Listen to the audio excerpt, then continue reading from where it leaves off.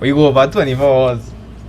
That would not be out of character for I me. was thinking about that and I was like, what if?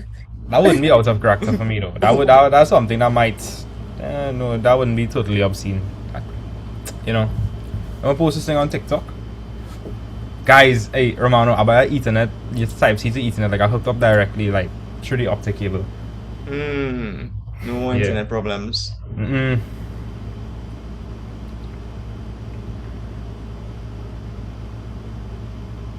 Okay.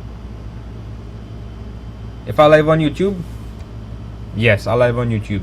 So the people on YouTube, I just want to say, my name is Rajiv Dwarika. I believe that every single student, no matter what, should have a fighting chance in maths. Students deserve patience, love, in-depth explanations. You understand? That's what Math Vibes is about. Making sure everybody learns maths and has fun at the same time. Yeah. Right. That's what we're about. My students will have anything to say to the people them. This is the start of the video on YouTube. Yeah. With your word, people, place, animal, and thing. That's all. You're supposed to Yeah. you're supposed to tell them what your YouTube channel is. Come on, Romano. Okay, Come let's on. start over. With your word, people, place, animal, and thing. Today we're gonna be doing 24 hours of straight maths. Yeah. Don't know. I finished Hi, C-Sec, but I nothing. Ramona. Hi, I have a morning, chum. question. Yes. It have like a nap time during this 24 hours? What? Nap Does time? it have a nap time during this 24 hours? What nap time you on about? That don't make sense. A What is nap what? time is needed. Well, like you all could take naps, but not me, not me. What is Okay, a but nap? like, what about a 10-minute power nap? Not really. So we don't sleep. It's back on. What is sleep? What is sleep? What is love? Baby, please don't hurt me. Anyways, again sidetrack. That is the ADHD in you. Yeah. Big up everybody that have ADHD. Somebody watching this and have ADHD, big up yourself. But yeah, no naps. Construction is the only thing I mightn't do today, boy, because it's so inconvenient to teach online. That is highly upsetting. That's the only thing I might not do today. It's like the only thing in the syllabus I might not do today. It's construction. Sorry about So that, I guys. have a next question. What's that question? It's a really good question. Sure. I saw that the syllabus is changing and some teachers are now trying to do lessons on the different modules, like having separate classes. Why does that make sense? It's because some students would want to write the modules separately at different points in time. Now, my structure is a bit differently. I just teach the content. But I saw you can't do that and you have to write the whole paper. That's optional. If you want, you could do that, or you could write the whole paper. Yeah. By the way, that is Mrs. Math Vibes, guys. That's Mrs. Math Vibes. Yeah. So say hi to Mrs. Math Vibes. Hi, Mrs. Hi, Mathwise. Mrs. Mathwise. Hi, Mrs. Matt Vibes. All right.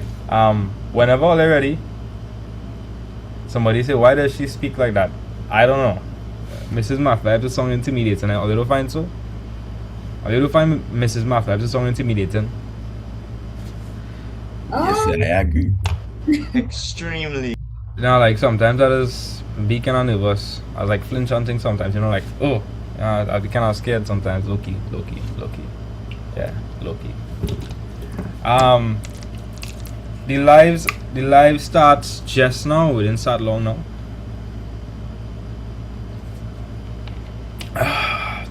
Guys, gonna hydrate. Did you know people have died from doing this? Well, it's the exact same thing, but like gaming for 24 hours straight and thing. Like people have died from like these kind of I things. did that already, actually. You game for 24 hours straight? Yeah. Hmm. My cousin and I just decided to play like, okay, we can sit down and we just going to like grab like a big bottle of water and we just gonna be gaming for 24 hours straight.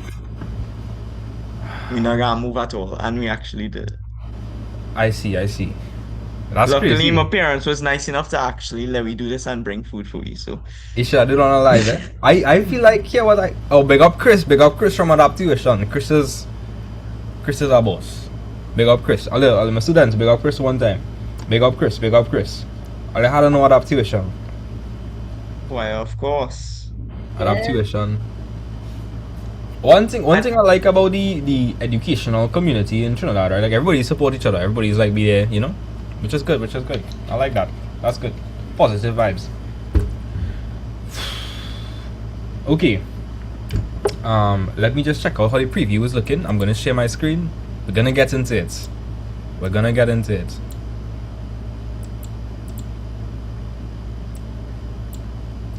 Alright, take like real screenshots on thing. Yeah, we had to like make memories. Like this is making memories. Like this whole session is just memories, guys.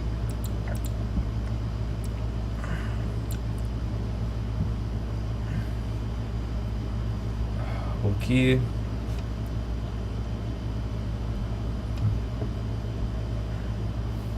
Let me check something. Alright, I'm gonna put the timer. Give me a second, guys. Let me just adjust what people on TikTok are seeing. Give me a moment, guys. So crop this.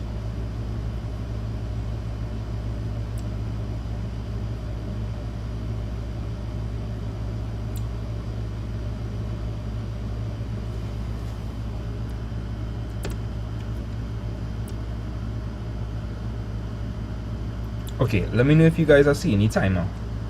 Wait, give me a second. Are y'all seeing it? Yes, sir. Yes, Alright. yes. Okay, are they ready? Let me know. Yes, sir. Hold We're ready. Yeah, we ready. All yes, ready, sir. Bad. All my students here to chip in support. I love that. Alright, before we start, math vibes to the world. You don't know, math vibes to the world. Yeah. So the first thing we're going to start off with is computation, consumer arithmetic, these things. So we're just going to be doing a bunch of past paper questions per the topics. Now, even though the structure in which the exam is administered changed, the concepts and the material you have to learn is still the exact same thing. Nothing really changed. Alright. So, We starting off with this monstrosity of a paper. Wow. yeah, I was looking at this paper last night and I was like, you know, this paper kind of tough for like the average students.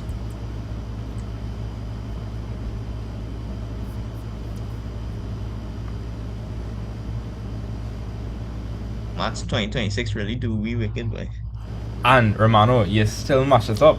Think I about still that. mash it up. Think about that. Let us sink in. Alright, so let me start off. Write the following numbers correct to one significant figure. Okay, so first of all, let's discuss what a significant figure is. Typically, significant figures would include numbers like 1 to 9. Definitely. Without a doubt, 1 to 9, definitely, right? If you saw something like 09, is this 0 over here a significant number? Tell me, guys. No, sir. No, sir. No. However, if it was 90, would that be a significant number now? Yes, sir. Yes, sir. Okay. What if it was 902? Would it be a significant number now? Yes, sir. Yes, sir. Yes, sir.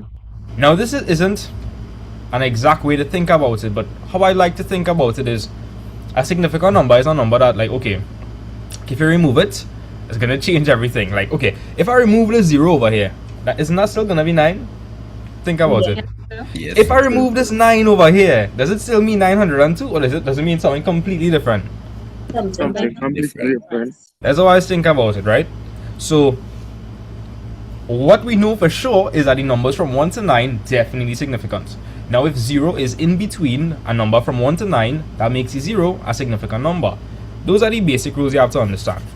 So let's go. So, one significant figure. What is the first significant figure over here, guys?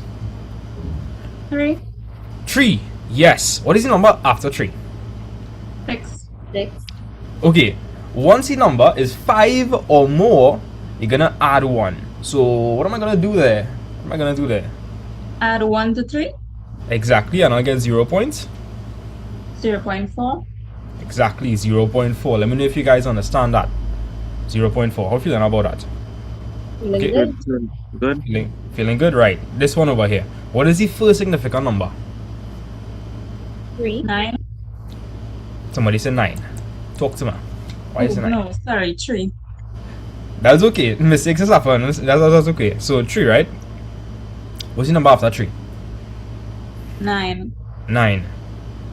So since the number 9 is 5 or more, you're gonna add 1 to 3, and it's gonna become what? 4. It's gonna become 4. Does everybody understand how we tackle these questions? Yes, sir. Yes, sir. Yes, sir. Yes, sir. Okay, let me give you all some what I want to do quickly. Let's just say I gave you something like 1972. I want you all to round it off to 2 significant figures. So the first thing we have to do is locate the second significant figure. What is the second significant figure there? 9. 9. 9, sir. 9. And then next to it we have 7. Since 7 is 5 or more, what are we gonna do? Add Round 1. up. Add 1 to 9. Right. Now, some people might make this mistake. They might write 110 or something of that nature. No. When I add 1 to 9, that 9 is gonna turn to what? What's the 9 gonna turn to? 10. 7. You'll take the 1 from the 10 and you'll add it to the what? 31. 31. Exactly. So what is my final answer then? Somebody tell me. 2000. 1000. 2000. Yeah? Keen. Look, Keen. Keen to read maths. Big up Keen one time. Love in the house, Kiri. What's that saying, Kiri? Love in the house, Keith. Love in the house, Keith. Keen, yeah. I feel nervous, guys. I don't know why I feel nervous. Like, I've done this several times before. I don't know. I don't know. We'll be fine, though. We'll be fine. So, does everybody understand this? Let me know, guys. Does everybody understand this? Yes, sir. Yes, sir. Yes, sir. Yes, sir. Yes. One more question. Let me just say I had 2034. I want you to round it off. Same 2SF. Tell me the answer. 2SF. 2000 again. Everybody agree with that? Yes, sir. Yes, sir. Somebody said, I don't know if I watch this man stream every day, I can pass maths. No. You need to actually do the maths. I'm asking that question, right? If you watch a video every day on a man changing a tire, you feel you'll be able to change that tire? Talk to me now, realistically. You watch a man change a tire for like 20 days. You feel like you could change that tire? No, you had to learn how to, you had to actually do it, right? You had to actually do it. So the teacher could be how good. You're not gonna pass if you don't do the work for yourself, right? You gotta practice. But the second significant figure here is 0. Now, could anybody tell me why 0 is a significant number in that instance? Because it's in the middle. Because it's in the middle of what? It's in the middle of? 2 and 3. Exactly. Is everybody okay with that? So this would be 2000. Now, you notice that the number right next to 0 is 3. Now, 3. Is 3 5 or more? Is 3 5 or less? Like less than 5. What do you think? Less than 5. I'm sorry. Right, 3 is less than 5. So we're not going to add anything to the 0, and we're just going to drop everything after. So 2000. So hope you're okay with that. Then they're saying, hence estimate the integer value of this whole thing over here. Now, guys, anytime you see the word hence, it most likely means that you have to utilize where you got in the last part. All you understand that? Like, anytime you see the word hence, it means that whatever you got in the last part gonna come into play here. Let me know if you're okay with that. Yes, sir. Yes, sir. And next thing, do you all know what an integer is? That's the next question. Do you all know what an integer is? Positive and negative Positive number. and negative number. Okay, so like would negative 0.27 be an integer, guys? Talk to me. Yes, sir. Yes, sir. Are you sure? Yeah. I want you to look up the definition of an integer. Okay, I'm scared. Yeah, look up the definition of an integer. Take your time. Talk to me, guys. Does anybody know? Okay, like, talk to me, guys. Based on what I just now say, I think minus 0.27 is an integer. Think about it. Sir, Wait, sir. No. No. 0.2 is not a whole number. So like integers are negative, positive, 0. Like we're talking about whole numbers, right? Whole numbers. So integers would include like negative 3, negative 2, negative 1, 0, 1, 2, 3, bam.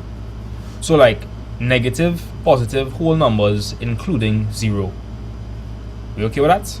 Negative, positive, Yes, sir. whole numbers including 0. Alright. We did. Alright, so Virginia. Let's see what we had to do here. So we have 1,000. We're gonna write back 1,000. Virginia, did we do anything to 0.367 in the first part? Tell me. Yes, we did. We changed it to 0.4. You changed it to 0.4, right? Guys, did we do anything to 3.94 in the last part? Yes, sir. What we do with it? Change it to 4. Change it to 4. We changed it to 4. So, what is 1,000 by 0.4, guys?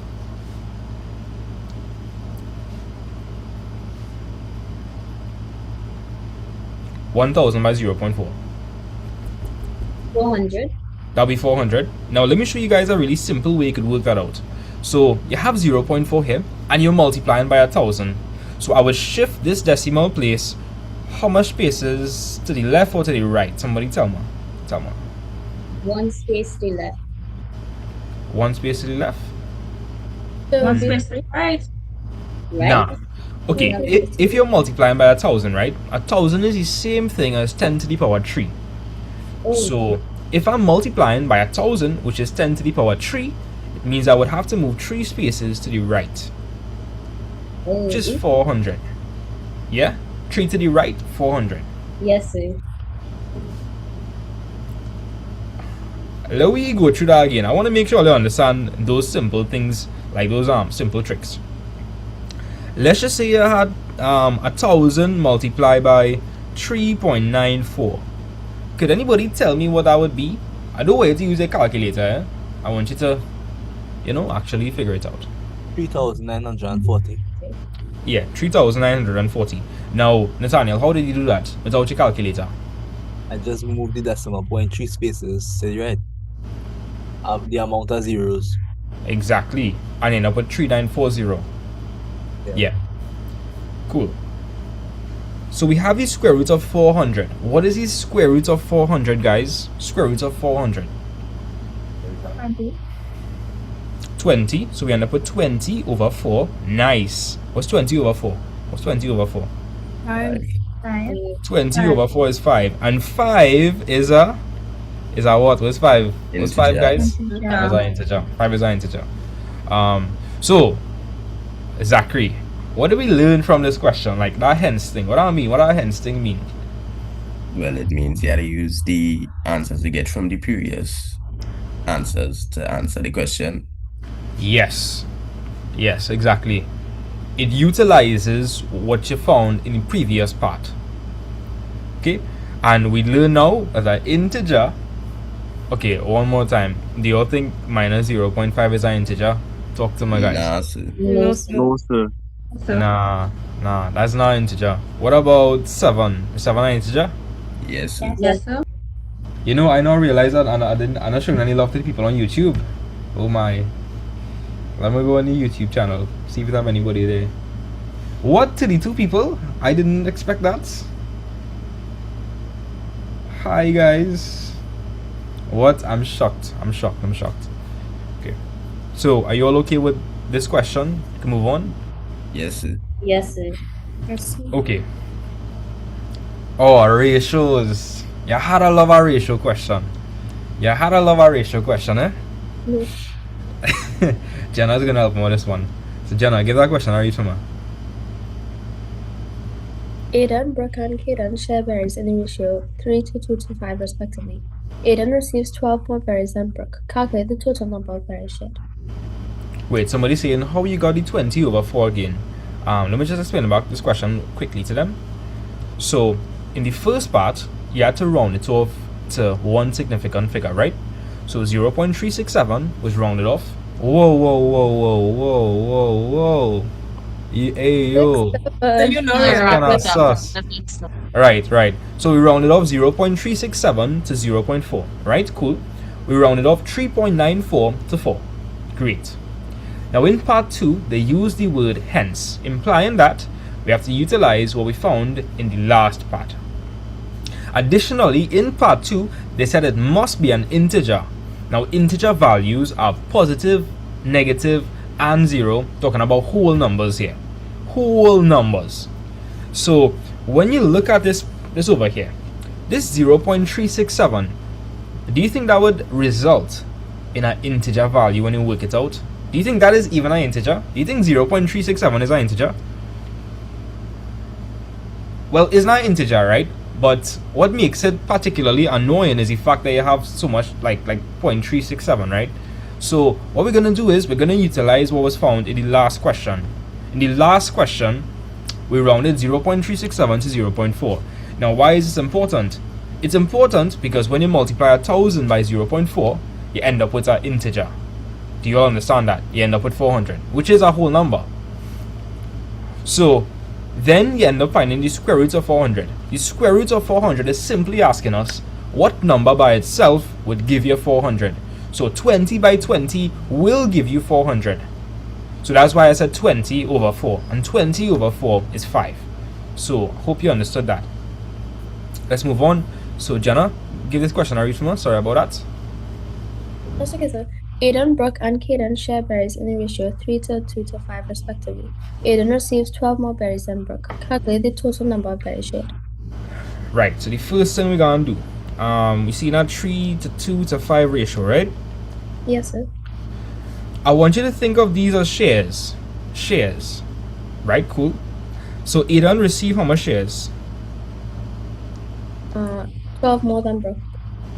Right, but strictly in terms of shares. So Aiden received 3 shares. How much shares did Brooke receive? 2. 2? Yeah. How much shares did Keaton receive? 5. Right, and all together, how much shares did everybody receive? 10. Yeah.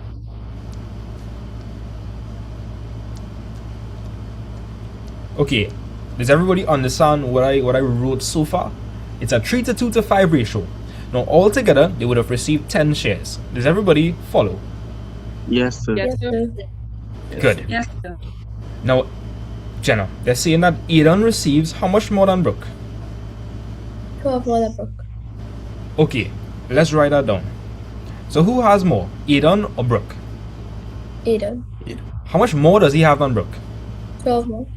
Okay, so Aiden has 12 more berries. No, Ranch, I teach in a class. Ranch, I teach in a class. Come here, cousin. You come to harass me.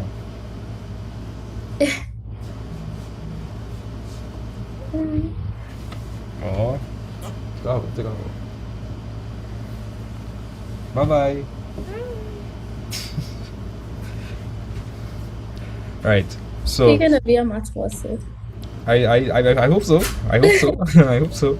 So Aiden has 12 more berries. So okay, that's in terms of berries, right? That's in terms of berries. Yes, Now sir. in this question they're saying calculate the total number of berries shared. Now we're going to utilize this statement to figure that out. So Jenna, Aiden received 12 more berries. What else we could look at to see, to make like a comparison between Aiden and Brooke? Well, I said Brooke has 2. Brooke has 2 shares and Aiden has 3. Okay, so in terms of shares, if we're talking just in terms of shares, Aiden received how much more shares? 12 more. Nah. Okay, so this is actually the number of berries, right? That's the number of berries. But if we're talking about shares, how much more shares did Aiden receive? So Aiden received 3, Brooke received 2 shares. Talk to me. 1. 1. So Aiden has 1 more share. So if that is the case, we could figure out that 1 share is actually equal to what? What is 1 share equal to? 12. 12, yes, yes. Jenna, let me know if you catch that or not. Yes, Talk sir. to me. So I'm going to go over that one more time to make sure all of us are on the same page. So it's a 3 to 2 to 5 ratio. And that means Aidan received 3 shares, Brooke received 2 shares, and Kaden 5 shares. Altogether, that's 10 shares.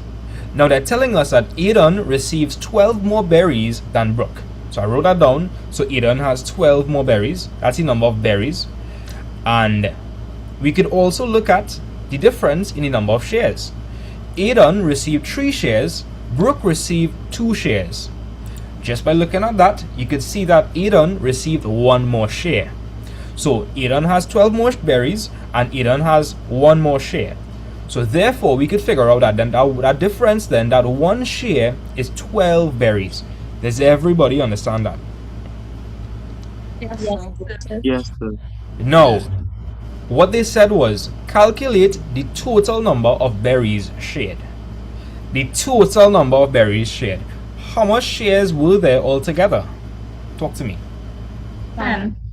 Okay, good. So if we know that 1 share is 12 berries, and altogether there was 10 shares, what do you think I have to multiply this throughout by? 10 by 12. By how much? 10 by 12. Exactly, you have to multiply by 10. So then therefore, 10 shares would be equal to what? 120 berries. Yep. Let me know if you guys follow. Yes, sir. 120. And Yes. do you all understand that the 10 shares represents all together, which is the total amount? Yes, sir. Yes, sir. Right. So, does anybody have any questions? Kamaya, Jenna, Natalia, Angelina. Angelina, I know this is your first live. Don't be scared to talk and sing, eh? It's just vibes, it's vibes. Don't be scared. So I see Serena join. Nice, nice. Cool. So, here what? I have a question for you all. Could anybody tell me how much berries Aidan received? Let me see if I really understand. How much berries did Aidan receive? Aidan. 36. 36. 36. Alright. Aidan received 36 berries. How did we figure that out? Well, we know 1 share is 12, so then 3 by 12 is 36. 12 by 3, yeah. How much did Brooke receive? 24. How much did Kaden receive? 60. 60. Cool. And if you add up all of that, what are you supposed to get? 120. 120. You will get 120, yeah. So we okay with this question, guys? Give my W in the chat if you're okay with this. We good, sir. Right. Okay. I'm gonna be honest, all you see these type of questions in the whole maths paper, these are like my least favorite questions. I like more so algebra and whatnot. And this just feel like SCA maths. Right? So in a sale, all prices are reduced by 15%. Let's mark that down. This is very important, eh? So like guys, everything you buy, they take off how much percent from it? They take out what percentage from it? 15%. 15%. Okay. So like without the discount, how much percent you gotta pay? Think about it. Without the 100. discount. 100%. 100. Does everybody understand that? Like without a discount, you will have to pay the full price, which is 100%. Yes, sir. So, But because there is a sale and they're taking out 15%, how much percentage do you actually have to pay? Think about it. 85. 85. And you got that from saying 100 minus 15, which is 85%. Do we understand the logic behind that? Yes, sir. Yes, sir. yes, sir. Something you guys will see about me, like I don't really use formulas much. I believe in extreme logic. I believe like if you're logical enough, you don't have to remember much formulas. You could figure it out. Okay, so Blake buys a book which has an original price of $16.40. That's the original price, right? Calculate how much he pays for the book. So, anybody have any suggestions? Does anybody have any suggestions? Find 15% of $16.40 and subtract it from the original. That is correct. But there's a one-way method. There's like a one shot. There's like a one shot. A KO. What's that? Okay. Find So you can 85%. get 85% of it. Exactly. Because do you all understand this, right? Without the discount, you would have to pay 100%. But after the discount, you're only gonna pay 85% off the original. I use a keyword there, off. Anytime you hear the word off, that means so what? What does off mean? To multiply. Exactly. So there's two methods, right? Method one. Does everybody understand you are paying 85% off the original price? Give me some W's in the chat if you understand what I'm saying there. Yes, sir. Right? So we are going to pay 85% of $16 and $16.40. So 85% is the same thing as 85 over 100, and I'm going to multiply that by what? 1640. Yep. Although if this was paper only, I'll be crashing out right now, you know, because we had to do that by yeah. We have a calculator. Yeah.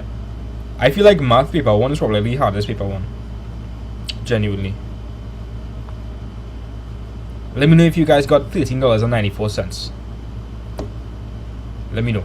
Yes. Did anybody else get that? People on YouTube, people on TikTok, did you all get $13.94?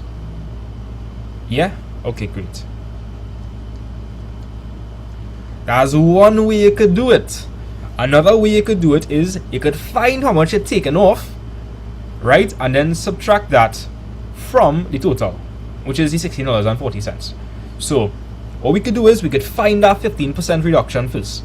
So I'm going to find 15%, which is 15 over 100, multiplied by $16.40, and this will allow us to find the reduction. So this is one method, one shot. Do method 2 for me, guys. Let me know what you get. Let me just figure that out real quick.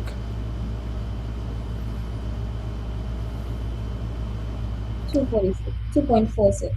Right, 2.46. Now, are you gonna pay 2.46 for the object, or is that the amount they're gonna take away from the original price? That's the amount we'll take away. Now, I don't just want to be here in Virginia. I want to be here in Romano, Kamaya, Azaria. Big up yourself, Azaria, Amara, and these new people, Nia. Come on, guys. Where are you all? I want to hear you all. Right? So cool. Does everybody understand that this actually is a discount? That's how much it's taken away from the original price. Yes, sir. Yes, sir. So, like, if that is a discount, then how much will I actually be paying? Talk to me. Like, run me through the maths. What would I have to do there? That's 2.46 from the 1640. Exactly. So that's going to be 16.40 minus 2.46. And what am I going to end up with, guys? 13.94. Yes, I'm going to end up with 13.94. Right? So,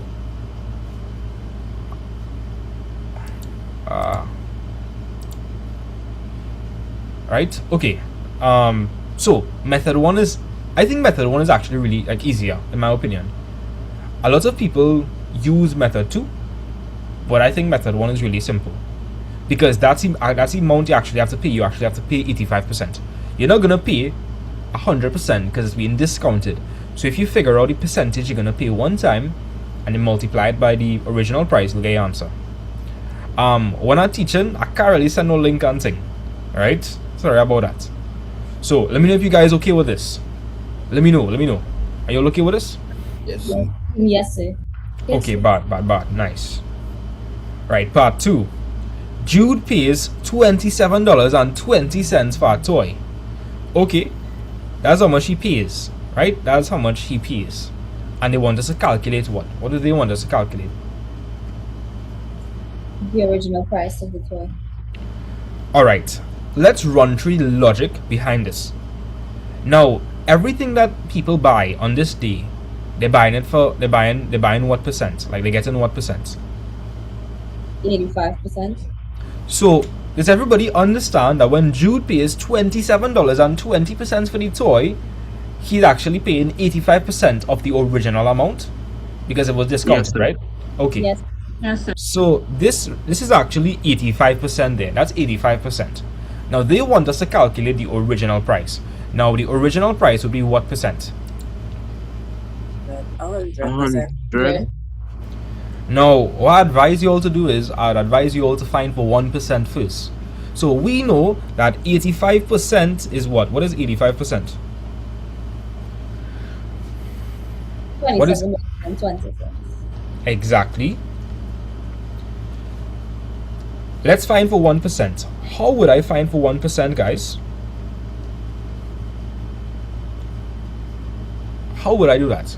How would I find for 1%? 27.2 divided by 85. Correct.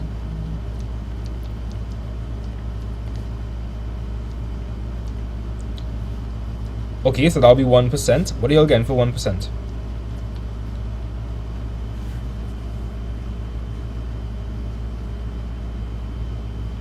I guess 0.32. 0.32. 0.32. 0.32? Yeah, that's correct. So let me see, all you use that noggin. All you have this, right? All you have this. We know what 1% is. We want to find the original price, which is 100%. What do you think I should do? What do you think I should do? So multiply 0.32 by 15. Exactly. Wait, by what? 15. No, let me think about it, right? So, Josh, this is 1%. What would you do with 1% to find 100? Like, what would you multiply 1% by to find 100%? Also by 99. Nah. If I multiply 1 by 99, I'll get 99. I wouldn't get 100. Also 1 by 100. Exactly. And if I'm multiplying 1 by 100, I'll have to multiply 0.32 by 100. exactly. So I'm going to multiply both sides by 100, and I'm going to get 100% is equal to, what is 0.32 by 100, guys? 32. Yes. Now let's run through the logic one more time. At the start of the question, it said all prices are reduced by 15%. If all prices are reduced by 15%, you are actually paying what out of the original price? Somebody tell me. What you paying out of the original price? 85%. You paying 85%. So that $27.20 actually represents 85%. So 85% is $27.20. But they said to calculate the original price. Now the original price is 100%. Do we understand that? Yes, sir. Yes, sir. Now here how I'm thinking, right? If I could find for 1 and I could just scale that up accordingly, like if I could find for 1, can't I just scale that up? Yes. Yes, sir. Exactly, I could scale that up. Like, okay, Josh, I have a question for you. So Josh, you like doubles? Yes, sir. With a cucumber? Honestly, I wouldn't knock the cucumber, you know. I wouldn't knock the cucumber. Josh, like, Now, sir. you don't eat doubles with cucumber. No, sir. You know what I think is an abomination, guys? Sweet sauce. That shouldn't be in doubles only. Nah. What we doing? What we doing? Sir, What? that's What just kind of nah, thing nah, is nah. What that? we doing? What we doing? What we doing, guys? What we doing? What we doing? What do you mean? I could sense a ruffle out of feathers there, but the feathers had to be ruffled. Why are they putting sweet sauce on doubles?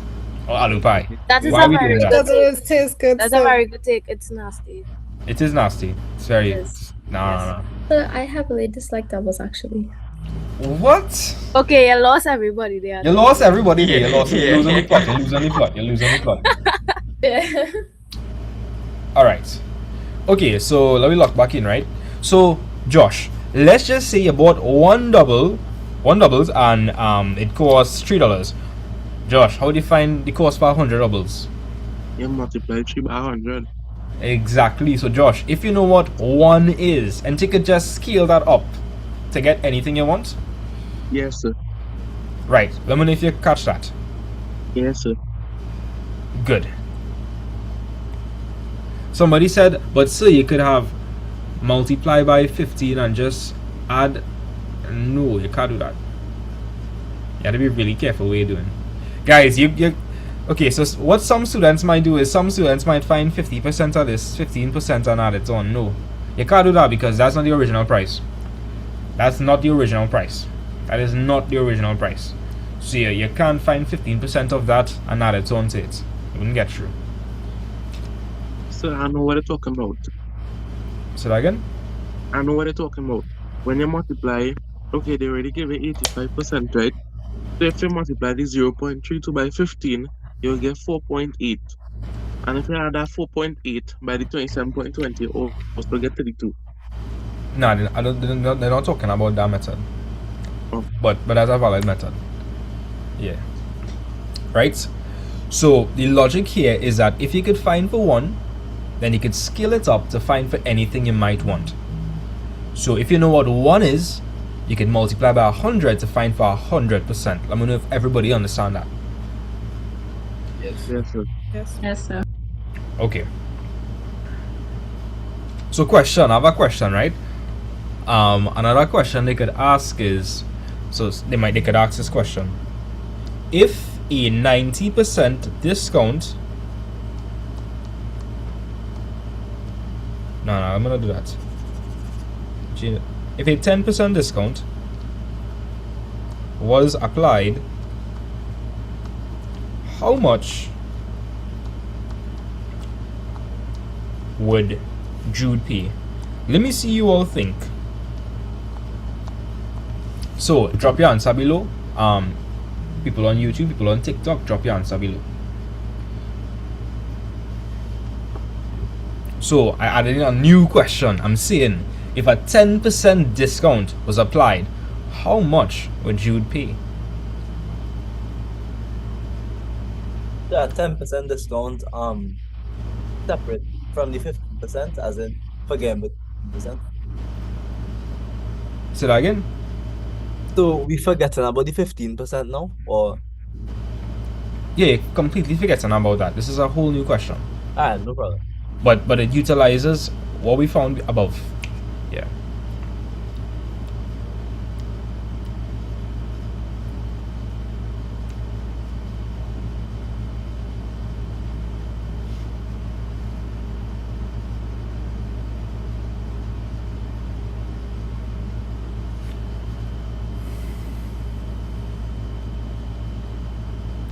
No, the $27.20 would not be 90% of the original price.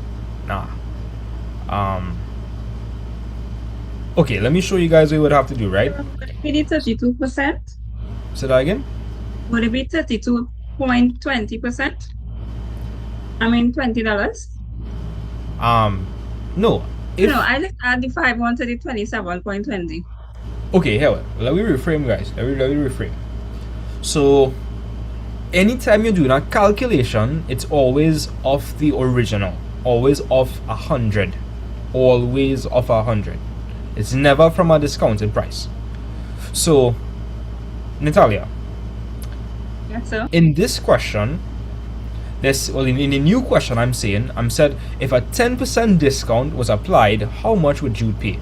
If a 10% discount is applied, how much will Jude end up paying? What percentage? 90%? Right? So if a 10% discount is applied, Jude is going to pay 90%. 90% of what, dare I ask? 90% of what? 100? Nah. 90% of the original price.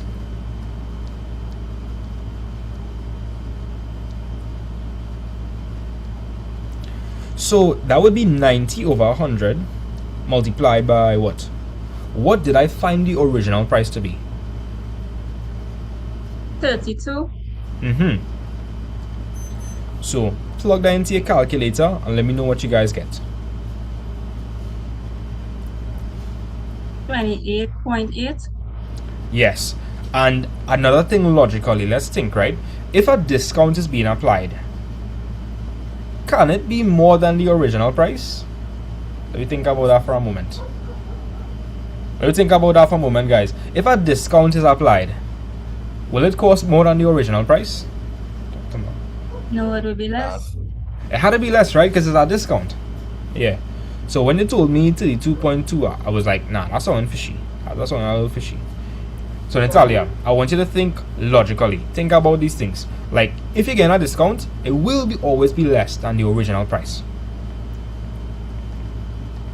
And since it's money you're dealing with, you wouldn't write 0.8, you would write 0.80. Okay, sir. So let's just run through this whole question again. So in the question, they're saying all prices are reduced by 15%. So when you pay, you are really paying for what? What are you really paying for? Like, what are you really paying for? Like, are you paying for 100%, 85%? What are you paying for? 85%. 85%. Exactly. Because everything is discounted by 15%, when you pay, you are really paying 85% of the original price. Now, they're saying Jude pays $27.20 for a toy. So what that means is 85% would be $27.20. Now, they want us to calculate the original price of the toy. So if I could somehow find for 1%, then I could scale that up to find for the original price, which is 100%. So if 1% is 0.32, I can multiply both sides by 100, and that would give me 100%. And again, guys, this 100% represents the what price? Original. Exactly. And when you work in calculations, it's always off the Original price. Exactly. It's always off the original price. Talk to me, guys. Are you all going to perform any calculations of the discounted price? Are we going to do that? No, sir. No, sir. No, we're not gonna do that, right? It's always off the original price. So in this next question, when I said if a 10% discount was applied, how much would Jude pay? We had to find 90% of what? 100. Now don't say 100. Of The original price. Right, of the original price. And I know it represents 100. We had to be careful. If you want to say that, say of 100%, or say like of original price, we'll just say 100. Right? Understood. Another place for confusion, right? Another place for confusion. Some students mightn't understand where I get the 90 from. Some students mightn't understand that. So guys, think about it. If you are paying a 10% discount, then I'll take away 10% from what was the original? I'll take away 100%. Sir. Yes. So 100% would be the original. And I'm taking away 10% from that. If I take away 10% from 100%, what am I left with? 90%. 90%. Exactly. So I'll be paying for 90% of the original price. So you find 90% of $32, which is the original price, and you get $28.80. And guys, next thing, when you're dealing with questions like this, right? When you're dealing with questions like this, and you see discount. If it's a discount, will it cost more than the original price or less than the original price? Less. Less than the original price. Less. Is everybody okay with this question? Yes. Yes, sir. Yes. Okay, great. Are you all ready for me to move on? Let me know. Yes. Yes. Yes, sir. Okay. Oh yes, we get some nice questions now. Things get a lot more exciting. So let me call on a random person. I'm gonna call on a random person. Who to call, boy? Amara. Amara, you there? Now these new people might be a bit shy. And hi, good morning, good morning. You ready to help me with this question? Sure. Okay, nice. So, Renisha, I see you have your hand raised. So you already asked somebody, so let her go ahead. I'll answer the next question. Okay, no problem. Right, so yeah, Amara, get that question, I'll read from her.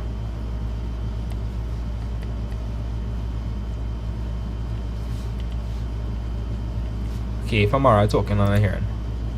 Hi. Yeah, so give the question, I'll read from her. So given that A equals to P minus Q over 2R, find the value of A when P equals to 2, Q equals to -1, and R equals to 1. So talk to me, have any ideas as to how we're going to tackle this question?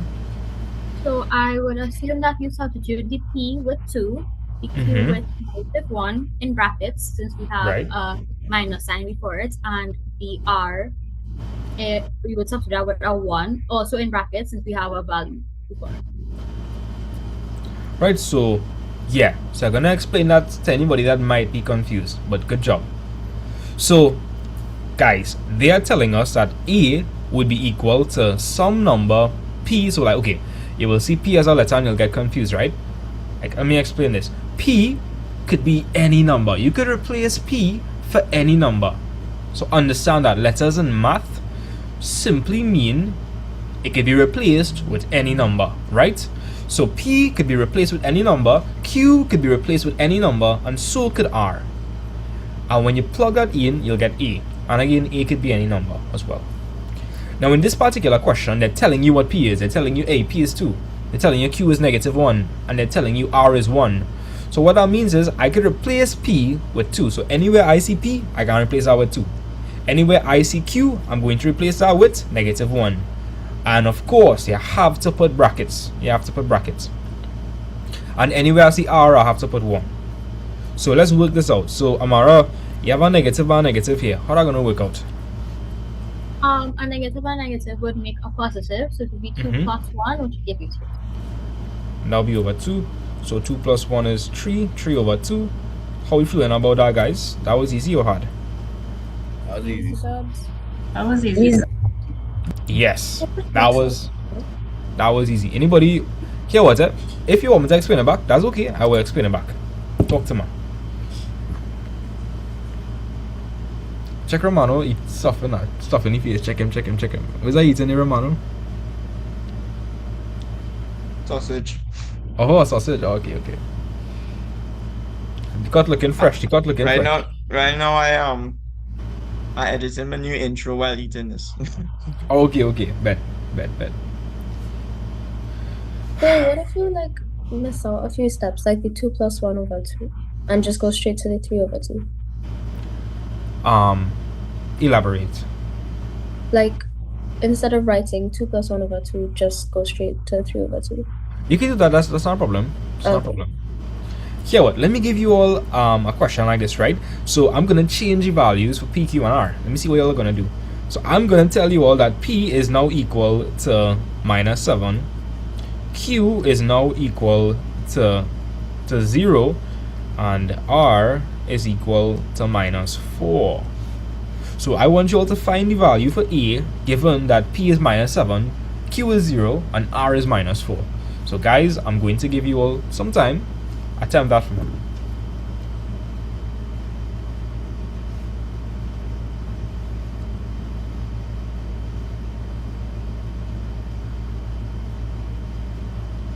Yeah, you can leave the answers 3 over 2, that's fine.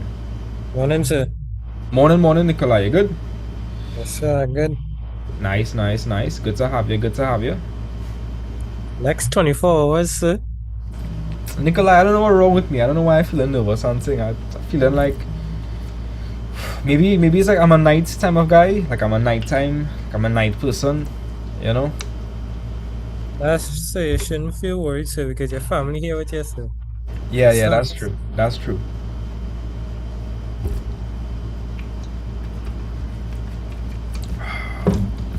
So some people are saying -7 over -8. But I have a question, guys. What's a negative divided by a negative? What's a negative divided by a negative? Positive. Exactly. So if you have -7 over -8, that will just work out to be 7 over 8. Positive 7 over 8. You could pay answers as a decimal too. Yes. If you want, you can pay answers as a decimal. Alright. So you can say 3 over 2, or you can say A is equal to 1.5. Because 3 over 2 is 1.5. Yes. Either one is fine. Now, you're probably wondering, well, when would you not write it as a decimal? Okay, Zachary, I would not write it as a decimal if it is like recurring and you have to round it off. Like if it's a third, I will not write that as a decimal. If it's like 2/3, I will not write that as a decimal. Yes, you just leave it as a fraction. Exactly. So if something has to be rounded off to be represented as a decimal, I'm just gonna leave it in the exact form, which is a fraction. Alright. Right. Okay, great. So let's tackle this question now. So Nikolai, it's telling me that A is equal to P minus Q over 2R. So what do I have to do?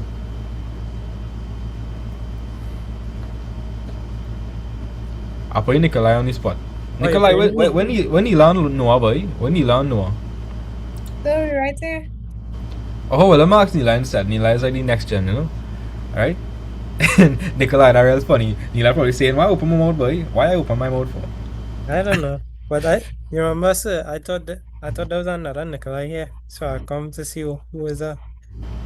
Oh, nah, I think Nikolai here. Alright, so Nila, talk to me. What would I do to find for A? And we know that A is P minus Q all over 2R. What would I do? Okay, so you substitute some -7 with P, 0 with Q, and R with -4. Am I going to do that? No. With Yeah, you gotta be bracket. careful. You gotta be careful, you know. You gotta say the full thing. You gotta say the full thing. So I'm gonna run through this whole thing one more time. The whole thing one more time, right? So anytime they give you an expression, so they're telling you that A could be written as P minus Q over 2R. This is the expression for A. That is what A could be expressed as. A is P minus Q over 2R. Now P, Q, and R could be any number. So P, Q, and R are called variables because they could vary, right? It could be any number. So anywhere that you see P, you can replace it with the number they gave you. If it's a negative number, put it in brackets for like safekeeping. They tell us Q is 0, replace Q with 0. They tell us R is -4, replace R with -4. It don't have to be complicated. So did everybody see me replace P with -7? Yes, sir. I replaced Q with 0 and I replaced R with -4. Now I'm seeing a lot of people saying 0 over -8 and thing. Nah guys, unfortunately that's not correct. So let's see what would happen on top. So Nila, what's gonna happen on top? We have -7 minus 0. What's gonna happen there?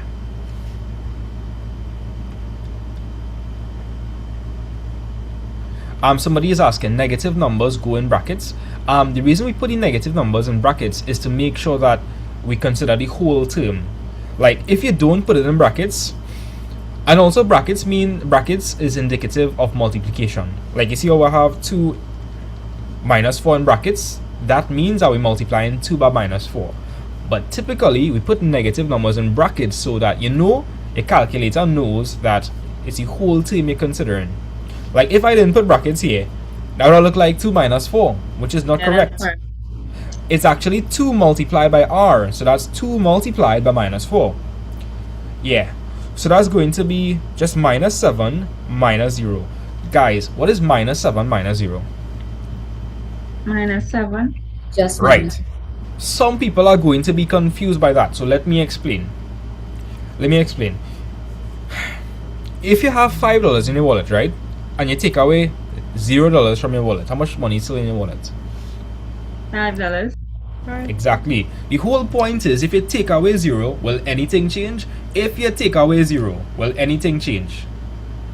No, sir. Won't change. Somebody is saying nth negative and negative. No.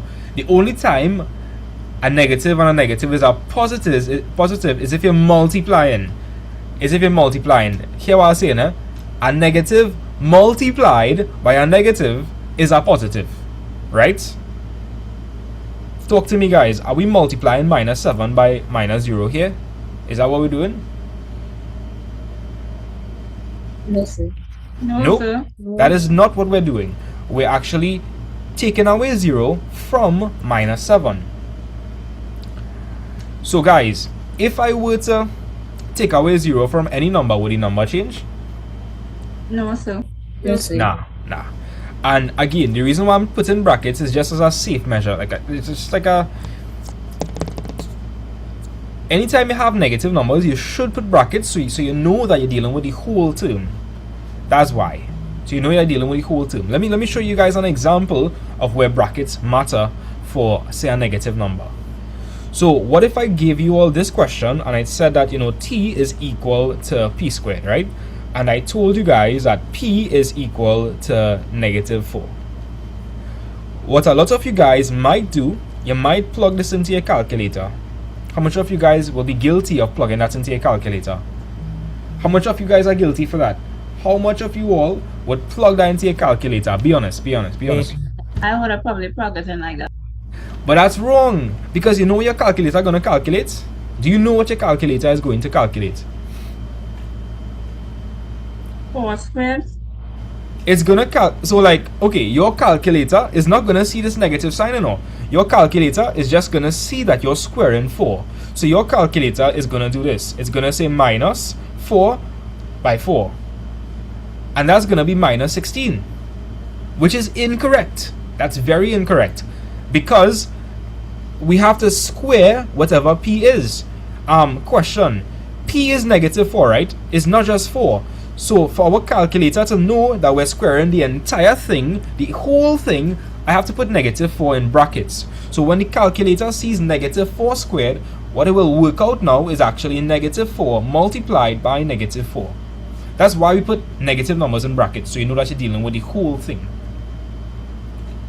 Let me know if you guys understand that. Yes, I understand. Say that again, Natalia. I said I understand. You would get positive 16. Exactly, and that makes sense, right? Because if I tell you that I'm squaring negative 4, doesn't that mean I'm multiplying negative 4 by itself? Yes, sir. Exactly. So that's why we put negative numbers in brackets, so that the calculator and we know that we are working out that whole term. Right? So I hope you guys understand that. So I'm going to explain this example. Yeah, talk to me. I think there's a calcium problem, you know. My shop don't do that, you know, so. Nah, like, there's a sharp problem as well. Like, in general. How that? Like, no, in general, you need to put the negative numbers in brackets. So your calculator knows that you're working out negative 4 squared and not negative by 4 squared. It's a difference. Okay. So somebody asked him to explain again in the chat on TikTok. No problem. So, if I were to tell you guys that t is equal to p squared, right? And I told you, p is equal to negative 4. So I tell you that p is equal to negative 4. That means we have to replace p with what? What am I going to replace p with? Talk to me, guys. No. Exactly. So this is the mistake 80% of students are going to make. This is the mistake. Guys, this is the mistake students are going to make. A lot of you all are going to do this. And you all are going to say negative 4 squared. Let's plug that into the calculator. Now, here what, right?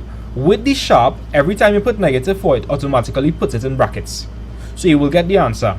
But that's if it didn't put the brackets, you'll get the answer wrong. Let me show you. If I put negative 4 squared, am I getting the correct answer? No, sir. No, but you see the sharp automatically puts it in brackets. And Kamaya? Yes, sir. Exactly. But here's what I'm saying. If you just put negative 4 squared, that is incorrect. That is wrong. Let's understand why. Let's really try to understand why. I'm saying p squared. Does anybody know what p squared means? P by P. P by P. P squared means p by p. And I'm telling you that p is equal to what? What am I telling you p is equal to?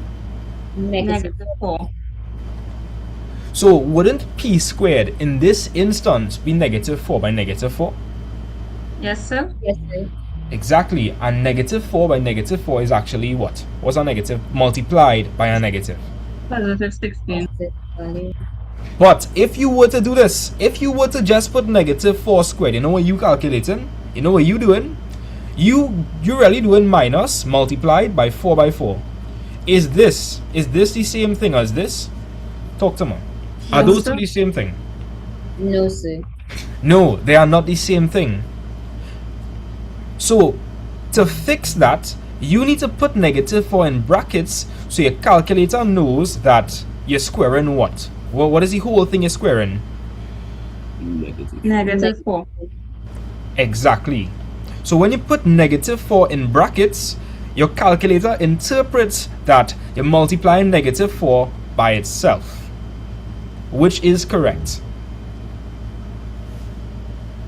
So guys, that's why we take the precaution and put negative numbers in brackets so that you and your calculator know that you're working that whole thing by itself. If I leave all the brackets, what is the calculator going to see here? It's not going to see negative 4 squared, it's going to see negative multiplied by 4 squared. 4 squared is 16, you're going to end up with negative 16. Is that correct? No, No, sir. sir. No. So I'm going to give you all a question.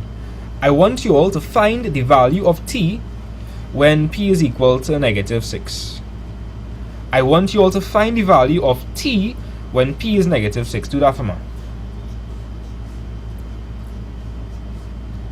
Right, so this is my question for you all. I want you guys to tell me what the value for t is if p is equal to negative 6. So tell me.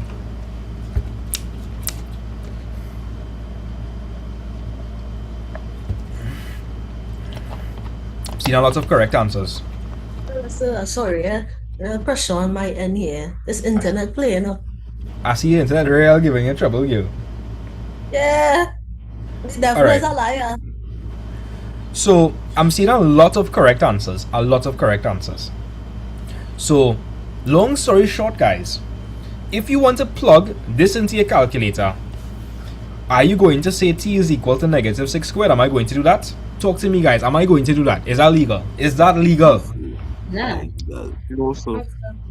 By the way, Tivon here, you know, Tivon could hit them with the Dana legal. You can do that for me, right? Tivon, where they? Yeah, with the OG. Bring the OG. Tivon.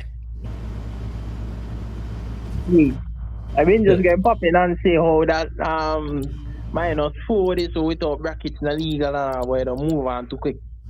But anyway, Say- they're not legal. They're not legal, right? That's not legal at all. So when you're inputting this into your calculator, you're gonna say in brackets negative 6 squared, so your calculator will know that you're multiplying negative 6 by itself. By the way, guys, nobody don't write on the screen, eh? Don't write on the screen. No problem, sir. No problem. Yeah. So does Say everybody? it, man. Yeah. So does everybody understand why we put in negative numbers in brackets? Yes, sir. Yes, sir. Good. It's just a precautionary take. So when I'm working this out, yeah, you gotta make it legal, right? You gotta put the brackets there. So I replace p with negative 7, and I replace q with 0. Good. I replace the r with negative 4. So let's look at what's gonna happen in the next line.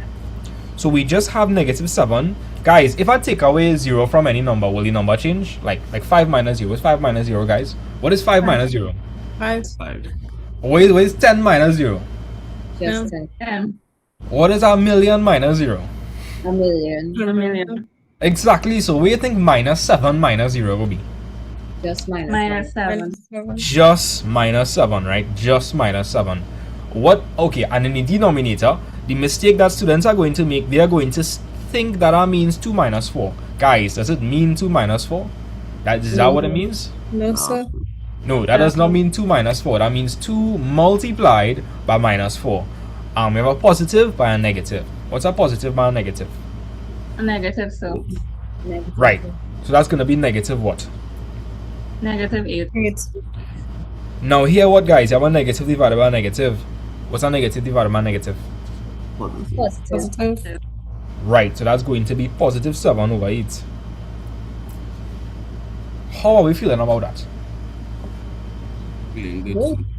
Doing good, sir. So does everybody understand the concept? This is called substitution. Substitution. Let me check the people on YouTube. Right, people on YouTube, do you all understand?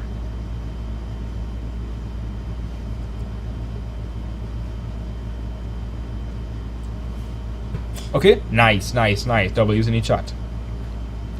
Right, so now we have a different question. So I'm gonna let Zachary help me with this one. So Zachary, they're saying in part 2 to do what? Express Q in terms of A, P, and R. Right, so they want me to make what the subject of the formula then? They want you to make Q the subject of the formula. Good. They want us to make Q the subject of the formula.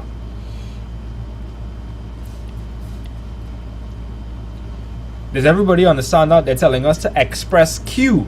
We have to find what Q is in terms of AP and R. So we need to make Q the subject of the formula, meaning that we have to isolate Q on one side. So Zachary, let's go. Zachary, what's the first step you want to take? Well, multiply by 2R on both sides. Yeah, you can multiply by 2R on both sides to get rid of the denominator. Because guys, let's be real, right? Are you like working with fractions? Do you all like working with fractions? No, sir. Why are we doing that? So talk to me, guys. Talk to me. Now, can everybody see that this is an equation? You have something on the left hand side equal to something on the right hand side. Yes, sir. Yes, sir. Great. Now, if it's an equation, then if I do something on one side, I need to do it on the other side. Because it's an equation, right? You know, equality, equation. So, if I wanted to get rid of 2r, right now it's p minus q divided by 2r. Where's the opposite of divided by 2r? I would cancel off with divided by 2r. What's the opposite? Multiply. Multiply by 2r, yes. So if I multiply both sides by 2r, what's going to cancel off on the right hand side? What's going to cancel off? The 2r. The 2r is going to cancel off. And it's an equation, Zachary. So could you just do it on the right hand side, or you have to do it on both sides? You have to do it on both sides, sir. Good. So on the left hand side, what are you going to end up with? A multiplied by 2r. Right? And that could be written as what? What that could be represented as? A in brackets 2r. Right? Or you could just say 2ar. That's fine. Yes, sir. Now on the other side, what's going to cancel off? Remind me again, guys. What's going to cancel off? The 2r. The 2r is going to cancel off. So that'll just be equal to p minus q. Yes, sir. So Zachary, we getting close. Where you want to isolate q, you want to isolate q on the left side or the right side? So we can isolate it on the right side. No problem. So what you want to do next? Say minus p on both sides. Right, so you minus p on both sides. That's correct. So if I were to minus p on both sides, this p would cancel off, right? Let me know if you all understand that. So when we making something the subject of the formula, we want to isolate it completely. We want to isolate it completely. So if I'm trying to isolate the q term, then should the p be over there? Tell me, should the p be over there? Water. No, the p should not be over there. The p should not be over there. So I need to get rid of the p. So what could I do on both sides to get rid of the p?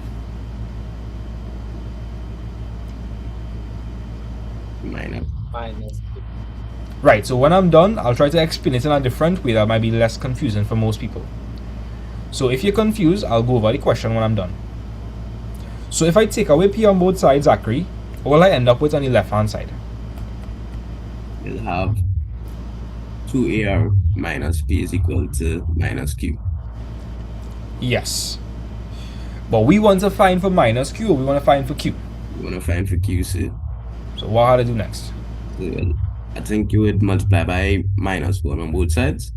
Correct. I can multiply both sides by negative 1. Yes. So what would 2ar by negative 1 be? Minus 2ar.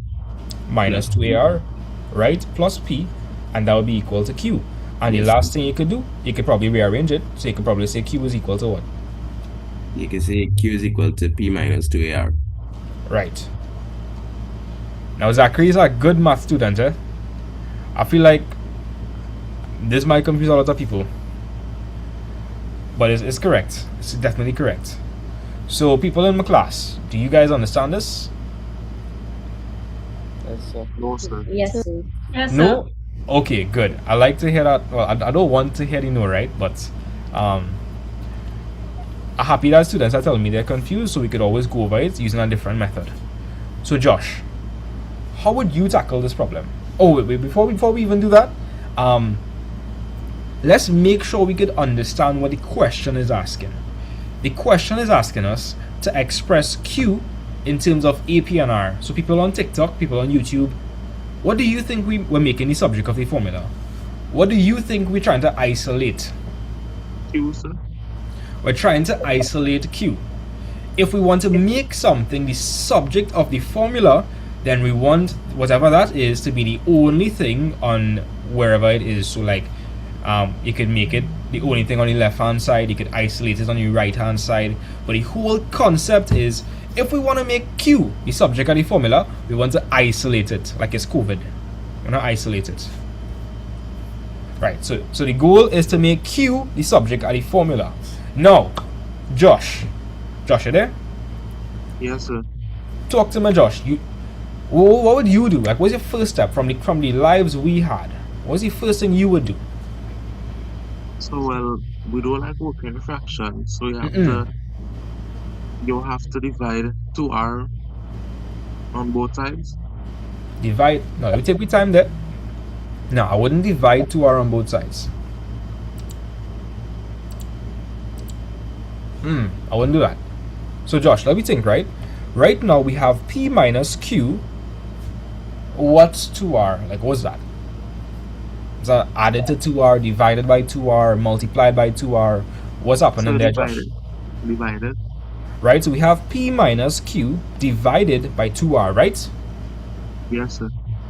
So, Josh, what could we do to, possibly get rid of the 2r there? What could I do? Try to remember. So, multiply. No, Yeah. wait. Or multiply. Okay, Josh, talk to me. I want to find the root of the confusion so we could deal with it. So, oh, by the way, Nikolai added them into the meeting. Yeah, I think that's why I have your hand raised. Oh, okay, sir. Yeah. So Josh, right now we have p minus q being divided by 2r. So if we want to make the problem a bit easier to work with, we should probably ask ourselves, how could I get rid of that 2r from the denominator? So Josh, right now that 2r is in the denominator, so the operation there is divide. It's divided by 2r. Let me know if you're with me. Yes, sir. Right, people on TikTok, when we're trying to solve a question like this and you see a fraction, the first thing you want to do is try to get rid of the fraction. So let me know if you all could see that p minus q is being divided by 2r. Let me know if you all understand that. So p minus q is being divided by 2r because it's over 2r. Let me know if you all follow with that part at least. Yeah? Okay, good. So we have p minus q being divided by 2r. So talk to me, guys. If I want to get rid of the 2r, what do you all think I should do? Let me hear some suggestions. If I wanted to get rid of the 2r, which is in the denominator, what do you all think I should do? Josh, you could tell me as well. Multiply. Exactly. Because right now I have p minus q divided by 2r. So if I were to multiply by 2r, wouldn't that cancel off? Yes, sir. Let me know if you guys follow. This is how you get rid of fractions. You multiply by the denominator and it gets rid of it. Now, this is an equation, Josh. So if I do something on one side, I have to do it on the other side, sir. Exactly. So on the left hand side, that is going to be a multiplied by 2r. Right? And I'm going to show the full working to you all. I'm going to show the full working. And on the right hand side, that's going to be p minus q over 2r multiplied by 2r. Yes, so, sir. People on TikTok, let me know if you guys follow so far. The objective here is to get rid of the fraction. We don't want to deal with fractions. We do not want to deal with fractions. Hey, big up Professor Pedro one time.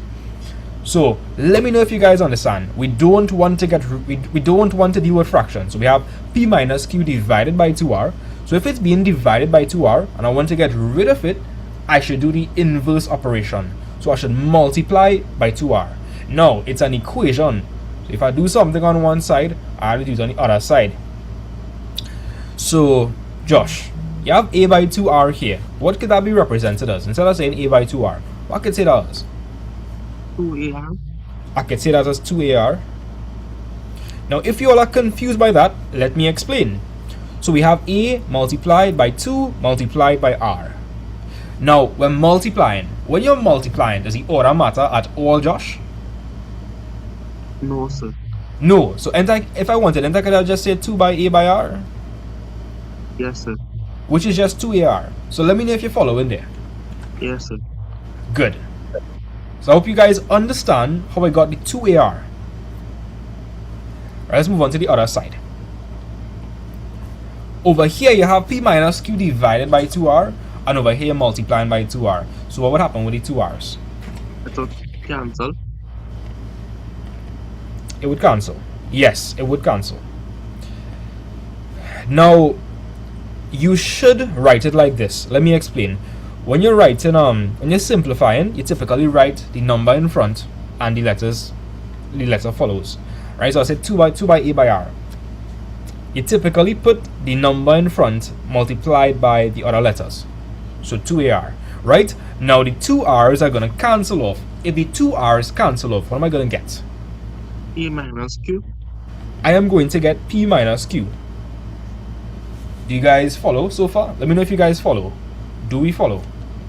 Yes, sir. Yes, sir. Okay, good. Now, I am trying to isolate who? Who am I trying to isolate? Q, sir. I'm trying to isolate Q. Can you tell me what the Q term is over there? What is the Q term? Is a negative. Right? So, does everybody understand that we have to isolate that term? We want to isolate that. Now, what is also over there? What is also over there? Talk to me. P, sir. Right. Positive P. Now, Josh, we had to get rid of that P somehow, right? We had to get rid of that P somehow. Yes, sir. How you want to get rid of that P? Carry it over to the right hand side. Carry it over to the right hand side, yes. Now, when you move something across, the operation what? What happens to the operation? It changes so to become negative. Exactly. So it's going to become 2AR. And minus Q. Good. Does everybody understand that this is positive P? Let me know if you guys understand that. That's positive P. That is positive P. Yes, sir. So if I take positive P and I move it across, it's going to become negative P.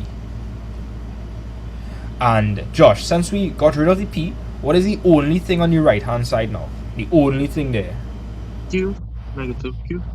Exactly. Good. Is everybody following so far? Yes, sir. Like better than before? Yes, sir. Okay, okay.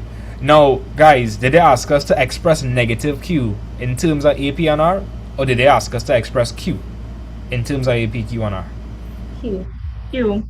Q, sir. They said Q. So what do we have to do with negative Q to turn it up positive? So carry it across. Negative 1. Negative 1. We can multiply by negative 1. Let me ask you guys a question, right? Let's think about this. If I multiply negative 5 by negative 1, what would I get, guys? What's negative 5 by negative 1? Positive 5. 5. Positive 5, because a negative by negative is a positive, and 5 by 1 is 5. So, what do you all think negative Q by negative 1 would be? Positive Q. Positive Q. Exactly. So, Josh, what would I multiply negative Q by to turn it into a positive? Negative 1. Sir. Exactly. And if I multiply that by negative 1, could I just do it on the right hand side? No, sir. I have to do it to the left hand side too. Exactly. So if you multiply 2AR by negative 1, what would you get? So you'll get negative 2AR. Right, you're going to get negative 2AR. And over here you have negative P. If you multiply negative 1 by negative P, what would you get? P, sir. No, negative P. No, take your time. So we multiply on negative by negative. So don't just tell me P. You have to tell me the sign as well. So you have to tell me like positive P, negative P. So tell me, Josh, we have right, positive P. And lastly, we have negative Q by negative 1. What is negative Q by negative 1? Positive Q. Good. Now somebody is asking, but where the negative 1 coming from? Let me explain, right? That's okay. So in the question, they said to express Q in terms of AP and R. Guys, let me ask you a question. Is this negative Q all seeing there? Are you all seeing negative Q over there? Are you all seeing negative Q? No. No. What are you seeing, guys? What are you all seeing? Positive Q. We are seeing positive Q. So here what? When you isolate the Q term, you see that is negative Q. Do they want us to find for negative Q? No, sir. No, they want us to find for positive Q. So I'm going to ask myself now, what could I multiply negative Q by to make it into positive Q? And hey, I remember a negative by a negative is a positive, right? And so I can multiply by negative 1 because, guys, if that confusing you, maybe look at a simpler example. Maybe look at negative 5 by negative 1. Guys, what's negative 5 by negative 1? What's negative 5 by negative 1? 5. Positive 5. Positive 5. So, you know, if I multiply negative q by negative 1, and negative by negative is a plus, and q by 1 is just q. So, guys, that is why I multiplied both sides by negative 1. I multiplied both sides by negative 1, so I could have changed negative q to what? Positive Q. Exactly, and that's what they want. They want But it. They want q. I have a question, sir. Talk to me. If you could have just carry, instead of multiplying by negative 1, couldn't you just carry across the negative Q and then carry across the positive 2AR minus P? And Yeah. the sign could have switched? Yeah, you Instead can of do that as well. negative 1? There's a million ways you could work this question out. Like, as you all will soon realize, I'm gonna go through all the ways you could work it out. There's a million ways you could work this same question out. A million ways. But yeah, you could do that as well. So Josh, what would Q be equal to now? Like if I wanted to switch it around, what would Q be equal to? Q equals the positive P minus 2AR. Now this might confuse some people, right? So you see a negative 2AR plus P. If you wanted, you could have put a P in front. So you could say P minus 2AR. That's fine as well. That's perfectly correct. That's perfectly correct. So Josh, let me know if you understand this fully. Yes, sir. So Josh, if we want to get rid of the fraction, you multiply by the denominator on both sides. And that cancels off with the denominator and you end up with no fractions. You understand? Yes, sir. Alright. So people on TikTok, do you guys understand a little better on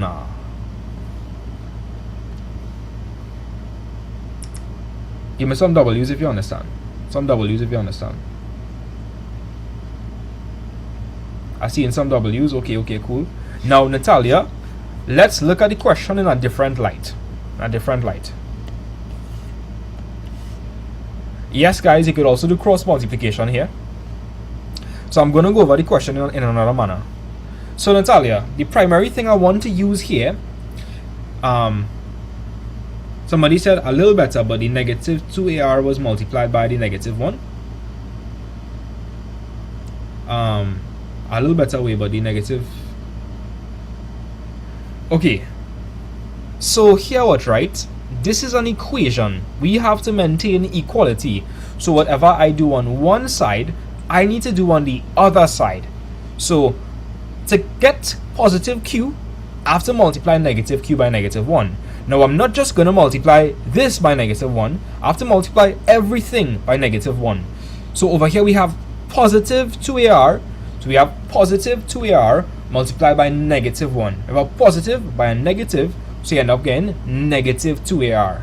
Right? Then we had negative P by negative 1. That gives us plus P. So we end up with negative 2AR plus P is equal to Q because it's an equation. If you do something, you do it throughout the equation to maintain equality. Alright, let's look at it in a different light. So guys, anytime you move something across, what happens to the operation? Tell me guys.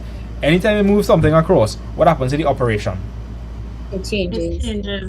Exactly. So divide. If you move across, divide. What happens? You multiply.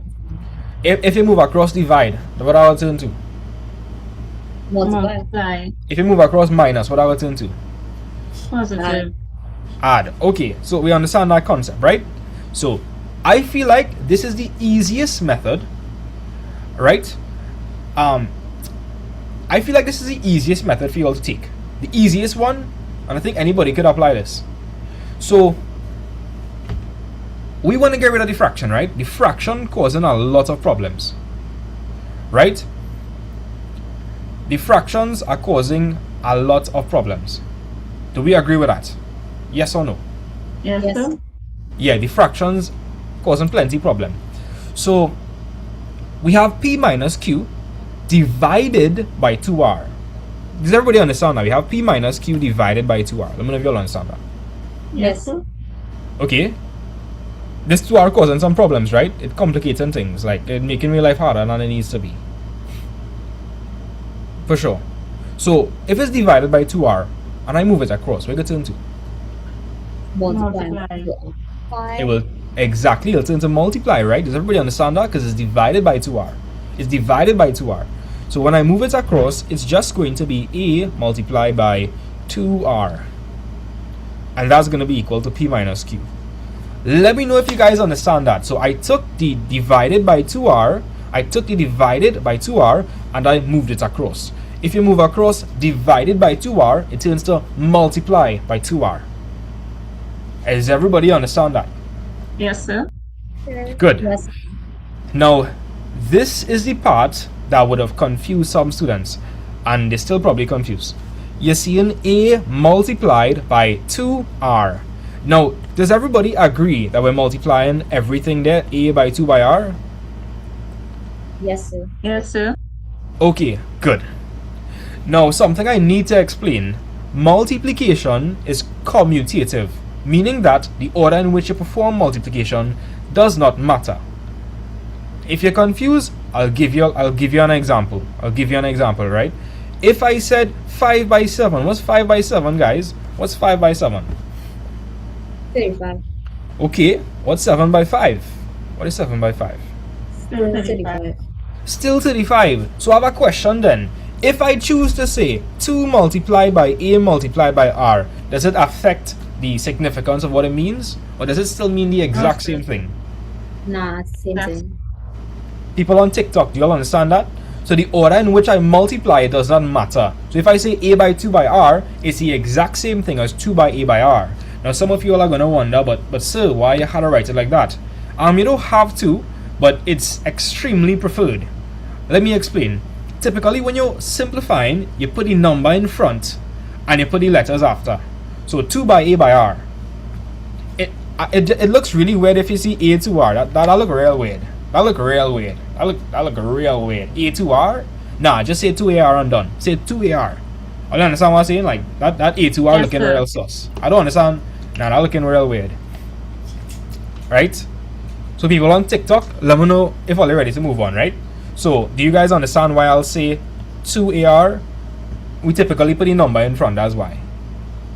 Let me know if you guys understand that. People on TikTok, W's in the chat, people in the Zoom. How we feeling? Feeling good, sir. That's good. By the way, I'll bring out Froggy at 12 o'clock. I'll bring out Froggy. Guys, I watched Froggy and thinking of Froggy Real Green. Yeah. Classic. Yeah, boy. Alright, cool. So does everybody understand that A by 2R is the same exact thing as 2AR? Do we understand that? Yes, sir. Yes, sir. Yes, sir. Good. And that is equal to P minus Q. Is everybody with me? Like, let me know. Is everybody with me up to this point? Yes, sir. Yeah. Yes, sir. Yeah. Well, technically, I only getting pumpled, but I'm still figuring out certain things along the way. So, yeah. That's good. Renisha getting bumped out like every minute I had to press admit. Boy, let me check the people on YouTube. Sorry about that, people on YouTube. Yeah. So I'm looking at the YouTube chat and I'm looking at the TikTok chat, right? So cool. So Natalia, we want to isolate Q, right? Yes, sir. So we're gonna isolate the Q term. Does everybody understand that the Q term here is negative Q? That's the Q term. The Q term is negative Q. Let me know if y'all understand that. Yes, sir. Yes, sir. Okay, good. Now, if we want to isolate the Q term, what shouldn't be there? What should not be there? P. Right. The P should not be there. If you say isolate means it's supposed to be by itself.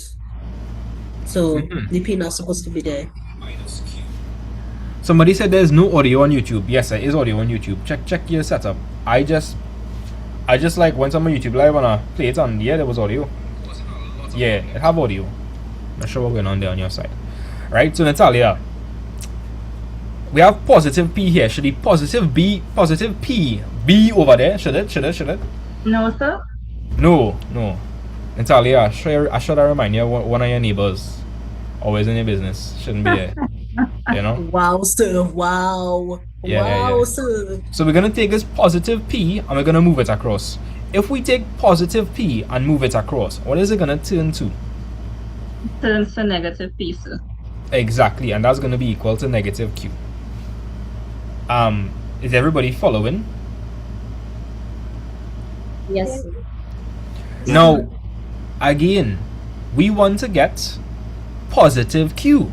What could I multiply negative Q by to get positive Q? What could I do? -1, sir. I can multiply by -1, but it's an equation. If I multiply negative Q by -1, am I only gonna multiply that by -1? No, you have to multiply the left side as well. Right, so what is 2AR by -1? Negative 2AR. And what is negative P by -1? Positive P. And what is negative Q by -1? Positive Q. Good. And so now, Natalia, what you want to do? What's the last step? What's the last step you want to take? You just switch it around, bring Q to the left and -2AR plus P to the right. Right, so if you wanted, this answer is perfectly acceptable. That answer is perfectly fine. This is fine. Now, if you wanted, you could have put the P in front, positive P, -2AR. That's also acceptable. Yeah, I would have done the last one. No problem. Now, Natalia, you were suggesting to me that, well, so you know, you could have just switch around two things, right? So let's explore that approach.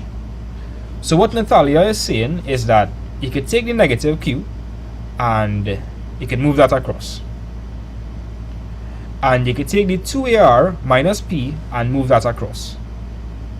So if I take the negative Q and I move it across, that negative Q is going to turn to what? Positive Q.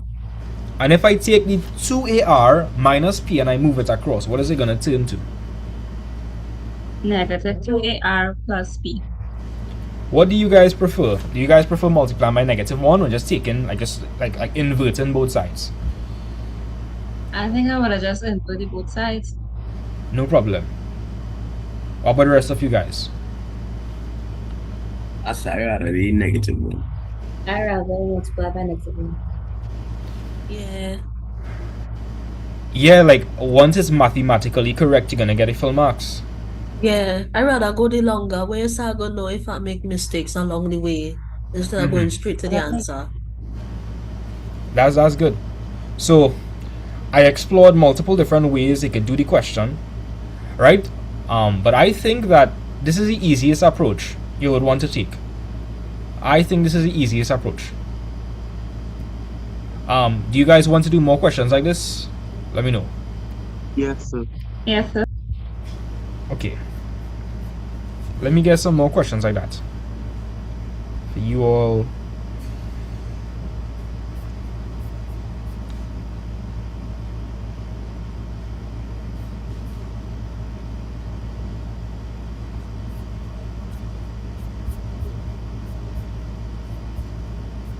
I know I tell you I would have answered a question, right? But you see what happened? It's not my fault. It's the internet fault. But see that. I will try something. Whatever question that you have and you don't have nobody to answer it, I want it. Already, shall we tackle this question, right?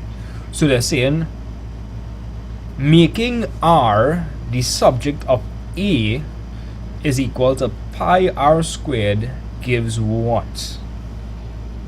So Renisha, we're trying to make R the subject of the formula, right? Yes. Renisha, where is R right now? Is R on the left hand side or is R on the right hand side? The right hand side. Good. Of the equal sign. Right. Good. Which term, right? Yes. is the R term? The R term. Don't tell me. I know this. The R is the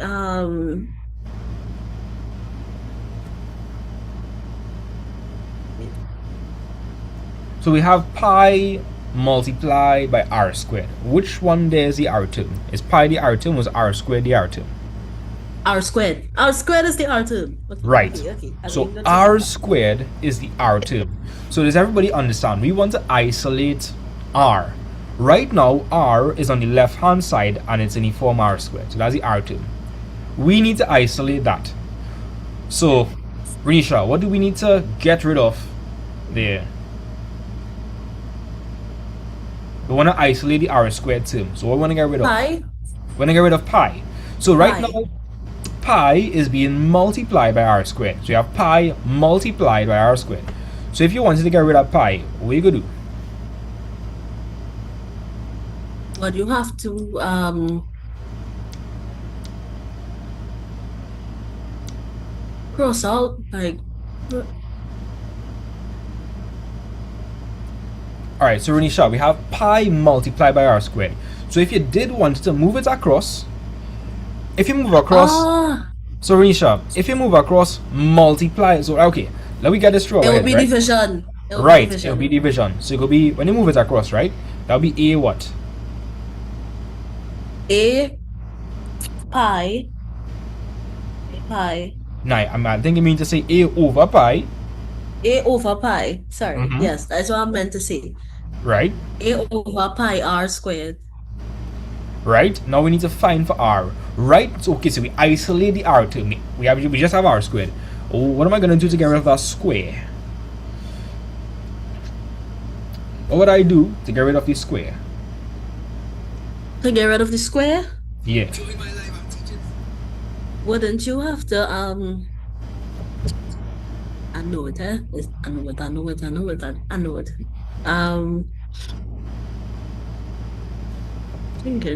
I'm taking my time to think, but I'm thinking at the same time. Right there. I like how Renisha It's right say there, it's right there. she taking she time to think, but she thinking at the same time. Alright. So Renisha, what is the opposite of squaring something? What's the opposite of square? So What is the inverse operation of square? the opposite of square is square Square root. So if you take this square root. and you move it across, Square root. right? Say If you again, take- man. right? So that'll be the square root of a over pi equal to r. Yes. Yes. Right? So do you guys understand? Okay, somebody said, so what do we use pi as? Are you all familiar with a circle? You know that circumference is equal to 2 pi r? By the way, pi is a long decimal number. They just put the pi to represent that long decimal number. No, but I explain what pi is. So circumference is 2 pi r, right? Now circumference could also be represented as the diameter by pi. Because Yeah. what's 2 times the radius, guys? What's 2 times the radius? What's 2 times the radius? 2 times the radius. Yeah. The circumference. Nah. Circumference. 2 times the radius is the diameter, right? So circumference is equal to the diameter by pi. So what pi actually is actually the ratio between the circumference and the diameter. It's approximately 3, well, people will say 22 over 7, which is not exactly true. Pi is actually an irrational number, and which means it can't represent as a fraction. Contrary to popular belief, pi is an irrational number, so it's like 3.14, and it just goes on forever. But if you ask me what pi is the ratio between the circumference of a circle and the diameter of the circle, and it's always like 3.141 yada yada yada yada. Sometimes the So on teacher and tell so you, forth. the teacher would just tell you to use 22 over 7 at this level, but like at higher levels you never use 22 over 7 because that's wrong. It's not 22 over 7, it's an irrational number. For those of you guys that don't know, an irrational number is a number that can be represented as a quotient of two integers, meaning that you can't show it like a fraction. If I say it in English, right? Okay. But anyways, do you guys understand this Can question? I say my answer?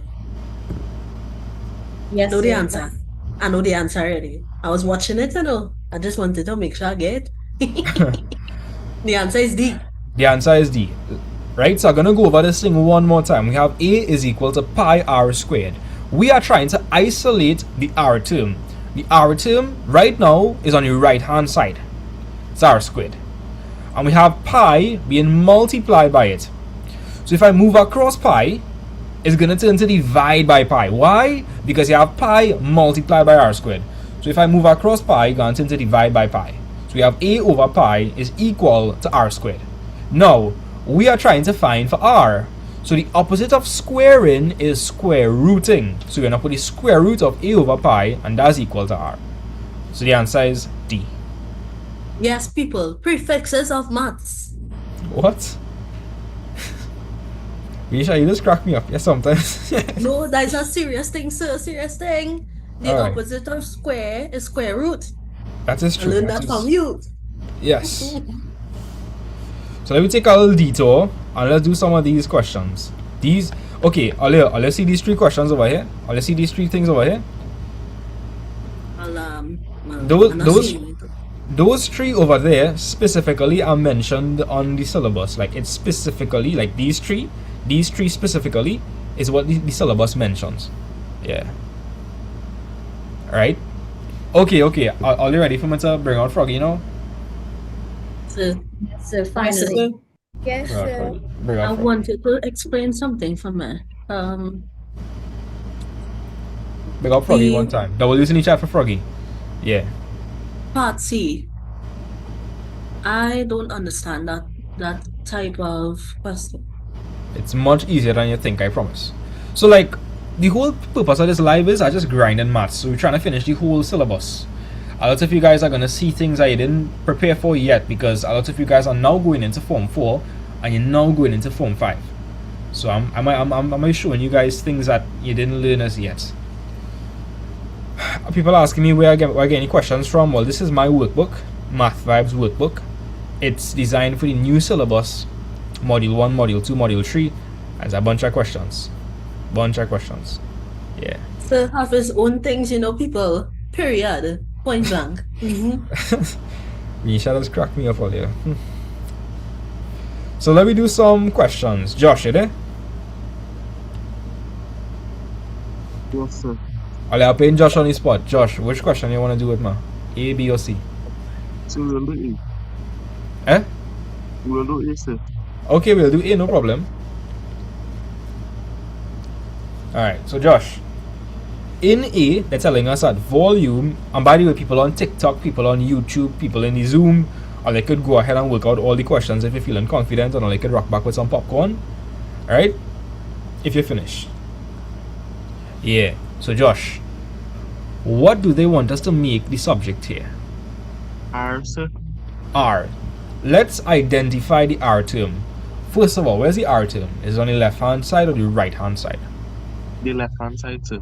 You sure? I don't see now. Be careful, eh? I don't see now R over here. I don't see now R over there. Oh, shit, it's on the right hand side. My bad. Right? Does everybody agree that the R is on the right hand side over there? Yes, sir.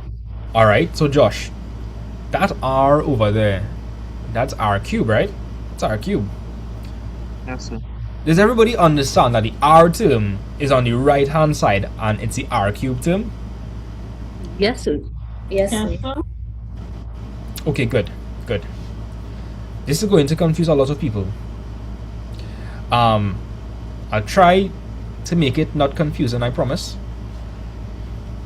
So Josh, here what? Before we even do anything, Josh, what do you feel I should do to make this question look a bit simpler? Get rid of the fraction, sir. Get rid of the fraction. So what do you want to do to get rid of the fraction? So, well, it divided right now, so we have to multiply. Exactly. So guys, right now I am dividing by 3. So So if you wanted, you could move it across and it would turn to -4/3, sir. Nah, you have to be real careful. See, you said you wanted to get rid of the fraction, right? You said you wanted to Yes, get sir. rid of the fraction. So the fraction here is divided by 3, yeah? Yes, sir. So if you wanted to move across the divided by 3, what would it turn to on the other side? Multiplication, so multiply by 3. Yeah. So that would become what? You tell me what happened on the left hand side. What would happen on the left hand side? It would be 3v, sir. 3v is equal to what? 4 pi r cube. Right? What do you feel we should do next, Josh? We want to isolate r cube, eh? We want to isolate r cube. So, what going on with r cube? So we'll have to square root, sir. Nah. Why is it square root? So wait, let me see. My bad.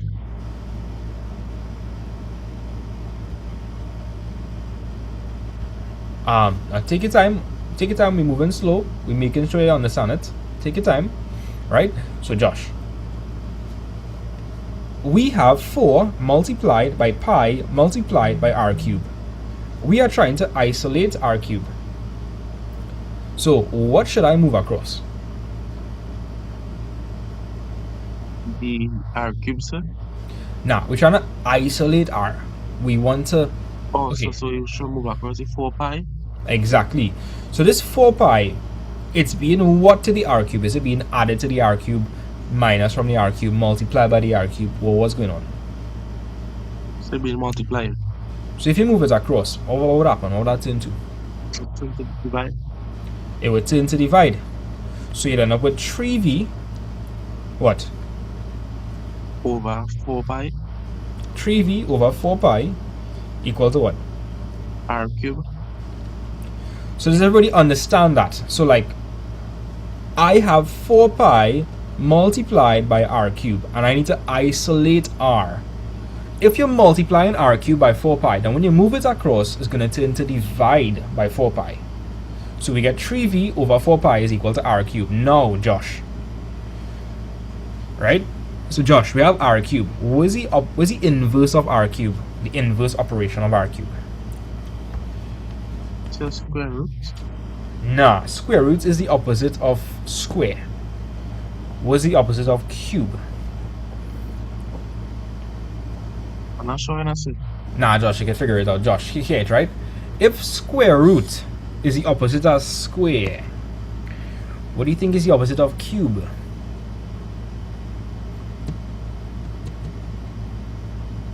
Josh, I'll say it again, right? So, opposite of square is square root. So, what do you think the opposite of cube is? So, cube root? Cube root, yes, cube root. Yeah. So, we'll cube root. And so, if we cube root, we'll get that r is just the cube root of 3v over 4 pi. Do you understand that? Yes, a little bit. A little bit? Okay, I want that to be 100%. Right, so Josh, over here we're doing what with the r? So yeah, cube in it, so A cube in it, right? So the opposite of cube would be what? cube root. Exactly. So if you wanted to find for r, you'd have to cube root, you'd have to find the cube root of 3v over 4 pi. You understand it or not? Yes, sir. Yeah, sure. Yeah, yes, sir. Alright, I see somebody saying it not making sense or no. Okay, I'll try to go over it then. But anybody on TikTok understands what's happening? Let me know, is there anybody on TikTok that understand what's happening? Because I'm seeing 2 people saying they don't understand it. Okay. I'm gonna go over this thing one more time. Right. So let me ask somebody else to help me with this. Romano. Well, actually no, Neela. Let me ask Neela. Neela, you there? Yes, sir. Alright, so Neela, in the question we want to make what the subject of the formula? R the subject of the formula. We want to make R the subject of the formula. So the first thing we're going to do is we're going to identify where the R is. We want to identify where the R is. So, Neela, where's the R? Is it on the left hand side? Is it on the right hand side? Where's the R? Tell me, Neela. The right hand side, sir. And I want you to identify the R term for me. What's the R term there? What's the R term in this? R equation? cube. R cube. So we need to do what with R cube? So that's what I need to do what with it. Can you repeat that? What do we need to do with the R? What do we need to do with the R term? That's what I isolate it, right? So, but before we do that, we see that we have a fraction here, 4 divided by 3. We have divided by 3, so what we could do to get rid of that fraction? Multiplying both sides by 3. Right, you could do that, or you could simply move across the divided by 3. If you move across the divided by 3, what do you get? 3v equals 4 pi r cubed. Right, 3v is equal to 4 pi r cubed. So I'm going to run over that one more time. So guys, we have 4 divided by 3. We have divided by 3, right? If you have divided by 3 and you were to move it across, that divide goes into what? That divided by 3 goes into what? Multiplying by 3. Exactly, and you get 3v. So I hope you understand that. You get 3v is equal to 4 pi r cubed. Good. Now, we're not done. We still have to isolate the r cubed term. So how could we do that, Neela? How could I isolate the r cubed term?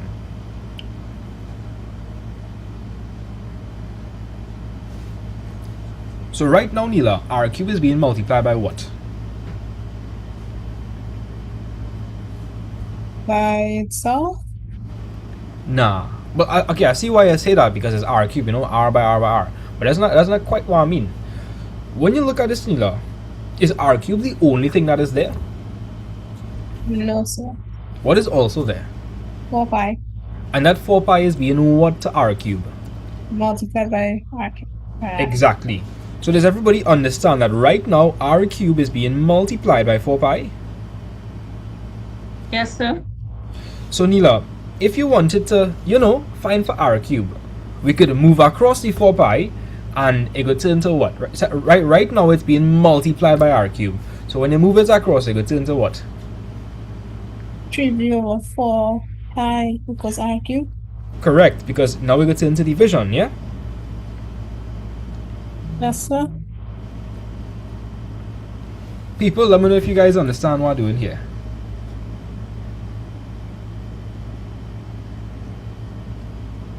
Yeah? Okay, cool. Cool. Alright, so Neela, we isolated the r term. Can you see that we only have r on the right hand side? That's the only thing we have on the right hand side now? Yes, sir. Good.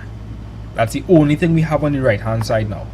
So, talk to me. What you should do now? So, r is being cubed. What's the opposite of cube? What's the inverse operation of cubing? Square root. Square root, I think. Nah. Cube root. Cube root, yes. Somebody says, sir, Froggy looking different. Only I wash Froggy, you know, a clean Froggy. Did I wear Froggy wrong side? Am I wearing him wrong side? Wait.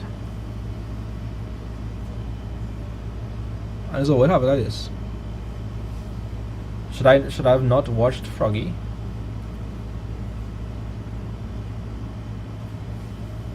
No, that's clearly wrong side. Froggy looking fresh.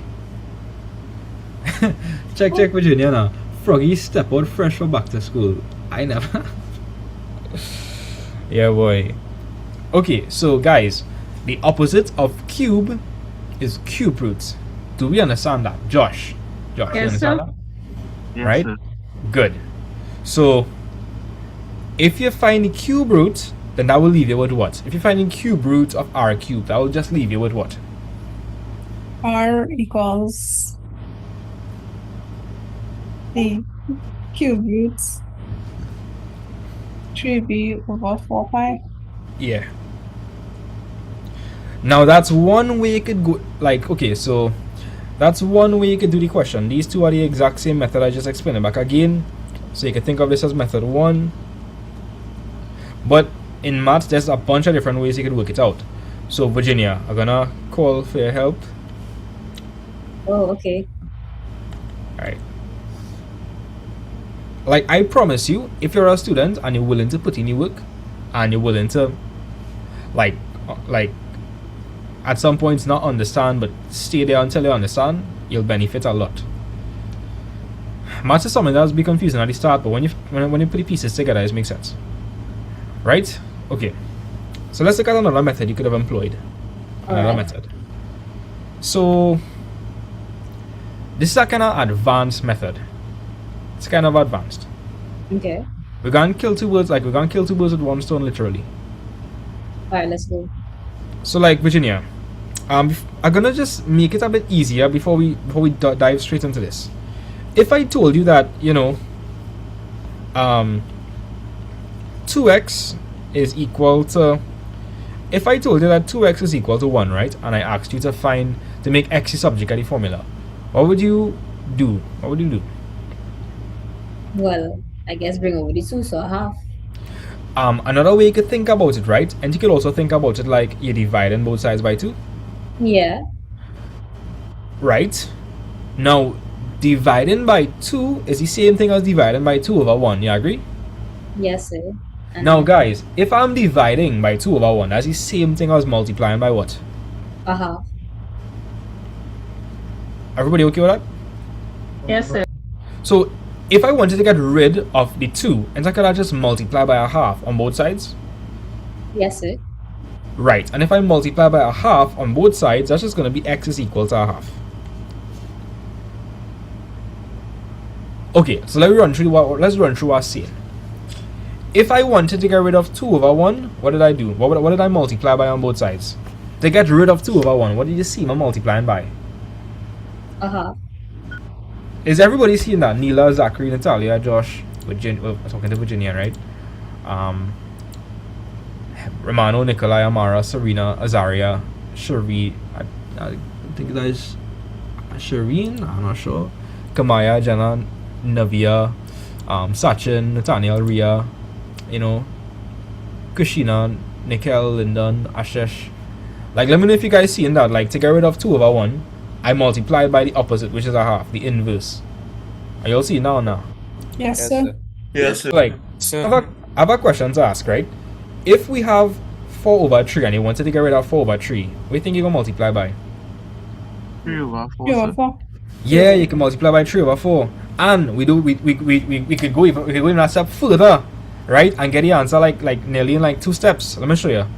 So does everybody understand? Like if you wanted to get rid of 2 over 1, you multiply by a half, right? You multiply by a half on both sides. So yes. Look at what I'm going to do here. Stay with me, right?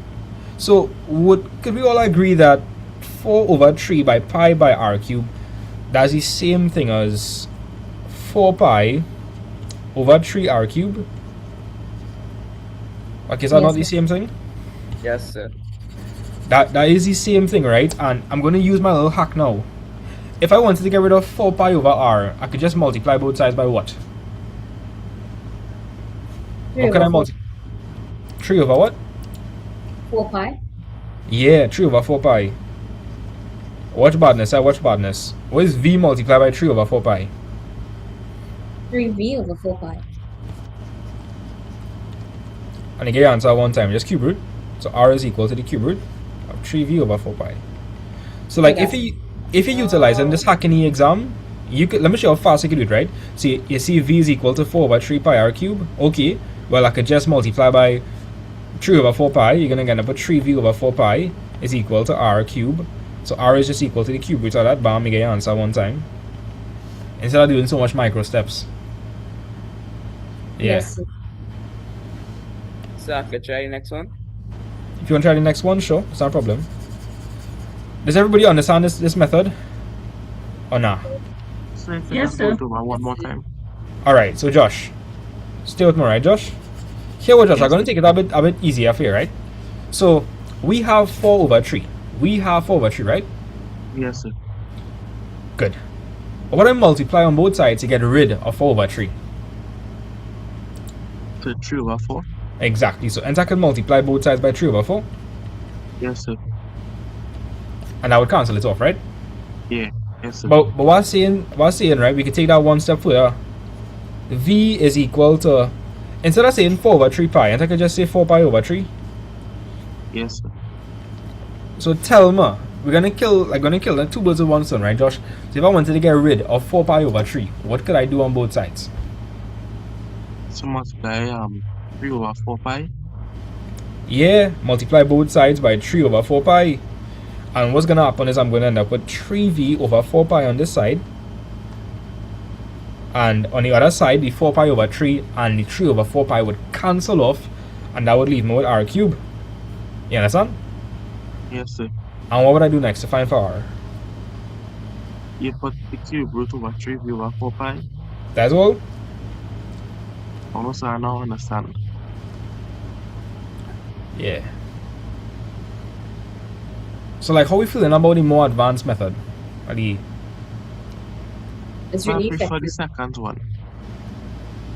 Like the second one is like straight to the point. Yeah. So long story short, if you want to get rid of something, just multiply by the reciprocal. That's what I'm trying to say. Multiply by the reciprocal. Multiply by the reciprocal. Right? This is method 2. I'm trying to cater for like, I am very naive. I feel like I'm very naive, right? I feel like I'm very naive. I feel like I want to be able to help every single student, no matter their level. So like, whether you just want to pass maths, or like you really like maths, you deserve to see all the different sides. I definitely think I'm naive in that sense, cause you know you truly can't help everybody, but try to help everybody. That makes sense. Yeah. People who are researching have to do paper 3. Yes, you have to do a paper 3. Paper 3 consists of 2 questions, and it can be from anything on the syllabus. So how much of you guys prefer method 2? Let me know. Drop your answer below. Like, how much of you guys prefer method 2? Method 2 is more straightforward. Yeah, it's real straightforward, right? Lux boy, earlier I teach in a class. If I send my message on WhatsApp, I not gonna reply to that till like the 28th. Right? But send your messages if you're interested in the classes running. Send a message, I will reply in a time. But right now I'm teaching. Alright, cool. Now I'm going to give you all a question like this so we can utilize what we learned in method 2, right?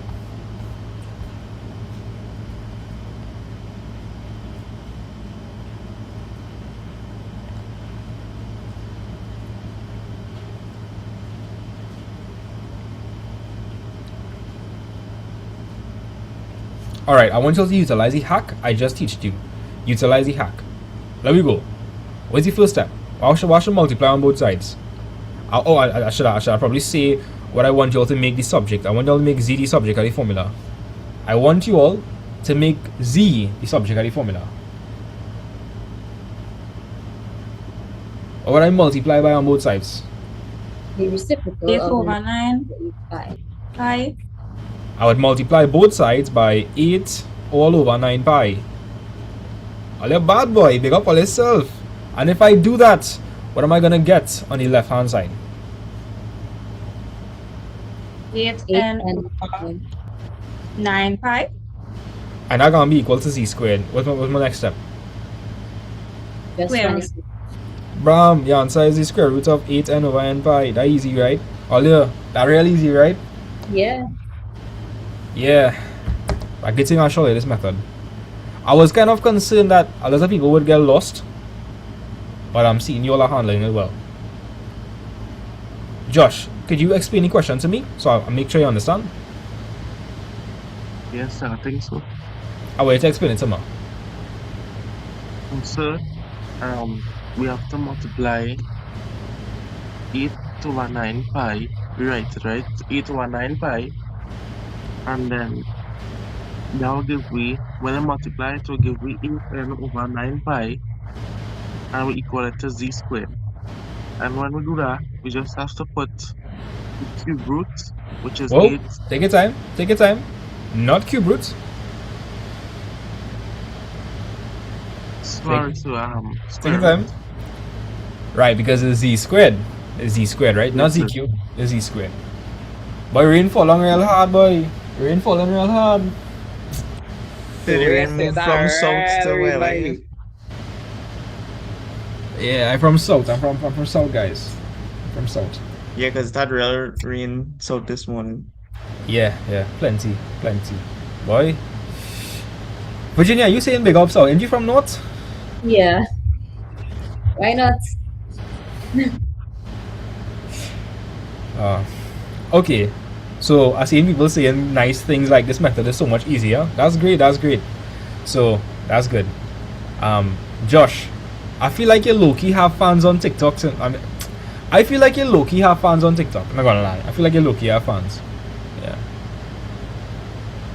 People saying like W Josh being targeted. Josh, do you feel targeted?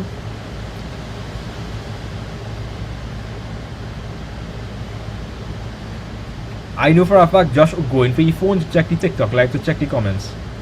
And he blushing there. Oh no, look, I think he get bumped out. I feel so. Alright. Okay. Ashish, you wanted to help me with B?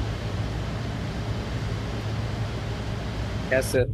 Alright, so in B, they say make G the subject of the formula. So T, give me a second. So T is equal to 2 pi square root. Anybody do physics here? Does anybody do physics? Yes, sir. Okay, Yes, sir. if you do physics, maybe you see this before. This is the formula to find the period for a simple pendulum. Have you all ever seen this formula before?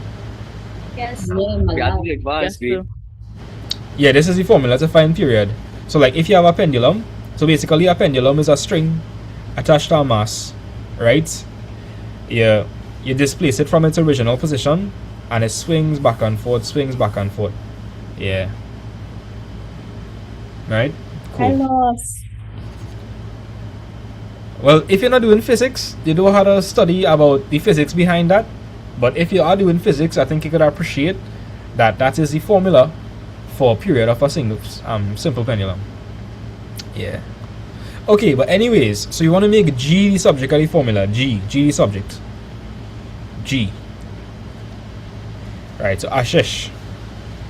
This one is a bit harder. A little harder, so. So first thing I would divide by 2 pi. Right, you would divide by 2 pi because like, if all you notice, right? Well, right now G, a lot of things been happening to G, right? You're multiplying the square root of L over G by 2 pi. That's one thing, you have to remove this. And then maybe you might have to remove the square root. A lot of things you have to do here. A lot of things. So Ashish, the first thing we're going to do, let's divide by 2 pi. So you're going to end up with T over 2 pi, and that'll be equal to what? Square root of L over G. Right? We need to break G from its prison. So what next? So you square both sides. I will square both sides here, and I'm going to end up with L over G is equal to what? T squared over 4 pi squared. Right? I'm moving a bit fast. When I finish, I'll explain back the whole thing. Yeah? And then well, let us multiply by G. Yeah, you can multiply by G. I think in a real easy way you can do this is cross multiply too. Oh. If you cross multiply, what you get? You get GT squared multiplied by 4L pi squared.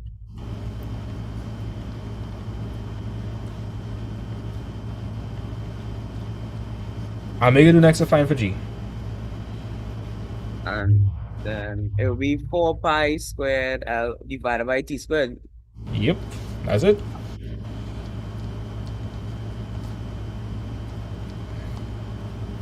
That was low-key easy, right? Low-key. Yes, sir. It looked hard, it looked real hard, but I think it was that bad. So I'm gonna go over this whole thing because I feel like a lot of people are confused. I understand. So, I run it back again, right? So, I'm not seeing Josh. Who I should target now? I target Zachary. I don't know what happened there, you know. Oh, look, he come back. As soon as I talk about Josh, the man come back. As soon as I talk about Josh, he come back. He was summoned. Yeah. Josh, you have a bunch of fans on TikTok, you know.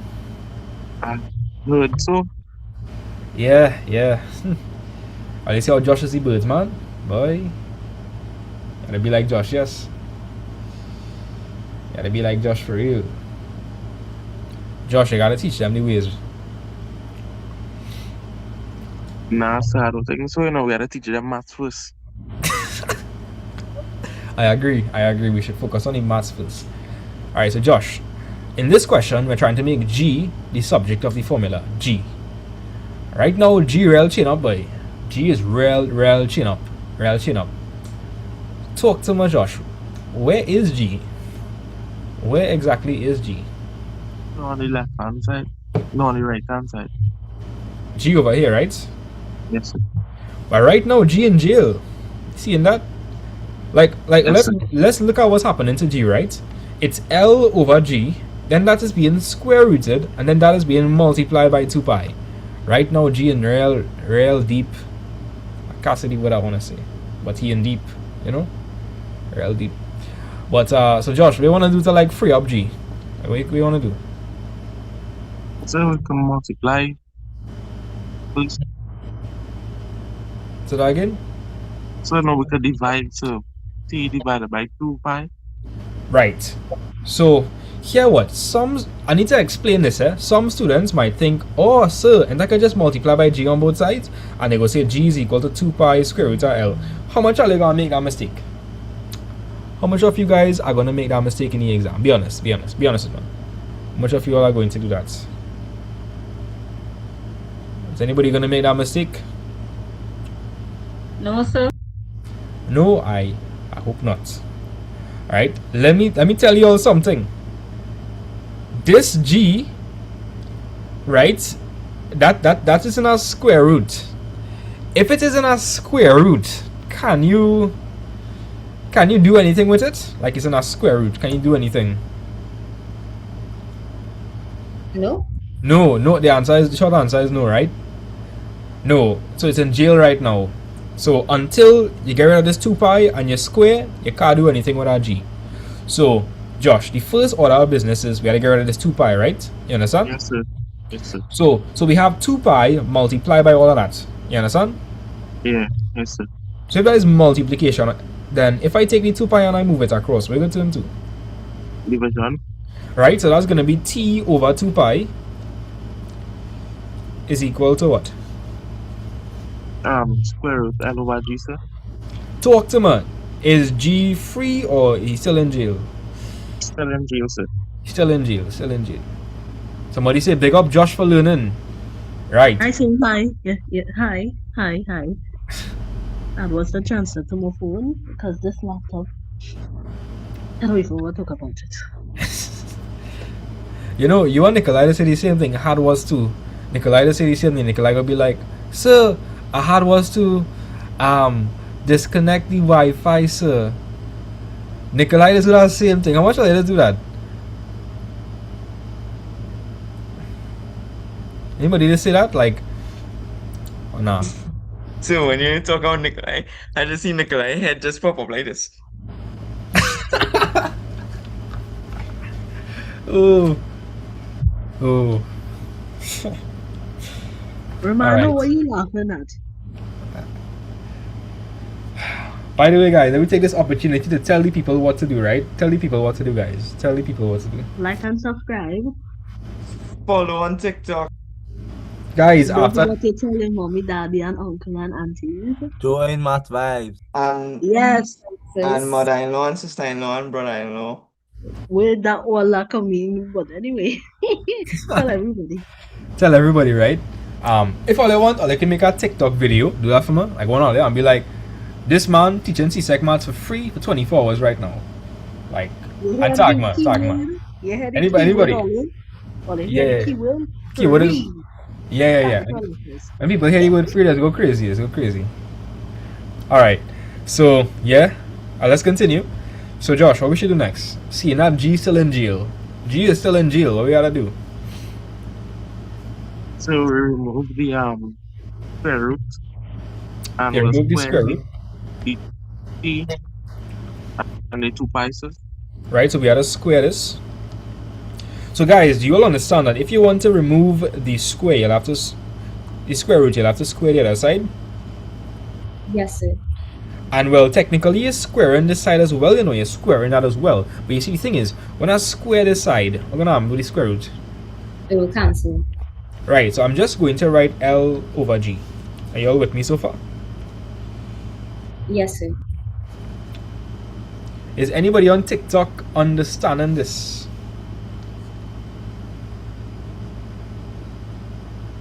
Right, let me know if you guys are understanding this, yeah? Okay. So like we had to get rid of the square root, right? So I squared both sides. So I end up with t over 2 pi squared. And well, if I square square root, it's going to cancel off. It's going to cancel off. Right? Okay, let me explain. So guys, I know it looks very intimidating. Definitely. So here what I'm saying. We want to make G the subject of the formula, which means we have to isolate G. Now let's look at where G is right now. G is in a square root. It's also in a quotient. It's also being multiplied by 2 pi. Right now G real deep. I don't know what G got himself into. Yeah, like he was with a red girl or what? Yeah. He was with an X. Yeah, boy, G get himself in some deep stuff. So here's what I'm saying. Before I could like get G out of jail, I should first divide by 2 pi to kind of clear up this. So like here's what I'm saying. Could everybody see that the G is within a square root? How many of you all have seen that? Yes, sir. Yes, sir. Right. Right, we could clearly see that G is within a square root. So what we have to do is first isolate this term. You know why we have to isolate that term? Because as a term that contains what? What does that term contain? G. Exactly. So what I'm trying to say is you need to isolate the term that contains G. Right, so I'm going to run it back again. We want to make G the subject of the formula. Where is G right now?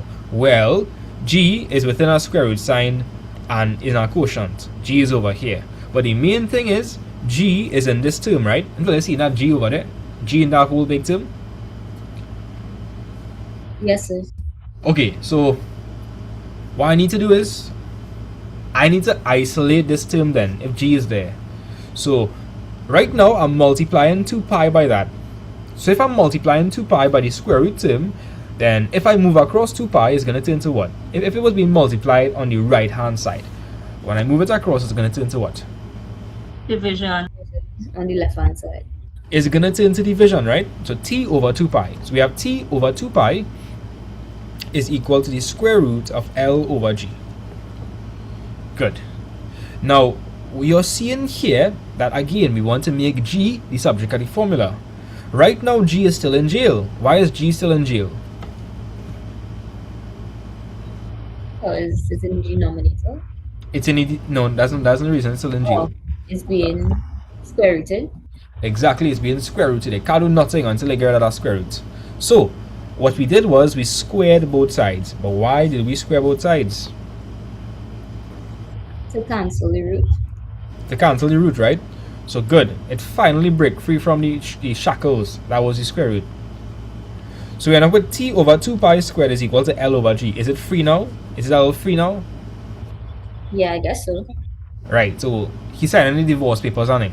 That's what he's doing right now. Right? Okay. Now before I do anything, we need to explain what's happening here. So we have t over 2 pi squared. Josh, you know what happening over here or not? Talk to me, Josh. You know what going on there or not? I think so, sir. Everything being squared. Everything being squared, so you'll square t. So if you square t, what will you get? T squared, sir. And if you square 2 pi, what will you get? 4 pi squared. Right, you're gonna get 4 pi squared. Good. I'll understand that because you have 2 pi, right? So that's 2 squared is 4 and pi squared is pi squared. So 4 pi squared. Good. So we have t squared over 4 pi squared, and that's equal to L over G. Aha! So Josh, what do you want to do next? We could cross multiply. Good, because we have two fractions, right? One fraction on either side. So I can cross multiply. Yeah, what next? You'll get GT squared. I get GT squared.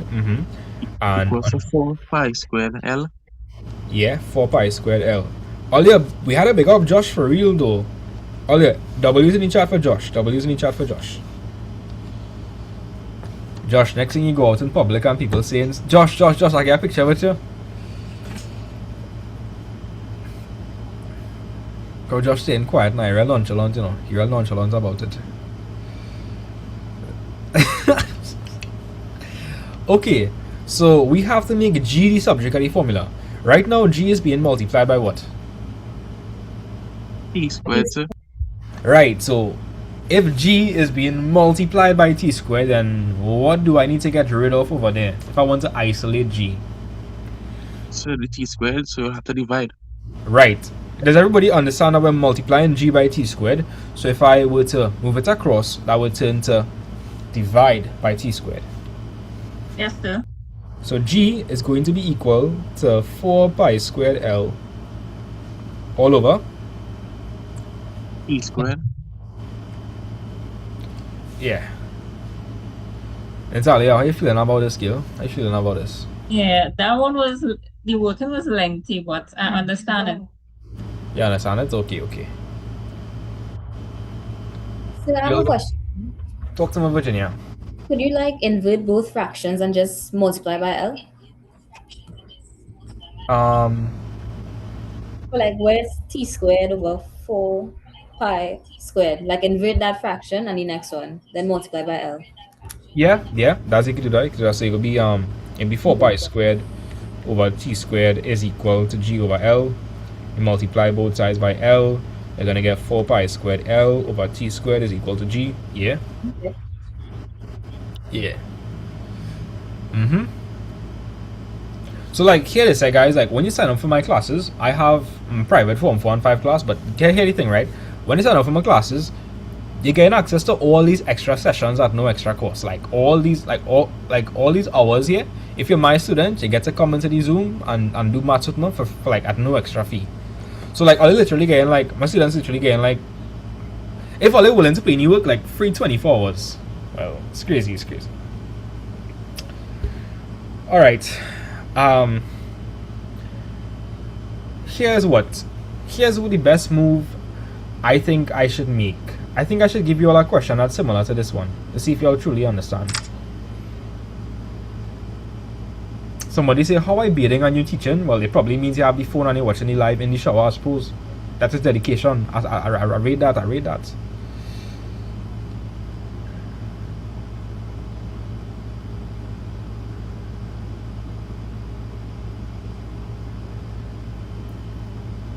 Hello, testing 1, 2, 3. Yeah. Can you hear me now? Yeah, we hearing you. Oh, thank goodness. You know how much time I get kicked out? I get fed up. I can't sit down and learn maths in peace. Boy, feeling bad for Renisha. Renisha just wants to pay new work and try. And she Wi-Fi playing up. Yeah, I'm being serious and I want to learn, and now the Wi-Fi get in trouble.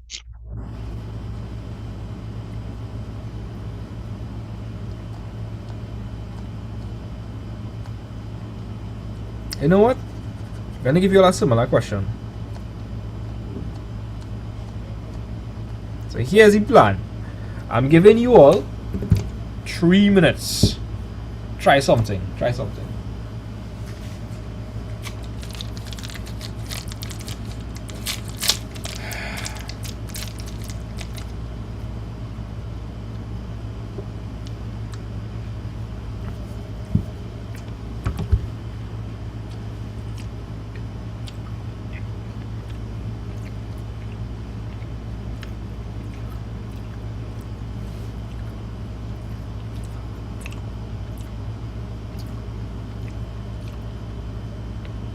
Yeah, Lux boy. This will be done in Form 5.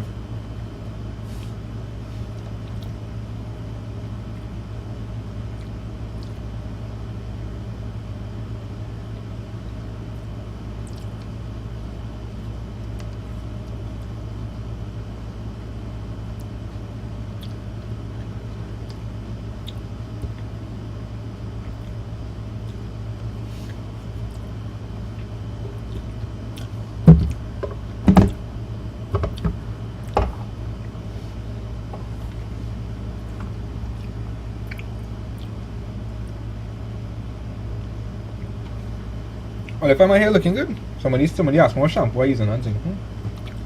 I mean, my hair looking nice. I use in Tech Italy.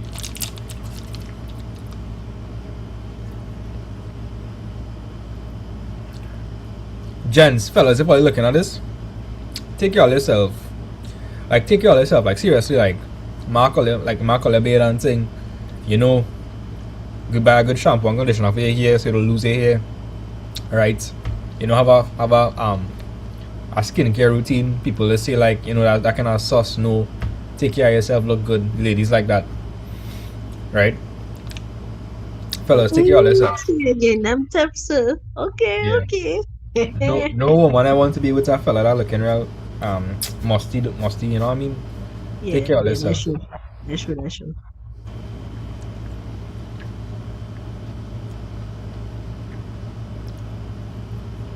It heavily depends. If you have an SPA, it's a choice of using an SPA. If you don't have an SPA, you'll have to do paper tree.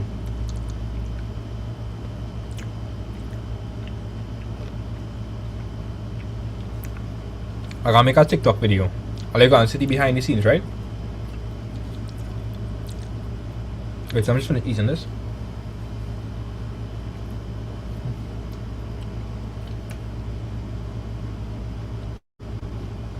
Okay. I feel like I'll get this into in one take.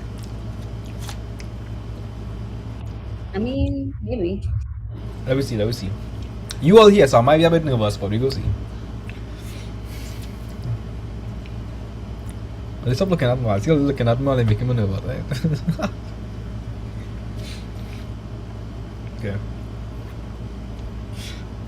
Okay. Don't mind me, right? You guys join my live. I'm teaching C-Sec Maths free for 24 hours straight. Join my live now. I'm live on YouTube and I'm live on TikTok. Hope to see you there, right? I can't see anything. Your screen dark. So that was very bold. Oh, Amy was bold. What was bold? Join my live now. Yeah. I had to be bold about it. I mean, I had to tell the people what to do. But You know, I had to tell them. I had to give them direction. You know, I had to give them direction.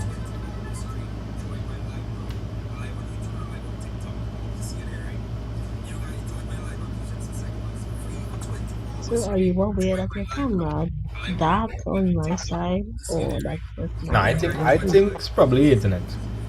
She's on ages.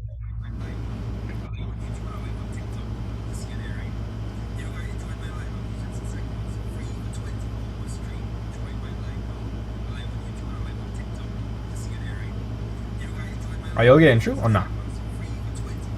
Yes, sir. Yes, sir.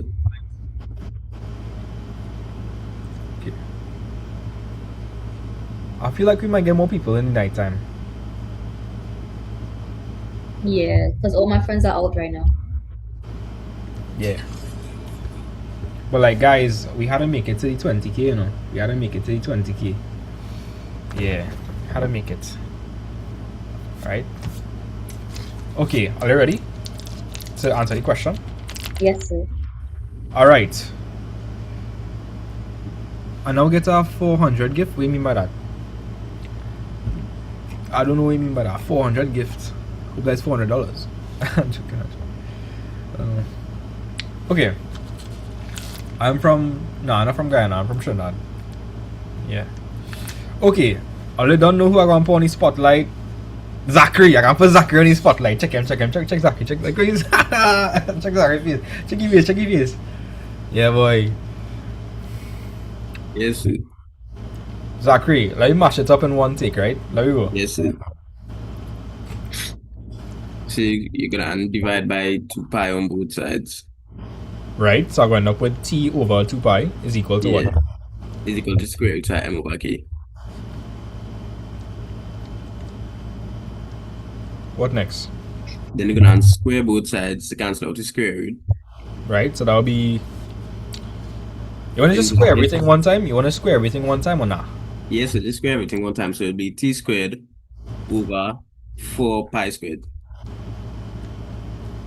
And that's equal to Wait, I hope nobody confused by that, right? Like, you're squaring t, you're squaring 2, so that is 4. You're squaring pi, so that is pi squared, right? Cool. And that'll be equal to what? That's equal to m over k. M over k, yeah. Then you just multiply by k on both sides. So you'll get, I think it's 3 squared k over 4 pi squared. Anybody get that? Did anybody get this? Yes, sir. Yes. That's the answer. That's the answer. M is equal to t squared k over 4 pi squared. It was like the other one we just did, but Yeah. with different letters. Somebody is saying, sir, but how did the 2 pi square turn to 4 pi square? Let me explain. So here's what we're doing, right? So guys, right now,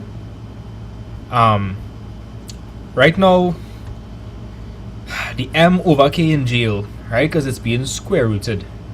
So you need to get rid of the square before you can do anything. So we squared both sides, right? So if you square both sides, that's t over 2 pi squared. Now, what exactly does that mean? Well, let's look at that over here. T over 2 pi squared actually means t over 2 pi multiplied by what, guys?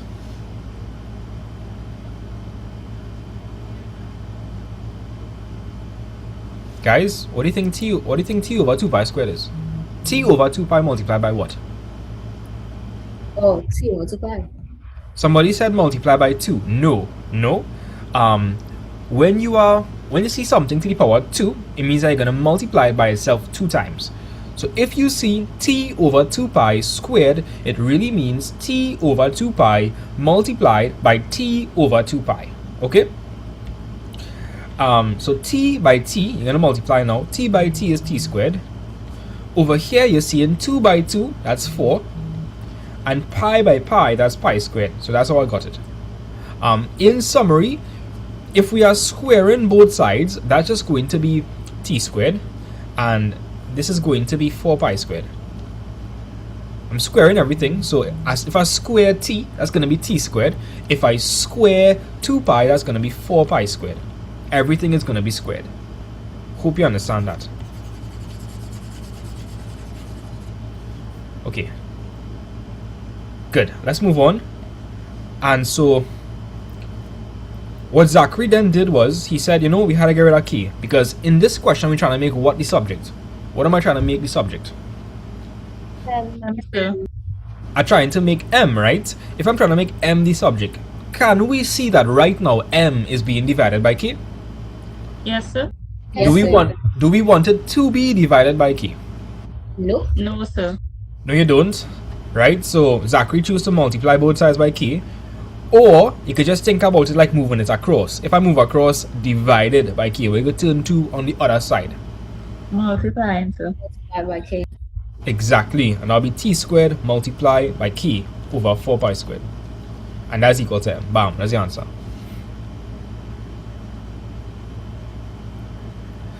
Guys, I'm going to tell you all something. Like, when you look at this, like, okay, if you show me this, if you just bring this and shove it in my face, I'll be concerned too. I'll be like, what? Yeah, this is looking kind of scary. But if you take it one step at a time, it really is not that bad. Like, I swear, like, genuinely, it's not that bad. Like, if you take it one step at a time. So I want to go over this thing one more time, because a lot of people are very confused. I honestly was going good up until the last part. And then when I saw Zachary working, I was like, yeah. And they get through? Yes, sir. Okay, nice. So let's go over the full thing, right? So Natalia, let's go through the full thing. So Lee, Nell, I'm not sure if I'm saying your name correct. Let's go over the whole thing, right? So Natalia, what do we want to do in this question? We want to make what the subject? M the subject of the formula. We want to make m the subject of the formula. So here's what we're going to do, right? Here's what we're going to do. We're going to look for the term that has m in it. Natalia, what has m in it? Square root m over k. Good, guys. So we want to isolate m. Does everybody agree that right now m is in jail? Can everybody see that m is in jail? Yes, sir. Yes. Right, because it's in a square root sign, so it's in jail. Now, if that is the term with the m in it, I need to isolate that term. Here I was saying, so Natalia, you understand that m is in this term, right? And it's in jail, Yes, it's sir. being square rooted, whatnot. Before I could do anything though, I need to isolate this term that contains the m. Yes, sir. Yes. So talk to me. Right now, you are seeing that the term containing m is being multiplied by what? The term containing... People on TikTok, by the way guys, this is algebra, making the subject of the formula. This is subject of the formula, algebra. Subject of the formula, algebra. Okay, does everybody understand that the square root of m over k, this is the term that contains the m in it, right? Are you seeing that? Yes, sir. Good. We need to isolate the term containing m in it. So right now, the term containing m in it is being multiplied by what? What is it being multiplied by? 2 pi. Good. We don't want that. We do not want that. So if 2 pi is being multiplied by that, what would I do with the 2 pi? We'll divide. When you carry it across, it will turn to division. Exactly, right? So you have 2 pi multiplied by that entire thing over there. So here's what I'm saying, guys. If you have 2 pi and it's multiplying on the right hand side, then if you move it across to get rid of it, it's going to turn to what? People on TikTok, tell me. We have 2 pi multiplied. So if I move it across on the other side, it's going to turn to what? Anybody know?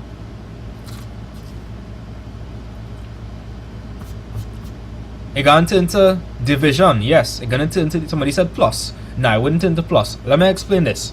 Guys, it's 2 pi. 2 pi is being multiplied by that. So if it's being multiplied on the right hand side, then when I move it across, it's going to turn to the opposite of multiplication, which is division. And so that's going to be, hey look Richard, big up Richard one time. Yeah, so that's going to be t over 2 pi. And that'll be equal to what?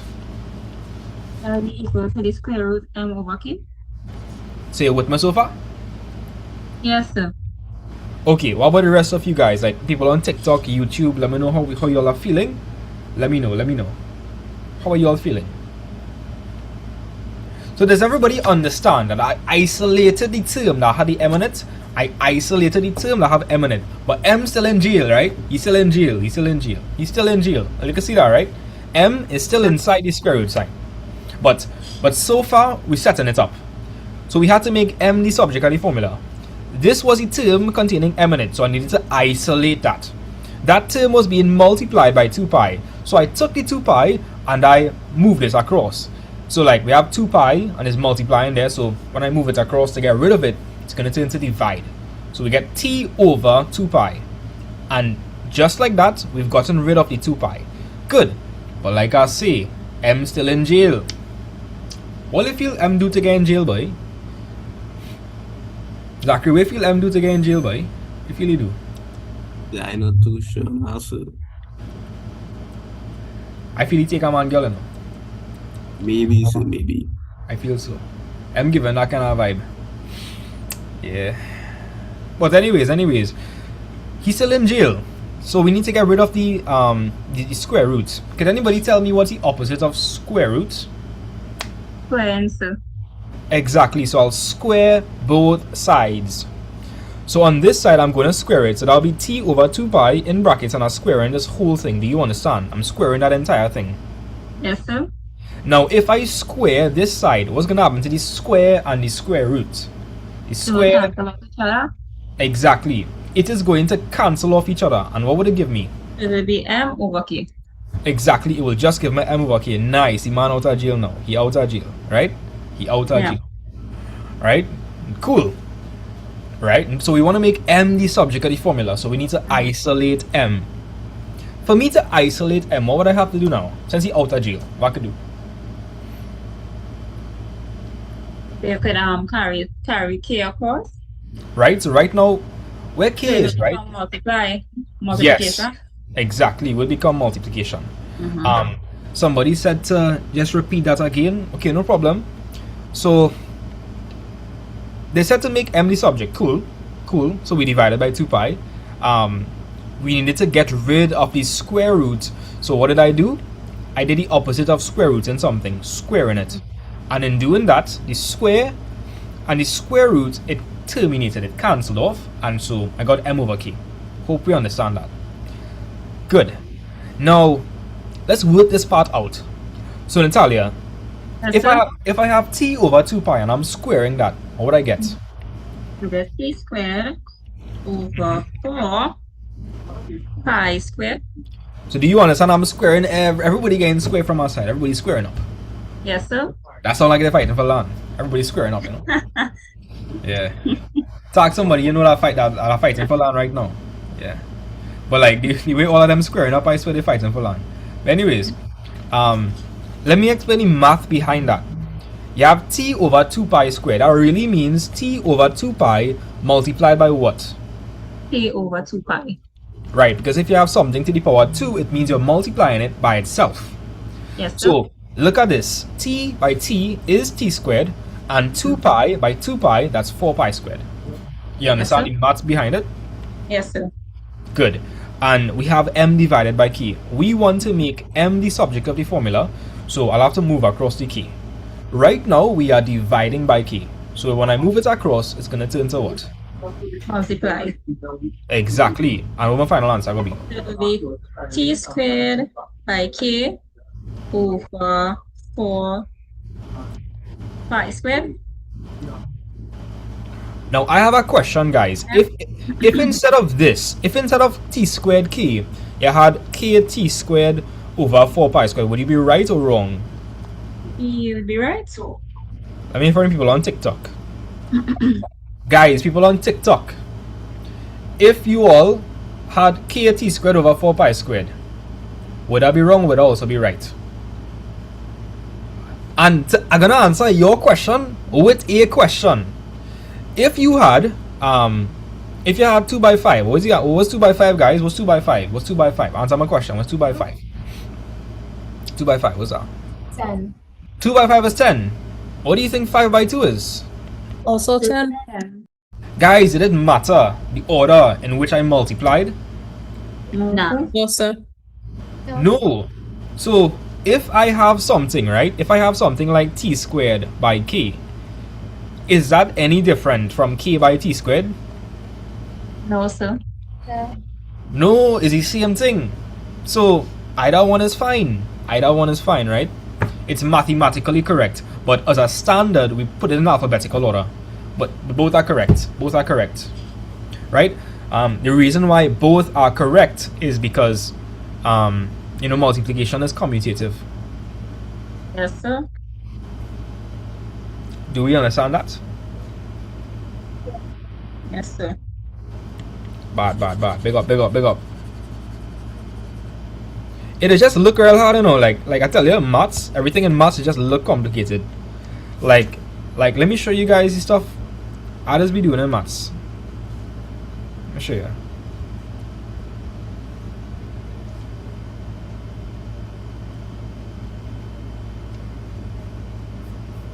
Wait, like, oh, I did all my notes physically. No, this is like a real easy question. That's an easy question. I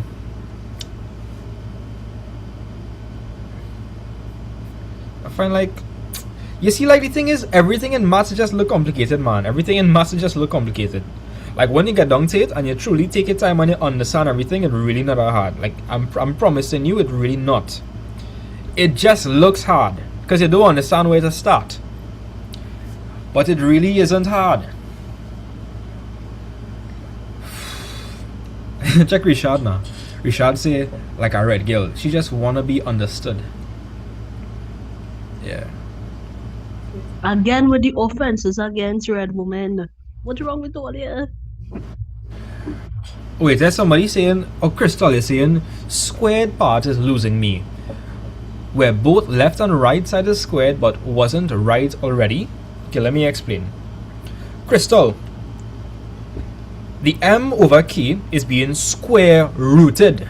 Square rooted. You have to understand that square root and square are inverse operations. They're the opposite. They're opposite, right? So, Crystal, You can't do anything with m over k because right now it's being square rooted. It's in jail. It's in jail, okay? So we need to get rid of square root. What is the inverse operation of square rooting something? Like what would undo square rooting? Anybody can tell me?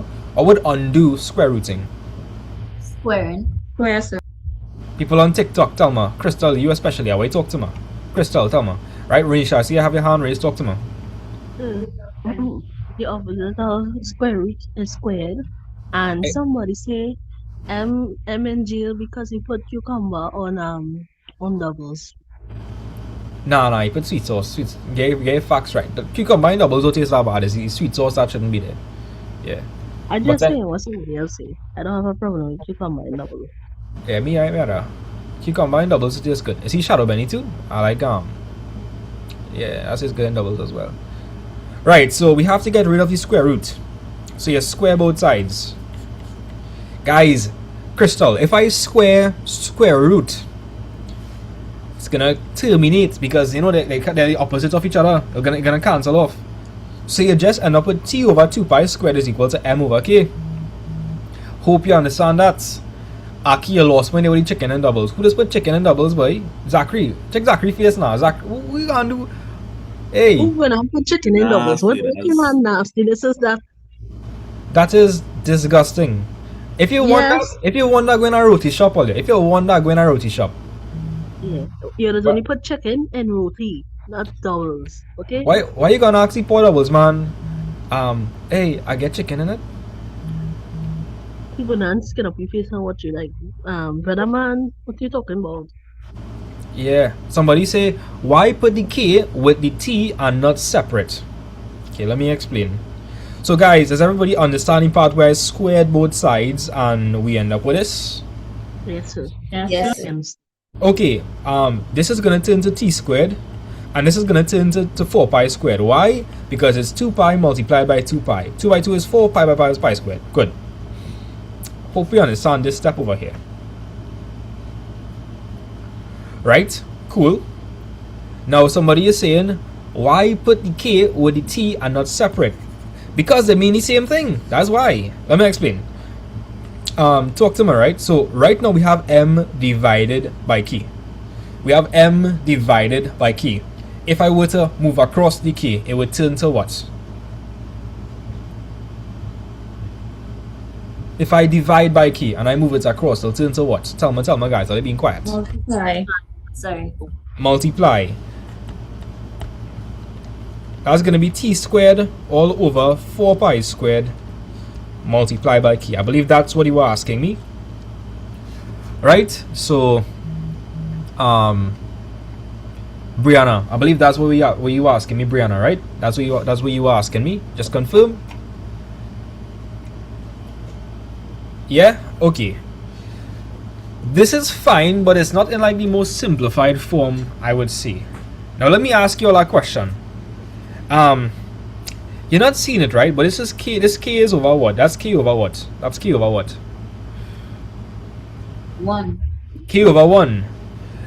So like, Brianna, if you're getting confused, I'm gonna show you something, right? Like, let me look at some regular numbers. Like if I had 5 and 5 is the same thing as 5 over 1, that's 5, right?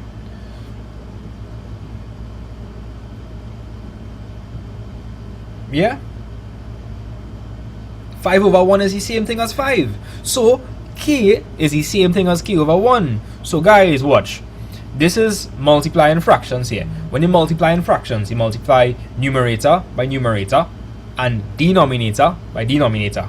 So, what we're going to get here, guys, t squared by k. Kt squared. Right, kt squared. And 4 pi squared by 1 is? Just 4 pi squared. Yep. Again, guys, if instead of kt squared you had t squared k, would that be wrong? No, sir. No, it would not be wrong. It would not be wrong. You're also correct. Yeah. So, Brianna, you understand? You want to write your answer in like the most simplified form as possible where you work out everything. So, like, by me putting k over here, you still some work it could be done, right? There's k over 1, so t squared by k is like, kt squared, and 4 pi squared by 1 is 4 pi squared.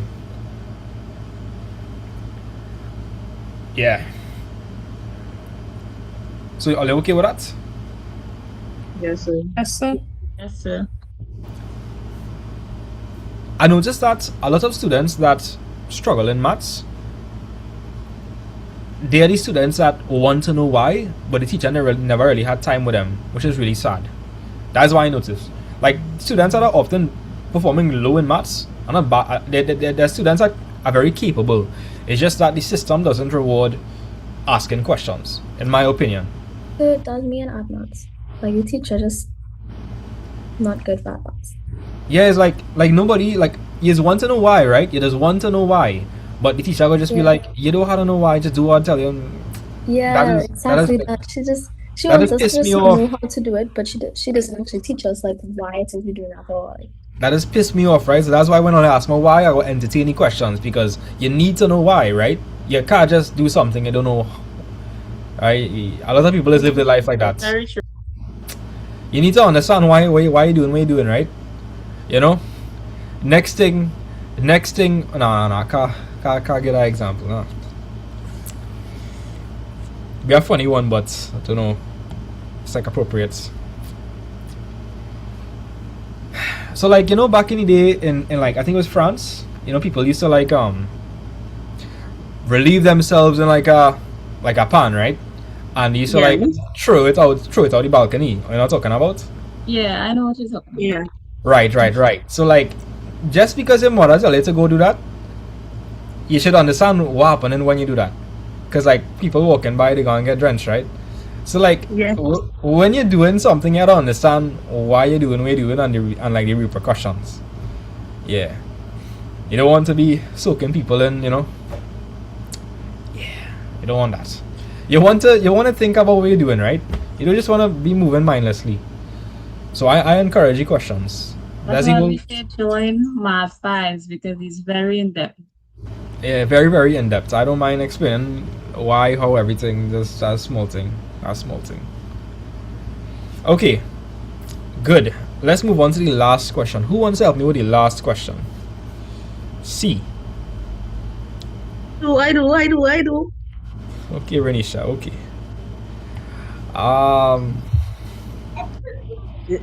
Maya, go from here. Right. Here, Renisha now. Maya, move from here. All right. So the same make P the subject of the formula. Girl, I love her there, girl. What continue, girl? Lord have mercy. Oh my gosh. Anyway. Oh my goodness. Anyway, the same make P the subject of the formula. N is equal to the square root of P plus 2N. Right? So we have to isolate P. Granny, talk to your grand picnic, please. Alright, I'm so sorry, but as I was saying, you have to isolate P. Okay. So what we have to do is move to M. No, you can't do that. Guys, I'll say this in big earlier. Sorry, no. If something is inside square root or cube root or whatever, it's in GL. It's in radical GL. It's in radical GL. It's in GL. Guys, it lock up. Okay, so let me rephrase that. We can't, well, P plus 2M is in GL. Wait, give me a second. We have detected select two objects are the same shape. Okay. I have to prove the TikTok I'm not a robot. Give me a second. Yeah. Cool. Keep going. Okay. So P plus 2M is in radical GL. So we have to find a way to make P the subject of the formula, right? Right, but we can't do that if it's in the square root, so what we gotta do? So we have to... Maya, stop it, please! Oh my gosh!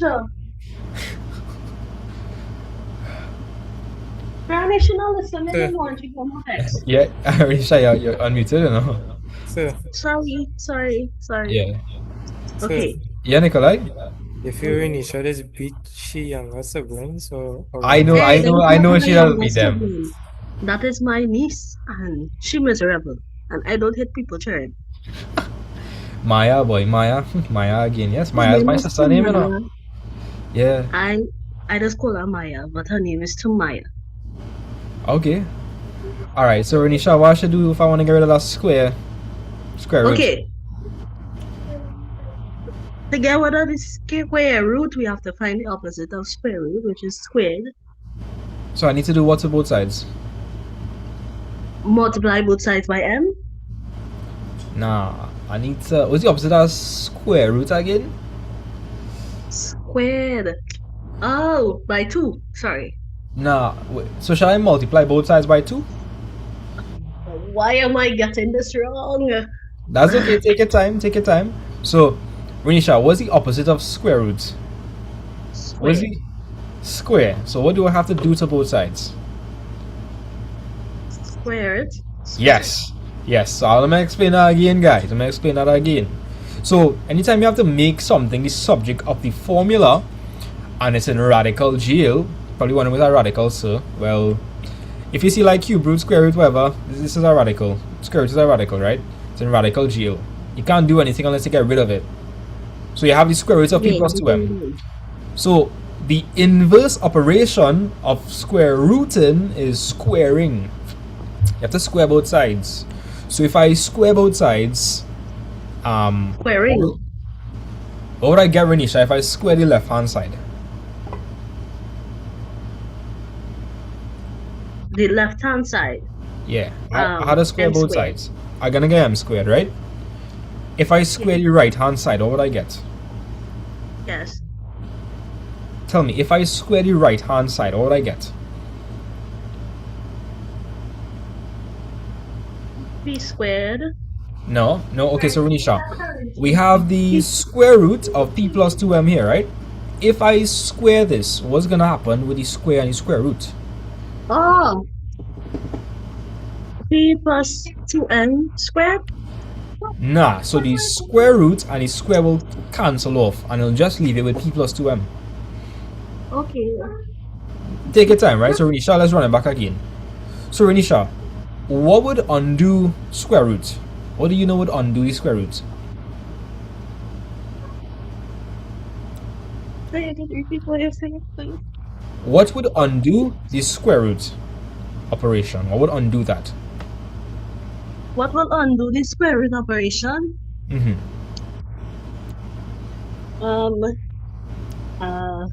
Alright, let me give you an example, right? To make sure you're fully honest on this.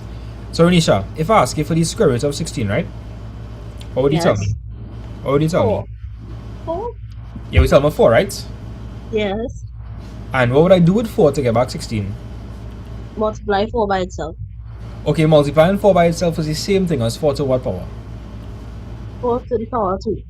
Exactly. So if I square root 16 and I want to get back 16, I need to square 4 to get back 16. Let me try that. Let me try another example now.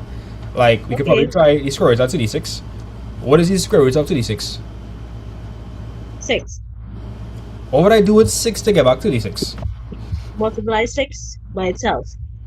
Which is the same thing as raising it to what power? 6 to the power 2. Exactly, so Renisha, what we can take away from this is that the opposite of squaring is what? Square root. Exactly, the opposite of squaring is square root, right? And guys, everybody have different, I feel like everybody have different strong suits and skills, and everybody's rate of learning is different. So we will not tolerate any slander in the group chat. I say in the group chat, in the comment section. Everybody has learned differently. Everybody's learned differently, right? And you see, the thing is, in school, a lot of people just have so many problems, but they be scared to say they're confused because of what their classmates or like the teacher go say. And that's some teachers that's actually bully Yes. children. Yeah. Right? That's me. That So, was like- me at one point. That's me. So like I here to just provide like a judgmental free environment where learning could take place. You understand? Take my time, we relax, we chilling, we vibing, you know, we just learning. Right, so Renisha, talk to me. What is the opposite? So Renisha, what's the opposite of square rooting?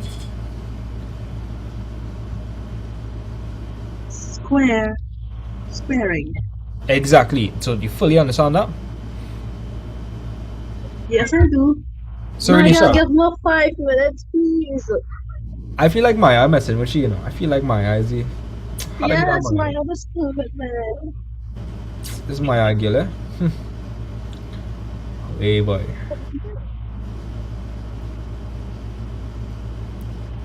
Maya getting on your nerves. Yes, she is. I can't even escape from she without she disturbing me. I'm answering a question from the teacher.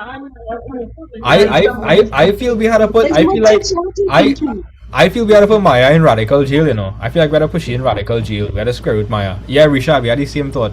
We had to push you in jail. Yeah, we had to like literally do this. Let's continue. I want to answer the question. All right. Wait now, Renise. Just now, Renise. Okay, so I was at m squared, right? So we have square root on the other side. So we have to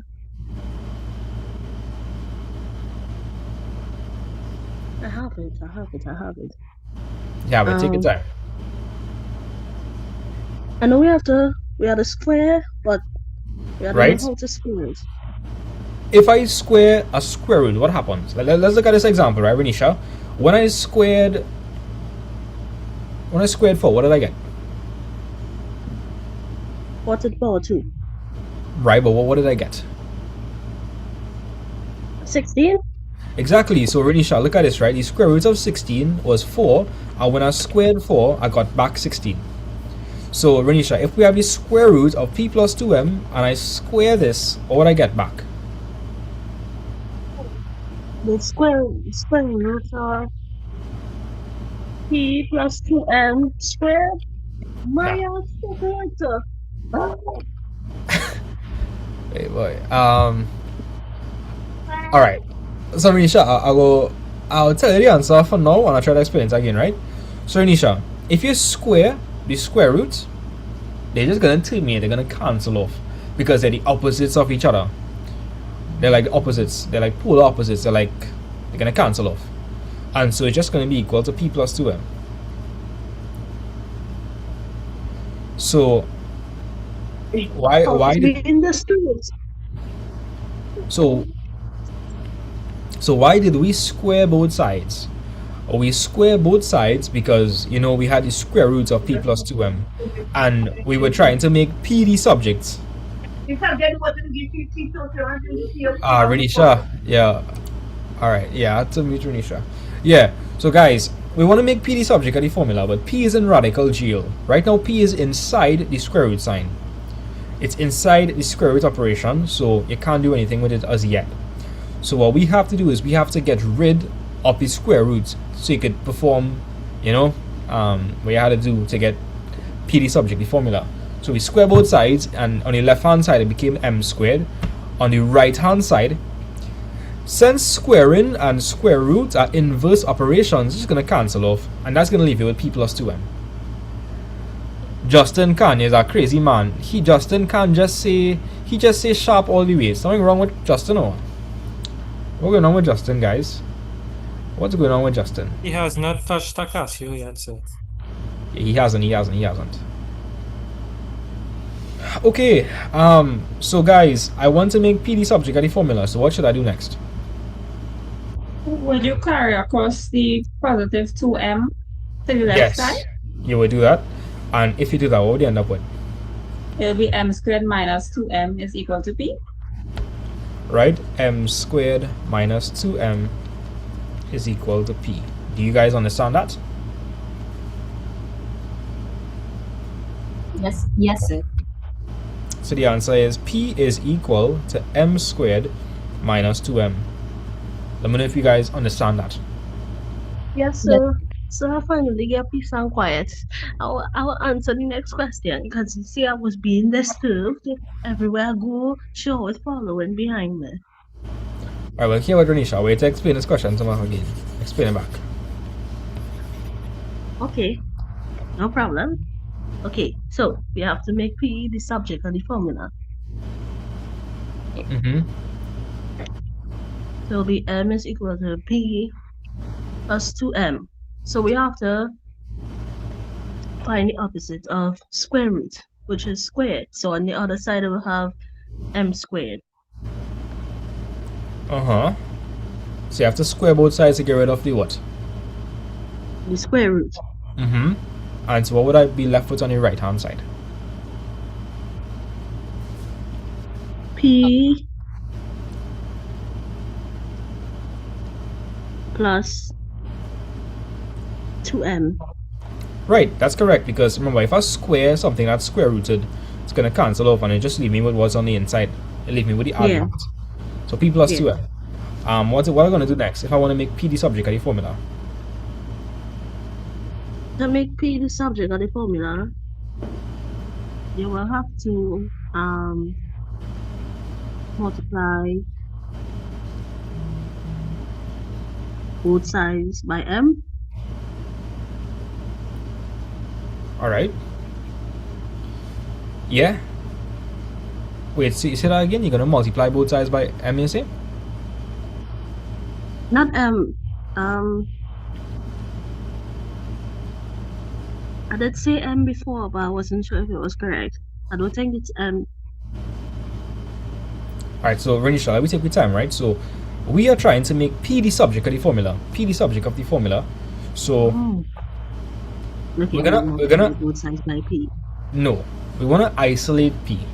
So on the right hand side you have P plus 2M. You wanna isolate P. Right now, what is being added to P?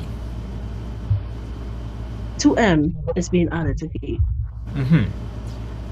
And if you're trying to find for P, you don't want that. You want to isolate P. P should be the only thing on that side. So what do you feel you should do?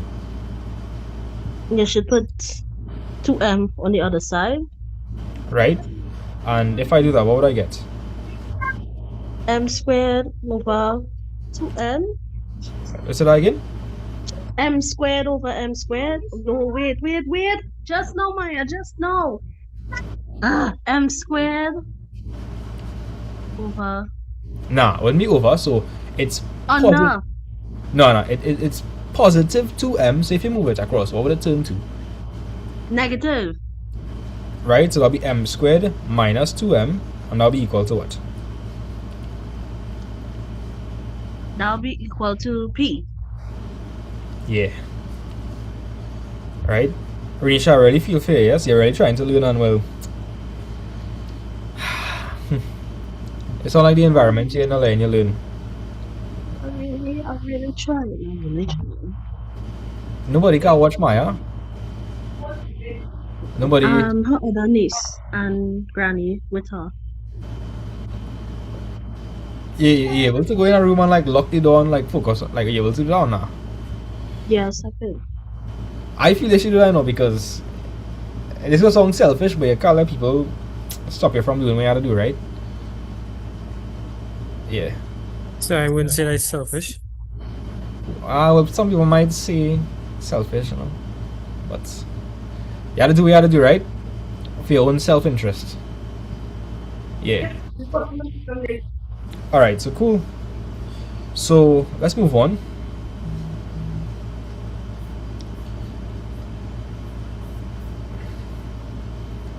Oh, so we actually started question 2. Okay, well, here what? Let me move on to another paper and do another question 1. That's why I'm going to do this thing. So give me a paper, guys. Which question y'all want to pick? I'm back. What year do y'all want to pick? Give me a year. 2019. No, I picked that. No, 2019 was the hardest year. Really? Yeah, it was the hardest year. Alright, so let's tackle this question. Right? So using a calculator or otherwise, evaluate each of the following. Now I'm going to give you all an ad for Casio. I'm going to give you an ad for Casio. Let me show you. Watch this, right? If you have a Casio, the exact way you see it is the exact way you could pay it in. So look at this, right? And if you this joke I'm making, I just tell you buy a Casio for a reason, you know. Look at that. Are you seeing how easy that is? Yes, sir. So don't worry. I'll get my Casio, you know. I'll get my Casio. Look at that. Look at that. Watch. Boom. Boom. Look at that. You can do that now. You can't put it in so easy on a sharp, man. Nah, sharp you had to do all kind of things. Trust me. I am a Yeah. fellow sharp user. And I'm Richard, ashamed of it. Richard say, what wrong with seeing 2R1? We don't want to see no 2R1 R4. What is that? No, we want to get What straight to is the that? point. Because in this exam here, you're being timed. And Yeah, if it yeah. takes so long to look for answer, you wouldn't have enough time to finish the paper. That's why he say get a Casio. Nah, Richard is a fellow teacher now. Richard is a fellow teacher. Big up Richard, but Richard, no. Bun that sharp, boy. Bun that sharp. Bun that sharp, boy. Get rid of that sharp. Yeah, bun that sharp. Wait, so Alright. what's that the over 3 again? Okay, so let's run through the procedure again, right?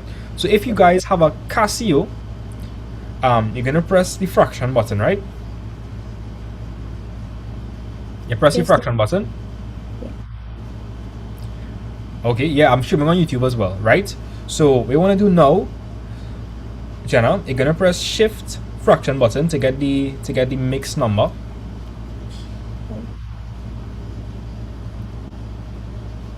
Oh, okay.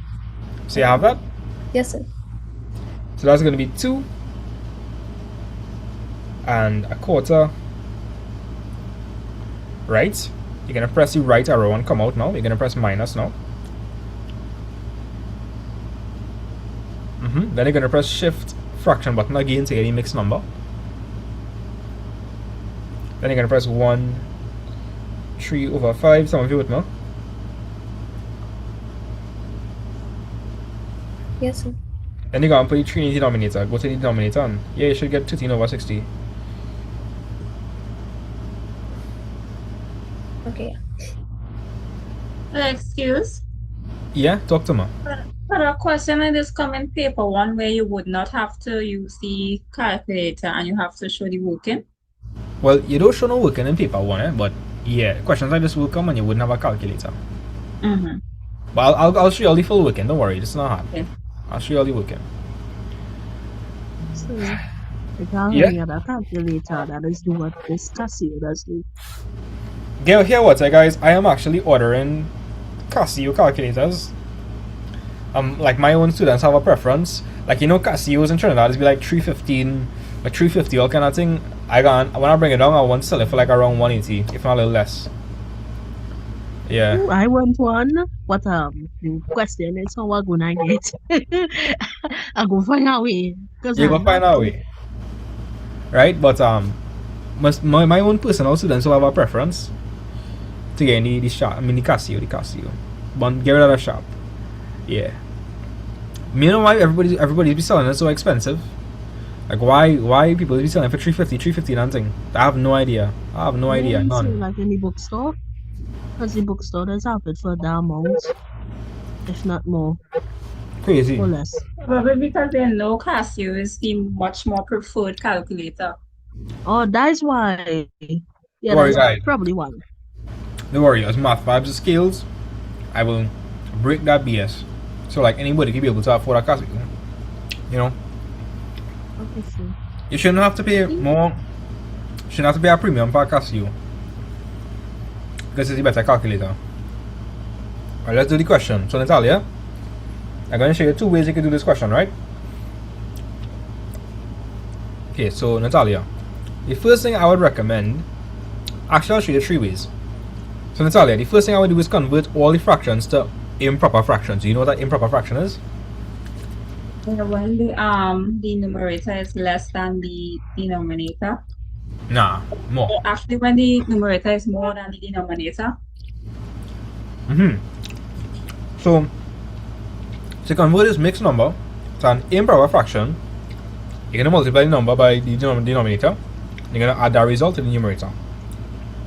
So, work that out for me, Natalia. What would you get? Okay, so we have 2 by 4, which is 8, and then you add the 1. Yeah. 9 over. Right, and then the other one. Do the other one for me. Right, so you have 1 by 5, and 5 plus 3 is 8. 8/5.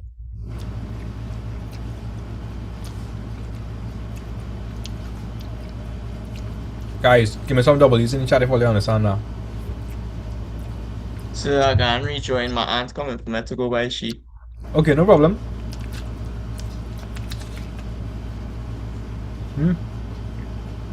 Cool. Now, could we add or subtract fractions that have different denominators? No, sir. No. So what do I have to do here? Find the LCM. Yep. Take it. So when you said to get lost. Give me a second. Why this thing so sweet for, boy? It's supposed to have a little bit of sugar, isn't it? But my god. Let me explain this back again, right? Guys, I'll show you all 3 different ways to work the same question, alright? 3. If you're an SEA student, you can benefit. So, when you're converting a mixed number to an improper fraction, you're gonna multiply the whole number by the denominator, and you're gonna add that result to the numerator. So 2 by 4 is 8, 8 plus 1 is 9. So on top that's gonna be 9 and 9/4. Over here it's gonna be 1 multiplied by 5 plus 3. 1 by 5 is 5, 5 plus 3 is 8. Good. So that will be 8/5. And our whole thing is gonna be over 3. Now, you cannot add or subtract fractions if they have different denominators. So, Natalia, would you like to see the standard LCM approach or like a slightly different approach? Which one you rather see? The approach? So that again? Is it both approaches? I mean, I'll show you all the approaches, it's fine. Which one you want to do first? The LCM. LCM, no problem. So here's what we're gonna do. We're gonna pull aside and work this separately, right? To make our lives a bit simpler. What's the LCM between 4 and 5? What could 4 and 5 go into? 20, sir. 20, sir. Right, so we say 4 into 20. What's 4 into 20? 5. Multiply by 9? It's 5 by 9. 45. Right? 5 into 20 is? 4, sir. 4 by 8 is? 40. Right, what is 45 minus 40? 5. 5, sir. Right, and 5/20 could be simplified because 5 could go into both. So what would you get? 4. You wouldn't get 4. Nah, you wouldn't get 4. You would get what? Natalia, tell me, what would you get?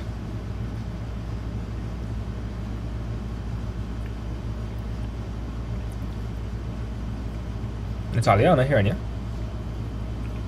Can I hear Natalia? Anybody can tell me in class? 1/4, sir. No, I'm not. Because 5 could go into 5 one time, and 5 could go into 20 4 times. So that's our quarter. Great. So I could replace this 9/4 minus 8/5 with what now? I could replace that whole thing with what now? A quarter. I could replace that whole thing with a quarter, right? Replace that whole thing with a quarter. And that's going to be over 3. Now, this is something that has confused a lot of students. A lot. So let me make it simple for you, right? So, Corencia, can you see that we have a quarter divided by 3 or no?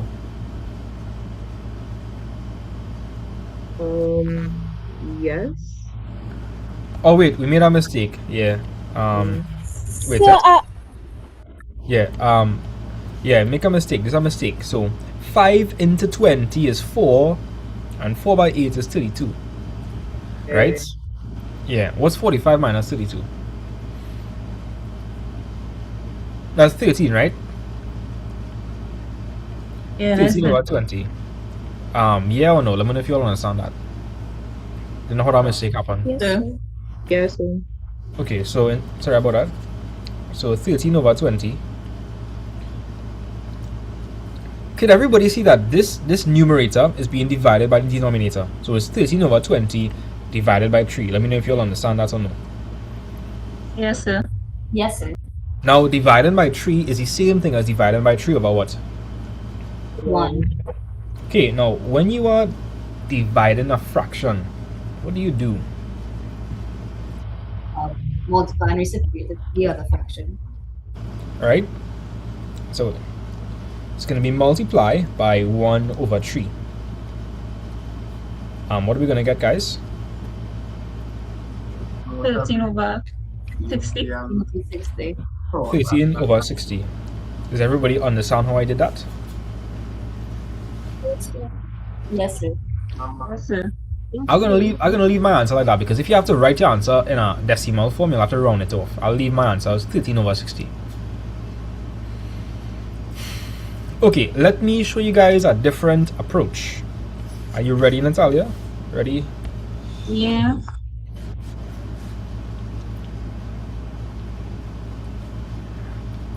Yeah, there's a hack you could use. Like, if you want, you could just multiply 4 by 5, put out 20 over here. Then you could say 5 by 9, 45, then 4 by 8, 32 on here. You could do that. Yeah, so that's a hack you use as well. But I wouldn't call that cross multiplying though. Cross multiplying is when you have an equation. You're just multiplying the diagonals here.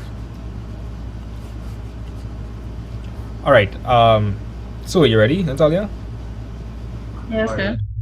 Alright, cool. So we had 9 over 4 minus 8 over 5, right? Do you understand that we can't subtract those two because you have different denominators? Yes, sir. Now, before I could explain that, I want to ask you a question.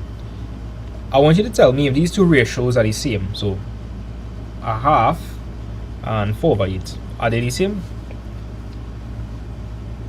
Yes, sir. Talk to my guys, people on TikTok. Is a half and 4 over 8 the same thing? Talk to me, guys. Is it the same thing? Yeah, both represent a half. Both represent a half. Now let's look at the concept behind that, Natalia. Isn't 4 over 8 just a scaled up version of a half? Like, think about it. Like, seeing that? Yes, sir. Think about it, right? Think mathematically and visually, because if you perform an operation with 4 over 8 and a half, it'll give you the same output. So, like, just me, Ray, let me ask you a question. If you had 8 slices of pizza originally and 4 remain, wouldn't you say like you have 4 out of the 8 remaining? Think about it. Right? So think about that, just me, Ray. Like, imagine you had a pizza. Imagine you had a whole pizza and you have 8 slices. You have 8 slices in the pizza. If somebody eat 4, how much of the pizza did they eat? Did they not eat a half of the pizza? Yes, sir. Yes, sir. Now we know that they ate 4 out of the 8, but like, just looking at it, you can see it's a half, right? So 4 over 8 and a half, they mean the exact same thing. It could be reduced to a half. So just me, Ray, I hope you understand that, right? So like think about it. Imagine you have a pizza, 8 slices. Somebody eat 4, right? Visually, when you look at that, and you can see they eat half of the pizza. So it's 4 over 8. 4 over 8 is a half. So like, but numerically what I'm saying is, and this will blow some of your minds, right? Like, if I multiply the top by 4 and I multiply the bottom by 4, I'm effectively multiplying by what? Like, mathematically, what am I multiplying by? 4 over 4 is what? What's 4 over 4? 1. I'm effectively multiplying by 1, and if you multiply something by 1, are you changing the value of what's being multiplied? No. No, so like, if you perform a calculation with a half versus a calculation with 4 over 8, would you get a different answer? Like, if I ask you where's half of 50, or 4 over 8 or 50, will I get different answers? Will I get the same result? Nah, the same result. I'll get the exact same result. So when you multiply the numerator and the denominator by the same thing, you're just scaling up the fraction, but it means the same thing. The logical equivalence is there. Like, it still means the exact same thing. Do you guys understand that? Yes, sir. Yes, sir. Let's apply that trick to this question, right? So like, what is the number that both 4 and 5 are going to? 20. 20. Cool. This is a real easy hack, right? So like this, no, this is like real simple. So like, what's so simple this is, right? I can multiply the bottom here by 5, and I can multiply here by 5 as well. Okay. That would make this 20. So what should I multiply this by? 4. 4, sir. 4. And I had to multiply the top by 4 as well. You know? Yeah. So I get 9 by 5, which is 45 over 20. For 20. And 22 over 20. Bam. And that will give you the 13 over 20. That's another way you could do it. Let me know if you guys understand that. Yes, sir. Yes, That's sir. more easy. I will take this one that you do here as a backup plan, because I'm accustomed with the first way how you do it. But this other way looks more simpler than that. So, Like, you have to understand, all of these methods are the same thing, you know. This is just the underlying logic that's being used. This is the logic that's being used behind it. So, like, Richard, this could sound bad, eh? But, like, I don't like to show my students hacks or, like, tricks too much. I like my students to use their brain and, like, stress themselves out, like, you know, like cognitive load. I want my students to be on a constant cognitive load. Because when students are on a cognitive load and not using hacks, I feel like they develop. Like something in them is awakened. Like maths is all about seeing patterns and like it's about seeing patterns and making observations and generalizing it. So I rather not just expose the hack immediately. I would like explain the concept first and then probably, you know, talk about the hack. Okay, so let me run through this hack again, right? LCM between 4 and 5 is what? 20. 20. So I can multiply 4 by 5. If I multiply 4 by 5, what I multiply the top by? 5. Okay. I want to And the make same 5 goes to the 20. other side. By 4. Yeah, and multiply that side by 4. Right? And that's when you get 45 over here over 20, and the other side you get 32 over 20. Now this can be generalized, right? So like, let's just say I have 7 over 9 minus 2 over 8. Like, let me just generalize this now. We're going to generalize this concept. So I'm not sure if you noticed, but look at this for yourself. We end up multiplying 4 by 5, and we multiply 5 by what? 4. Now you see, when you do that, you kind of forcing it to be a multiple, right? Think about it. If I multiply 4 by 5 and I multiply 5 by 4, the number that's produced, wouldn't 4 and 5 be factors of it? Because you use 4 and 5 to make it, right? So like, Yes, sir. what I'm trying to say is if we could generalize this hack. So like, instead of multiplying by 5 here, we think I'll multiply 9 by, if we generalize any hack. 8. Yeah, I can 8. multiply 9 by 8. And I should multiply this by 8. And it will multiply 8 by 9. Mm-hmm. And 2 by 9. And the reason why that works is because if I multiply 9 by 8 and 8 by 9, what are the two numbers we're using to get the final answer? Aren't we multiplying 9 and 8? Yes, sir. Yes, sir.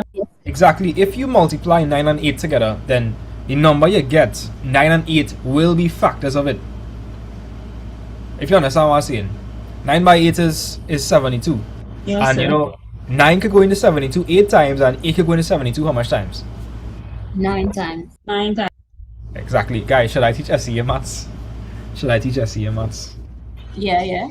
Yes, sir. You could if you want to. You're going to help Nah. out, you know. I don't know. I don't know about teach SEA maths. I just feel like it's so lackluster. I like to do more conceptual stuff. Okay. I understand that. Right? And if we were to work this out with 7 by 8, I think that's 56, is it not? Yeah, 56 over 72. And that other side would be 18 over 72. Right? And you'll get, I think that's 30. Let me verify that though. Yes, that's 38. Alright, cool. Nice. So we learn a hack, right? We learn a hack. Cool. That's great. It's great news. So yeah, you get it 13 over 20. Yeah, you get it 13 over 20. And now you get 18 over here. I mean, if you understand that. Yes, sir. That's one hack. So instead of doing, I mean, it's effectively the same thing, but I find like this looks more user-friendly. I don't know, I find this look more user-friendly. I mean, it's the same thing, same concept, but yeah. Something about this is just look more inviting. Like, it just makes sense, make more sense. Right, let me show you guys. Let me show you guys the other method now. So we have 2 1/4 minus 1 3/5. So if you guys wanted, you could have did the subtraction with the whole numbers first. So Natalia, what is 2 minus 1? 1, sir. 1, and then the only thing we'll have to take away now is what? Now we take away the fractions. What would I say? 1 minus 3. No, I think I'll take your time, you know. It is 1/4 minus 3/5. It will be So talk to me. We apply the same hack, right? Remember, you can't minus or add fractions if they have different denominators. So what yes. denominator? What was the LCM? Like, where's a common denominator I could get there? 20, sir. So I should multiply the top and bottom by 5, and then the other one by 4. you're gonna get 5 over 20 minus 12 over 20, and that's gonna be what? What's 5 minus 12? 7. 5 Minus minus 7. 7. So you're gonna get 1 minus 7 over 20. Right now, guys, this is really easy, you know. Natalia, 1 could be represented as what over 20? 1 is the same thing as what over 20? Come on, you've got this. Minus 7 over 20. Nah, you have this. So Natalia, what would I put on top here? That would give me back 1. 1 over 20. Nah, 1 over 20 would be different from 1. Okay, let me give you an example, right? If you cut a pizza into 20 slices, how much slices would the pizza need for it to be a whole pizza? 20 slices. 20 pizzas, so it'd be 20 over 20. 20 over 20 over, sorry. That is okay. 20 over 20 is 1, right? Yeah. Minus 7 over 20. Now, what is 20 minus 7? 13, sir. Bam. That's another way you could work it. Alright. Yes, I showed you guys the methods you can employ.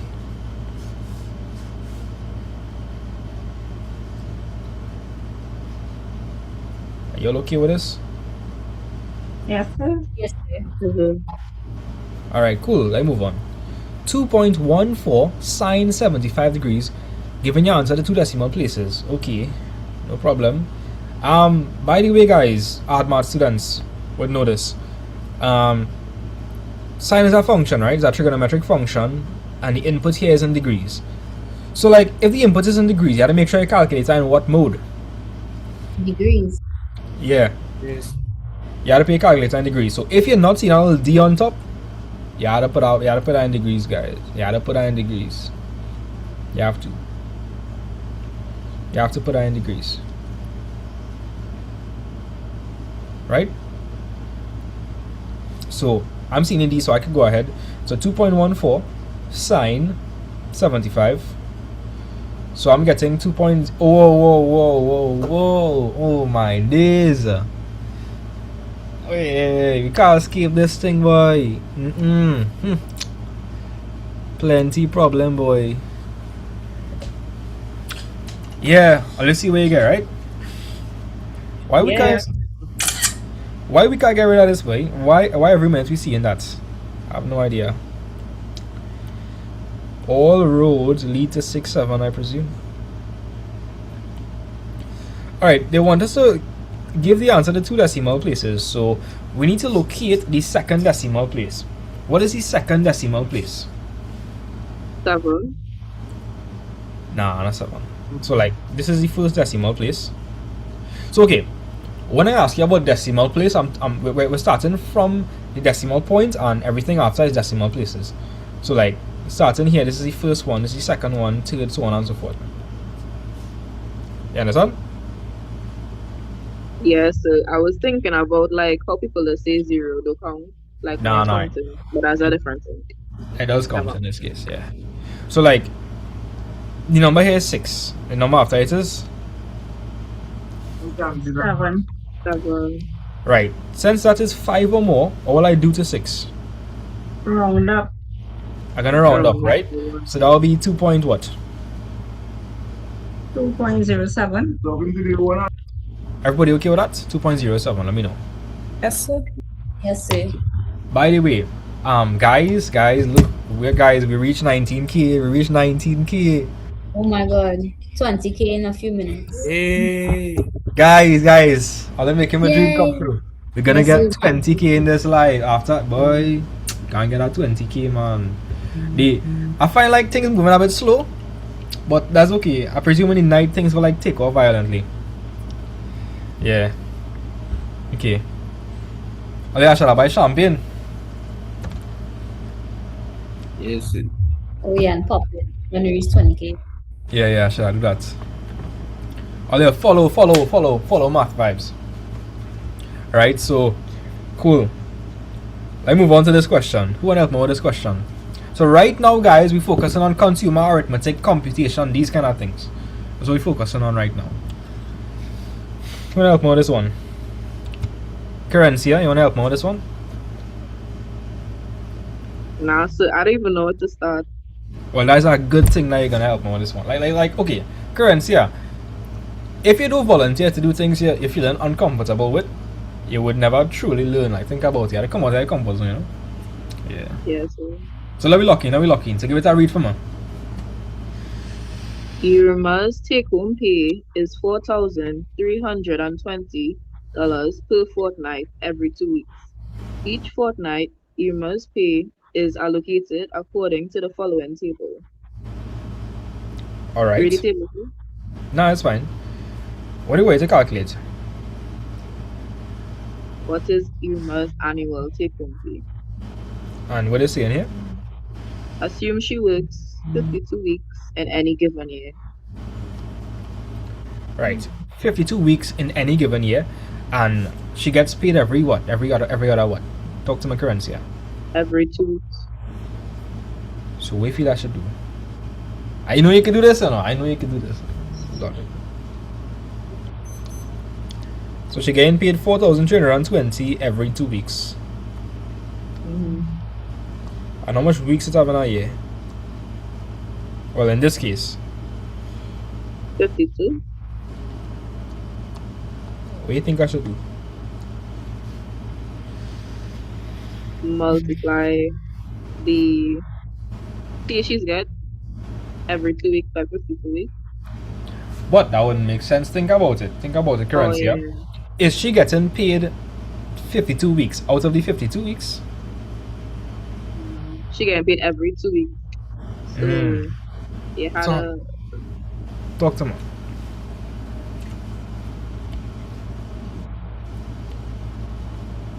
So let me think about it again, right, Currencia? So, so like, let me see if I give you a scenario, right? So like, week 1, week 2, week 3, week 4, week 5, week 6, week 7, 8. So let me just say in week 1 she gets paid, right? Yeah. When will she get paid again? Week 3. Right? Because 2 weeks had to pass. When will she get paid again? Week 5. And then? Week 7. So let's observe something. In 8 weeks, how much did she get paid? How much Only times? 4 times. Oh, maybe we can see a pattern here, you know? If in 8 weeks she get paid 4 times, how much times do you think she gonna get paid in 52 weeks? Half of 52. Yes, half of 52. Yes, you see, like, it makes sense, right? It makes sense. So, like, that'll be 52 over 2. And so, she'll get paid how much times? 26 times. Exactly. And how much she's get paid in one instance? 4,320. Right. Tell me, what's the final? What to do? You seen it like right in front of you. You could taste So the it's answer. 26 by the amount you get paid every 2 weeks. Bam. And then you'll get Absolute cinema. That is what we're talking about. So yeah, 26 by 4320. How you feeling, Currency? Like let me know. feeling bright. I'm feeling bright. You know, like with these questions, I don't like students to memorize any formulas or anything. I think if you sit down and you use your brain and like you lock in and you think about it logically, you can get the answer. Like trust. Like think about it. Let me think about it again, right, Currency? Yeah? Yeah. Does she get paid every single week? No, every 2 weeks. Exactly. So out of that 52 weeks, how much weeks she get? Like how much time she getting paid? Only half of 52. Exactly. So she getting paid 26 times, and when she does get paid, she gets paid 4,320. So altogether, 112,320. That's it. All right. So do ever say you don't know where to start? Start somewhere. That's it. Okay. I'm gonna explain back the question. Actually, no, Currencia is gonna explain back the question, right, Currencia? Yeah. Yes, So sir. Currencia, try to explain it back for the person with the spade. I don't know, it's a diamond or something. What's your name? Let me know. So this is from the 2020. This is what I'm saying. This is 2019 May June. CSEC Maths 2019. What we doing today? We doing the whole syllabus if we could. I go in. I teaching for 24 hours straight. 24 hours straight. You know. Yeah. Tank. So you ready? Tank. Yeah. All right. Go. Lock in. I'll listen to Miss Currencia. Listen to her. Yeah. Okay. So the question saying that Irma Kumpe every fortnight she does get $4,320, right? And they want to know how much she does get. What's her annual take-home pay? Assuming she works 52 weeks in any given year. However, she gets paid every 2 weeks. So we can't multiply her fortnight by 52 weeks because it wouldn't make sense. Because she doesn't get paid every week. So we have to divide 52 by 2 because she gets paid every 2 weeks. And then the answer you get, which is 26, you multiply that by her fortnights and you get your answer. Easy, right? That was much easier than you think. Okay. Let's see part 2. Read part 2 for me. Describe the amount of money that Irma allocates for rent each month. Alright, so for rent, okay. Let's see what's happening for rent. Oh, Keshav, come fast. Keshav, come. Ole, look who. Look me Brody. Look Keshav. Take your food. Thanks, bro. You going one time? Yeah. You don't like see a little bit on teach them some maths? Nah, you're good. No, I get practice, Keshav. Well, what's we doing now? I teach them consumer arithmetic kind of thing. Well, I'll take you for a problem, you know. Alright. So basically she getting paid every 2 weeks. We in the first part we found the annual amount she's gonna make. They gave us a table. Right? Okay. Rent is unknown, other living expenses is unknown. And they're asking you to find the amount for rent. Rent each month and I put in Keshav very out of his comfort zone right now. sit down on the chair and like, you know. This man bullying me right now. Yeah. I'm bullying him apparently. What do you have pen? pen? Is this it? This is our normal pen. Yeah, this is the pen. It looking too normal to be a pen, but Big up Keshav, double using the chat for Keshav. this man. Rent. So rent is X, and we have. So let me set up this. We have is monthly, right? Each month. So we have a fortnightly pay. So we need to multiply that by 2.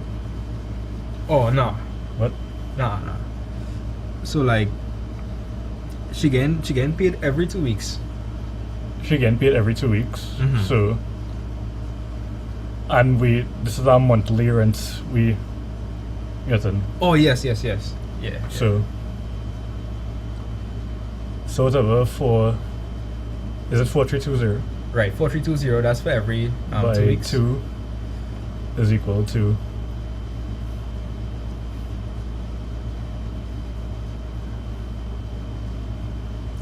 So it would be twice everything here. So to make a little simplification, I'll let the monthly rent be U. This is some arbitrary stuff. Will it confuse them? I probably might confuse them. I feel like it's just for the answer. Yeah. Alright, fine. I'll solve for the. Okay, what I'll do is I'll solve for the fortnightly rent and then I'll just multiply by 2. Okay. So that is 6.9 1750 plus 3x.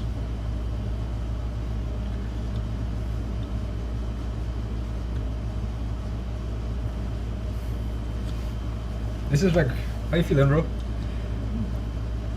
I need a calculator. Sure. Yeah, calculator. What's a calculator? I have this exact model. 4320. Well, let me put 3x on this side. It's in binary move for some reason. Why you have this in binary? I don't know why I have it in binary. You're real evil to yourself, man. Yeah. So, let's do maths again. For those of you guys that don't know, this guy, he's finishing his bachelor's in maths. Finishing, I've 2 years. Small thing. He real smart. You know, this guy real smart. I know smart, bro. Yeah, he's really smart. Don't let him confuse you. Don't let him. I confuse myself right now. 1941. What happened in that year, boy? And World War II was going on. I feel so. Guys, World War II was happening in 1941. What was happening in 1941? Monthly rent is equal to 213 by 3x is equal to 2x. That makes sense, right? Is equal to 2/3 of 1941. Did everything one time, no problem. Yeah. And then I'll just put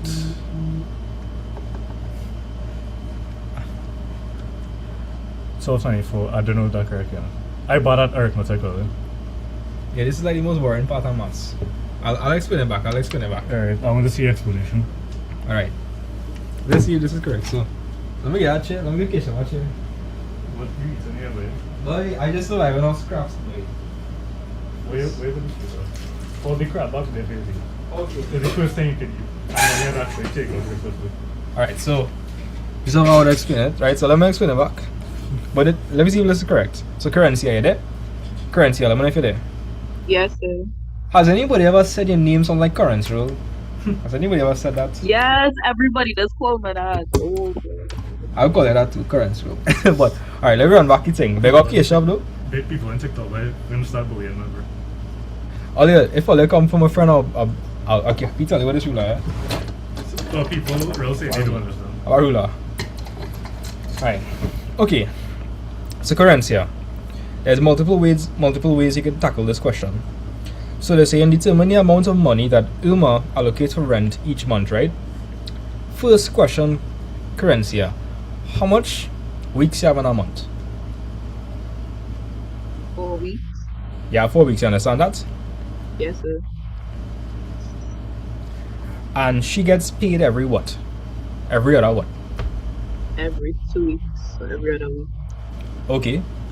And how much does she get paid every 2 weeks? $4,320. So here's what we're going to do. We're going to calculate how much she allocates on rent every fortnight. That's what we're going to do. So they're telling us that the rent could be represented by X.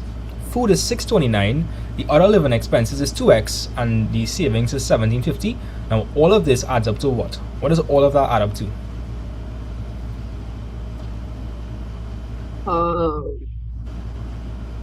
Fortnight, the money she's get every fortnight. Correct. So if I wanted, couldn't I form an equation here? Think about it. What do you mean, so? No problem. So like an equation says that basically you have one thing equals another thing, right? So Corencia, do we know the total amount of money she gets fortnightly? Yeah. How much money does she get fortnightly? $4,320. Now the whole concept with this is that if you add up all her expenditures, what are you supposed to get, Corencia? What are you supposed to get? The money she does get fortnight. Exactly. So you see how we will to relate those two concepts and make an equation? Yes. So it's like, if you add up all her expenses, it should be equal to the amount of money she receives fortnightly, right? Yes, sir. So let's add up everything. So that'll be X plus 629 plus 2X plus 1750, and that is supposed to be equal to what? What is that whole thing supposed to be equal to? 4,320. So guys, let me know if you all understand the equation I've set up. Let me know W's in the chat if you all understand. When I teach in a matrices, I know I'll call you. Oh, Kisha, I'm going to teach all the eigenvectors and eigen. Alright, cool. So like, does everybody understand the concept that her total expenditures, like if you add up all her expenditures, that's supposed to be equal to the amount of money she's making, right? Like think about it. She only making 4,320. So when you add up everything she's doing in a fortnight, it's supposed to give you that. No, this is not a quadratic. Yeah. Alright, so like, let me ask you all a question. Right? Are you all seeing any like terms over here? Corencia, are you seeing any like terms? Yeah, X. Right, so you're seeing 1X over here, and how much X is you seeing here? 2X. You don't like chill for a bit, or? If I almost like boss all one time? That time. That time, okay, bet. So Corencia, if I add X on 2X, what would I get? 3X. Exactly, 3X. And the other like terms are the numbers, so 629 and 1750. What is 629 plus 1750? 2,379. 2,379? Yeah. So you understand that perfectly, right? Yes, sir. And that's still equal to 4,320. So how am I going to find for X now?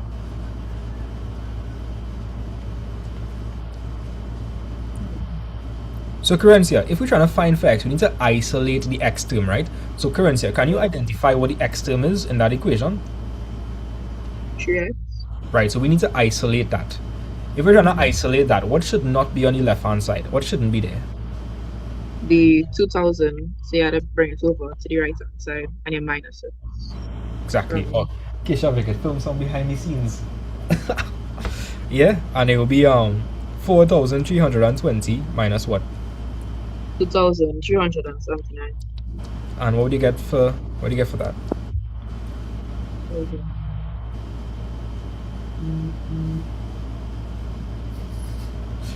Yeah. So what do you get for that? 1,941. 1,941? Yeah. And that is 3 times X, right? But we're trying to find for 1X. So what would I do? I want to find for 1X. You divide by 3. Kesha, if you want, you can rock back and sleep and take a rest and thing. What how much people watch on my sleep?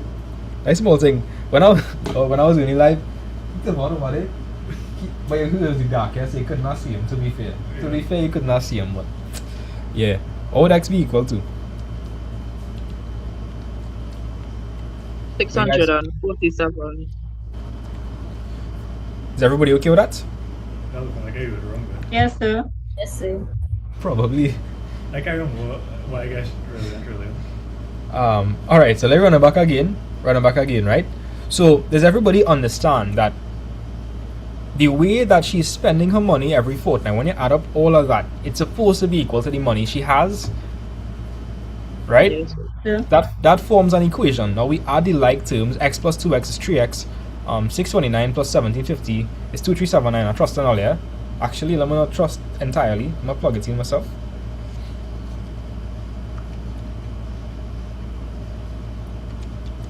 Keisha, currency arithmetic so buns, boy. Like this is so buns, like, you know what I mean? Like, so boring. I guess some continuous compound interest questions for them. Oh, you can fry their brain, boy. Alright, yeah. And we move that across, and we get 4,320 minus 2379. Yeah, we divide that by 3, get 647. So guys, does everybody understand that every fortnight she allocates 647 in rent? Yes. Could we figure out how other living expenses while we're at it? Tell me, Currencia. Yeah, we can What that would be? just minus 647 from the 4,000. Minus. Nah. Oh, Alright. If you do that, Currencia, think about if you do that. If you do that, Currencia, what you will get is what remains. Think about it. If you subtract 647 from 4,320, that will include the food, the other living expenses, and the savings. Okay. Max, that question, did we find for X? Yeah, What is X? 647. And they're telling us that the other living expenses could be represented as what? X. So talk to me. What do you feel I should do there? Multiply 647 by 2. And what would we get? 1,294. That's what you get. Yeah. I think it was. Were you? Wait, you get it correct. You get it correct. Yeah, nice. Yeah, you get it correct. It's just more it was too short, huh? Yeah. Does everybody follow what's happening so far? Well, they're technically answering a different question there. Yeah. I just like explaining it, like filling out some information one time. Yeah. But like, Currencia, do you understand everything that's happening? Yes, sir. Okay. Now, we've just figured out that every fortnight she allocates how much money in rent? How much money does she allocate in rent? 647. No, a fortnight is 2 weeks. So every 2 weeks she allocates 647. When they're done, somebody will to repeat it. No problem. Right? And so, Currencia, a month have 4 weeks. So all I gotta do is 647. 647 is every 2 weeks, right? And a month has So 4 just- weeks. So multiply it by 2. Exactly. So each month is equal to 1,294. Alright, double is in the chat for Keisha if you got it correct. Yeah. You gotta come out with us, huh? Very good. All this is part of the Math Vibes training, you know? This is like the training program. The training program. The unofficial training program. Yeah. If any of you guys want to be tutored under Math Vibes, all you have to subject yourself to this ludicrous. What's the word I'm looking for? I don't know what you know for ludicrous is, you know. Ludicridity? Any English people in the chat? Any English people in the chat? Like ludicrously? No, looking for like lucridity, like The known for it. yeah. Okay, and let me just explain this whole thing back, right? I'm actually gonna give Currencia that job. Ludicrousness. Yeah, ludicrousness. Right. So Currencia, read this question for me. And I want you're gonna explain it back to them. Yeah. Somebody said they're doing a bachelor's in English. I don't know what to feel about that.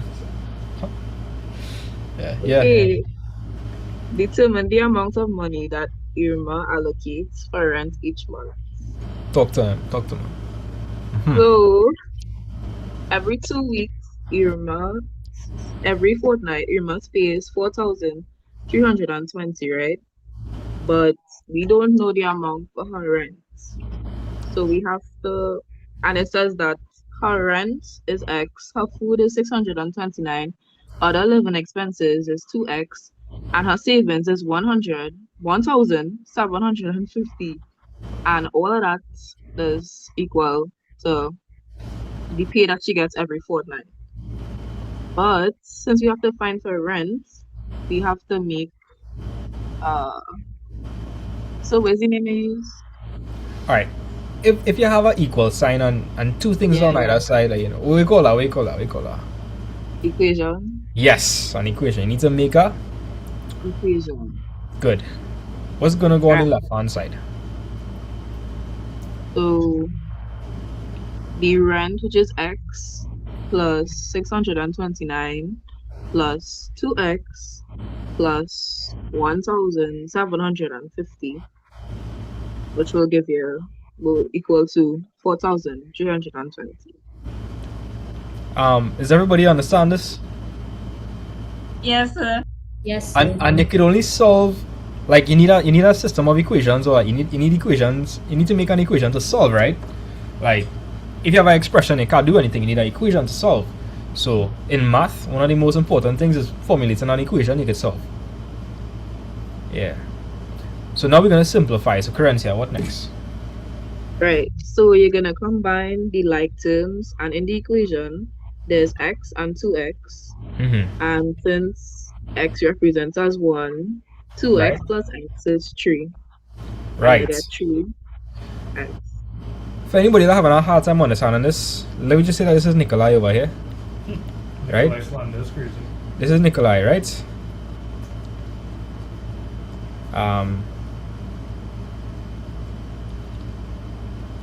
This is Shania. That is 1X. This is Aliyah.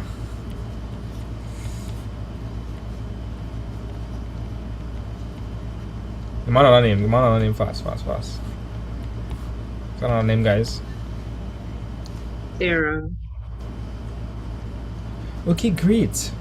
So let me just say Nikolai had 1X, then he get 2 more X's. How much X's he have?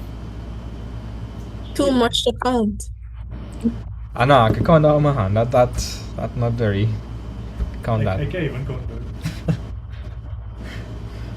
that. So yeah. If Nikolai had 1X, if he had 1X and he got 2 more X's, he has 3 X's now. Hope everybody understand that. Big up Nikolai one time. X man, he's. Sir, I wouldn't do that one. I find them children looking real small, sir. Wow. They're looking like little children, sir. You're trying to set me up, or sir? Oh no, you tall. He's like 6 feet 2 inches. I think it's 6'1" or 6 foot. But like they go look small, you know what I mean? But anyways, where's X plus 2X again? 3X, right? Right, and we have the numbers here. So 629 plus 1750 is what? 2379.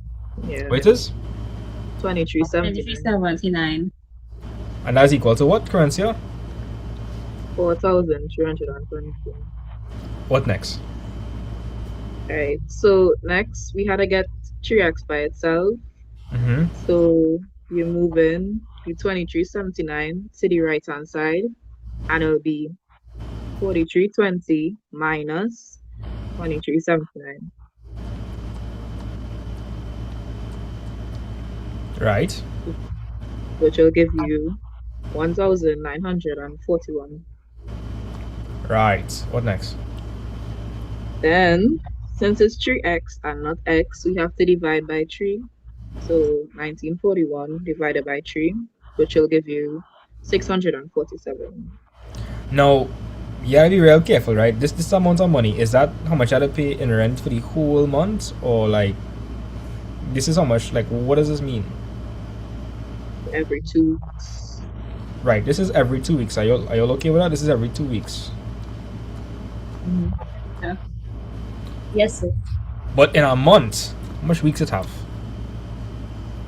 4 weeks. So we gotta do then. We gotta do. Multiply by 2.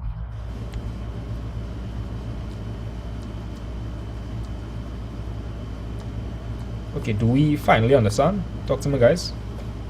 Yes, sir. Yes, sir. Okay. All right. Kisha, what's my number one student? Check him. Kisha, day boy. Hey, look, Devon, boy. Devon, you could have been here too, you know. Boy. Surprised I am not.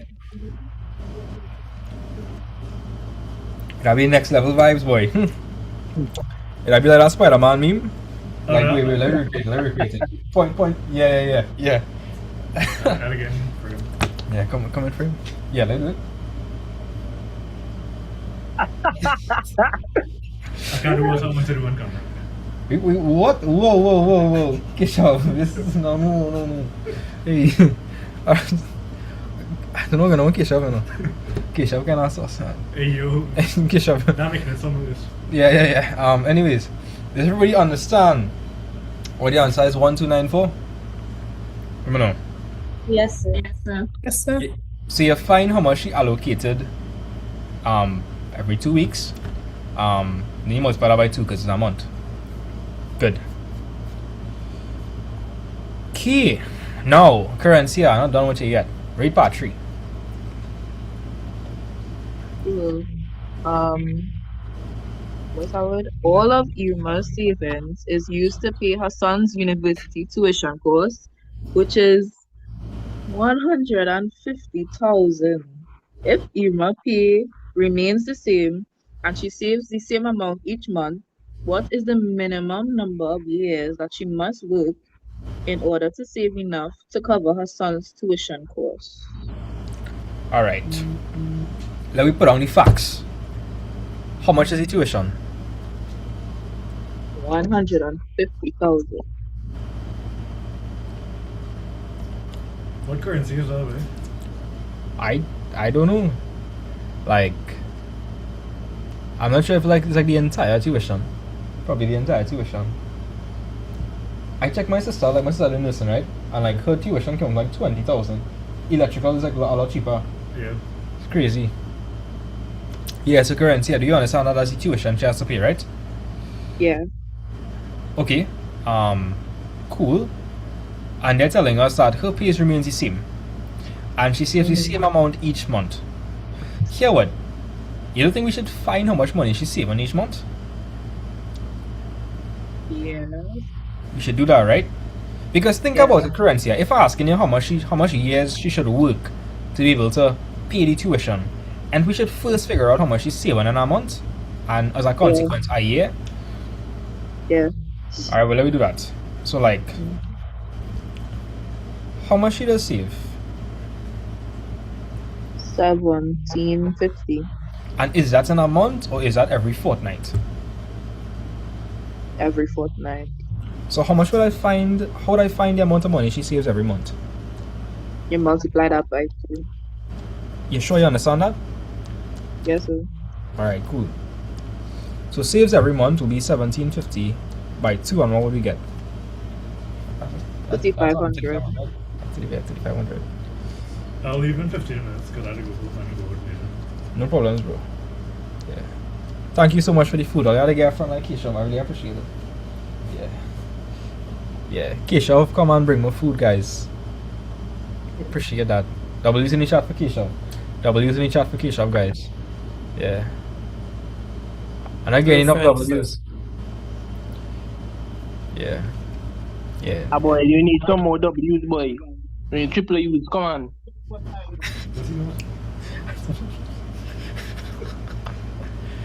If Keisha, I mean, if the one was here, he'd have probably been even sleeping. Not gonna lie. Here to be eating your food right now. Probably. Yeah, probably. Should have eaten any food right now. Oh, we'll have to bring an excess of food for two. Yeah, boy. You want that eat that food? So, like, this is every month, right? Now, Currencia, you there? Yes, sir. So the question asks us, how many years should she work? So if we know how much she saves every month, we feel I should do next.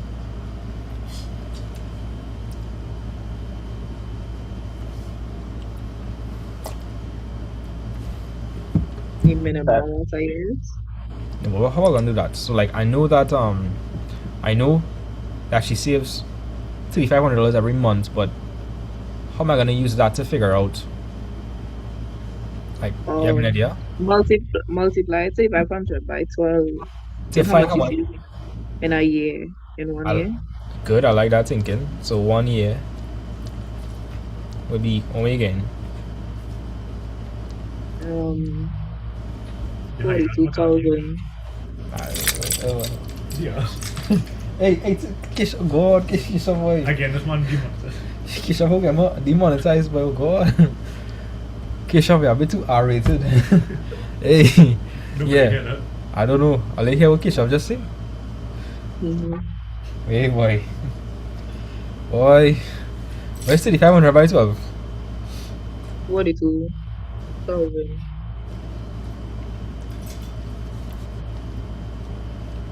Are you okay with that or no? Yes, sir. Okay. Yes, sir. So, since I know how much she making in a year, what do you feel I should do next, Currencia?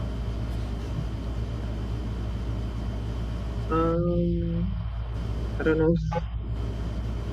Now you can figure this out. So, how much does she have to pay altogether? How much does she have to pay? 150,000.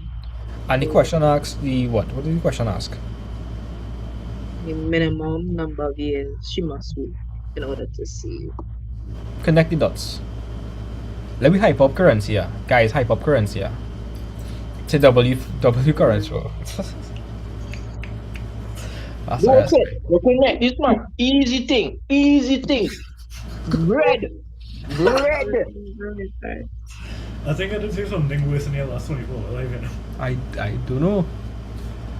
Yeah, so Currencia, how much money you have to pay off? 150. So you gotta divide.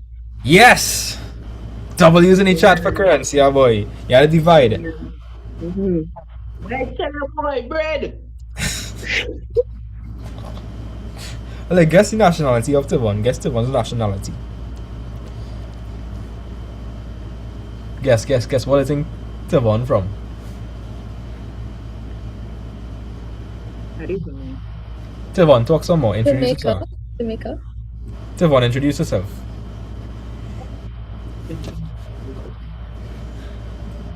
That's so common. It's crazy.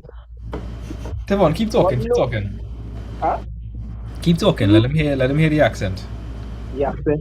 Yeah. I want to could guess this like. You forget your accent, you know. Tevon, how you go forget your own accent, boy? I forget my own accent. I've been in a country too long that way. Fair again. We said an Trini. I suppose so. We are telling them Trini. Somebody said Trini. Barbados. Somebody said Barbados. Somebody get it there, boy. Somebody get it there. Big up Josh man. Big up the man, and you know. Yeah. Oh, you're always forgetting Renisha. Boy. If Renisha, we ain't all counting you. But he's from. Somebody said Nigeria, dog. My brother. Stop it. Somebody said Tobago. No. He's from St. Vincent, guys. He's from St. Vincent. From St. Vincent. And the Grenadines. Yeah. So let me finish this question, right? So Currencia, we're gonna divide 150,000 by 42,000. But do you understand why we're doing that? Yeah, because that's the amount she does make in 1 year. Correct. So if we figure out how much time is this could go into this, it will tell us the number of years. Yeah. So I'm not gonna do all of that in my head. I plug that into the calculator. Keshav, like if you like the more abstract you go into maths, like if you do like a master's or a Dr. Phil or something, like say Dr. Phil, like a doctorate or something. If you like when you look at this, what you see? Like when you look at this, what you see? I mean, you could do it, but it's like it's like a P&D, you know? Yeah. Man, I was about to use the same word I know use. Nope, I was not. Yeah, so currency, how much years does that work out to be? 55. No, I'm asking that question. If the exact answer is 35.7, oh wait, I worked out wrong. No, It's you 40,000. you wrong. It's 3 point. I have 3.5 here. Yeah, something Yes, wrong. sir, it was missing a zero. Yeah, I was missing a zero, right? So like, currency, the exact value is 3.57142857, right? Mm-hmm. They said minimum number of years. So a question, do you think you should round that up or round that down?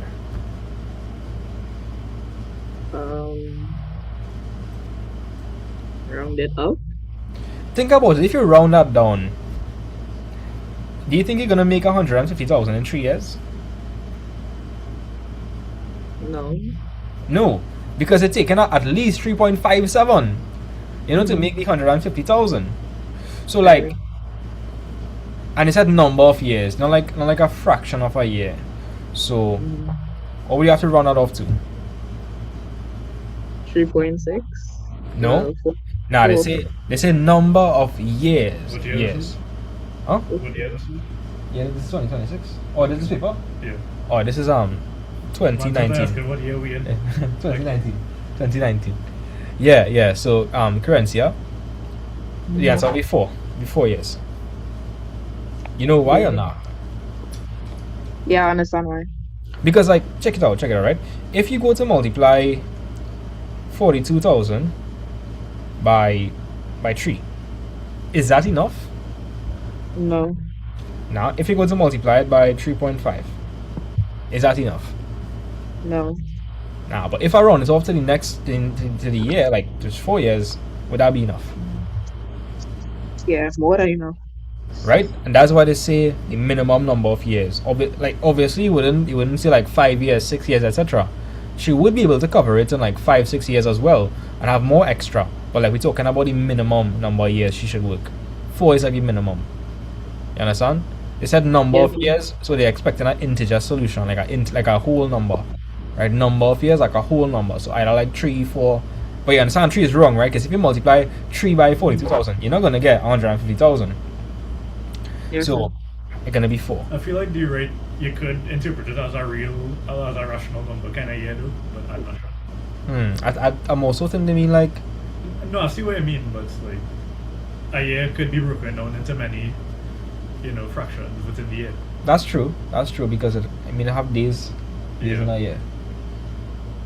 But you could probably still continue with the So number of years. Everybody okay with like roughly 4 years? Let me know if you guys okay with that. Yes. So can I say something? Talk to me. For those who, it's for the people on YouTube before you don't understand. All they want to know is to get 4 years from. Well, when he divide and he got 3.57, the 7 is more than 5, so you will add 1 to the 5. No, wait. No, wait. I said something wrong. I mean, it's 3.57. Once it's 5 or more after the point, you will add 1 to the previous number before that, which was 3. Wait, Aranisha? Nah. I see what you're saying, but without logic wouldn't be applied in this question. Every instance you would round up. Because, like, think about it, right, Renisha? Even if it was like 3.1, if you round down, that will be 3, right? 42,000 by 3, is that enough to cover the tuition?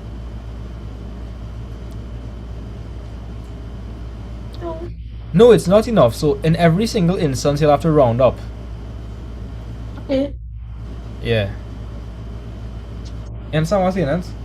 Yeah. Because if you stop saving after 3 years, you won't. Hello, sir. Guessing back there. I hope you're learning. Hello. Yeah, I learning, but. Yeah. So you always round up. That's the number of years. They said number of years. Right? Alright, cool. Let's move on. So I'm going to do one more question. Actually, let me do a nice question with you guys. This was a question from 2026. You're doing a Laplace in this live hour. Say that again? You're doing a Laplace in this live hour. You want to do a Laplace on this live, Stefan? Do it at the end when everybody get enough from us. I want my brain cells shrinking. Stefan, next semester you have to teach me Laplace, huh? Hey, if I could. I mean, easy man, I know it. He get 80 something in the test, you know? To one you go to, bro. I guess them answers. What? So you just guess answers. Don't even ask, boy. I just had that kind of power. Tevon is goated, you know? Tevon is he's goated. goated. He's goated. Anyway, so let's go ahead. Alright, so who wants to help more with this question? I could try, please. I beg. I need to make a comeback. Okay, sure. All right. Our recipe for making 20 bite-sized cookies uses 175 grams of flour, 125 grams of butter, and 75 grams of sugar. Right in its simplest form, the ratio of the flour. All right. So that'll be 175, 125, and 75.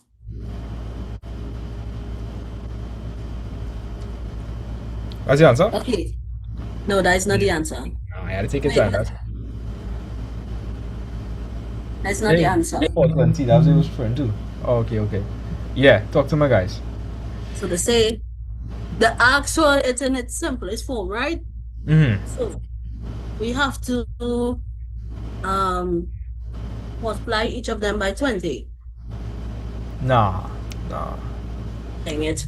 Multiply? Nah, you wouldn't you wanna simplify it. You wouldn't multiply. Divide. Right. You would look for the highest common factor and divide throughout by that. Right. So Renisha, what is the biggest number that could go into 175, 125, and 75? 75? Nah. 75 Okay. go into all of them. So I try it. I really try it. So maybe something you could do, right? Like all of these numbers ending in 5, right? Yes, it ended in a 5. So like, worst case scenario, you could divide by 5 and see what happens, and see if you can divide again. Right? So because any number that's ending in 5 is divisible by 5. Yeah, That's it's a fact. divisible by 5. Yeah, that's a point fact. So maybe you could divide throughout by 5. Okay, If so yeah. can I do this? Yeah. All right. I'm gonna try 5. 75 divided by 5, you'll get 5. Nah, check that again. No, wait. 35, I mean. Sorry. Stop laughing now, boy. I try it here. Keshav, make him laugh. Keshav, don't do any funny business at all. All right. I'm gonna rephrase my answer that I said before. Okay, so 75 divided by 5, you'll get 35. Right. 125 divided by 5, you'll get 25. Keshav, stop making me laugh. Renisha. And 75. Wait. I wait you say Oh, you're calculator. laughing at me. No, I say something in the chat. And I laughing because Funny. Keshav. Let me use the calculator for this one. That's what I'm doing. I'm using my calculator. So 75 divided by 5 is 15. You'll get 15. Right. 15, 25, and 35. Is everybody okay with this? But like, is this as simple as it gets?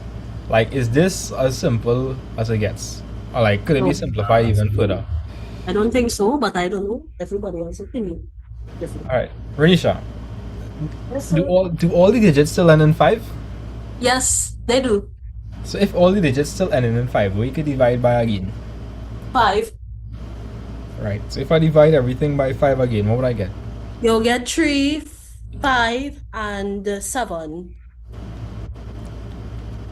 Yeah, that's She right. cooking, she cooking, she cooking, she cooking. Right. Or if you wanted, 5 times tables there, so that's always easy to remember. now if you wanted as well, you could have divided throughout by 25 if you saw that was the highest common factor as well. I'm gonna get your answer one time. Yeah, basically. Are you guys okay with both methods? Like repeatedly, like anytime you see a number and then 5 is divisible by 5, so you can just keep going.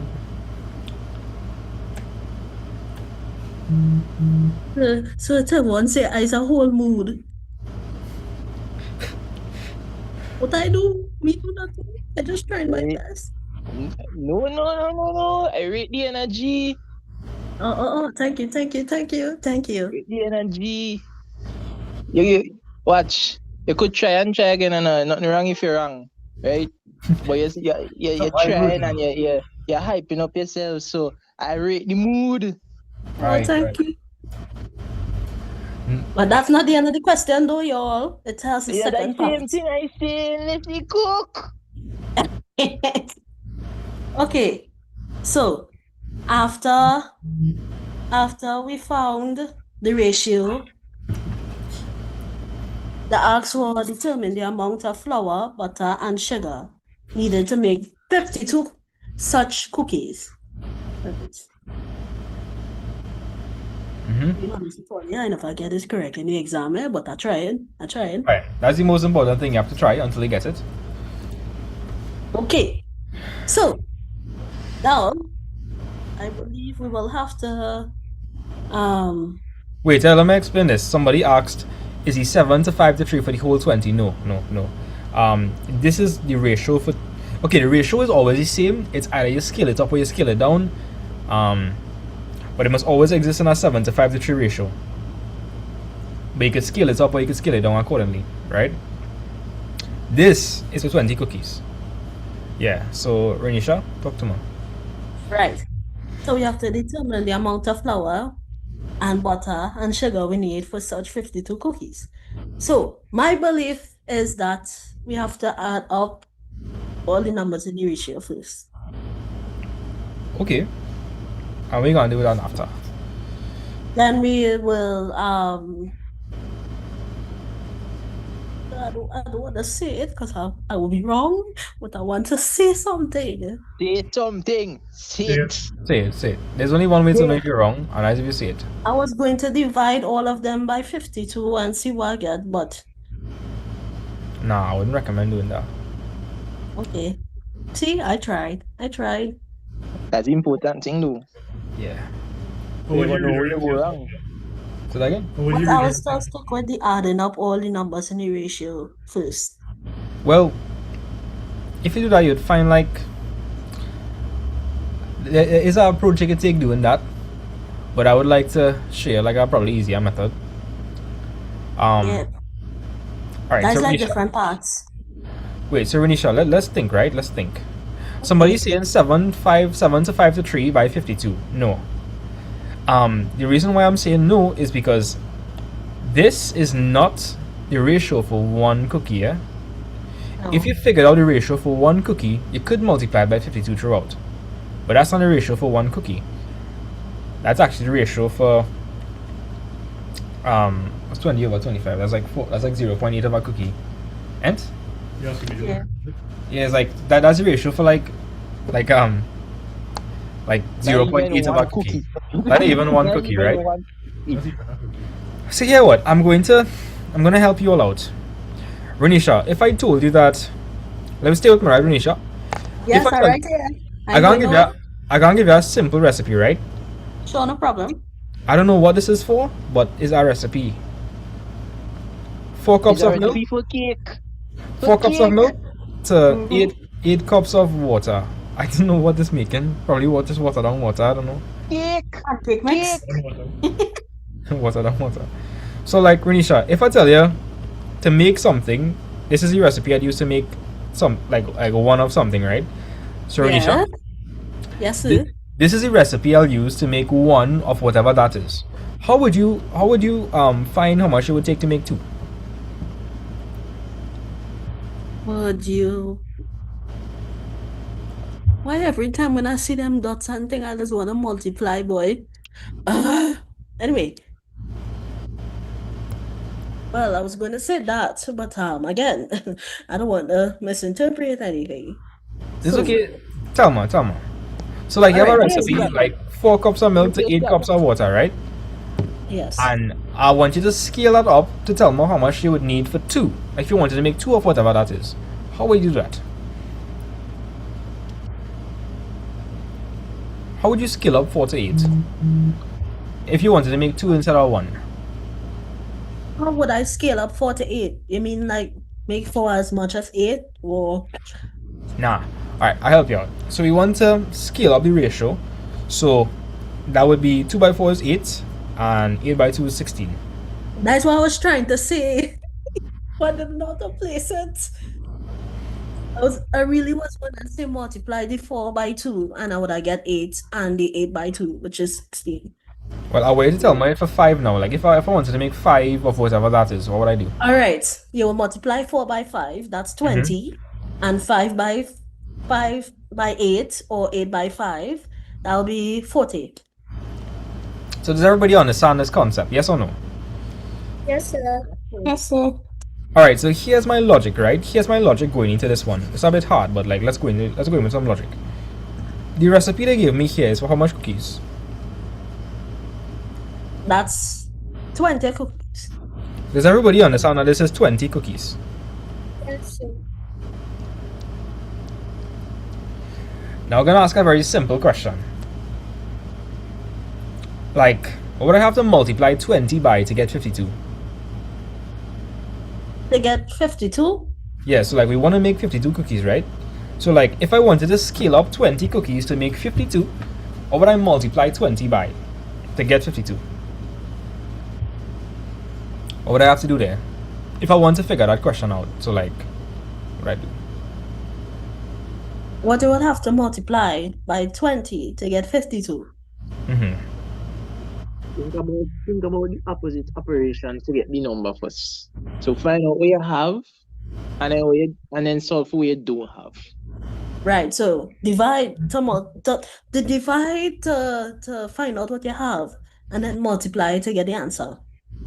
I suppose so. So like let me show you what I mean. So you could say 52 over 20. Yeah. What is 52 over 20, guys? 2.6. So let me ask you a question now, right? If I were to scale up this 20 cookies by 2.6 times, what would I get? How much cookies? What's 20 by 2.6, guys? What's 20 by 2.6?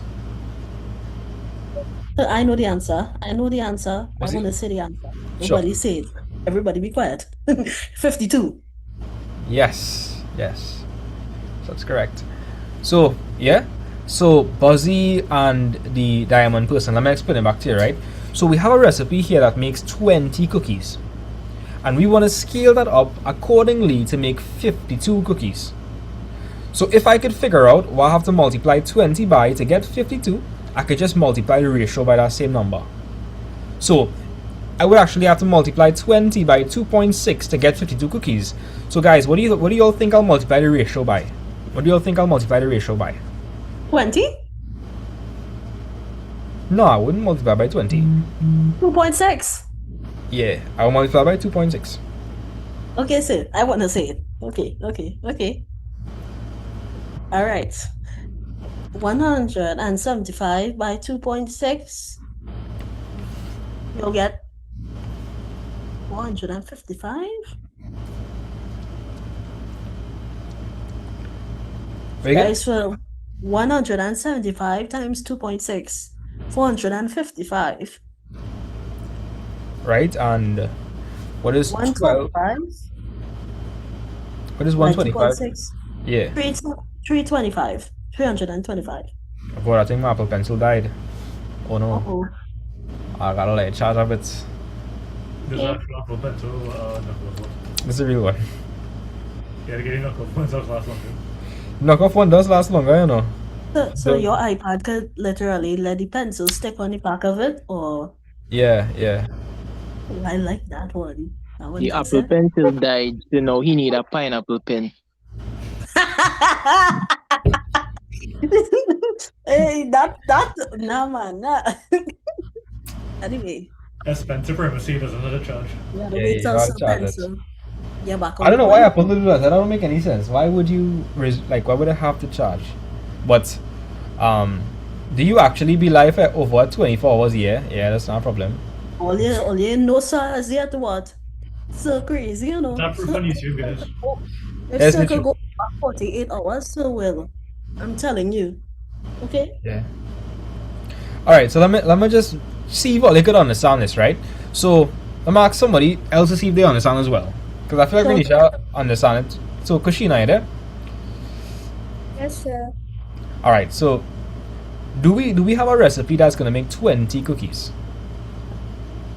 Yes, sir. So we want to scale that up to make how much cookies?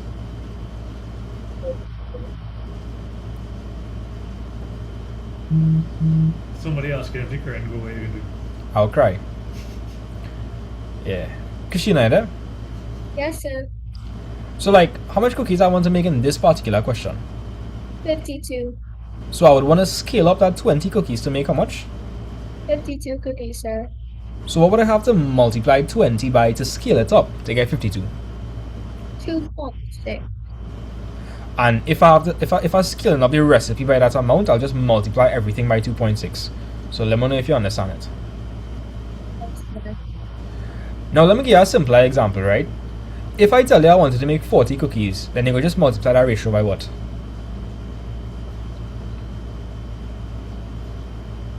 Like if I asked you, if I told you I want to make 40 cookies, right? Yeah. Okay, in the question they gave us the ratio for how much cookies? Or 20. 20 cookies. And if I tell you I want to make 40 cookies, that means I'm scaling up the recipe by how much? By how much times? 2. 2. So I'll multiply everything by 2. exactly. If I told you I wanted to make 60 cookies, I would scale up the recipe by how much times? 3. Exactly. Now, I understand this sounds a bit confusing because it's not a nice number, but it's the same concept. So, Kushina, I found what I had to multiply by 20 to get 52. What did I have to multiply by 20 to get 52? Can you repeat, please? No problem. So, what did I have to multiply by 20 to scale it up to get 52? 2.6. Exactly. So, and I multiply everything by 2.6. So it's like the exact same concept. Like, so, Kushina, if I tell you I wanted to make 60 cookies, until I multiply everything by 3. Yes, sir. So if I tell you I want to make 52 cookies, then you multiply everything by 2.6. Yes, sir. You understand the concept? Yes, sir. What about the rest of you guys? Tivon, Carencia, Renisha, Nikolai. Well, you guys sir, understand? you know, I understand that. Brother man, I illegal. I can't wait to Illegal. finish the question. I can't wait. You know, I find this was probably the hardest racial question I ever come. I never say a racial question, I was harder on this. Yes, that one. Yes, that one was particularly hard. Yes. Yeah. If Fiaz, you come again, I believe them on go easy top man. Fiaz, you understand? Fiaz already he distinction on math something. He just here for vibes. Zachary. Yeah, Fiaz. Yes, sir. You good? Yes. Okay, nice. I just let my Apple Pencil charger, by the way, guys. I just let it charge. So, Zachary, you understand it? Yes, sir. Well, explain it to me then, Zachary. Come, explain it to me. Well, you divide the 52 by the 20 because you're trying to figure out how much you had to scale it up by to see, like, how much you had to scale it up by to see how much you need to make the 52 cookies. So, yeah, so after getting how much you had to scale it up by and multiply it by everything, and that's the amount you need to make the 52 cookies. Yeah, that's correct. But and you could also like divide 20 by the ratio there and see how much you need to make for one cookie. Yes, yeah. When I did the solutions, when I had done the solutions on YouTube, that's how I do it, you know. I find for one and I scale it up. Yes, that's how I solved it. Yeah. I will learn a chat for Zachary. He understand. He cooking. Everybody cooking here. That sound like a Gil voice, Loki. From who? Tevon voice, Loki sound like a Gil. I don't think so. Tevon. Wow. Yeah. Wow. So talking about him and he right there. What? I don't know. I find this kind of. At least we just bad talking in front of you. Not behind your back. No, kind of feminine. Kind of feminine, probably because outside. What outside? What do you outside doesn't mean? What do I want to do with you so feminine? Zachary. The wind kind of supposed to know. What? You know the wind would be like, every time everybody just be blaming the wind. Yeah, boy. I think this is one of them times, boy. When the wind blowing, it turning the voice feminine. Alright, so let me try to explain this question. What percentage for Professor Wish? I don't know, by working. So here what? Let me try to explain this question. Let me try to explain this question in a manner you guys will understand, right? So, everybody, we know that 20 cookies uses this ratio, right? This specific one. And this specific scale up version. So 175 to 125 to 75, right? If I asked you all to make 60 cookies, what would you do to that recipe? Talk to me. Triple the recipe.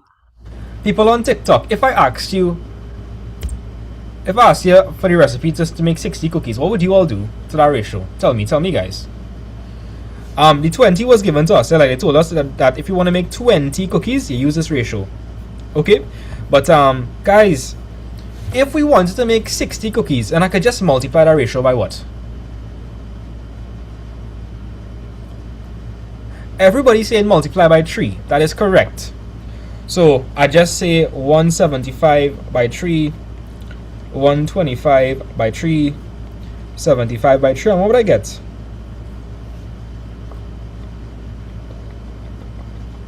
Guys, it's 175 by 3. 525. 5 what? 525. 525, alright. What's 125 by 3? 375. 375, yeah, I can do that one in my head.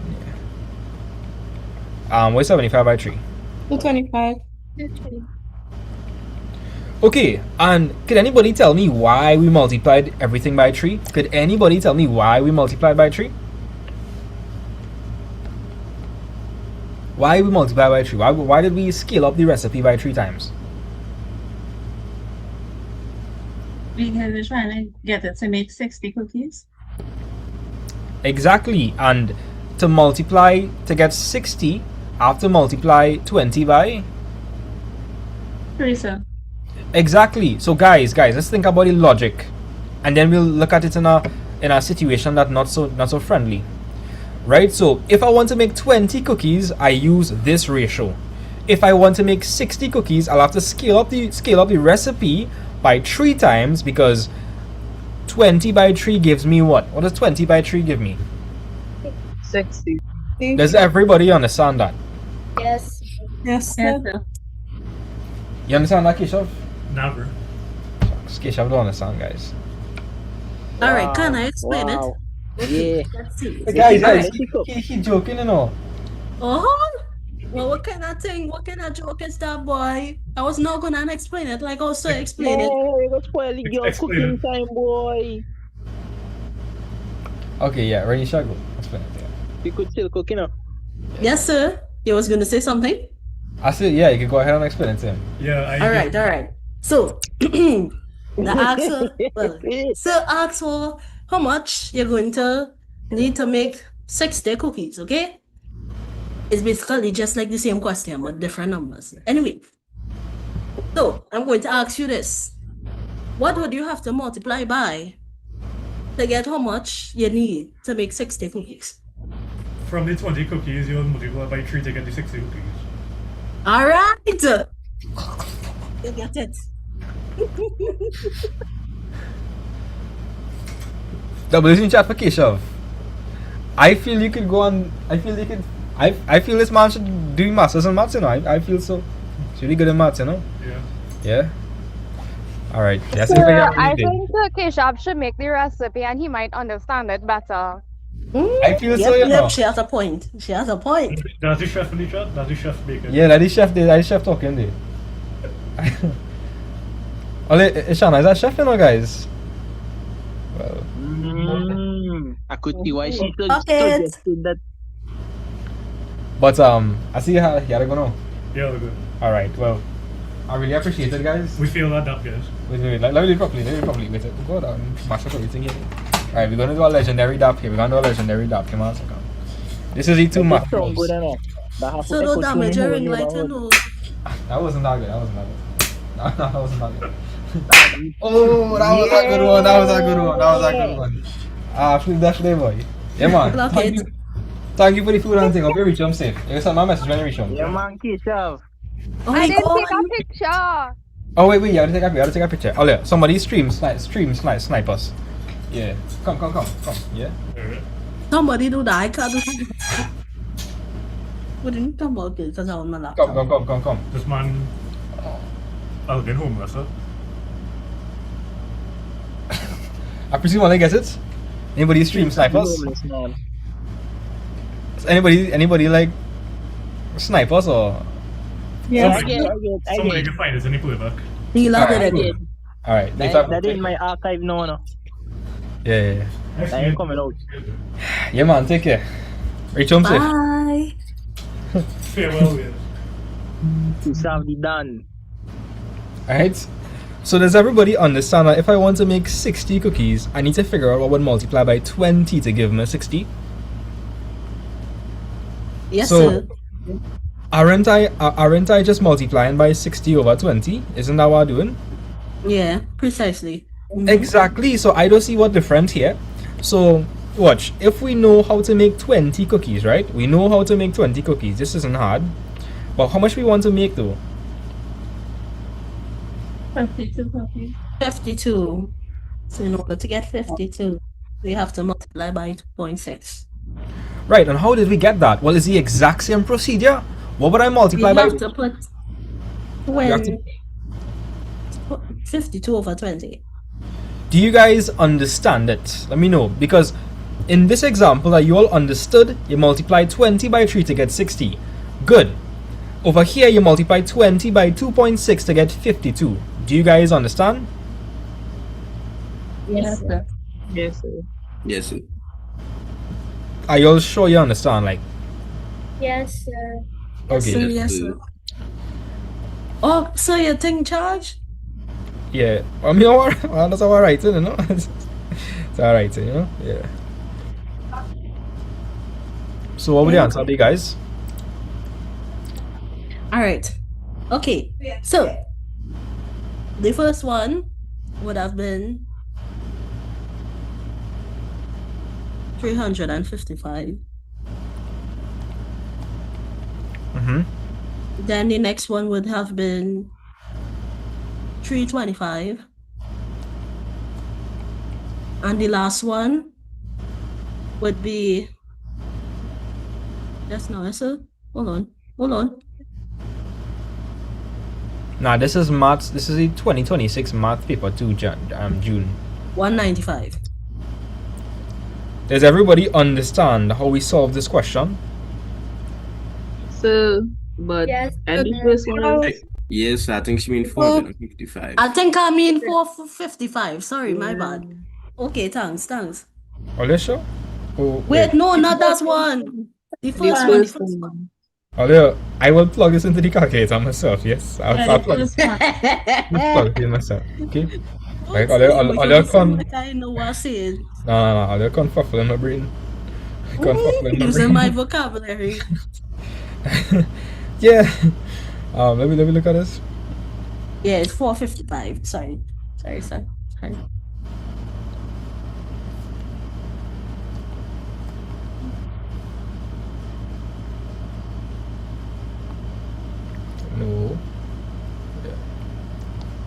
So I have a question for you all. If like you really understand this, you'll be able to answer the question I'm about to give.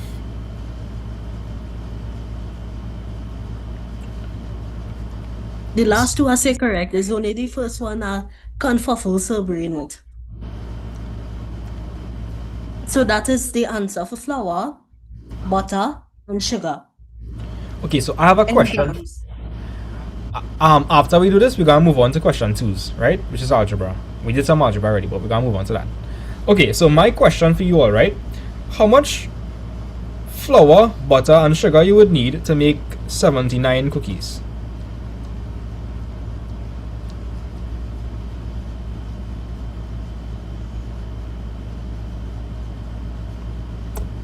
Actually, no, I have a question. Even better. I want to get that dread silence point. I want to So, know. I have a suggestion. Ask Tevon. Let me see if Tevon understand it. Alright, so guys, how much ingredients would I need to make 159 cookies? Well, cheese and bread. Oh, wait, no, I plug it in wrong. 156, I mean, my bad. Yeah. So guys, I'm going to give you all 3 minutes to figure out something. I'm trying to figure out how much flour, butter, and sugar I would need to make 156 cookies. Let me see if you all actually understand how to do this thing.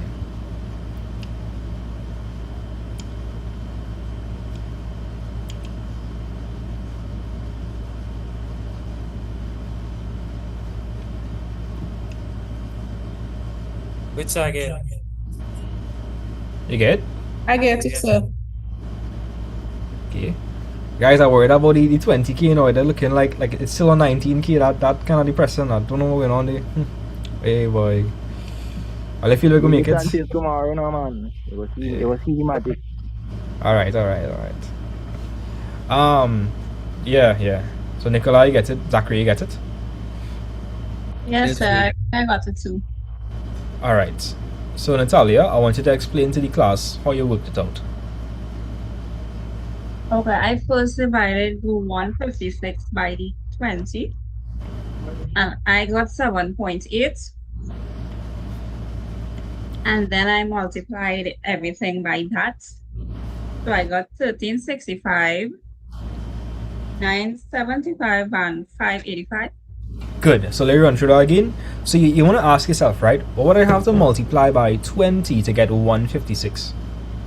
So to figure that out, that's going to be 156 all over 20. You understand? And that would be what? 7.8. 7.8? So we're going to multiply everything by 7.8, right? So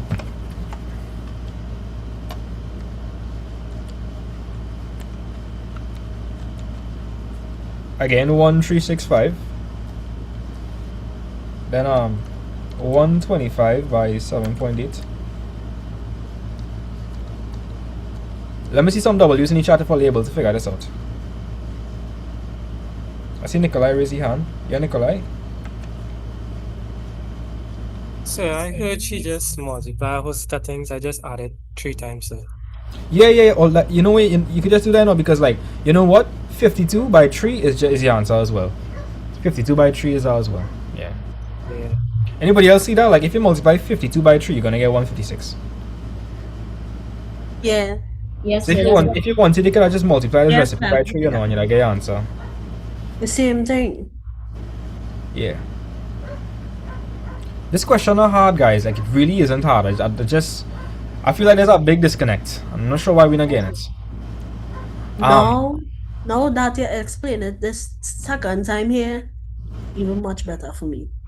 Alright, well, I'm gonna explain it one more time because a lot of people are still confused. I'm not sure. But I will try to explain it back again. So, in this question, they said that you would use 75 grams of flour, 125 grams of butter, and 75 grams of sugar to make 20 cookies. So, do you guys understand this part over here that this is for 20 cookies?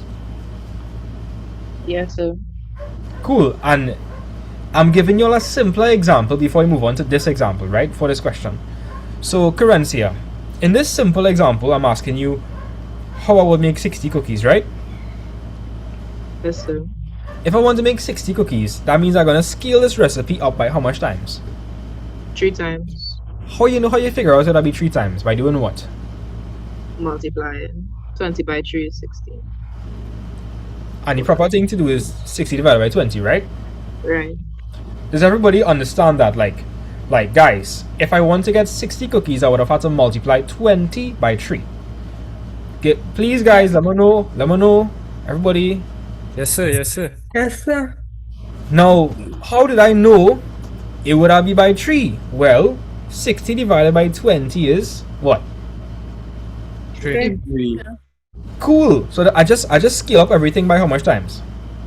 3. 3 times. That is all. That is all. So in this scenario, I want to make how much cookies? 52. So I need to scale up 20 to make how much cookies? 52. Right, so we need to figure out what we'd have to multiply by. So I'll say 52 divided by 20, and I get 2.6. So does everybody understand that when I scale up 20 by 2.6, I get 52? Yes, sir. Yes, sir. Right. So all we had to do was just scale up this recipe by a factor of 2.6 times. And you get this. Do any of you all understand it a bit better on TikTok? Yes, sir.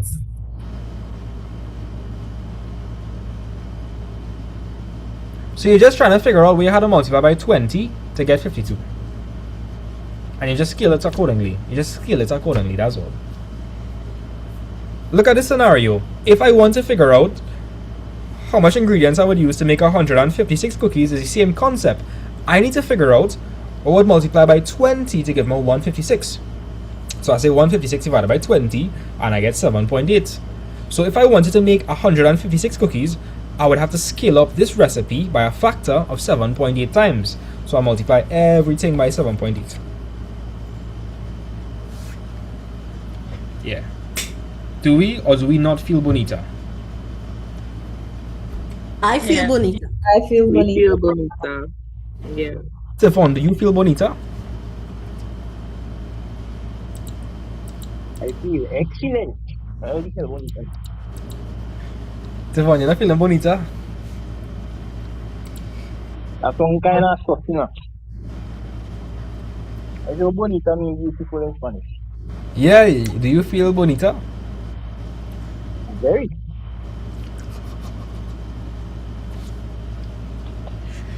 Yeah, Tavon, don't worry. Yeah, Tavon. Yeah. Neela, do you think Tavon is bonita? Right now, so I'm trying to convince Nikolai to say it. I think Nikolai is bonita. I think so. Yeah. So could you elaborate what that is? Bonita Beautiful means in Spanish. bonita means beautiful and yeah. In Espanol. So then, wait. You telling men to say that? That's something flowers, you know, sir. Hey, let me stick to the maths. I don't want to get no like people like, you know, I don't want to get into I don't want to speak about anything controversial. This is maths. Maths is anything but controversy. Maths is facts. It's numerical. Maths is very, very straightforward. You know, maths is free of controversies. Is like very objective. Okay, cool. Before we move on, I want Zachary to explain how he did his one, because he did it differently, and I think it's important for us to see different solutions. Zachary, you there? Yes, I did. Alright, so Zachary, to make 20 cookies, it was 175 to 125 to 75, right? Yes, sir. What did you do? Well, so since 20 cookies, you need that.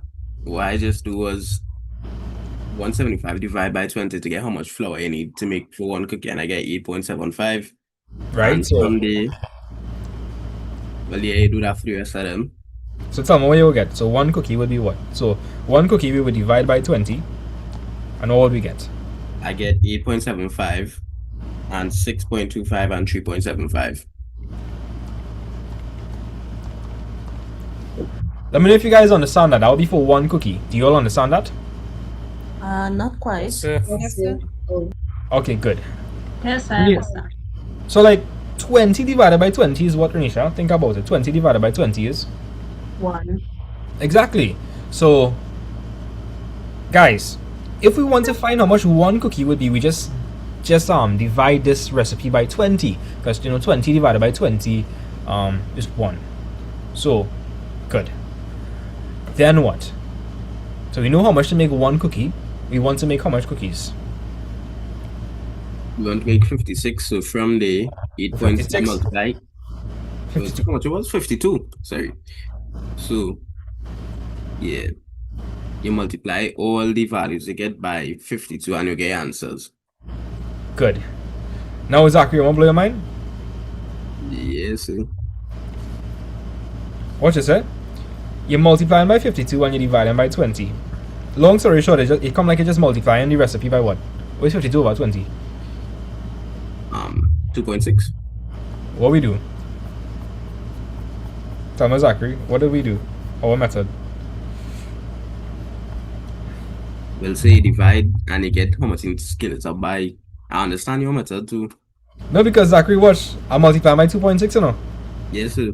Yeah, it's the same thing, Just like, yours are a bit like deconstructed, which is nice. Like, it allows you to follow the logic.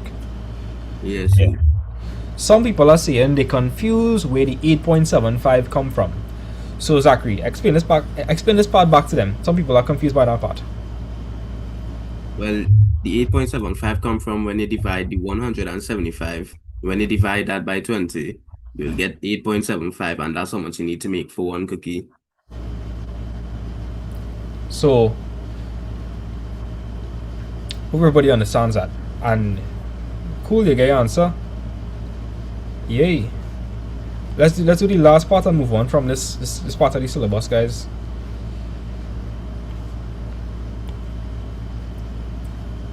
Okay, cool, let's move on. So Zachary's gonna help me with this other part. So Zachary, get us a read for me.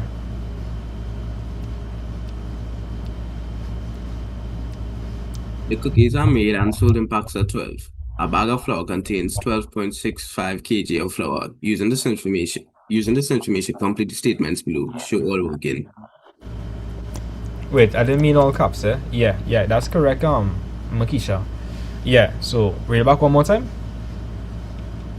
The cookies are made and sold in packs of 12. A bag of flour contains 12.65 kilograms of flour. Using this information, complete the statements below. Show all working. Right. So they're saying the cookies are made and sold in packs of what? 12. So in one pack, how much cookies you have? 12 cookies, sir. Does everybody understand that in one pack, how much cookies you have? 12 cookies.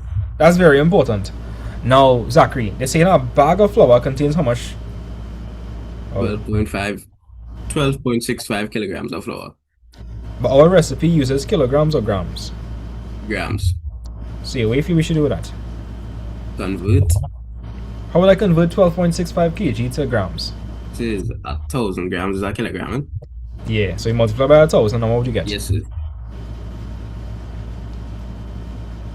So you get 12,650. Right, you get 12,650 grams. Does everybody understand that? Sir. Yes, sir. Yes, sir. Okay, cool. They're saying using this information, complete the statements below. Show all working.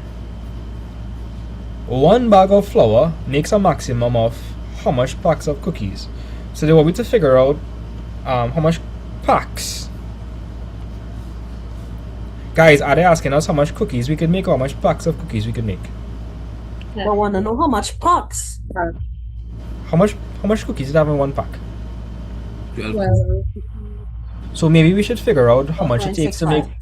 So maybe, wait, what? Nah. Wait.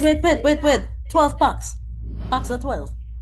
Nah, 12 cookies in one pack. Oh, 12 cookies. Okay. Right, so Zachary, if we want to figure out how much packs we could make, and we know its total amount of flour, what do you feel we should do? So what I would do is see how I calculate how much flour I needed for one cookie. I would multiply the 8.75 by 12 and see how much flour, and then divide by 12 divided by the 12,650. Zachary or he's just in aura mode right now. He's just aura farming. Yeah. Zachary in flow state. That's correct. So does everybody understand this? So like, what I would do is I would figure out how much it would take to make one cookie and then multiply by 12 to see how much it take to make one pack. So just a reminder, guys. Just a reminder, to make 20 cookies, how much flour did we use? Remind me. To make 20 cookies, how much flour did we use? Virginia, to make 20 cookies, how much flour did we use? Make 20 cookies? I don't have it written down. It was 175. Okay. Verify that? Yeah, it was 175. So if it takes 175 grams of flour to make 20 cookies, how could I find for one cookie? Divide by 20. And what would I get, guys? 8.75. But guys, in one pack of cookies, how much cookies I have? 12 cookies. Right, so you'll multiply by 12 and you'll get how much grams of flour to make one pack? 105 grams.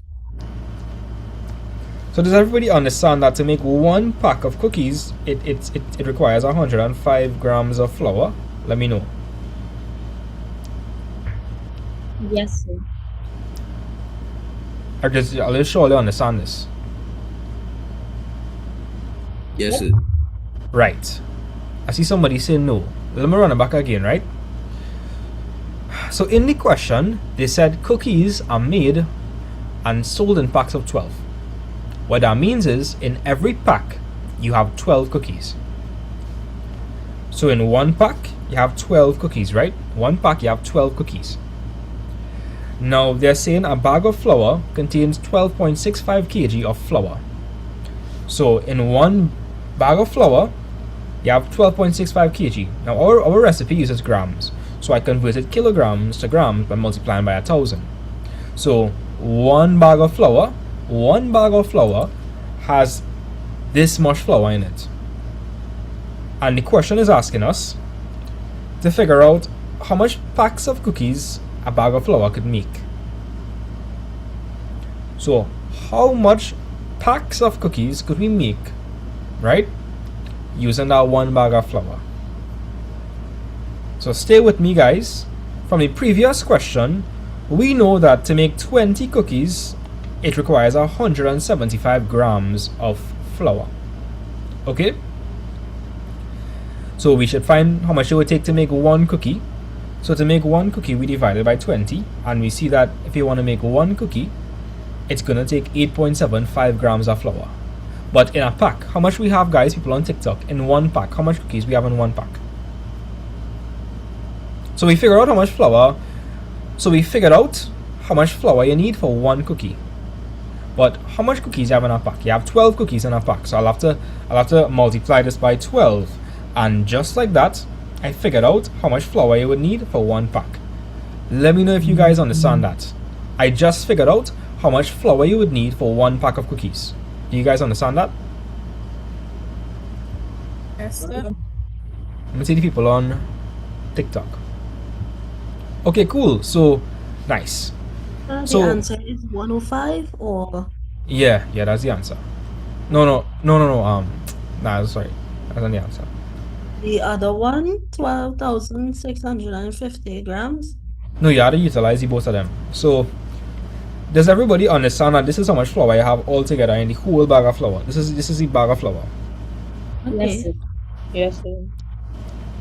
This is the bag of flour, and this is one pack. What would I do if I wanted to find the number of packs? So divide. I would divide, and so I would say 12,650 divided by what? 105. 105. Right, and what would I get, guys? 120. 120.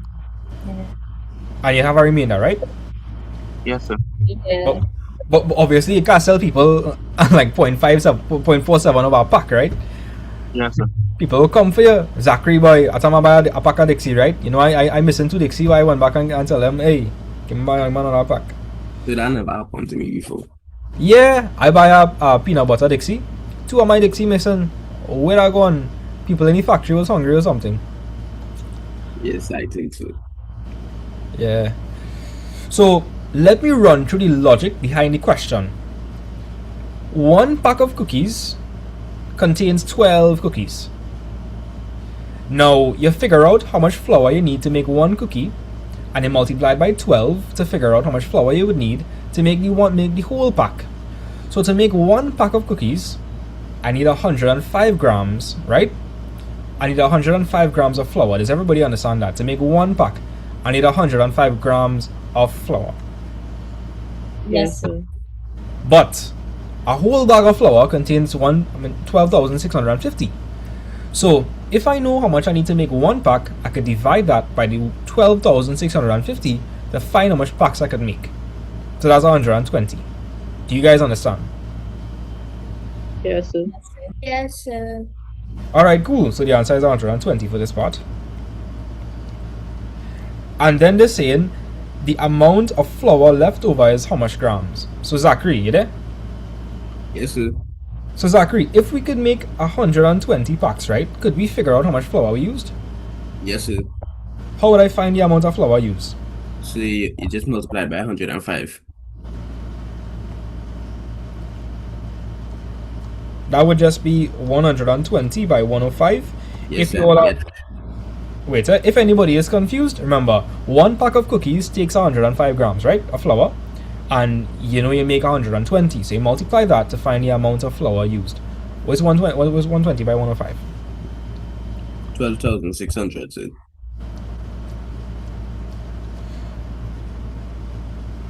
And guys, how much flour we had in total? 1,650. Correct. So the amount that remained, or that we didn't use, is what? 50 grams of flour. This question was evil, but it's like the hardest question in this paper. This is the hardest question in the paper, definitely. All the other questions easy, I'd say. So you saying this was the hardest? I find this was the easiest one. Nah, I find this was the hardest one. Hypothetically, I wasn't thinking about this one, so I find this one was hardest for me. Alright, do you guys understand this? So the Right. answer is 120 and 50. Yes, so I'm gonna let Zachary explain the whole thing from the top now. So, Zachary, explain the whole thing for them from the top. Well, alright. So, the read over the questions. Nah, you gotta read over the question. Alright. So, we know that 20 cookies, you need 175 grams to make 20 cookies. So they say in our pack, it have 12 cookies. So we want to figure out how much flour we need to use to make 12 cookies. So we divide 175 by 20 and we get 8.75 grams. And from there, we can figure out how much flour we need to make a pack of 12. So 8.75 multiplied by 12, you get 105 grams. So 105 grams is needed to make a pack of 12 cookies. And then from there, a bag of flour contains 12.65 kilograms. So we convert that to grams since we're working in grams. So you multiply by 1,000 and you get 12,650 grams of flour. And they want to know the maximum amount of flour we need to make. Nah. The maximum amount of packs of cookies we can make from 12,650. Yeah. So what we need to do that is just divide by 105. So 12,650 over 105, you will get 120, but you'll get a remainder since you can't sell a pack like 0.5. Unlike Bermuda's, you know what I mean? I'm still salty about my 2 missing Dixie. That's crazy. Anyway, So that is real unlocked thing you do, you know, sir. Yeah, Yes. boy. Yeah, so what next? So we So get you- 120. Yeah, so you just round off but keep the remainder in mind. So after that, you get the maximum amount, which is 120. So 120 by 105 would be 12,600 grams, and that's the maximum amount of flour we use to make the 120 packs of cookies. Yeah. So from there, we take away the maximum amount of flour used from the amount of flour that it had in the pack, and you get the amount of flour remaining that we didn't use. Yeah, that's it. So I feel like we understand that. So good. Olha, Zachary gonna mash up this exam, boy. What do you think? Hopefully, so hopefully.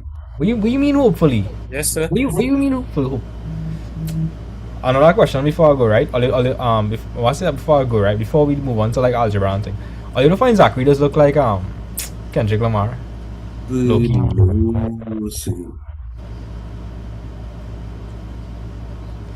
I feel like more so Miles Morales, but you know, yeah. Nah, so you're pushing it. I'm pushing it. Yeah. You not seen Miles Morales? Currencia, you not seen it? No, no. Exactly. Okay, so pick up Zachary one time. Cool.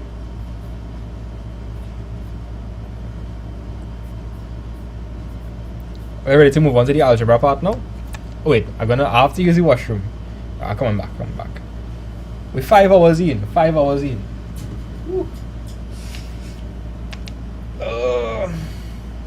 Sir, let me Yeah? just study this one now. Sure, no problem. I'll make sure.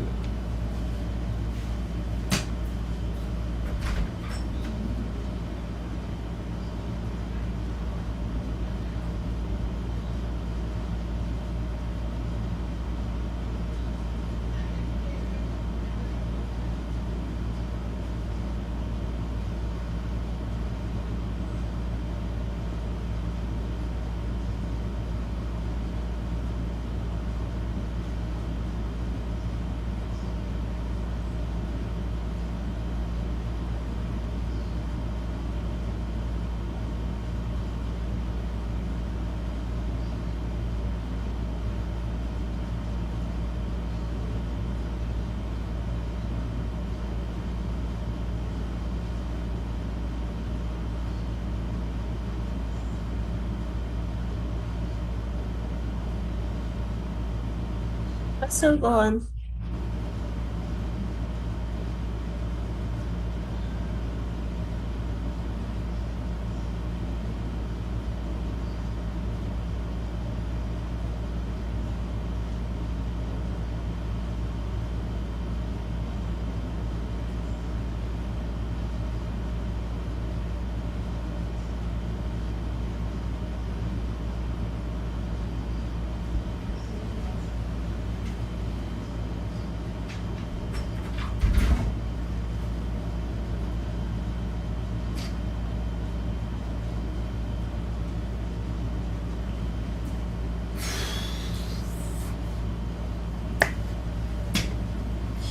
Okay, are you ready for action? Are you ready? Yes, Yes, sir. sir. Let's go. For no time. One second.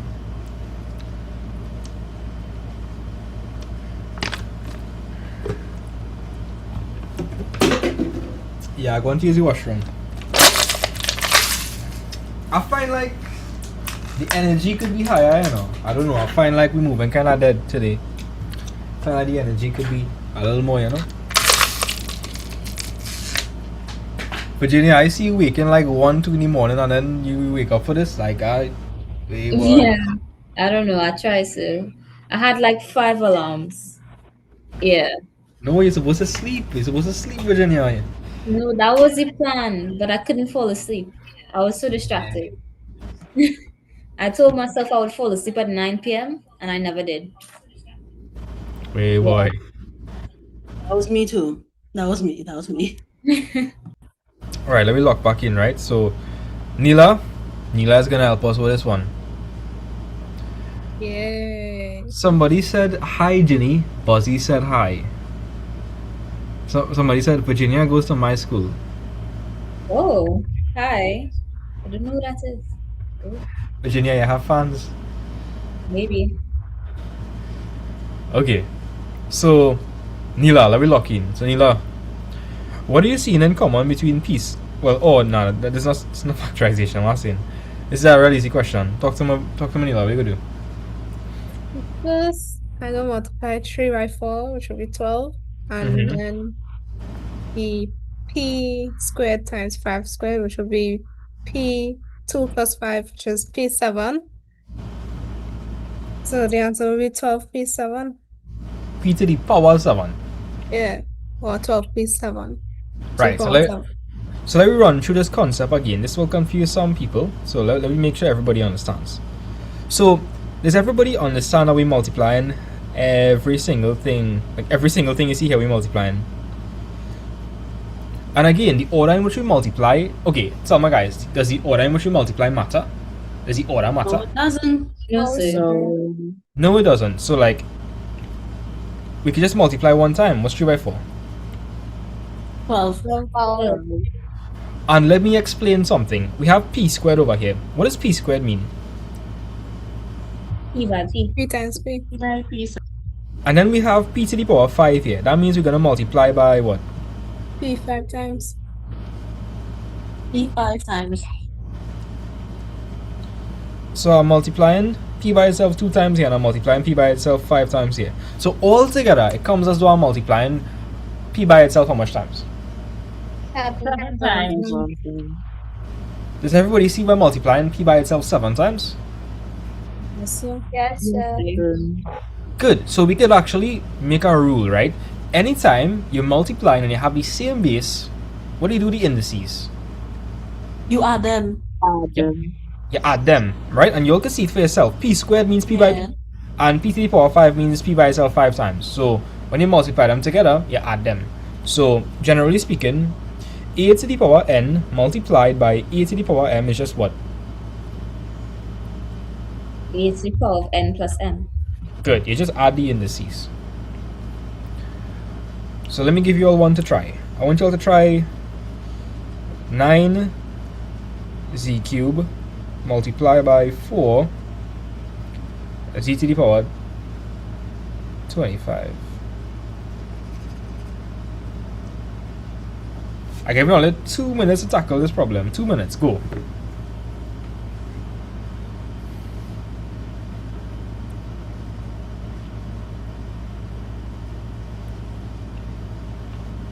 I find like the lives in the night just be real much more fun, boy.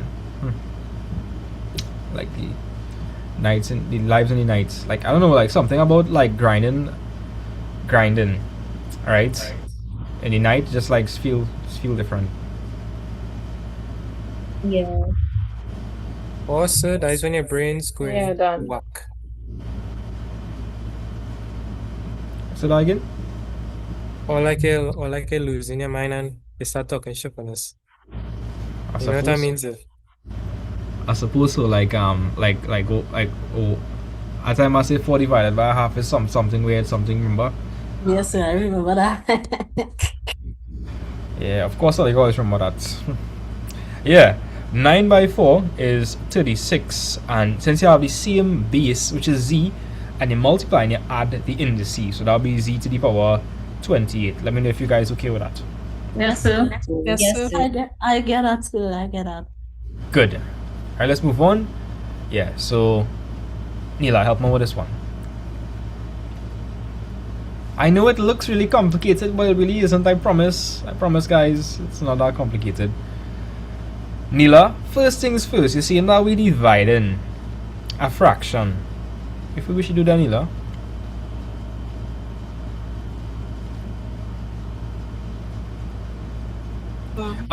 Wait, somebody asked how to do on with different bases. If you have different bases, you can't add. Okay, if you have different bases, then the rules of indices don't work. It only works if you have the same bases. Yeah. Neela, talk to me.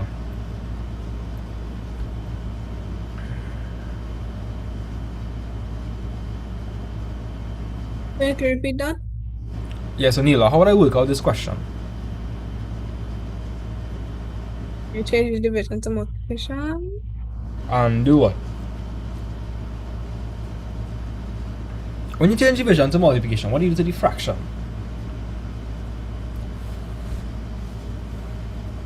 Yeah, flip it or invert it or something. Yeah, so that would turn to 20y squared all over what? 21x squared. Right. Let me know if you guys understand this. So when you divide in a fraction, it changes to multiplication and you flip it. Yes, sir. Alright, good. So Neela, what should I do next? Yeah, cross multiply. Nah. Cross multiply is a new word I'd use.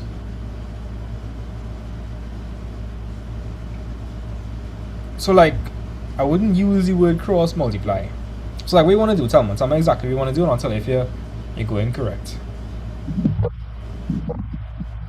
We can like see how much times x could go into x squared or y could go into y cubed could go into y squared, something like that. Yeah, something like that. So here what? Let's deal with the numbers first, right? 3 into 3 is 1, and 3 into 21 is what? 7. Right? 4 into 4 is 1. And 4 into 20 is 5. Cool. So we deal with that first. Let's look at the x's now. Actually, what's the easiest thing for you, old boy? Here's what. Let's multiply it out, and I'll show you how that will look like. That might be easier for you all. So over here we have 1 by 5. What's 1 by 5? 5. And we have x by y squared, which is just xy squared. You okay with that? Yes, sir. In the denominator now, you have 1 by 7 was 1 by 7. 7. That's 7. And you have y cubed by x squared, which is the same thing as x squared y cubed, yeah? Yeah. So, Okay. talk to Manila, what next? Now you could see how much times x could go into x squared and y squared could go into y cubed. Right, and there's also a simpler way you could, like, okay, if you wanted to make it really simple, let me show you the easiest thing you could do. So that is 5 by x, and what does y squared mean? What does y squared mean? Y times y. Doesn't matter if the x or y come first in the underneath. No, it doesn't. Multiplication is commutative. It doesn't matter how you multiply, you'll get the same answer. Right, so 5 by x and y squared means y by y. Now in the denominator, that means 7 by x. By x. And what does y cubed mean? Tell me guys, what does y cubed mean? Times y times y. Let me know if you guys follow on that. Yes, sir. Yes, sir. What would cancel over here? 1x and 2 of the y. So what would the final answer be? 5 over 7xy. That's one way you could do it. I'm trying to find the easiest method for you all that anybody could follow. Let me know if you all understand this or not. Yes, sir. Yes, sir. Somebody said the last part confused them. So let's try to run it back again. I'm going to try to run over the whole thing. So the first step, we change the division to multiplication and we reciprocate the fraction. So 3 into 3 is 1, 3 into 21 is 7. 4 into 4 is 1, 4 into 20 is 5. So now we're going to multiply the numerators. So we have 1 by 5 is 5, and we have x by y squared, which is xy squared. In denominator, we have 1 by 7, which is 7, and we have y cubed by x squared. So I say x squared y cubed. Now, guys, does it matter the order in which I multiply? No, sir. No, sir. No, so you could have y cubed x squared, but why did I choose to write it like this? Anybody can tell me?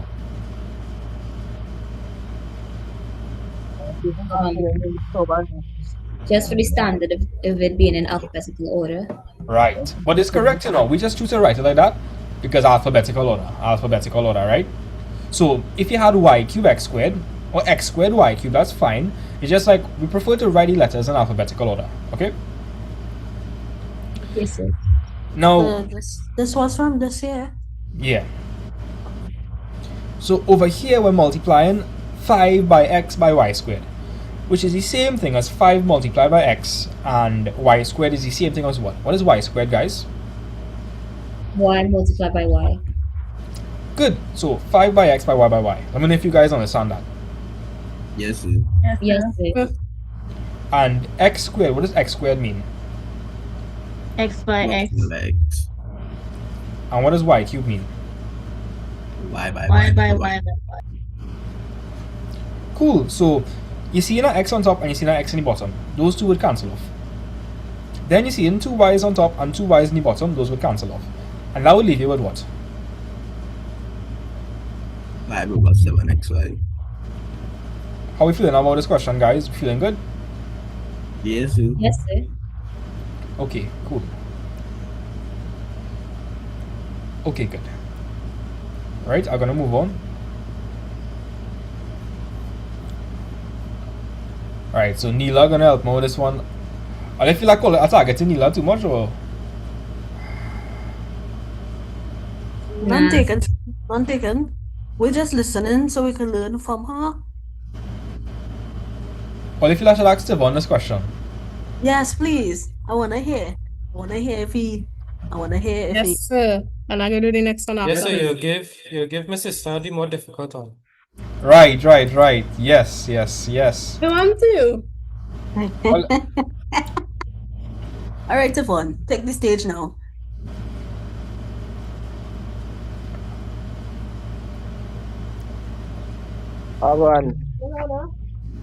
Yeah, Tavon, so we want you to help us with this question. Hey, boy. Alright, I will try a thing. Try I a know thing. I didn't do it for the past couple of minutes, but I will try a thing. Try a thing.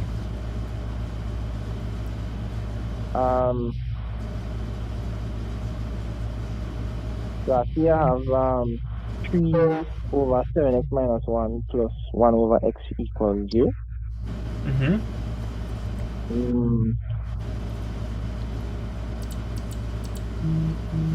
But the first thing I will say I will do, right?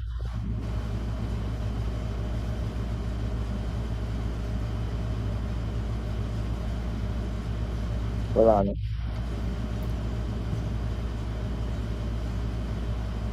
Somebody say no solution. No, there is a solution. That they have a solution to it. It's the addition part that confusing me. There has to be a solution because I did this paper already and it worked. All right, so Tavon, we have 2 different denominators here, right? Yep. Okay, so if you have 2 different denominators, what you should do?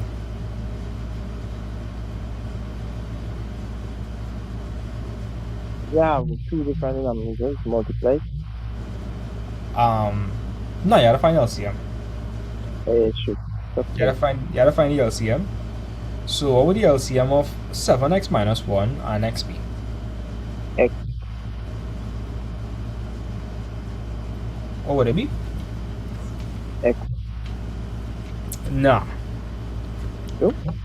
It would actually be x by 7x minus 1.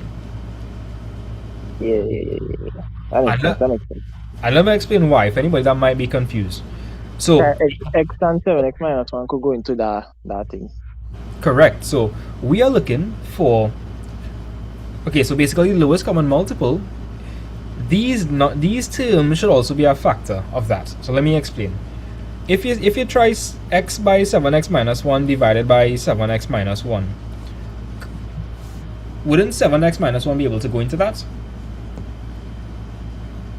Yeah. Yeah, and it would give you x. And if you were to try x by 7x minus 1 divided by x, wouldn't x be able to go into that? Yep. Right, so you're looking, the LCM is going to be a term such that both denominators could go into it. Right. And then now you multiply that denominator by the denominator in the fraction to get the new numerator. So 7x minus 1 could go into this x times, and they go multiply 3 by x. And what about the other one? That one you go get 7x minus 1. Right, you get 7x minus 1, and that whole thing will be equal to what? 0. So let's work out the top. What would the top work out to be? That will be 3x plus 7x minus 1, so that'll be 10x minus 1. And that will be all over x times 7x minus 1. Right, and we could expand that. So if we expand that, what would we get?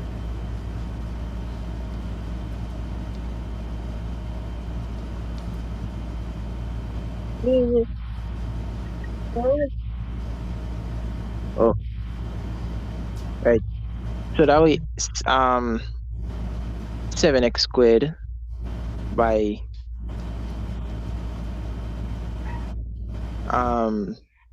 x. 7x squared minus x. Right, 7x squared minus x, and that whole thing is equal to 0. Cool. 0, 0, 0. Right, 0. Wi-Fi dropping, boy. My Wi-Fi or yours? Mine. Oh, okay. I see. Because like, Tivon, I buy a whole Ethernet. Because I did the back, don't know. Tivon, I buy a whole Ethernet cable for this live, you know, boy. Ethernet adapter. I don't see that. Alright. So yeah, somebody saying, sir, can you use BODMAS for this? I'm not sure what you mean by that one. Here, what? When we're done with the question, I'll try to explain it in a way that's really simple. Don't worry. When I'm done with the question, I'll explain it back. Right? So Tivon. I mean, you could use body. Anyways, yeah. We continue this. Yeah. So we have a fraction here. Do you like working with fractions? I hate working with fractions. It does make things very complicated. So what we could do here to get rid of this fraction? Well, we could carry over the 7x squared minus x. Right now it's divided by 7x squared minus x. So if I move it across, it could turn to what? Multiply. So that'll be 10x minus 1 is equal to 0 multiplied by 7x squared minus x, and I would end up with 10x minus 1 is equal to what? 0. Right? And how would I find for x now? Now you carry over the positive 1, so you have 10x equal to 1. You mean carry over the negative 1? Yeah, carry over the negative 1, so you have 10x equal to 1. Then x will be 1 divided by 10. Now, Tivon, if this answer is correct, when I plug it back in, what am I supposed to get? Supposed to get the same thing. So it's supposed to get 0. Right? I suppose to get 0. Let me see, guys. Are you trust any maths? Do you all trust any maths? Yes, sir. Let me see. So like so this is our equation, right? You are trying to find the value for x that would satisfy the equation that would give us 0. So let me see. So anywhere I see x, what shall I replace it with? 1/10.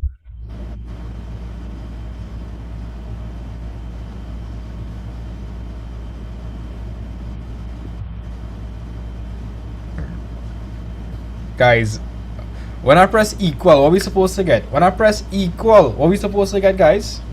0. Look at that! Yeah. Absolute cinema! Absolute cinema! Let's go! Right? Now I need to explain how we came up with that now. Alright. Let me take it one step at a time. If one could see them kind of things easy, and it take me a while to spot that. And it's like we teaching maths every day. I hope I'll be able to catch them thing easily. Yeah, boy. I have pause and think. Whew. Like, boy, it's fun. I just be nervous sometimes, you know, because it's like, if I had a pause and think, these children go think I'd look this. I feel like they go think, like, this man real stupid, boy. Teaching maths. He had to take a long time. Because people are very mean. Like, I feel like people are very, very mean. Like, that's why when you're... Nah, but sir, just study about them, sir. Them ain't Like- the vibes in it, sir. I suppose so, like... That's haters.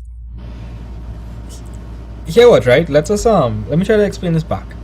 So to explain this question, I'm actually going to utilize fractions in general. Let's just say I have something like 3 over 7. Guys, pay attention. If you understand regular fractions, you should be over there.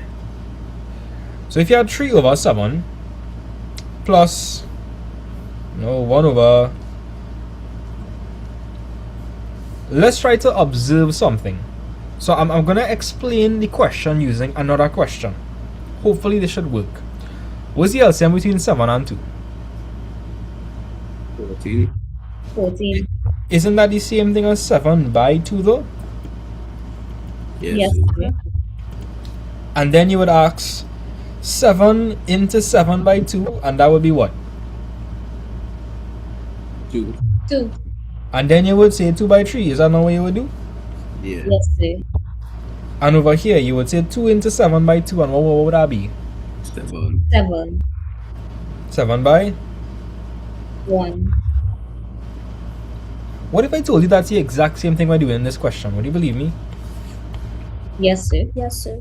No, like watch. Like seriously, like okay, to get the LCM over here, you said 7 by 2, right? And Yeah. why did we say that? Well, if you say 7 by 2, then the number you get is made up of 7 and 2, so 7 and 2 would be factors. Has to be factors. Wait, Buzzy, do you understand this? Do you understand this example here with regular fractions? By the way, Virginia, do you know Buzzy? Do you know Buzzy? Apparently that's Bianca. She's in another class in my school. I know her. Yeah. Okay. So I hope everybody understands this example with regular fractions. This is how you would work. Right. This is why SE and maths, like building your foundation, is so important. It's so important. It's crazy. All right. So let's apply to this question. So the LCM here was 7 by 2. What do you think the LCM here will be? X, Y, 7x minus 1. Can you all see the parallel? Like, can you all see that it's the same thing? Yes, sir. Yes, sir. People on TikTok, can you all see the same kind of concept? Or no? Like over here, we said 7 by 2, and that's how I got the LCM. Over here, it's 7x minus 1 by x, which is the same thing as x multiplied by 7x minus 1. It's the exact same thing. It's the exact same concept. Somebody said not really, but yes. Okay. Let's do back again. So the number that we're looking for here is something that 7 and 2 could both go into. So if we are looking for a number that both 7 and 2 could go into, the safest bet is to multiply 7 by 2. So does everybody understand that 7 by 2 would be 14 and both 7 and 2 could go into 14? Yes or no? Yes, sir. Yes, sir. Right. So the way we do now is you would say 7 into 7 by 2. The 7 and the 7 would cancel off, and that would leave you with 2 by what? 2 by 3. 2 by 3. Good. And then over here you'll ask yourself 2 into 7 by 2. The 2 would cancel off, and you end up with 7 by what? 7 by 1. Does everybody understand this fraction example, like basic fraction example? Yes, sir. Yes, sir. Okay. Okay, good. Let's apply to this question now that looks a lot more monstrous, but it's the same concept.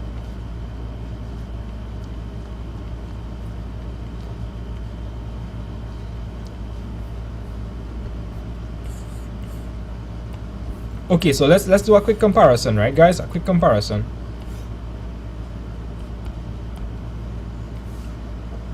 So everybody, how did we get the LCM here? By multiplying the denominators. Exactly. So what would I do here? Multiply x by 7x minus 1. Now some students might ask, well, students, I could say 7x minus 1 by x. Yeah, no, nothing is wrong with that. I just prefer to put the x in front. But both are fine.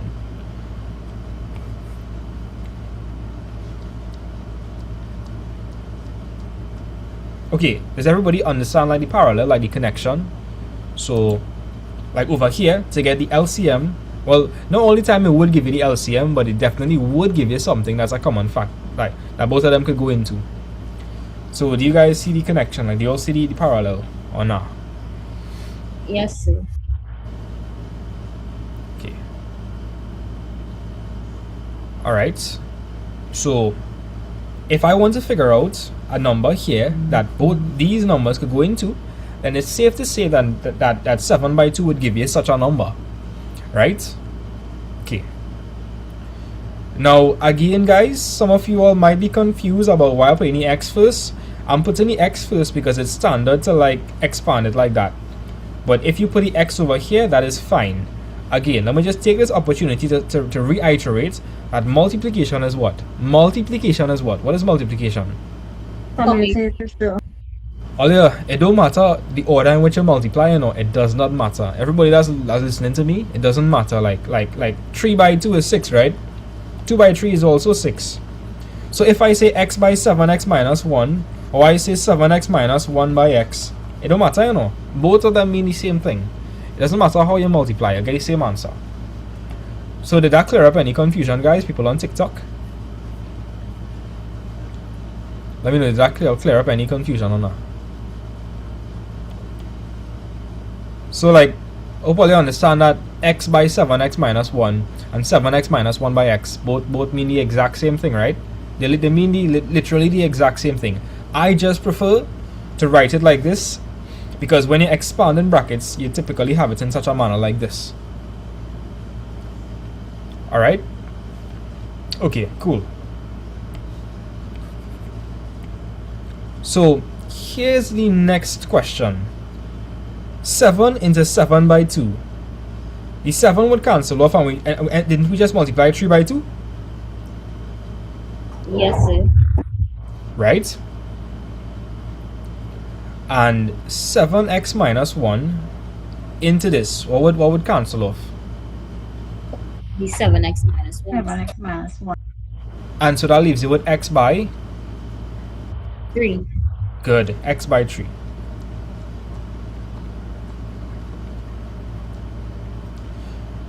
Now over here now, what's going to cancel off? The x. And so we're going to end up with 7x minus 1 by 1.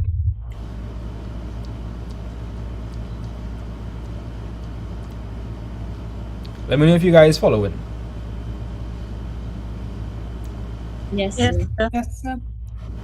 Wait, let me go get some fish to snack on in the meantime. Okay.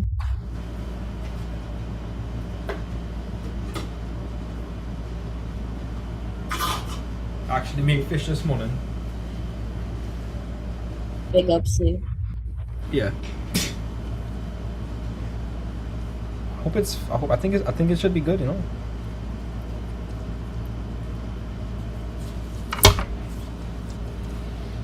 Excuse sir. Yeah. In the second fraction is x multiplied by 3, right? Yeah. Alright, cool.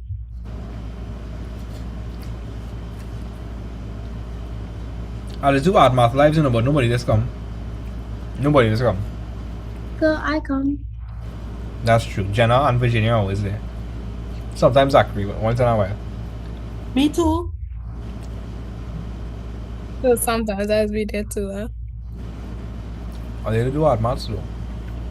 Oh, I thought you was talking about regular maths. But it's always good to learn something new, sir. Yeah. Even though if I don't be in the Zoom, sir, I just watch it on YouTube. Don't worry. I have you have me as your full support. I appreciate that.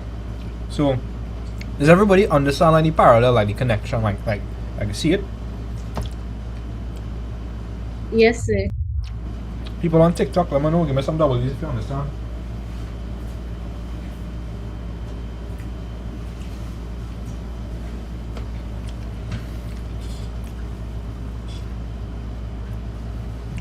Okay, I see now good with a W's. That's good. Wait, sir, there's someone in chat that says they still don't understand. You see, the thing is, a lot of people joining in when I already explained it. Oh. Yeah. So that's like a problem. Yeah.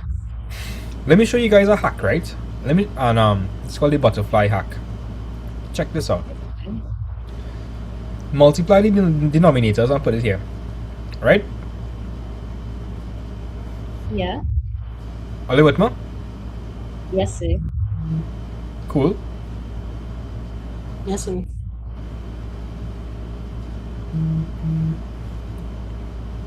Let's see what I'm doing there. Oh. Yes, sir.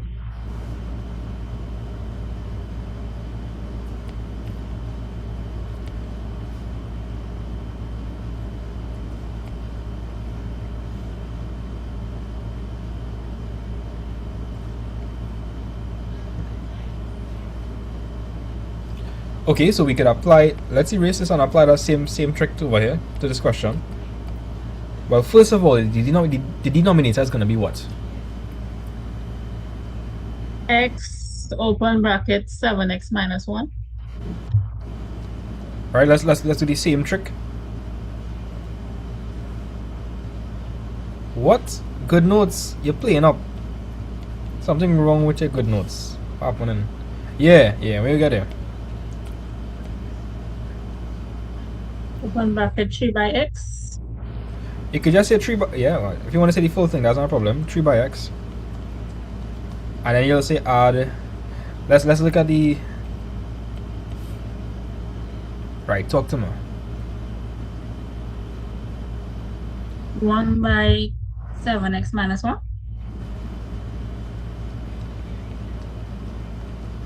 we understand this? What are you doing? Yes, sir. Yes, sir. Somebody keeps saying, all they know how to use me to ask me to use the washroom. What? This is online. This is online. There's not a classroom, you know. It's still a classroom, but it's an online classroom. So if you know you have to use the bathroom, you have to use the bathroom without asking. Hey, try not to, we keep it our on like hey Olio. Be like mindful. If I see any sus comments, I block you immediately. Okay. Are we okay? Let me know. Yes, sir. So 3 by x is just what? 3x. 1. Okay. Guys, this is really simple. Let me ask you a question. What is 1 by 5? 5. What is 1 by 9? 9. What is 1 by minus 7? Minus 7. Minus 7. So what do you all think 1 by 7x minus 1 would be? It's 7x minus 1. Exactly. If you multiply 1 by anything, that's because 1 is the multiplicative identity. If you multiply 1 by anything, you'll get back to your original thing. So 1 by 7x minus 1 is just 7x minus 1. Do you guys understand that? Yes, sir. Yes, sir. Now, in the denominator, you have to distribute the x across all the terms. So x by 7x and x by minus 1. So x by 7x, right? X by x is x squared. So that's going to be 7x squared there. And then we have positive x by negative 1, which is going to be negative x. Okay. Let's move on. Are you guys seeing any like terms in the numerator? Yes, sir. What like terms are you guys seeing? 3x and 7x. What is 3x plus 7x? 10x.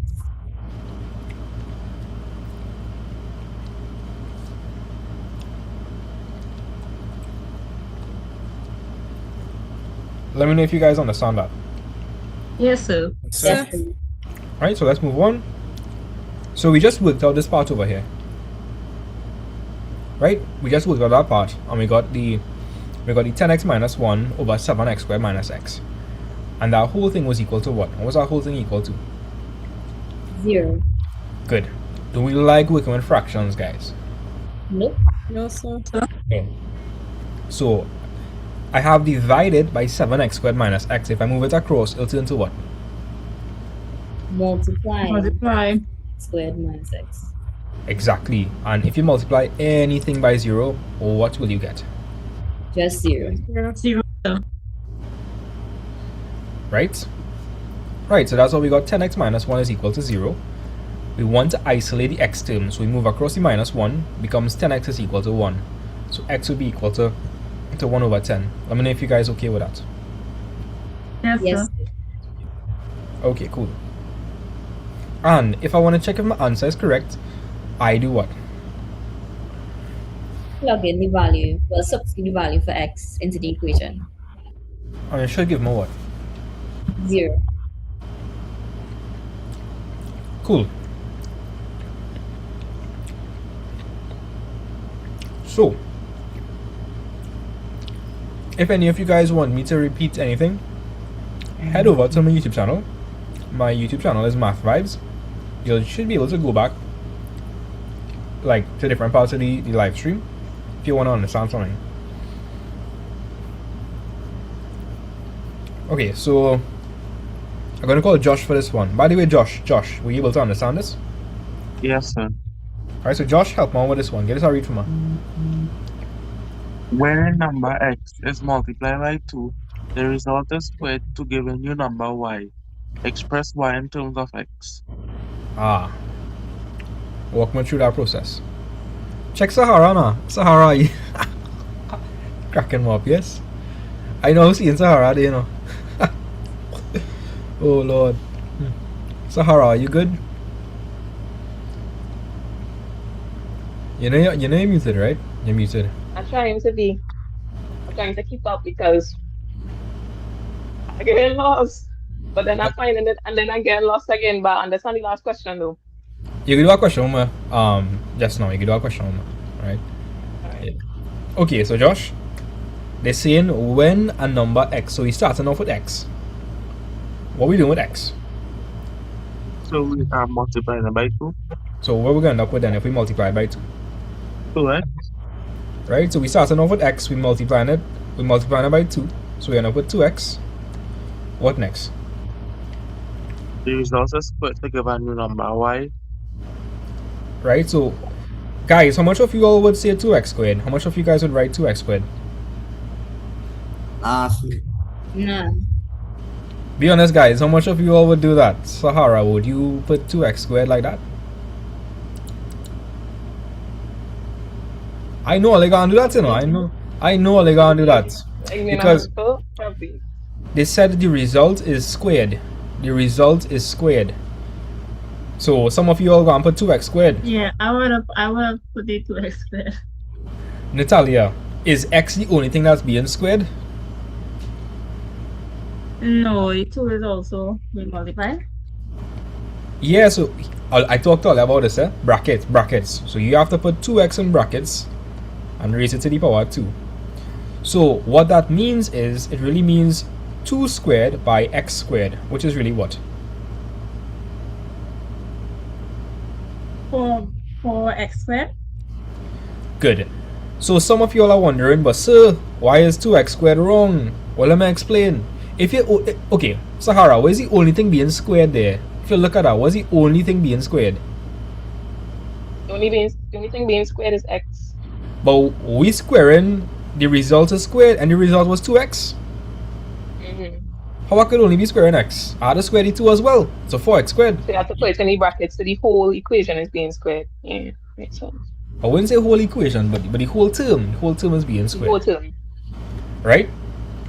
And so we understand that 2x squared really means 2x multiplied by 2x, which is 4x squared. Yes, sir. So, and that gives us a new number, y. So this result is y. So they're saying express y in terms of x. So y would be equal to what?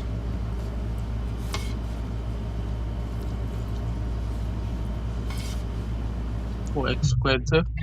Yep. Did you guys understand that? Yes, Yes, sir. Yes, sir. Yes, sir. I think I can handle that question, right? Yes. Yeah. Okay.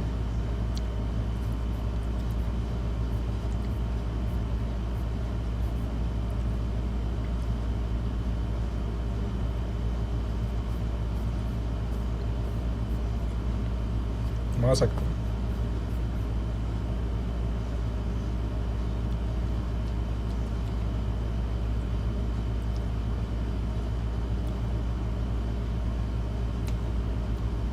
Ooh, these are nice questions, boy. These are some nice questions.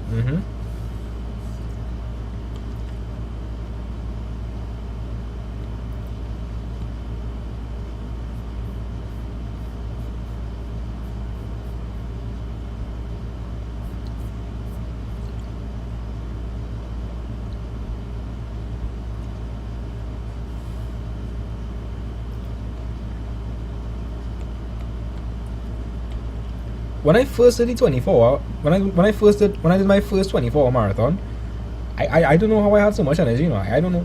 That was like a year ago. I don't know how I had so much energy. It's crazy. It's crazy. Maybe because it was the first time. I suppose so. I need to hype up myself. Okay, so I'm gonna give Sahara this question. And Sahara, simpler than you think. Give it a read. Your father is 3 times as old as his son. In 5 years' time, the sum of their age will be 58 years.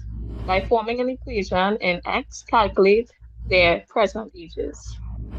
Alright. Alright, so Sahara. Is not with me today. Nah, I promise you it's simpler than you think. So, they're saying a father is 3 times as old as his son. So Sahara, if you knew how old the son was, how would you find the age of the father at that point in time? Multiplying it by 3. Do you know what the age of the son is? The sum of their age. No, we don't. If you don't know something in maths, we can call it. I don't know. You could just call it a letter, X. X. Okay. Yeah. So the sum of the son's age is X, the father's age is Y. Before we do that, take your time. So the son's age is X. According to this statement over here, in this year, at this point in time, the father would be what? 3 times older than his son. So what would that be in terms of X?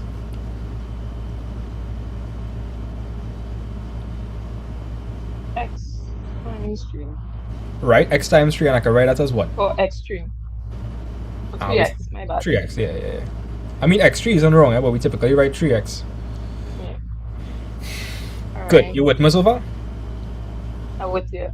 And this is the present year. This is presently. This is like right now. This is presently.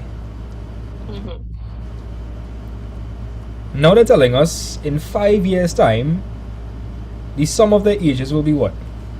58 years. Alright, so so both of the ages together would be 58 years. good. So let's look at 5 years later.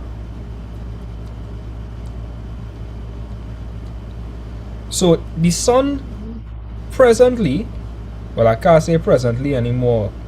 I don't know. I'll just leave it like that for now. But Sahara, if 5 years pass, how would you find the son's new age? So you would first. Like if I tell you, Sahara, if I you would. wait, if I tell you I is 21 right now, how old would I be 5 years later? You would add 5. Yeah, add 5. So if the son is X years right now, 5 years later, he could be how much?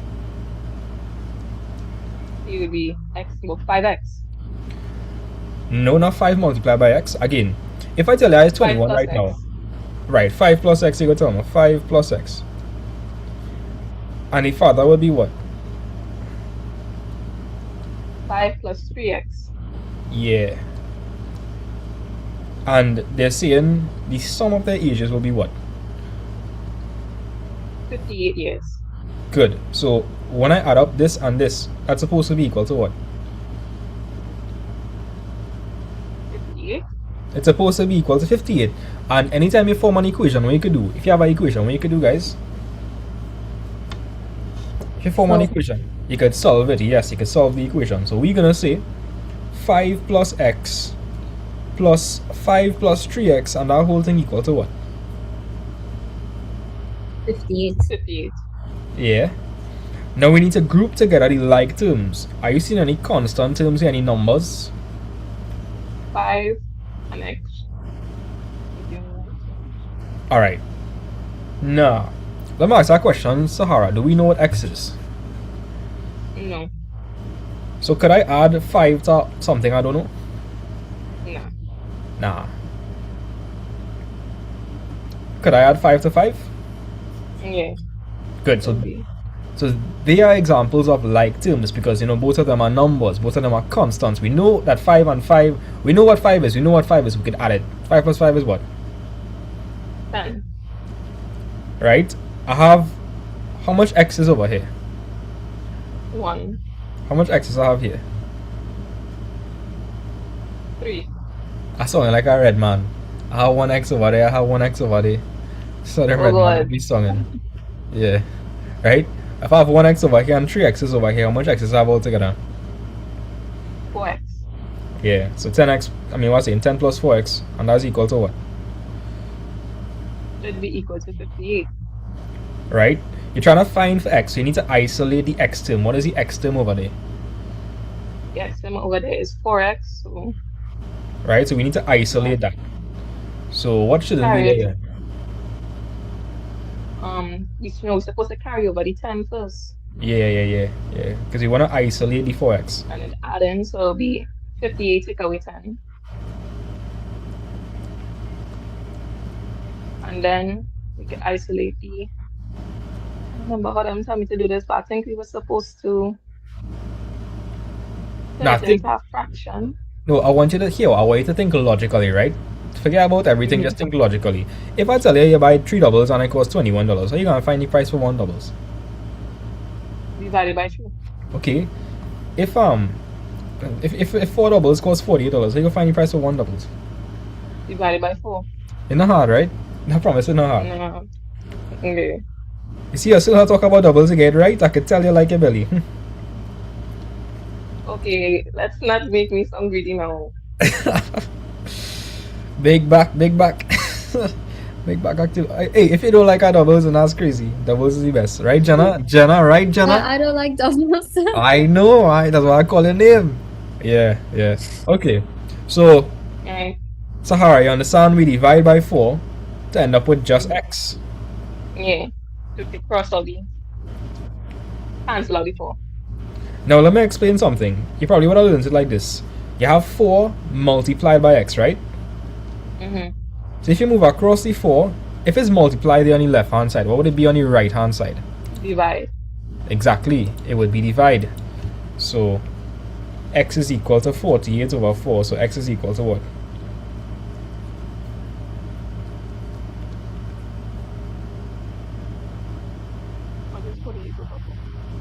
Let me take my time, so 4 could go into 4 how much times? Well, 4 to go 4 once, my bad. And 4 could go into 8 how much times? 2. 12. 12. I think people need to stop thinking about maths as just a bunch of things to memorize. And like, if you think about it logically, it will make sense. Like, you see, as soon as I ask you what 3 doubles is 21, you tell me you're talking about 1 doubles, It's the same scenario. Right? Right. Yeah, it was simple. I didn't look, definitely. So the answer is 12. By 4 doubles is 21 now. So that again? 3 plus doubles is 21 now. You're making a new meme? Yeah, boy, I'm making a new meme. So 48 is the father age? Not quite. So Sahara, they said calculate their present ages, right? Let me remove presently from this. This is before. Previously or before? Previously or before, that's a good one. Okay, use previously. Previously sounding better. You're welcome, sir. You're welcome. Right, so yeah, they want us to find their present ages. Present age. You already find E? We already find age for the son already. Yeah, well that was previously, yeah. That was previously. So we just have to add 5 to 12 to find it for right now. Oh. So the son is how much she has right now? 13, 14, 15, 16, 17, 17 years old. And the And yes, father, I counted with my fingers. that is okay. Whoever works for you. And And the, the and father, the, they said the father was 3, the son was 3 times 3, something less. Hold on, let me see it again. so the father, okay, so presently the father is 5 plus 3x. 5 plus 3x. And you know x is what? Alright. We already know that x is 12. So we have to 5 plus 3, 8. No, take your time, take your time. Take your time. You had to work out multiplication first from a BODMAS, brackets of division, multiplication, addition, subtraction.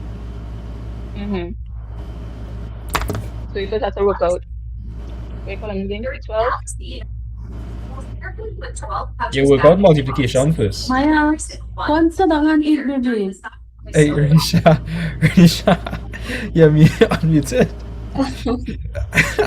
Sorry. Yeah, so which operation would I perform first? Would I perform, like you say add, you said 5 plus 3 is 8, but look at this. Which operation should I perform first? Multiplication. Multiplication, yes. So what would I work out first here? You will work out the 12. 12 by? 12 by 5 plus 3. Nah. So this okay, maybe like how close it looking confusing here. I'm gonna write a bit apart. That's what it really is. So you have to work out 3 by 12 and then add that result to 5. 12. So what's 3 by 12? So,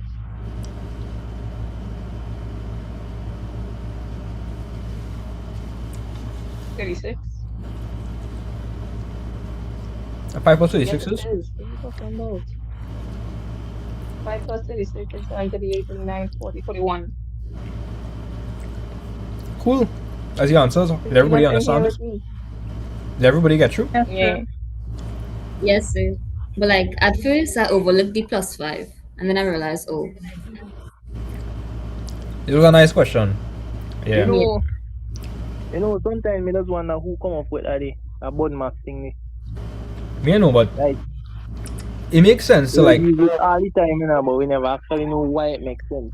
Like, oh, you know, you have to use brackets first before anything.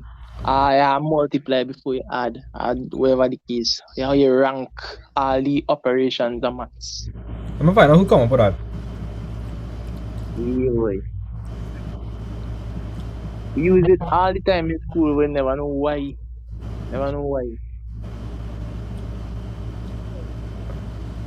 Nobody invented what? Okay. The maths man and them just come up with that one time then. What does the O and BODMAS mean again? Off brackets of division, multiplication, addition, subtraction. Yeah. Okay. So like why? Okay, Tavon, you know how in physics you have SI units, and everybody's supposed to use the same units, so like it'll make calculations make sense. That makes sense. I feel like it's the same kind of thing with BODMAS.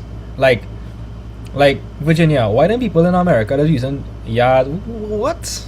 Yeah. Yards? We mean yards. We mean Yeah, miles. man, some of them stuff is some of them stuff in America is just confuse me like. Real talk. Like Jenna, what do you mean by stuff in meters? When the man see yards, they're like, what the hell is a yard? Yo. yeah?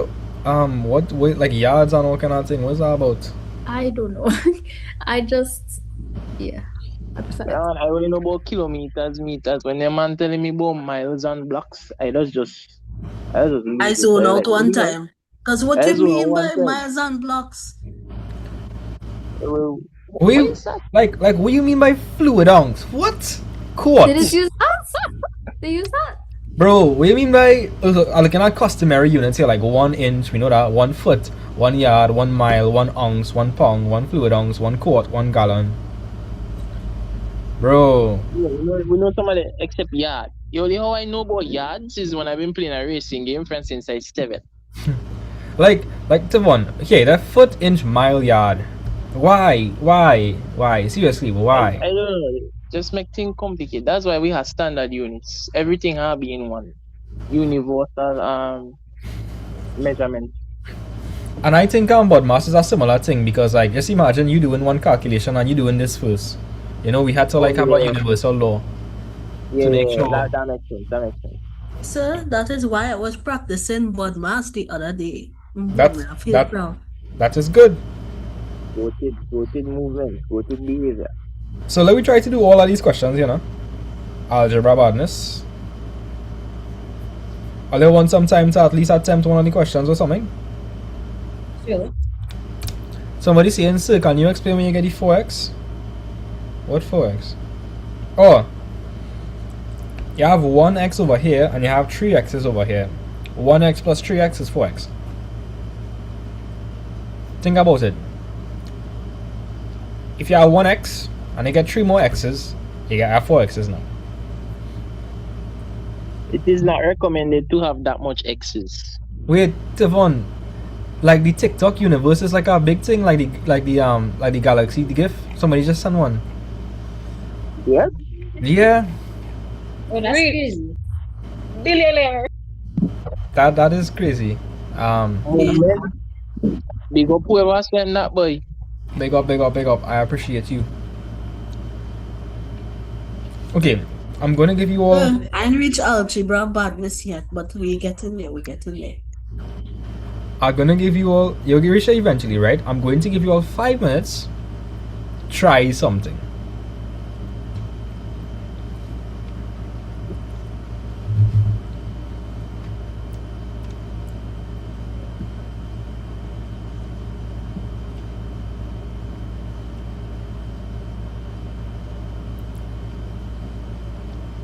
Ramika TikTok.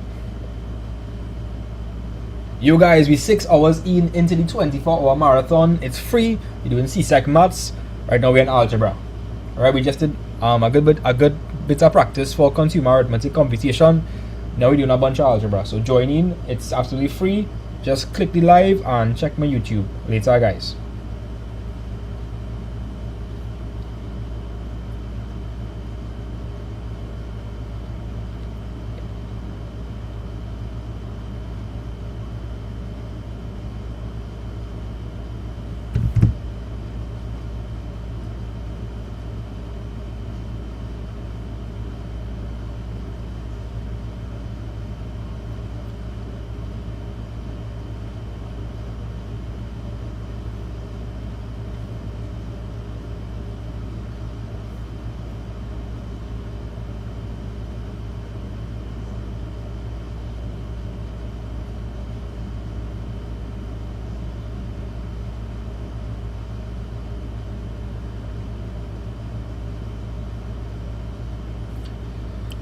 You all can do any one of the questions. Pick a question and do it.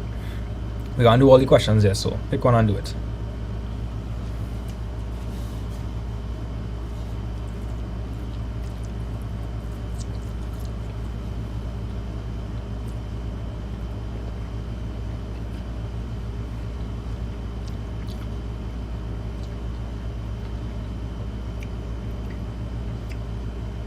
Yeah, I'll go for a little bit, but I'm coming back. Appreciate that, man, Zachary. Go and get rest or eat something now. Yes. Yeah, take care. I still in the meeting. But okay, no problem. Currency, are you still here? Kushina. I'm sure Yes, them still sir. here. Oh, they're still here. Okay, cool. Let me talk to some of the other new people. Hannibal. Are you relatives with Hannibal Lecter, perchance? You know, Hannibal Lecter. So I was just about to reference that too. Yeah, I don't know if they're related. Azaria, you good? I seen Azaria has unmuted, but I'm not here now. Hey boy. Because I feel like you want to talk, man. I'm hearing you. Ashish, Andelina, Rachel, you're good? Yeah, sir. Vibes. You don't know vibes, yeah. So like, let's say what time we gonna start tricks on then? Cause I gotta go somewhere 7 o'clock now and I'll come back late, so. Tricks is a real deep topic. Real deep. I wanna teach in tricks, I'll teach like the whole syllabus like everything on tricks. I'll teach everything on tricks. Or you wanna do tricks after this? Or let me know. So up to you, I don't mind. Yeah. Okay, cool. We're gonna do tricks after algebra. Also, I meant to ask you a question. Mm-hmm. For tricks, right? How do you get like the inverse on the Casio calculator? Which Casio you have? Is the white one that I sent you a picture of? It says second edition on it. Send it back to me. Okay, I'll send it back. Is the only one with a sharp still? That real sad boy. Drop that sharp right now, bro. Trust. Oh, Nah, I have a sharp too. That's what I'm trying to say. Like, have to get one for this Form 5 coming though because I can't. It's too much work. My shop literally shut down on me in a test the other day, and I had to literally start throwing circles. Like, this is ridiculous. Yeah. But you have a banana shop. Again, guys, I'll be ordering like a bunch of Casio. Already ordered it coming down. My students will get priority. I'll be selling it a lot cheaper than everybody. This man is a growing threat to shop. The larger the audience, the more he grows. Some might say a sharp threat. Some might say a sharp threat. Total dad joke. Total dad joke. But really. Devon, I have so many shafts too. Like, I feel like to sell them all. About like 5 shafts, and all of them is just shut down. If people just watch Math Vibes, nobody buying them shafts. Yeah, this is Form 5 maths.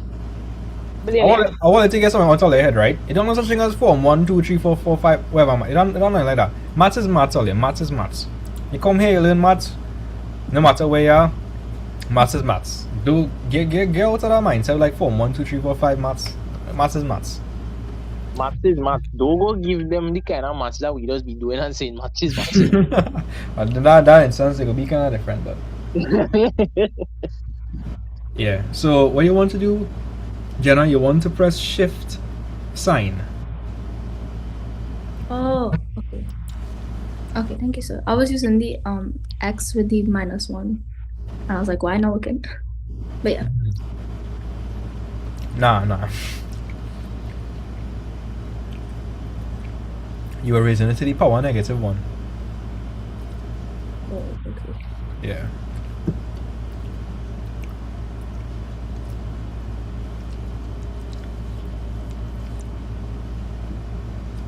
I'm so sorry if you all heard things that you weren't supposed to hear.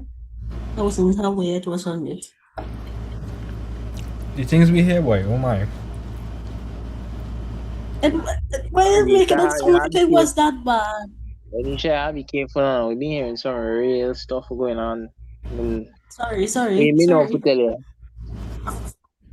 Like the things we hear, I feel like my ears, I don't want ears anymore. So, oh my goodness. Mango is serious after that, boy. Can't stay quiet because it's maths class and I love maths. All of a sudden now. That way Math Vibes just do. I was convert people. For math lovers. Okay, I'll come back, we're going to start. Okay. Seeing so eat fish making me feel full fry fish, you know, to be honest. He be eating fish and you will see him. He lucky I know they don't know I eat all this food.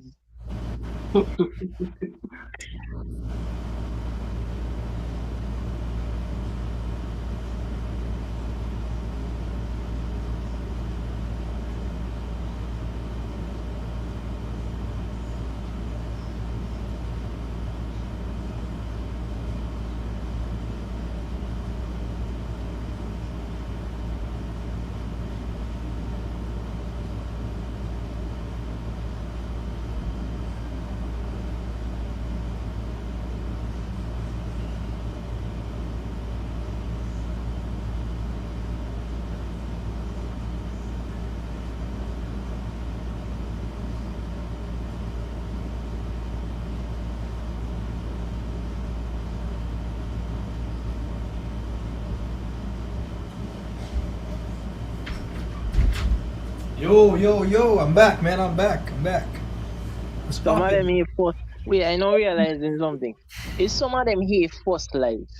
I have a question for the people them that join in the first 24-hour live for the first time. Right? First thing first. How long y'all been here? Y'all been here at the very start. And the second thing is, y'all think y'all could go for the full 24 hours? Yes and maybe. Yes and maybe. Alright. Now maybe they gonna be real. Now maybe you gonna real test your patience, yeah? Cause I dropped sleep about 3 times. I ain't gonna lie to you. And Tivon is my best friend, so. Word of advice. Make sure you take your sleep, eh? Because if you don't, you'll go end up like me. What do you mean? Being taken a screenshot. So take a screenshot of me sleeping in the physics live. Don't end up like me. And if you're sleeping, take off your camera. Yes. I go and sleep, yes? Good night, sir. Good night. Yeah, boy, You're not gonna do that. So you're gonna sit down, yeah? Can't take all the rest, boy. I thought you said no sleeping anymore. Yeah, no sleeping anymore. Yeah, let me go. Lock in. Energy time. Let me go. So I could do number 2 hours. Sure. Okay, so Tevon is gonna help me with the first one. Tevon, read part A for me. Also, I feel like Jenna might make it really far into the live, you know. I feel like Jenna kinda crazy. Like, I'll wake up on TikTok and I'll see like you know, Jenna might still be active, or like, you know, she could be sending me homework like 4 o'clock in the morning and saying like, whoa. Yes, sir. The grind doesn't stop. Yeah. Right, so I Tevon, will take your dedication, Jenna. I will take your dedication. so Tevon, read part A for me. Part A, I bet. 3 consecutive integers have a sum of 72. Find the 3 integers. Right. So you have 3 integers, right? Do you know what the first integer is? Matter of fact, Tevon, do we know what any of the integers are? Okay. If y'all are confused as to what an integer is, our integer is a positive or negative whole number. It also includes 0. Alright, so an integer is just a positive or a negative whole number that includes 0. Somebody asks if I'm tired, or they don't know the sheer level of aura I have. Over 9,000, I tired. What tired? I do what I love, you know. I could teach. Once I'm alive, I could teach for like almost indefinitely. Yeah, so Tevon, do we know what the first integer is? I don't. Well, we don't know at all. Right? They're saying find 3 integers. If they use the word like find, if they use our word like find, do we know anything? If they use the word find, do we know anything? No. No, if they use the word find, you don't know. You have to find it. So Tevon, what do you want to call the first integer? I'll call it X. You want to call it X? Yeah. Okay. What you want to? And now they said consecutive integers. Tevon, can you give me an example of consecutive numbers? You ready to bed? I have no idea. I had to mute Renisha there, boy. You see? The stupid thing, boy. So I'm coming back. Yeah. She automatically unmuting herself. Or? Yeah. Okay. Alright, so yeah. No, it wasn't my fault. My hand wasn't on the mouse. It do that for itself. Okay, let me lock in and do the maths. Right? Tevon, give me an example of 3 consecutive integers. Just give me an example. I have no idea how to see this, but I will say X, Y, and Z. No. I'm talking about like numbers. Like I'm gonna start you off like 4, 5,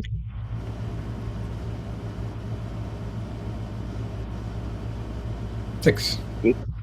Right, so when they say consecutive integers, they just mean like you're counting, right?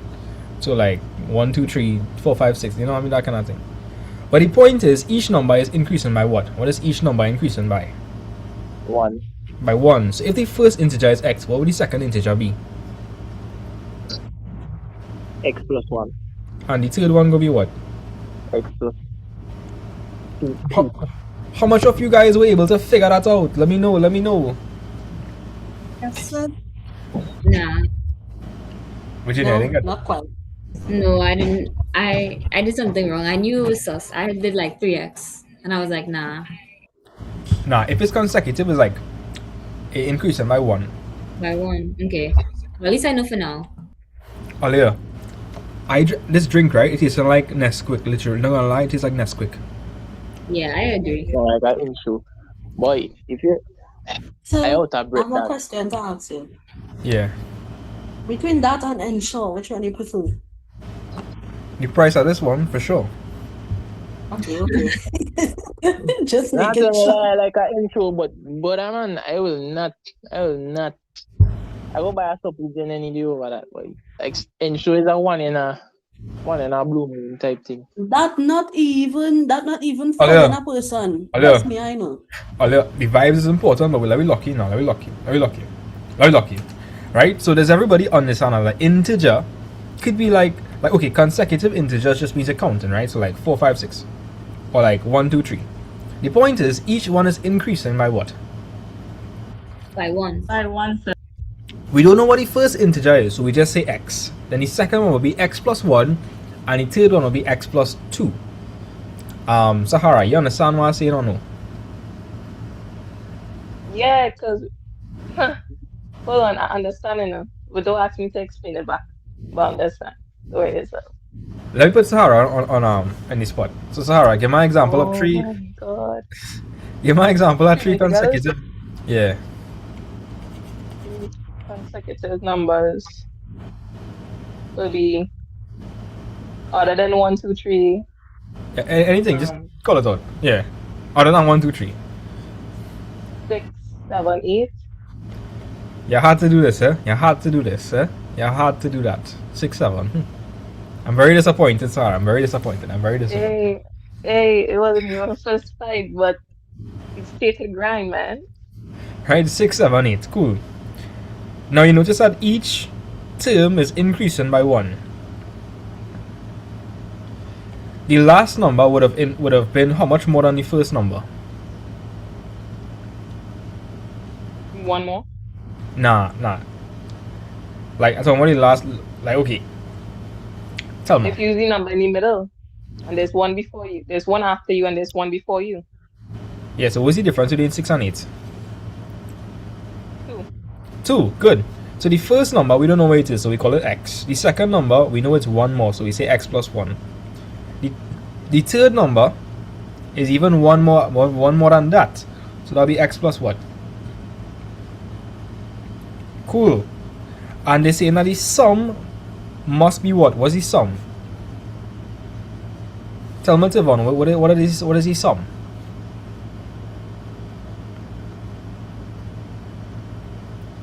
Tivon, what's the sum? 72. Yeah, the sum is 72. So when I add x to x plus 1 to x plus 2, what does it equal to? 72, right? Are you guys following so far? Let me know. Yes, sir. Yes, sir. Yes. Okay, good. Now we need to group together the like terms. Where's Nikolai? Nikolai, use the X man. Talk to me. What happened next? Nikolai, the X man. Yeah, he's the X man. Nikolai. He go. Nikolai missing in action, boy. Wait, Yes, Josh, is it? Yes, sir. Josh, what are the like terms here? What are some like terms? X. How much x's I have? 3, so it could be 3x, sir. And the other like terms are 1 and 2. Is 1 plus 2? 3, sir. So 3x plus 3 is going to be equal to 72. Yes, What sir. next?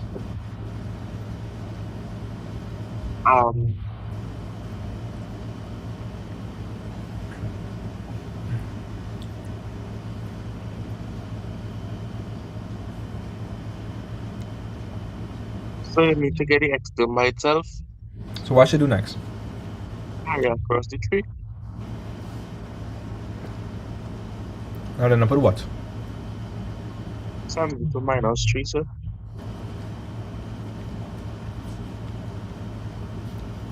What is 72 minus 3? 69, sir. Then I will divide both sides by 3. And I will get what? 23, sir. X equals 23. Did anybody get that? Yes, Yes, sir. So okay, Yes, sir. if we know the first number was 23, right? X is 23. Then what would the other integers be? 24 and 25. 125. 24. And when you add up all of that, what are you supposed to get? 72. 72. 72. Badness. There you go. B. I believe Carencia, Yes, sir. you wanted to do question 2. Yes, sir. So read question 2 for me.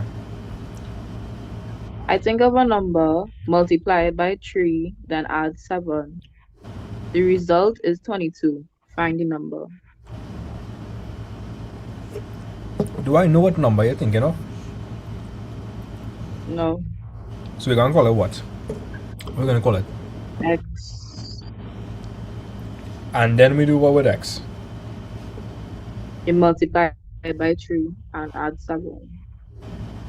And that had to be equal to what? 22. Talk to me. What should do next? Right. So now you have 3x plus 7, right? Which will equal to 22. You need to get 3x by itself. So you take the 7 over to the 22, and you get 22 minus 7, which is 15. And then you have 3x equals 15. You divide by 3, and Yeah. x is 5. Everybody okay with that? Yes, sir. Yes, sir. I get that one. Good. And let me show you how you can check if it's correct, right? So they're saying, you know, we multiplying the number by 3. Where's 5 by 3? 15. And if I add 7 to 15, what would I get? 22. 22. Great. Awesome. Right? Everybody okay with that? Yes, sir. Yes, sir. Yes, sir. I look, you feel like we're doing SEA maths, you know, though. I feel like we're doing SEA maths. That's what it feel like. Dude, that first question in some last coming SE. I remind me of that. Serious? It's coming SEA? Okay. Yeah. Well, I guess we're solving SEA problems using CSEC maths. Ah, yeah. Okay, so I see Renisha have a hand up for however long now. So I suppose Renisha wants to do a question, Mama.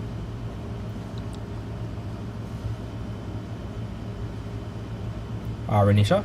Yeah, Maria is 4 years older than John.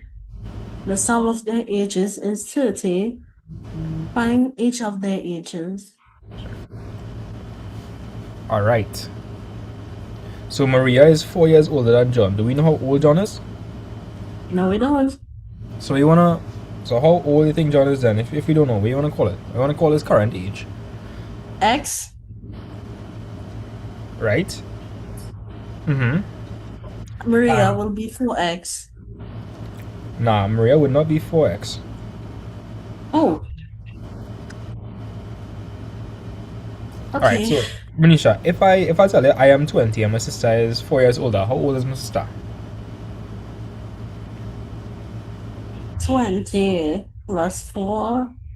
20 plus 4, my sister will be 24, right? Hey, big up Yes. Bali, one time Bali. We know Bali. Alright? So, yeah. So if I tell you I am 20 and my sister is 4 years older, wouldn't my sister be 24? Yeah, she will be 24. So if John is X years old and Maria is 4 years older. Oh, X plus 4. Yeah. And the sum of their ages is what? What is the sum of their ages? The sum of their age is 30. So if I add up X and X plus 4, what would that be equal to? X and X plus 4. Wait, I have to solve a puzzle. Give me a second.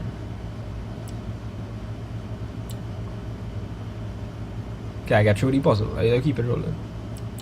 Yeah. Okay. Hey, 95k likes? That's crazy, bro. Yeah, almost 100k. That's insane. I still don't find we have like the amount of people I wanted. I find like maybe things might get crazy in the night. I hope so. Yeah, by 7 o'clock. The first live didn't do substantially good though. I think I remember we may have like 150,000 likes on the first live. And then the live restarts. And then we do the exact same. We break the milestone again. We are come close to it. Well, I find like the live not performing as well as I like. I really find it performing that good. But I mean, I'm grateful for the support. I'm grateful for the support. But I feel like in the night things might speed up. Hopefully. In the night I go on sleep. No problem. Right? Okay, so X plus 4. What would that be equal to, guys? X plus X is 2X. No, but the whole thing would be equal to what? Talk to Marinisha. The whole thing would be equal to what? 2X plus 4? But it told us the sum of their ages is what? Equal to 30. Right, so 2x plus 4 would be equal to? 30. What next?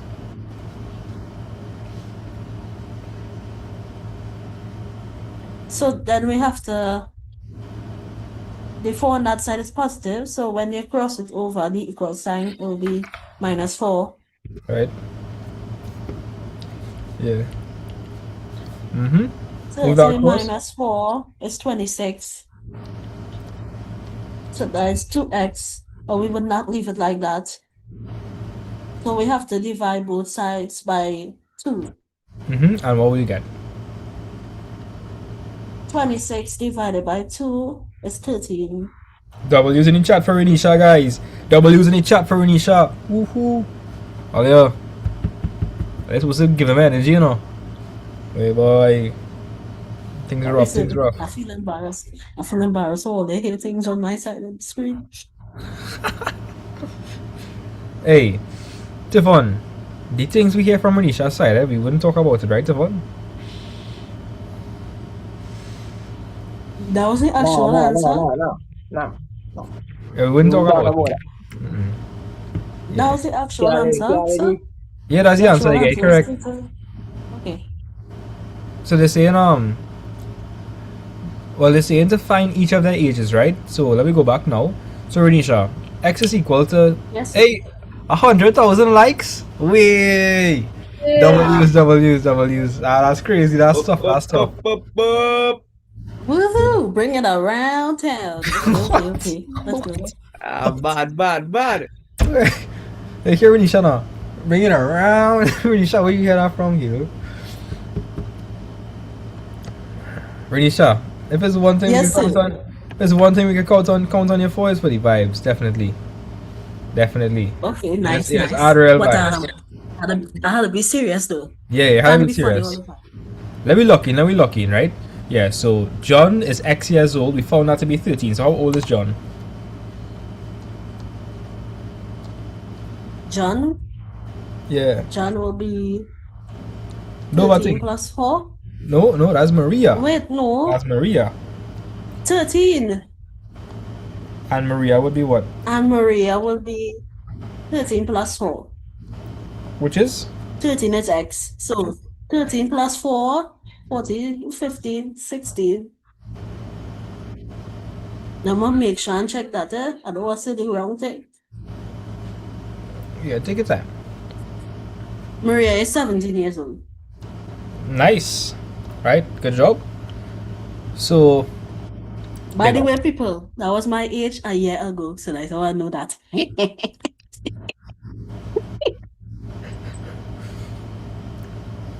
Kushina, you want to help me with that question?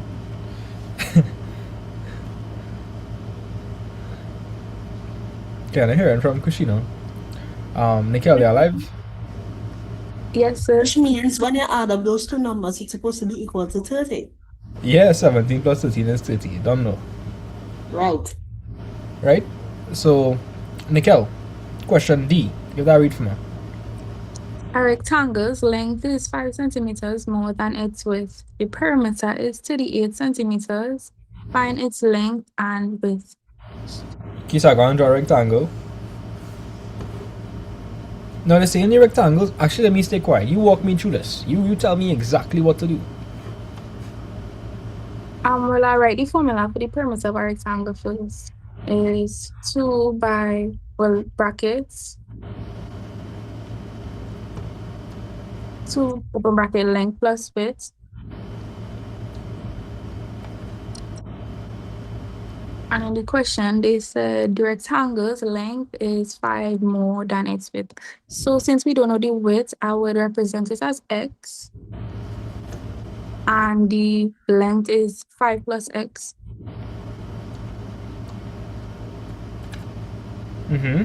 So I would put the 5 plus x and x into the formula and then multiply by 2 and expand the brackets. That's correct. So, the perimeter, they told us the perimeter is 38, right? The length is 5 plus x. And the width is x. Let's simplify inside the brackets, shall we? So, what is 5 plus x plus x? Well, what is x plus x? 2x. So that'll be 5 plus 2x. And what would I do here? 2 multiplied by 5 is 10. And 2 multiplied by 2x. Plus 4x. What next? We're trying to isolate x, so you would put the 10 over the brackets. I mean, the equal sign, sorry. So, guys, 38 minus 10, which is 28, equals 4x. And in order to find x, you'll just divide by 4. So x would be equal to 7. So the question said, find its length and width. It said, find its length and width. Wait, give me a second, guys.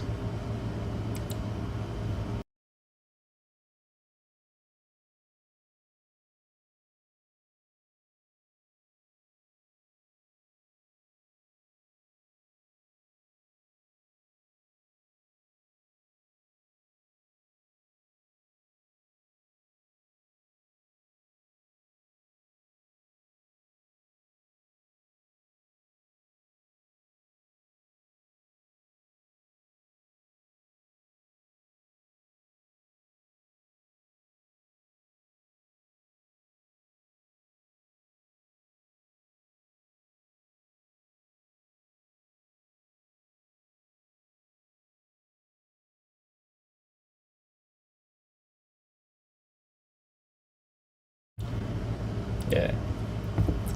Okay.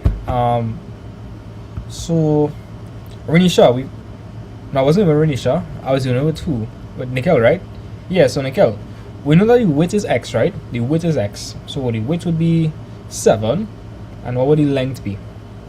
5 plus 7, which is 12. Right. I gotta be careful where I put the 7. You might think it's 7x. Is everybody okay with that? Yes, sir. Okay.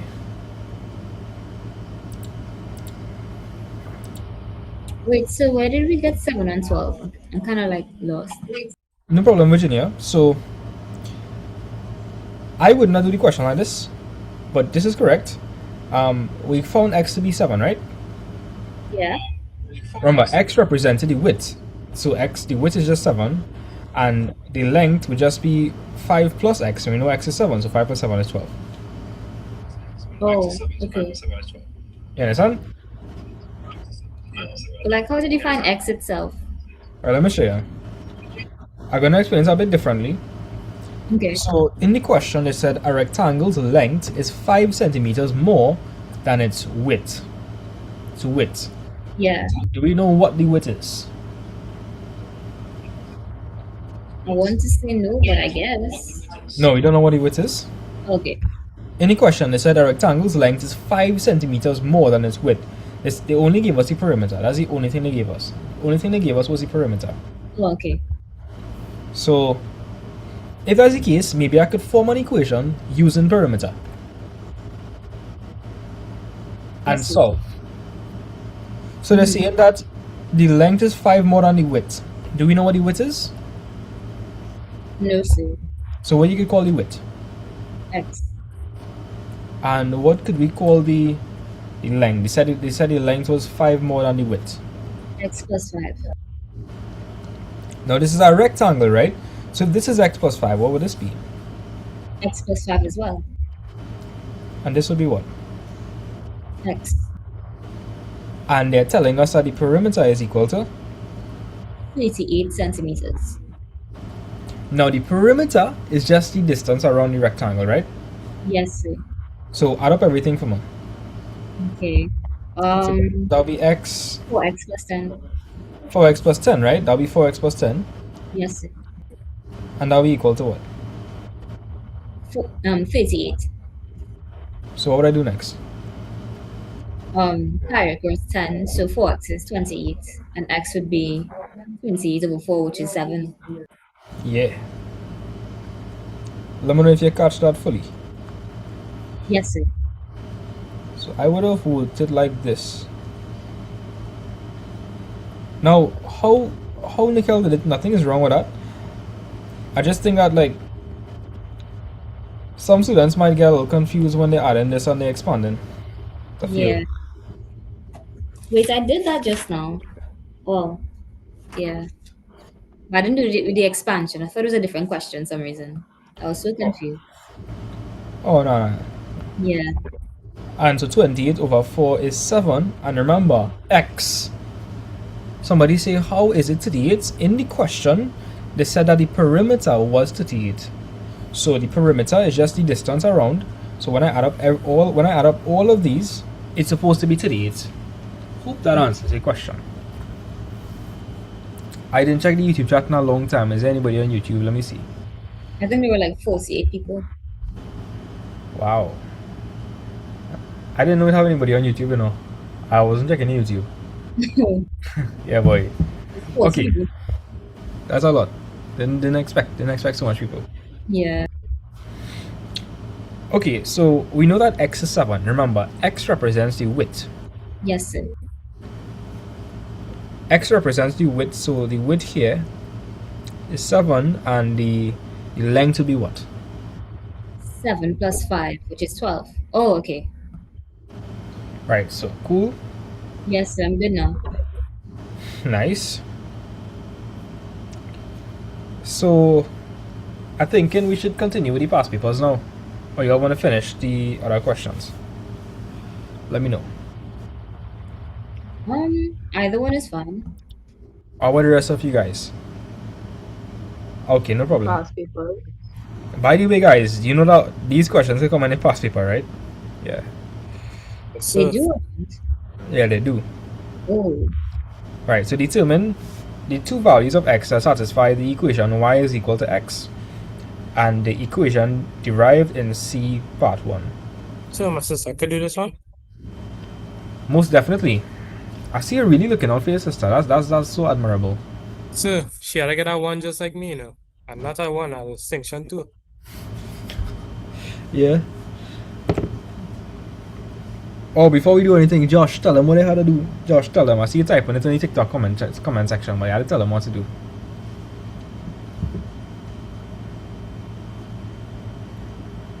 Alright, Josh?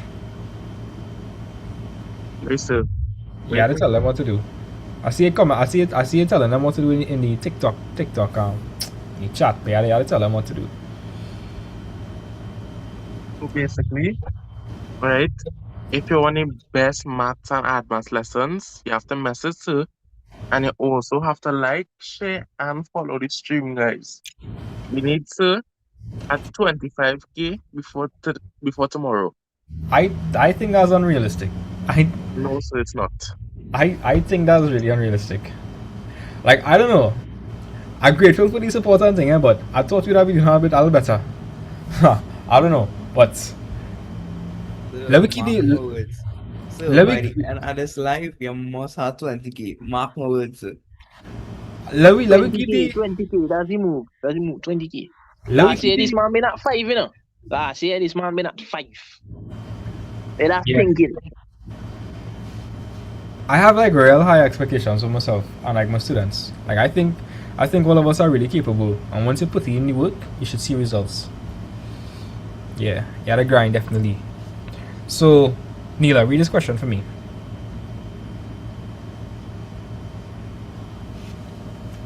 Let me see how Neela. Let me see what Neela gonna do, guys. Let me see. Neela, read this question for me. Nikolai, when Neela boy? That's all right here. Okay, give it. Determine the two values of x that satisfy the equation y equals x and the equation divided NCI.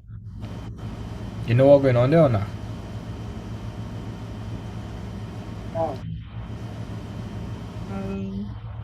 The CI is with the further answer question. This question over here. So what was the equation we came up with previously?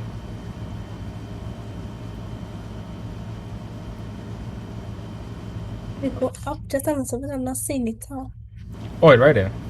Oh, y equals 4x squared. So we have y is equal to x here, and we have y is equal to 4x squared. Everybody okay with that? So like they say, determine the two values of x that satisfies the equation y is equal to x, and the equation derived in C part 1. So in C part 1, we came up with y is equal to 4x squared, right? And in this part, they're telling us y is equal to x. Neela, how you feeling? You understand that? Yes, sir. So this is an example of what, guys, starts with S. S. Simultaneous equation. Yes. Simultaneous equations, guys. Neela, anytime you see two equations and like two unknowns, y and x, simultaneous equations. Okay, sir. Neela, would you say that these two equations are of the same type or like they're of different types? The same? Now, what? Okay. Anybody can tell me what type of equation the first one is? Linear. Neela, that is linear. So Neela, anytime it's just x to the power 1, it's linear. Neela, is this also is that also x to the power 1 or not? No, sir. That's actually an example of a what?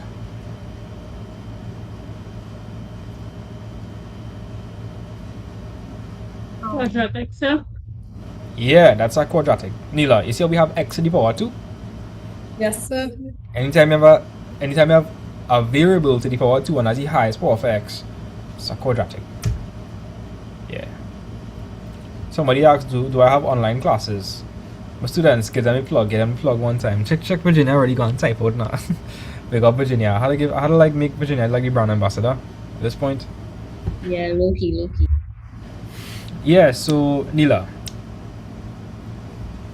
I want to really understand this, right? So let me take a little detour for a bit. So Neela, if you see something in the form y is equal to mx plus c, this is the form of a what? Linear.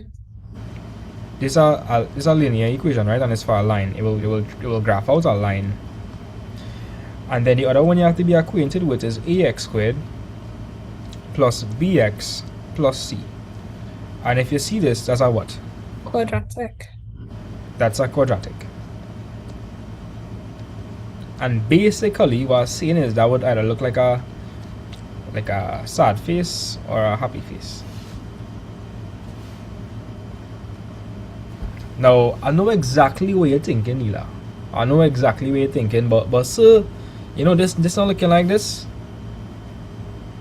That's what you're thinking? Honestly, yeah. Alright. I could take that same thing and I could write it us y is equal to 1x plus 0. You still thinking not looking like it? Nah, not thinking that anymore. What is 1x? 1x is the same thing as what? Yeah.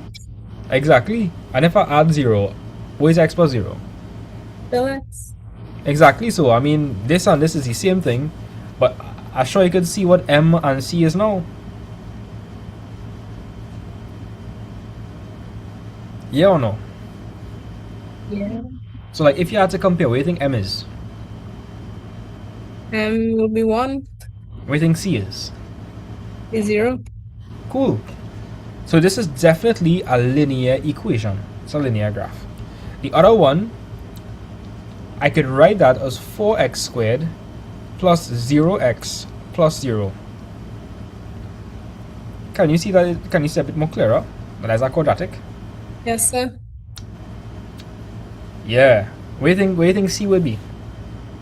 0. What do you think D would be? Also 0. What do you think A would be? 4. Cool. So I'll leave it here actually. So Neela, y is equal to x. This is that will graph a what? A quadratic or a line? What will it graph? Line. That would graph a line. What would this graph? Be quadratic. That would graph a quadratic. Good.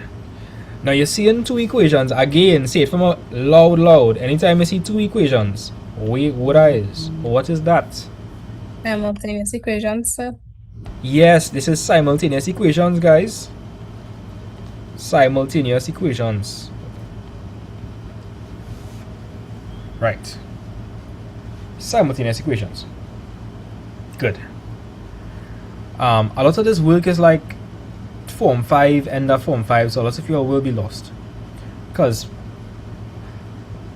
it's a lot of prerequisites to understand this stuff. Because I'm not sure if you all did straight line graphs before quadratics. And I'm not sure. Alright, so let's continue. So, Neela, would you say that these two functions are of the same type or different types? Different types, sir. Right, this is a... what's this? Linear. This is a... Quadratic. Earlier, anytime you have linear and quadratic, can you use elimination? No, sir. No, you had to use what? We had to use... Neela, tell me. Neela was quick on it. Yes, substitution. But Neela, this, like how they set it up here, making our life real easy. They're telling you that y is equal to x, and they're also telling you that y is equal to 4x squared. So we could see.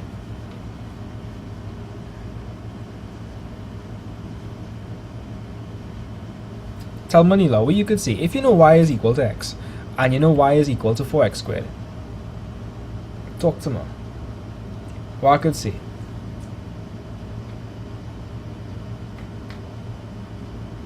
No. X is... Yeah, I think you're going correct. X is what? 2. Nah. Alright, so Neela. X is the same thing. X is equal to what? What is x equal to?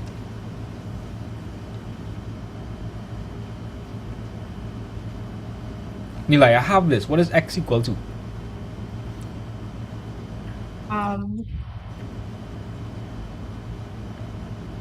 X will go so both y. Exactly. X is equal to y. What is 4x squared equal to? So y. Both of them are equal to? So y, sir. Exactly. So that means x and 4x squared are? Both equal to y. Both of them equal to y. So they are what?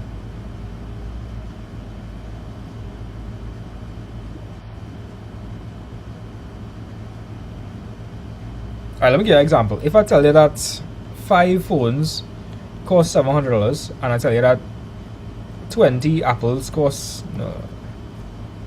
50 apples cost $700, then what does that tell you about the price of the 5 phones and the 50 apples? They are what? They both equal to 700. So they are what? So I can say 5p is what? 50. Equal to 58. Okay, so both x and 4x squared is equal to what? So both x and 4x squared are equal to what?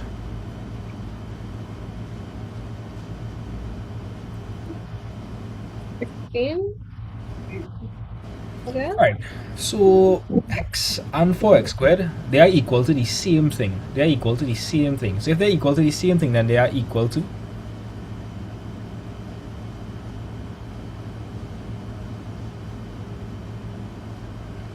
X. nah. We're not gonna leave. You have to figure this out. I'm not gonna give you no shortcuts. I'll wait to figure it out. Right, so Nila, I think she's thinking a little too hard for this one. I think so. It's real simple. Like I promise you, it's real simple. So Nila, again, remind me, what is x equal to? X is equal to y. What is 4x squared equal to? Also equal to y. Exactly. Both of them equal to y. Correct. Both of them are equal to y, and therefore they are equal to. You can do it. You can do it. Therefore, both of them are equal to what?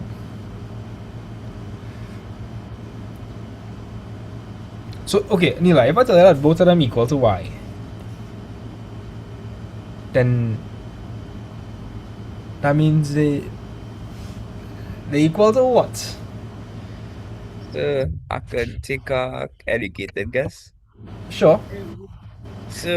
So in equation, what would x be equal to 4x squared in next one? Yeah, that is it. That is it, because both of them are equal to y. Both of them are equal to y. Both of them are equal to y, guys. So like, if both of them are equal to y, then that means they're equal to each other. Think about it. So I could say x is equal to 4x squared, because both of them are equal to y. So like, If you write out the full thing, I think you go click a little bit faster. So yeah, x is equal to 4x squared, which is equal to y. like watch this. Maybe this might help. Waddy? Yeah.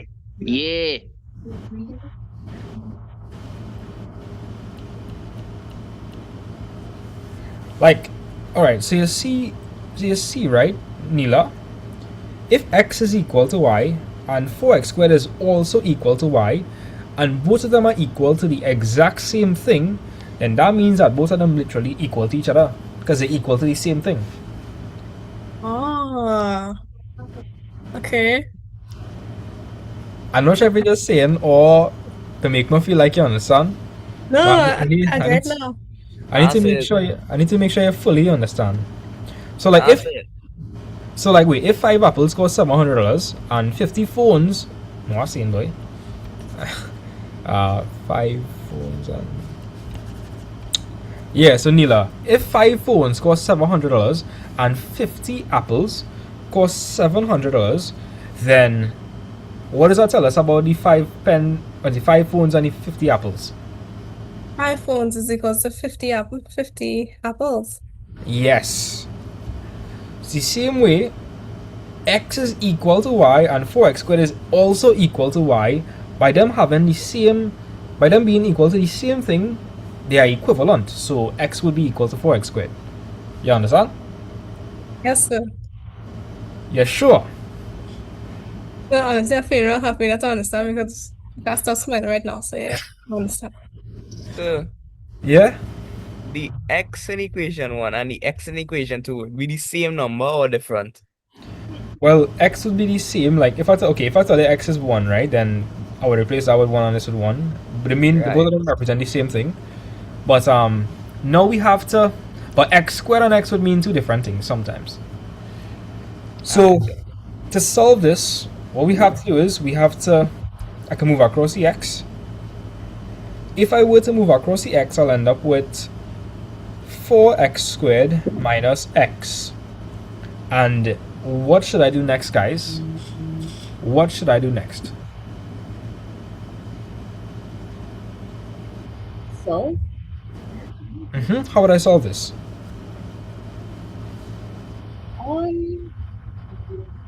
Could we factorize? Yes, we could factorize. anytime you have a quadratic, remember a quadratic has how much linear factors? 2, because it's a quadratic. A quadratic will have 2 linear factors because it's a quadratic, right? Yes, sir. So anytime dealing with a quadratic, you want to factorize it if it's equal to 0, so you can see how each linear factor contributes to the answer. So if we factorize this, how are we going to do that, Neela? We would be two of them have in common. What do both of them have in common? X. Right, so what do I write on the inside? 4x minus 1.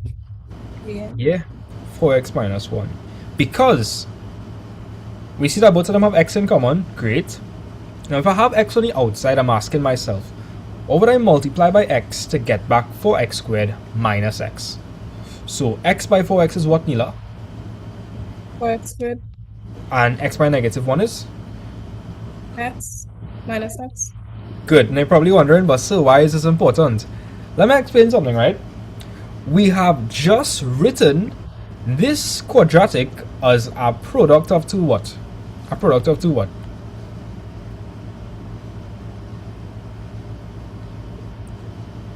Somebody is asking, where did the 1 come from? Let me explain.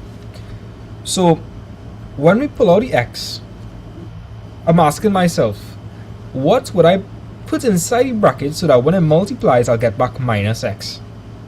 So when you multiply x by negative 1, you get back the negative x. Another way you can think about it is minus x all over x. X into x is 1, so you're going to get minus 1.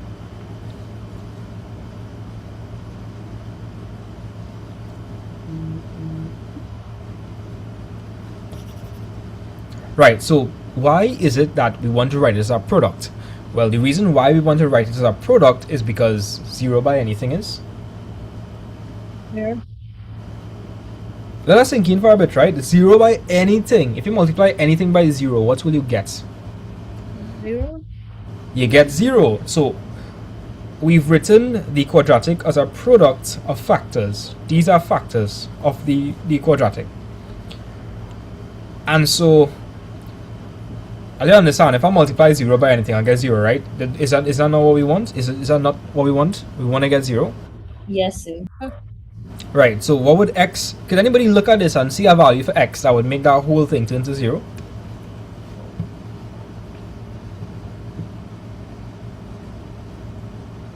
Talk to Manila. Is there any values for x? You could look at this and just see it. That will give you a 0.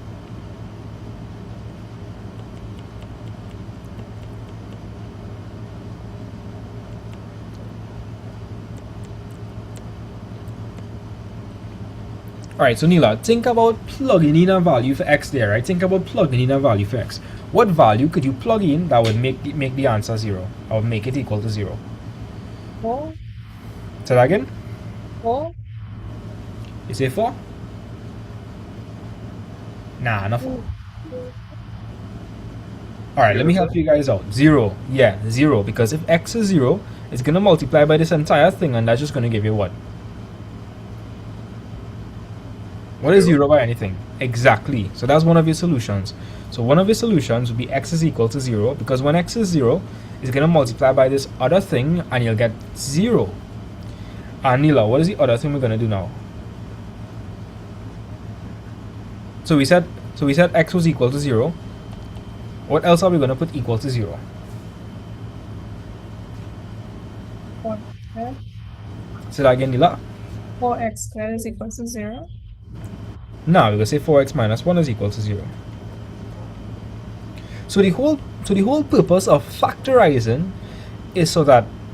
Okay, so Neela, let me make sure you understand this, right? Neela, you see an x multiplied by 4x minus 1 here? Yes, sir.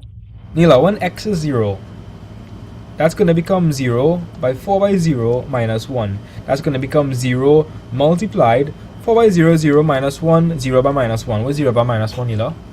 Minus 1.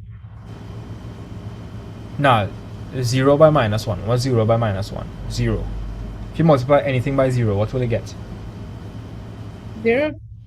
Exactly, so that's what I was saying. If x is 0, it makes the whole thing equal to 0. Why? Because anything you multiply by 0 gives you 0. exactly. So anytime you factorize, you put each factor equal to 0 because you're trying to find the value for x that would make it such that the factor turns to 0. Because guys, okay, let me ask you that question, right? If we could figure out the value for x that makes this 0, then 0 by anything is what? What's 0 by anything? 0. 0. Exactly. So guys, let's just summarize, right? Anytime you're working with a quadratic, you want to do what? Like especially you want to get it equal to 0, and then you're going to try to do what? You're going to set it equal to 0, and then you're going to do what? If you could. So, By doing what? factorizing. Yes, factorizing, and you're going to set each factor equal to what? 0.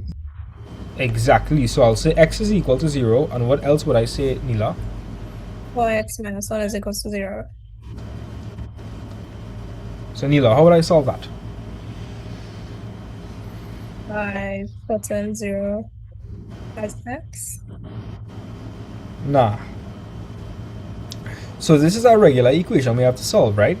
So I need to isolate the x term. What is the x term over there? 0. Nah, the x term is 4x. So we want to isolate that x term.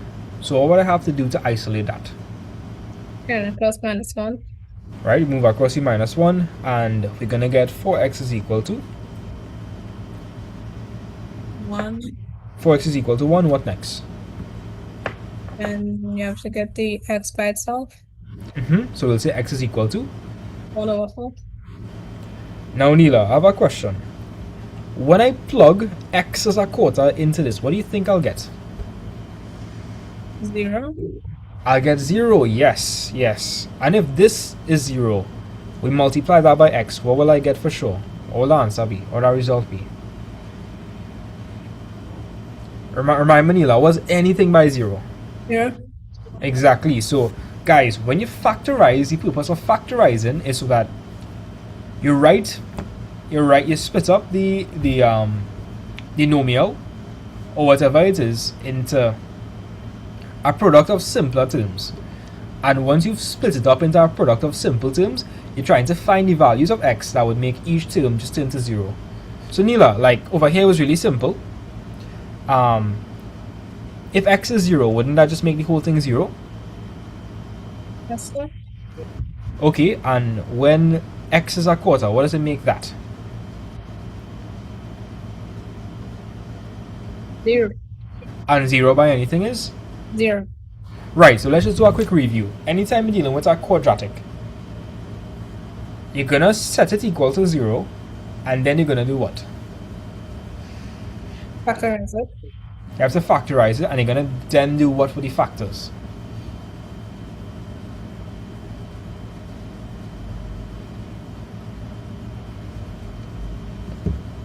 And then you're gonna do what with the factors? Justin Martinez Life. Yeah, the comments can give answers. Yeah, and Neela, what next?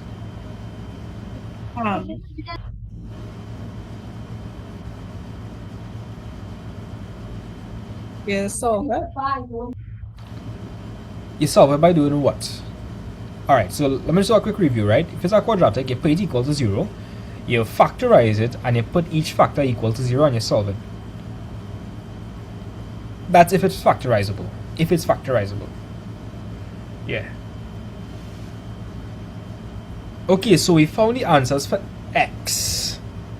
But we need to find the values for what now? Oh no, that's all they wanted. Okay. Well, we have the answers. X is 0 and x is a quarter. Before I move on though, let's find for y as an extra step. I do unit 1 pure maths. I have somebody for me that is teaching unit 1 pure maths. Okay, so guys, we found the answers for x. Let's try to find the values for y now. That's an extra thing I'm doing here. That's an extra thing I'm gonna do. So Neela, if I wanted to find for y, how would I do that? I know x is equal to 0, and I know x is a quarter. Excuse me, sir. Yeah, talk to me. I must go now, but I will rejoin at 9. No problem. It was good Yeah. having you. Take care. Thank you, sir. Okay, bye, sir. Bye, everyone. Bye, Jenna. Bye bye. Okay. Yeah. So anybody could tell me how you would find for y now? We found for x. How would you find for y? I mean, still it says y is equal to x. So wouldn't it be the same answer? Exactly. It's telling us that y is equal to x. So if y is equal to x, then, when x is 0, y will be 0. And when x is a quarter, y will be what? Kamanila. Yeah. Nah. It says y is equal to x. So whatever y is, x will be the same. So if x is a quarter, what would y be? Also, Say that again? a quarter. Yeah, it would be a quarter because Neela, I promise I'm not trying to trick you or anything, like watch. They are telling us that y is whatever x is. So like if x is 0, y will be 0. And if x is a quarter, y will be a quarter. Now, what would this look like graphically? Does anybody know what that would look like graphically or not? No, sir. Nah? Does anybody know? Okay, does anybody in class have ideas of what this would look like graphically? I have a question. When x and y is 0, would it be like a horizontal line? Like going through the x-axis? Okay, when x is 0 and y is 0, that would be the origin. That would be the origin. Okay. So it wouldn't have like a... Okay, never mind. That would be the origin, yeah. Okay. Oh, yeah. Oops, sorry. That would be 0, 0, and this would be a quarter, a quarter. It's a good thing I asked. So, if you're wondering what this would look like graphically, well, graphically, it's just going to be the points of intersection between the two graphs. So, like over here, we have y is equal to x, and I'm going to put on y is equal to 4x squared. Look at that. So, you can see it intersects at 0, 0, and the other point of intersection is a quarter, a quarter. So, that's what we actually found. Oh. That's what we actually found. And you can see the green line is the linear graph and the blue line is the quadratic graph.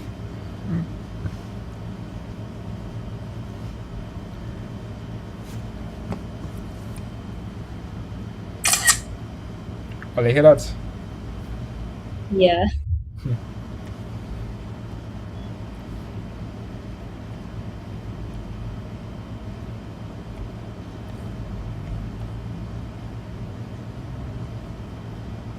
Okay, I really feel like I really have to go over this question again. I feel like a lot of you are very confused. Alright, so let me try. Let's try to do the question again.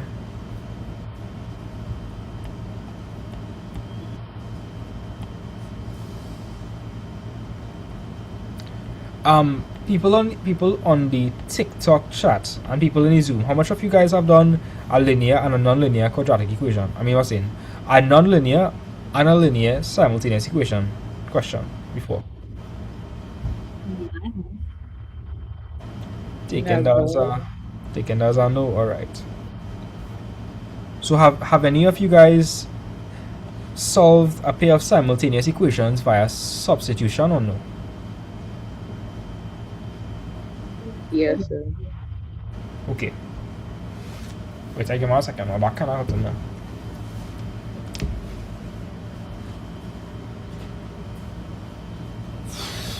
Let me just take a stretch. Ooh. Okay. Yeah. Take a little stretch.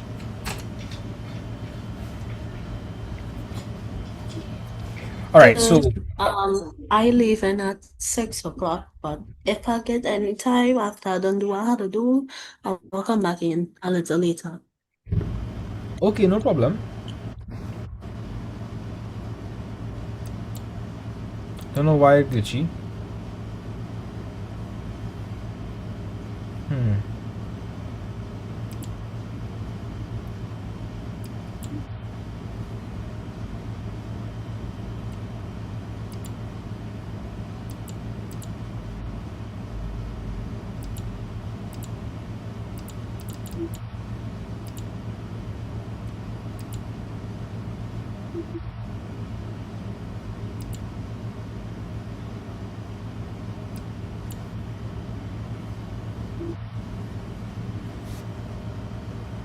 I don't know why it's glitchy. I have no idea why that is the case.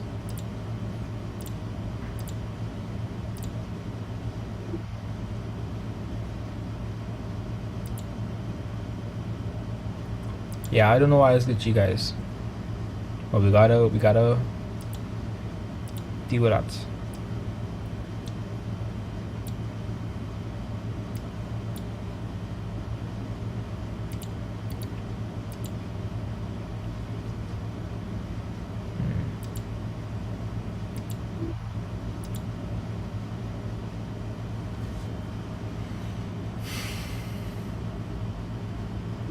Nah, it's glitching, but I can't really do anything about it now, so we just gotta keep pushing on forth. Yeah. There are greater concerns. Okay, so in the previous question, we figured out that y was equal to 4x squared. Anybody could tell me what kind of graph that is or nah? What kind of graph is that, guys? Quadratic. Right, this is a quadratic graph.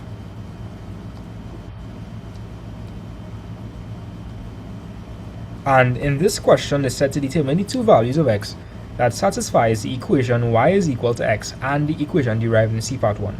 So this was the equation derived in C part 1, and the new equation they're giving us is y is equal to what? What's the new equation they're giving us? Y is equal to x. And that's the graph of a quadratic or a line? Linear. Linear. Cool.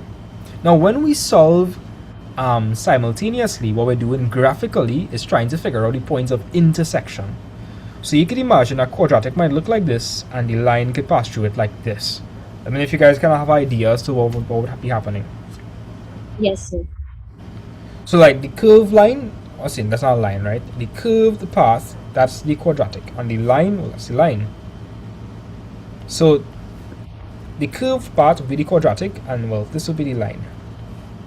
So hope we kind of have ideas of what's happening.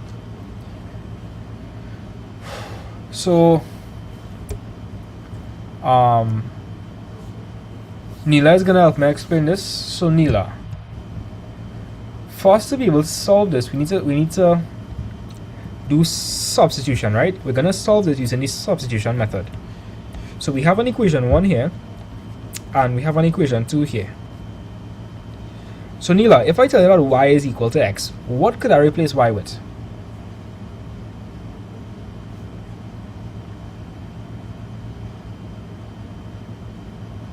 Zero. No, I can't do that. No, not zero. X. Do you replace it with x? Correct, because I'm telling you that y is equal to x. If I tell you y is equal to x, and instead of writing y, you could write x. Another big thing about this, right? You have y is equal to 4x squared, and you have y is equal to x. So both of them are equal to the same thing. So Neela, if both of them are equal to the exact same thing, then what could I say about 4x squared and x? X is equal to 4x squared. Right, I could say that x is equal to 4x squared, or I could say that 4x squared is equal to X.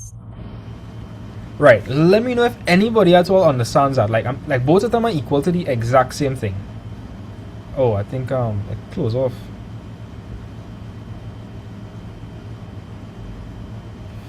Yeah, both of them are equal to the exact same thing.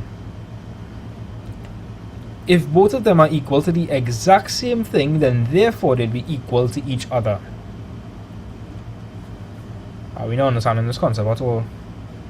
Yeah, I understand. Yes. I understand, sir. I understand, sir. Nah, I'm not seeing anybody in any TikTok understanding it. Oh. Yeah. Let me think.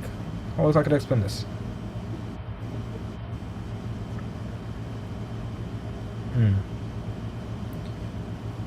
I suppose I could explain using the substitution approach. So, here what? Can you all solve an equation with two unknowns or no? Like, if you have an equation with two unknowns, can you solve that?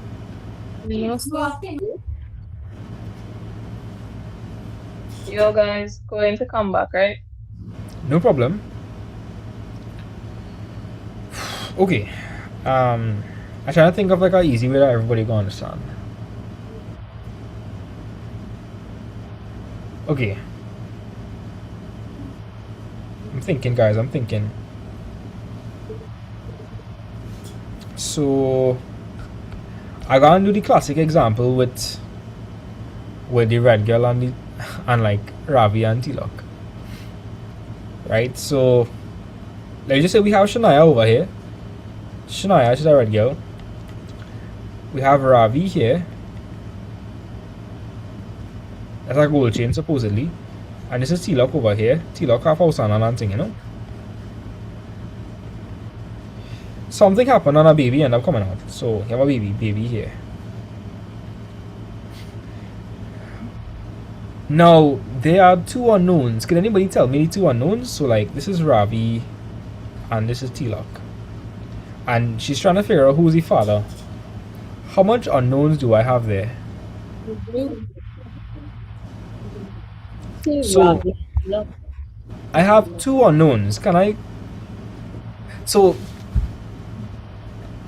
exactly, somebody said the baby daddy is unknown. Exactly. If you have two unknowns, it's trouble because you can't exactly figure out who is who, or you understand? So two unknowns is trouble. Understand our mindset. Two unknowns is trouble, okay? Two unknowns is trouble. So what I'm trying to say is if you have an equation with two unknowns, it's trouble. In this equation, you have two unknowns, x and y. In this one, you also have two unknowns. So again, guys, can I easily solve an equation with two unknowns? Yes or no? No, sir. No, sir. No. So in the substitution method, what we try to do is we try to end up with an equation with one unknown. Now it just so happens that 4x squared is equal to what? What is 4x squared equal to? X. Y. Y. And we know that x is also equal to what? What is x also equal to? Y. So then both of them are equal to the same thing. If both of them are equal to the exact same thing, then therefore they are equal to Each other. exactly. Both of them are equal to each other. Because both of them equal to the same thing, you know, like what? 4x squared is equal to y, and x is equal to y. So both of them are equal to the exact same thing. If both of them are equal to the exact same thing, then they are equal to each other. Another way to think about it is, I'm telling you that y is equal to x. If I'm telling you that y is equal to x, then wherever I see y in equation 1, I can replace it with what? X. Exactly. So in equation 1, wherever I see y, I could replace it with x. And so therefore it's going to be x is equal to 4x squared. So let me say that again. So I'm taking the substitution approach. So let me write some steps here. Substitute y is equal to x into equation 1. So guys, anywhere that I see y in equation 1, I'll replace it with X. I'll replace it with x. So instead of writing y there, I'll write x. And so it's going to be x is equal to 4x squared. Now, how much unknowns do I have there at the same time?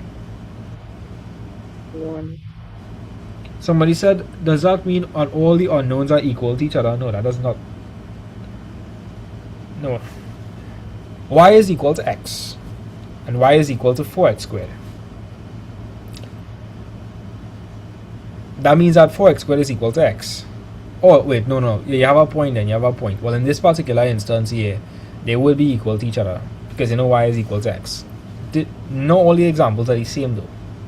Alright, so we have x is equal to 4x squared. What could I form from this, guys? What could I form from that? An equation. Well, we already formed the equation. We have x is equal to 4x squared. And how much unknowns do I have in this? 1 or 2? 1, yes. I mean, I have x and x. Isn't x the same unknown? Yes, sir. Yeah. I just have 1. Somebody said 2. No, I have 1. Right? An example of two unknowns would be like x and y, where x and y mean two different things. But over here, I mean x and x is the same thing, right? It's the same unknown. So what we're going to do is, we want to formulate a quadratic. So does anybody know how you would form a quadratic to solve it? It's uniform ax squared plus bx plus c. But there's And how would I do that? How would I go about doing that? transpose and bring the x across to the right hand side. And if you do that, what would you end up with? 4x squared minus x is equal to 0. So let me try to run through that again so we understand what's happening there. Anytime you see x to the power 2, it implies that it's a quadratic. If 2 is the highest power of x, it's a quadratic. And the way in which we solve quadratics is to set it equal to 0 and factorize, so we could see what would make each factor 0. So now that we have 4x squared minus x, we have to factorize it. If I factorize that, what would end up inside the brackets? 4x minus 1. So Virginia, could you explain why is 4x minus 1 on the inside? Because we're factoring out the x term, and to get back 4x squared, you'd multiply x by 4x, and to get back minus x, it'll be x by minus 1. That's correct. Nice. And so now we're trying to find what would make each factor equal to what? 0. Right? So you'll say x is equal to 0, and what else you will say? Well, x is equal to a quarter. X is equal to a quarter, but show the full working. Explain the full working. So 4x minus 1 is equal to 0. So, I mean, there's two ways you could do it. The way I did it was like, if you have a quarter, the denominator would cancel and you get 1, and 1 minus 1 is 0. But like the full working would be transposing each value until you get x. So you're moving minus 1 to the right hand side, you get 4x is equal to 1. And then when you transpose again, you divide both sides by 4. So x, therefore, is equal to 1 quarter. Nice. And if I were to say plug in x is 0 into this, what would I end up with? 0, because anything multiplied by 0 is 0. Correct. And if I were to plug in a quarter into this over here, what would I get? 0 as well. And same. And anything by 0 is 0. So whenever you factorize, you write your expression as a product of factors. And once it's in a product form, if at least one of the products is 0, then the whole thing is going to be what? What's the whole thing going to be? 0. So. Exactly. And that's what they wanted. They wanted the two values of x. The two values of x. Right? So I'm going to move on. Okay.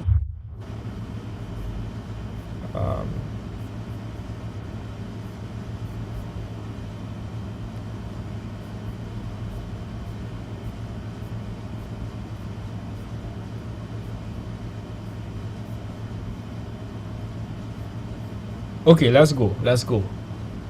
So, who wants to help me with this question? I know I'm starting to feel tired. I still have like 17 more hours to go. Why am I feeling tired? Oh, that's crazy. That's not good. That's no bueno. Should not go to sleep late last night, guys. It was not a good idea. Alright, let's lock in. Let me go.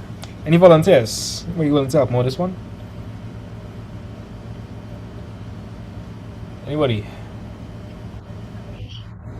Alright, so, I don't mind volunteering. Okay, well, thank you, Virginia. Let me go. So, Okay, give the question a read, Shima. It looks a little confusing though, but okay. So in the triangle EFG shown below, EG is equal to 2x plus 3 centimeters, and the perpendicular height from F to EG is x plus 5 centimeters. Given that the area of the triangle EFG is equal to 50 centimeters squared, show that 2x squared plus 13x minus 85 is equal to 0. Right. Okay. So, I know, guys, I'm not going to drink any energy drinks. No energy drinks. I going off this thing with water.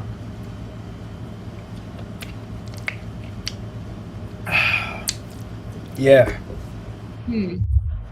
Yeah, so Virginia, any ideas? Could we put down the formula for a triangle and substitute the values that we have there? Yeah, that's a really good idea actually, because they're telling us that the area is 50, so most likely we'll have to formulate an equation using the area. Okay. So, what was the formula for area for a triangle? Base times height divided by 2. Right, the formula for area for a triangle is base by height divided by 2. Okay, do we know what the base is? Yes, sir. 2x plus 3. Right, so the base is 2x plus 3. What is the height? X plus 5. And that whole thing will be over what? 2. Good. And we know that that entire thing must be equal to what? 50 centimeters squared. But why? Well, let me think, right? Let's think, guys. Let's think. Come on, we can do this. We can do this. The area. What did it tell us the area of the triangle was, guys? What did it tell us the area of the triangle was? 50 centimeters. Exactly. They told us the area was 50. And so they gave us the base and the height in terms of x. So we need to now formulate an equation. So we know area is base times height over 2. They gave us the base to be 2x plus 3. And they gave us the height to be x plus 5. So 2x plus 3 by x plus 5 over 2 is equal to 50. So does everybody understand that we plugged in the base and the height into the formula there, and we know that the area will be 50? Let me know if you guys with me so far. Yes, sir. Yes, sir. Now, all of like working with fractions, just keep in mind, right? We had to get this. We had to show that is equal to this. We had to get that somehow. And so what you guys think I should do here to probably make our lives a bit simpler? Transpose 2, so multiply by 50, but on both sides. Multiply by 50 on both sides? I mean, multiply by 2 on both sides. Good, because guys, does everybody see that we are dividing by 2? So if I take that divide by 2 and I move it across, it's going to turn to what? Multiplying by 2. Do you guys catch that? Like if I take the divided by 2 and I move it across, it's going to turn to multiply by 2. So we're going to end up with 2x plus 3 by x plus 5, and that's going to be equal to 50 by 2, which is 100. So if you notice over here, guys, does it look like there's any brackets? Yes, sir. Nah, I don't see any brackets over here. Oh, wait, no. It meant like the 2x plus 3 by the x plus 5. So we'll have to expand this. So how are we going to expand our boy? Binomial expansion. Right, so you'll have to distribute each term in the first bracket across all the terms in the second bracket. So like you see that 2x for instance, you'll multiply everything by 2x. And then I'll multiply everything in the other bracket by 3.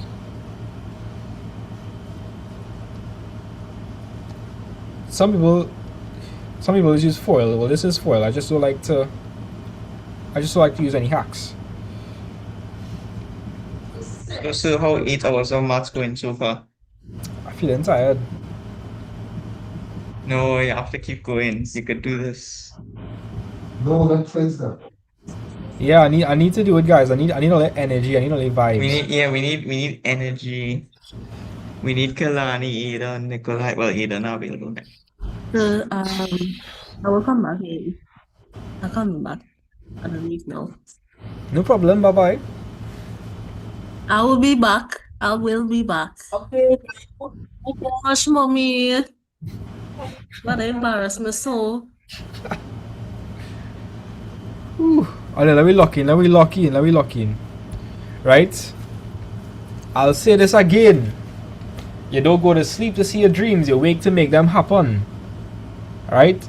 You wake to make them happen. right? We gotta make it yet. We gotta make it yet, guys. We not making any. We gotta make more progress, guys. Come on, let me push it. Let me push it. Come on, guys. Let's lock in. We can do this. We can do this. So, Virginia, we have this, right? Yes, sir. So, like, we're gonna multiply 2x by x. What are we gonna get? 2x by x. 2x squared Right? You're gonna get 2x squared, and then what is 2x by positive 5? plus 10x. Then you're gonna work out 3 by x. What's 3 by x? 3x. And 3 by 5 is? 15. And that whole thing is equal to what? 100. Good, good. All your things are gonna shape up, you know. Are you seeing it? Are you seeing the light at the end of the tunnel? Yes, sir. Yes. Anybody else see any light at the end of the tunnel? Yes. I seen it, you know. I seen it. Like, okay, we're real close. So, guys, are you guys seeing any like terms over here? Any like terms? X. You seeing 10x and what else? 10x and what else? And 3x. Good. 3x. If you had 10 x's and you get 3 more x's, how much x's you have? 13x. 13x. Right? Now, earlier we talk about this, right? That looking like a what? That's starting to form a what? What is it starting to form? A quadratic equation. A quadratic, right? If it's a quadratic, then you want to move everything across to one side and you'll have it equal to what? 0. Exactly. And furthermore, in what it tells you to prove, right? I'm not sure if all you can see it, but you know we had to get minus 85. What will happen if you take 100 and move it across? Oh, we will get minus 5. Yes, you're getting minus 85. You seeing that, guys? So we're gonna take that 100 and we're gonna move it across. Move it across. That's gonna be 2x squared plus 13x, and that's gonna be plus 15 minus 100, and that'll be equal to what? 0. Good, good.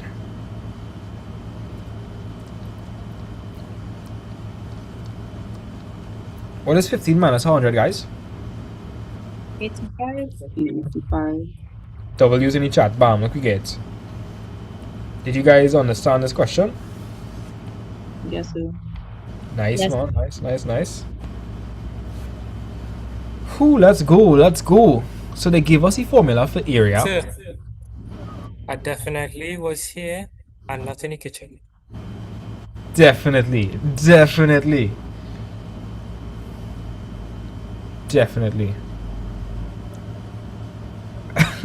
Yes, sir, don't worry. I was always here. That's true. I believe that. Somebody is saying, how come we did not move the 15? Anybody want to explain to them why we didn't move the 15? Because you have to get 0 on the right hand side. So we will move the 100. Right, so some people are asking, how 0? Well, let me explain. If you take 100 from this side, which is the only thing on that side, that's the only thing on that side, right? If you take the 100 and you move it across, will there be anything left on this side now? No, sir. No. A better way to think about it is you're actually taking away 100 on both sides. That's why we get 0. Now, I didn't move the 15 because the 15 is where I want it to be, right? I want to take all the terms and move it across to one side so it's equal to 0. 15 minus 100 is minus 85. There's no need to move that 15. 15 is where we want it to be. When you're working with quadratic equations, you always want it to be equal to 0. Always. So let's move on. Aha. So, Kamaya, give me some vibes. Kamaya, you alive? Yes, sir. I came back. I see you and Nathaniel rolling at the same time. What can I say? What can I say except you're welcome? All the tides, the sun, the sky. Somebody continue it. I guess the legacy died with us, I Romano. guess it's okay to say you're welcome. I'm just an ordinary demiguy. Romano could be a singer, boy. Come to think of it, I could go on and on. I can explain every natural phenomenon. The tides, the grass, the ground. What else, Maui just messing around? I kill a Neil, I bury his guts. Spotted a tree, now you got coconuts. What's the lesson? What does that take away? When don't mess with Maui when he's on a breakaway. And the temperature here on my skin, it's a map of the victories I win. Look where I've been, I make everything happen. Look at this thing in Maui, just tick it tapping and ha ha ha ha ha ha. Hey. Oh, you remember all of that, boy? Genuinely, I So do I not. was not going to ask him that same question. How he remember all of that? I do know. So when I was like younger, I used to like memorize all the Disney songs and I just like have that in my brain. Wow, that was impressive. Mama Yeah? said she could be choosing the song for you to sing. How well is so sure I go and sing? I That don't know, is the she just had the question. feeling. How well is so sure I go and sing? We don't know, but we go see. Depending on how the vibes going. Somebody say, I hope you remember he maths like that. Excuse Romano, get through, you know. He get through with maths and all that. Yeah, I got two in maths, you know. Yeah, he get through. And Romano used to like really struggle with maths. He used to like feel maths on it and him getting that too big up Romano one time. He would card, he already here. Romano, a lot of my students here, they already write the exam, you know. They're just here to give them mental support. W students. Okay, so, Kamaya, help me with part 2. Give it a read. Find the value of x given your answer correct to 2 decimal places. Sure with it. Okay, cool. Hey, Kamaya, you see how they say two decimal places? Yes, sir. Does that imply that you could factorize it? No, sir. No. If they say 2 decimal places, I don't think that's factorizable, you know. Because when it's factorizable, it means that your solutions are rational, number one. And it means that, you know, either rational or it's like a whole number. Yeah. If it's the 2 decimal places, pressure. Yeah. Okay, so, come on, talk to me. I'll let you do all the work. You help them out here. I don't reach here, low-key lost. You're low-key lost. Yeah. So they gave us a quadratic, right? Mm-hmm. We have a quadratic. And they tell us to find the values of x. What do you feel we should do? Okay.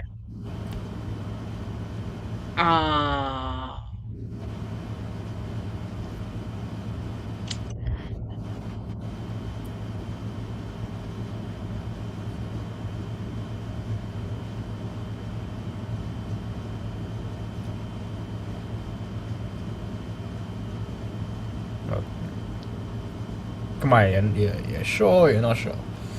I'm not sure, sir. Alright. Anytime you're dealing with a quadratic and you see them saying crazy thing like correct it to decimal places, you gotta use the quadratic formula. You have to use the quadratic formula. Oh, okay. Yeah. Do you know what the quadratic formula is? I believe so. It's minus b square root b squared minus 4ac over 2a.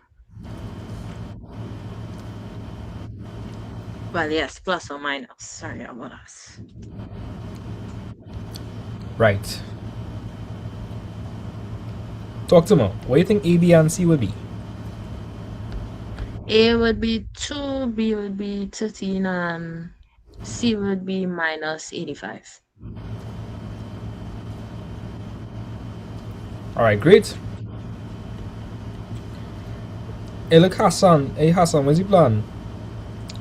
Right, so we know that b is 13, so that's going to be negative 13 plus or minus the square root of b squared. Again, b is 13, so that'll be 13 squared, right? Minus 4 by a is 2, and c is minus 85. And we're going to put our whole thing over what? I see Nathaniel raise his hand. Nathaniel, talk to me. Oh, sir, I was just gonna ask why I had to use the quadratic formula. Why can't I use the other method, which is just They tell you to give your answer to 2 decimal places. If they tell you to give your answer to 2 decimal places, you feel like we'll be able to factorize that easily. I think about it in all the instances where you factorize and you put the answer. You get the answer. And do you have to like round off? No. And to be just like a regular integer, it might be like a rational number, like a half, like. Yeah, it always is, yeah. But if it's an irrational number, then can you write it in the exact form, or will you have to like round off? You would have to round off, I guess. Exactly. And what I recommend, you could probably put this in the calculator as well. Shift menu, what do you boy? Massacre. Right? You could go under equation/function. You're gonna press polynomial.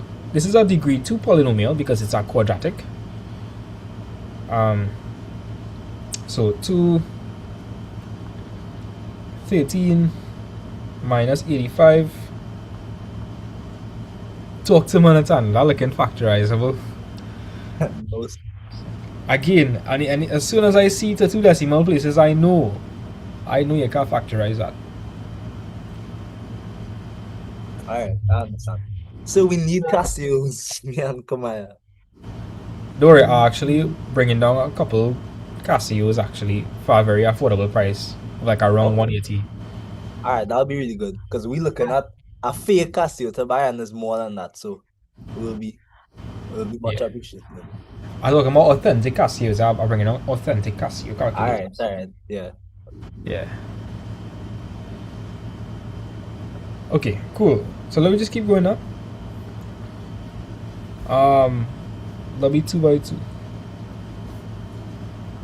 So x is going to be equal to negative 13 plus or minus the square root of what? So that'll be 13 squared minus 4 by 2 by minus 85.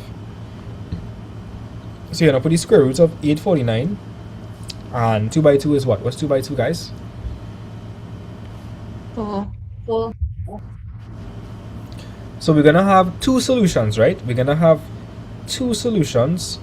Now, only one solution would be valid, and you have to check it back with the dimensions. Remember, x is actually...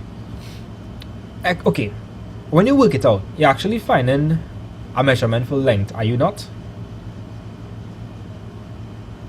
Yes, sir. Yes, sir. Yeah, so like if you plug in back x and you get a negative number, can that value for x be valid? No, sir. No.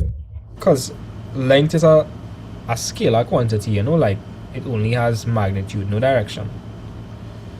So let me check out both of these solutions. So we can check out minus 13 plus the square root of 849 over 4. So guys, plug this into the calculator and give me the answer to 2 decimal places. Anybody can tell me what the other solution would look like?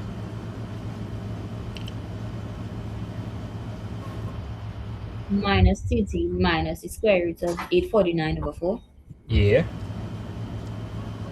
Does anybody know why there's a plus or minus in front of the square root sign? Or no?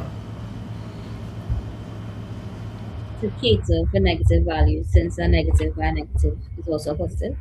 Correct. Yeah, that's correct.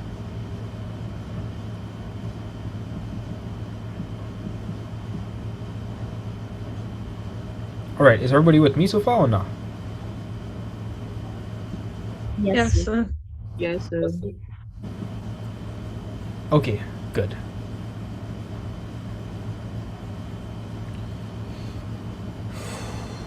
So let's work this out. That's going to be minus 13 plus the square root of 849 all over 4. What would that be to 2 decimal places, guys? 4.03. 4.03. Yeah.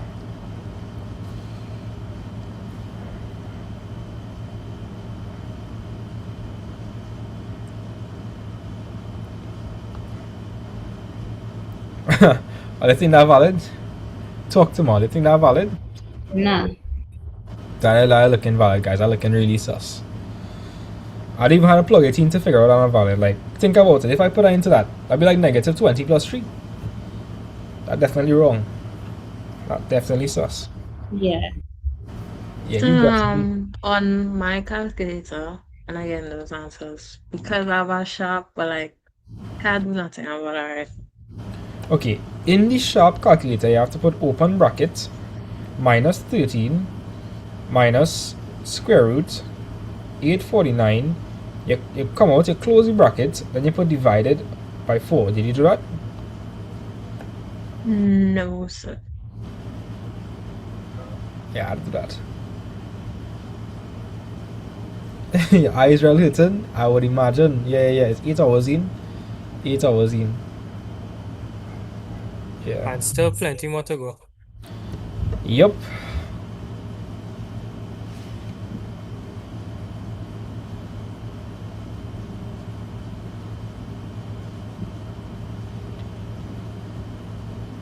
So I hope you got a good night's sleep last night. I did not. Oh, alright.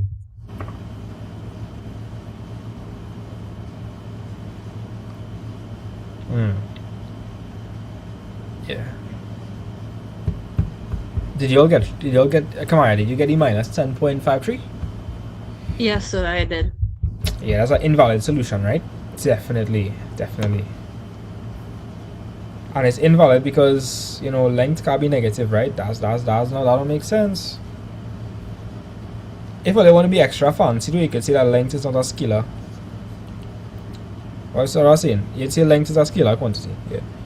Length is a scalar quantity.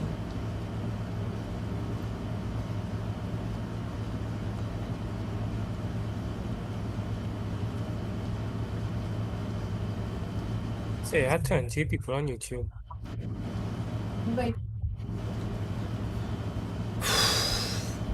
I don't know, like, I thought the turnout for this live would be a bit more, but I'm not gonna let that discourage me. We have to let the vibes win, if you understand what I'm saying. The vibes will overpower this. So Alright, so cool. The only solution that makes sense there is the 4.03. The 4.03, guys. 4.03. Yes, sir. Hey, yeah, the vibes carry. Anybody know Machel Montano? I mean, who doesn't know Machel Montano, guys? Who doesn't know Yes, Machel sir. Montano? What kind of question is this? I don't know, like, who, what? Nikolai. We'll find you, know. That's crazy. nah, I'm just joking, sir.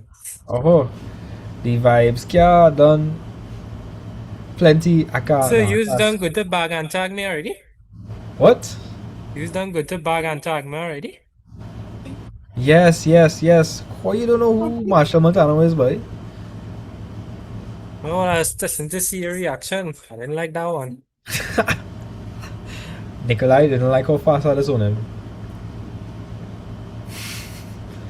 Guys, I am not tired. Okay, you all have to have very high standards for yourself. Somebody asked me if I'm tired. The thing is, yes, you're tired, but you have to keep going until you reach your goals. Let us sink in. Guys. Okay.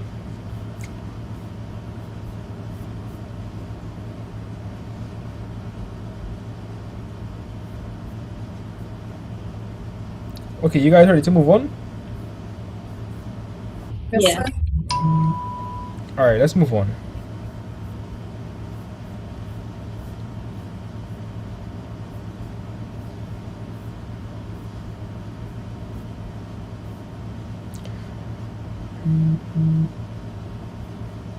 Wait, okay, let me go with this question. So, Virginia, give it a read for me. In the diagram below, JKL is a straight line and JMK is a right angle triangle. The line segment JM is parallel to KQ. JK? What? Okay. Wait, it's parallel to KQ. JK is equal to 12 centimeters and MK is equal to 8 centimeters. Determine 1 sine V degrees. Okay. Yeah, you know what to do here? Here what? Are you ready for me to start trigs? I could start trigs, you know. I could start trigs. Yeah, let's go. I feel like I should start trigs, bro. I feel like I should start trigs. Yeah.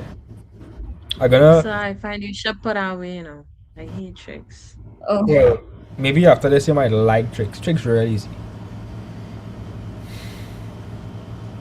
Okay. There we go.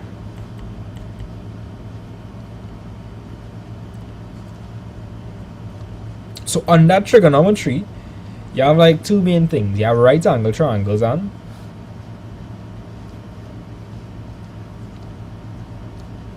anybody else? Right angle triangles and where's the other one?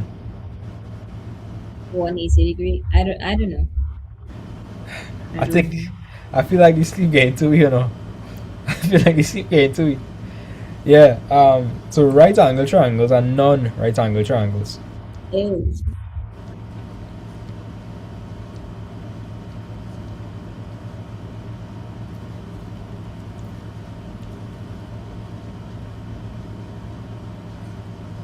So guys, if you have a right angle triangle, what can you use on it? Well, if it's a right angle triangle, you could use Pythagoras' theorem. What else you could use, guys? Trig ratios. Trig ratios, yeah.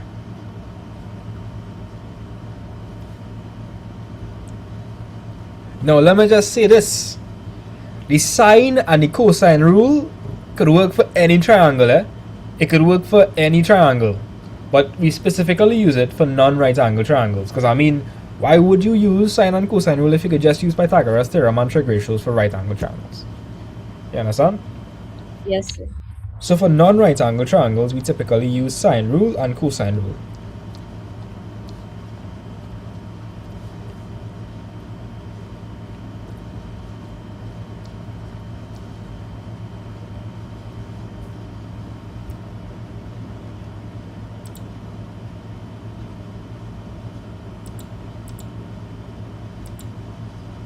Give me a second. Okay.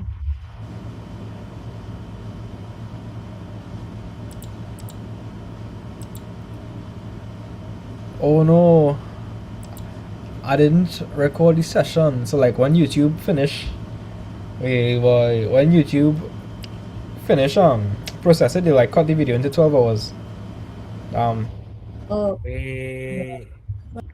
Yeah, Well, boy. sir, why not just stop the live at like 11 hours and 59 minutes and start our next one? Just have it in 2.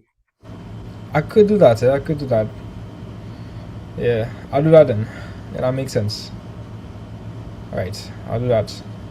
So when that stopwatch reach like 12 hours, I will start a new live on YouTube. Alright, so the first type of triangles we're gonna look at is right angle triangles. Come on, I was gonna help me with this one.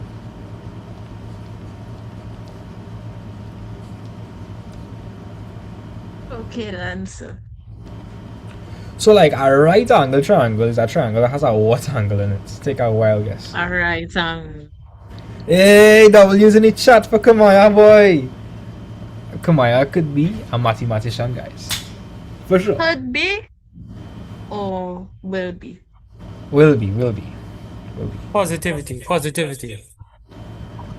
Yes. So a right angle triangle is a triangle that has a right angle in it. Which just means 90 degrees. Yes. Here's an example. The right angle is typically indicated by that over there. What you guys want to look at first? Pythagoras theorem or trig ratios? Pythagoras theorem. No problem. So let's look at that first.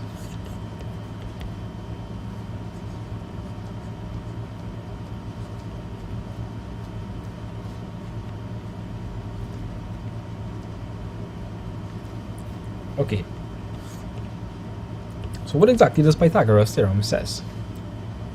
What does it say? Do you remember Kamaya? Let me just call A square this. plus B square equals C square. I think that's like a really bad way of saying it. Well, Let me explain. What if this was a Like, would you still say a squared is equal to b squared plus c squared?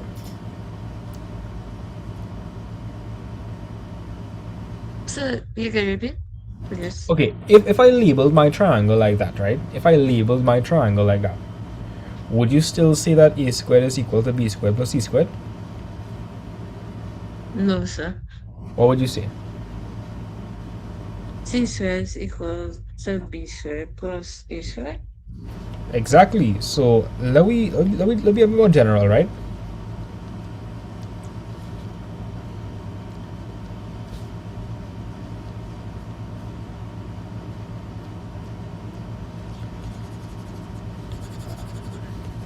So we could say horizontal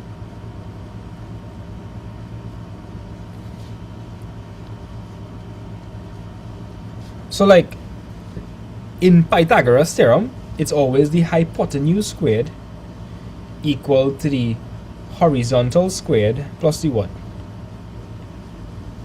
Vertical squared. There's a better way to think about it, in my opinion, because it's kind of generalized. If I teach pure maths, I have somebody teaching Unit 1 pure maths on my behalf. Okay? So why would you do that when I reach in Form 6? Now I have to depart from your teaching. The other guy is really good as well. Yeah. Okay, so I'll just that. Yeah. Math vibes approved. Yeah, math vibes approved. Anybody that say anything sus in the comments, I'm blocking them one time. Yeah, boy. Okay, so maybe a question. I'm not dilly-dally. Now you can only use Pythagoras theorem if you know how much sides. Like, let me think about it, right, guys? If you have an equation and there's two unknowns, can you solve the equation with one unknown? Okay, let me say that back again, right? If I end up with an equation, right? If I end up with an equation and I have two unknowns, can I solve that? No, sir. No. So I could only use Pythagoras theorem if I have the known lengths of how much sides? Two. Two sides. Two, because if I only know one, what I'm gonna do, right? What I'm gonna do? You need two sides. So I'm gonna write it in bold, right? To use Pythagoras' theorem, it must be a 90-degree angle triangle for sure, and you must know two sides.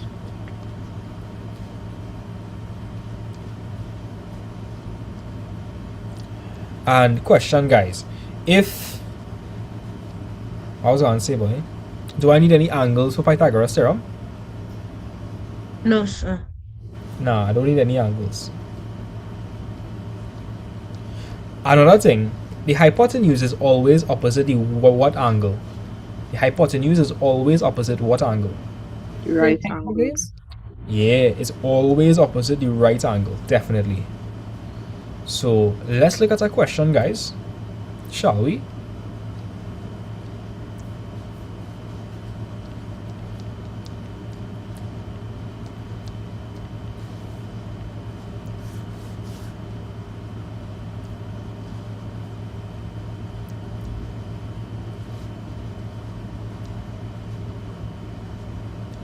So I now notice something. You have 147.5K likes on TikTok. Yeah. Or That's nice. change them likes into follows. Yes. Yeah, boy. My goal was to really get 20K in this live, you know, but things kind of slow. Yeah, boy. So yeah, have So you some reached more. 19.2. Don't worry yourself. Coming in slowly and nicely. Oh, I don't like slowly and nice, though. I like rapid. I like speed. I like vibes. You know, I like hyperactivity. I don't like no slow thing. No. All right, cool. Let me lock in. So come on, how would I find for this length over here? Let's call it x. Talk to me, Kamaya. How would I figure that out? You would use the formula and substitute your values and the formula is hypotenuse squared. And since x is the hypotenuse, it will be x squared equals the horizontal square, which and the horizontal is 8. Does it matter? Wait, doesn't? Nah, it doesn't matter the order in which we add, right? Because you get the same thing. Like if I say 7 squared plus 8 squared, or if I say 8 squared plus 7 squared, would I get anything different, or would it still be the same thing? It'll be the same thing. Exactly.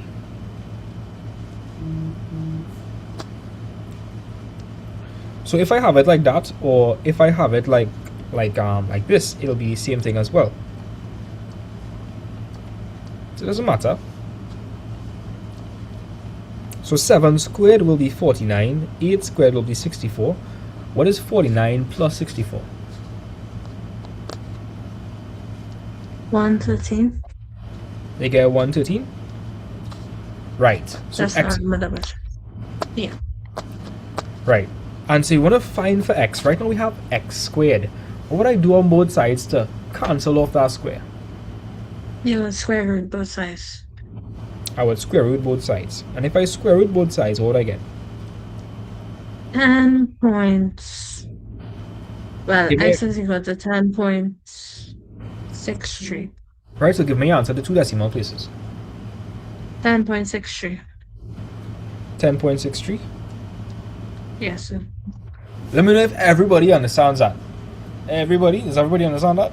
Yes, sir. Yes, sir. Right, let's change up things. Let's change up things. I'm gonna make things a bit different. Let's do that.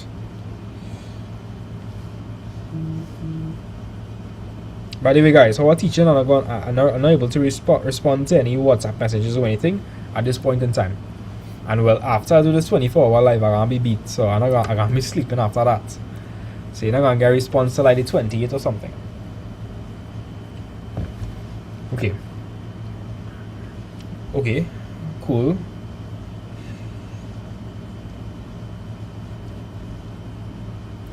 I have a question for you all. Are you there? Yeah. Yes, sir. Could you get an answer that is more like, okay, let me just say we're finding the length of one of the sides, right? And you were trying to find the length of one of the like the non-hypotenuse sides. Can you get something that is more than the hypotenuse? No, sir. No, because the hypotenuse is the longest length of any triangle. If you get a length longer than the hypotenuse, then I don't know what kind of triangle is that. Problems there. Like plenty problems.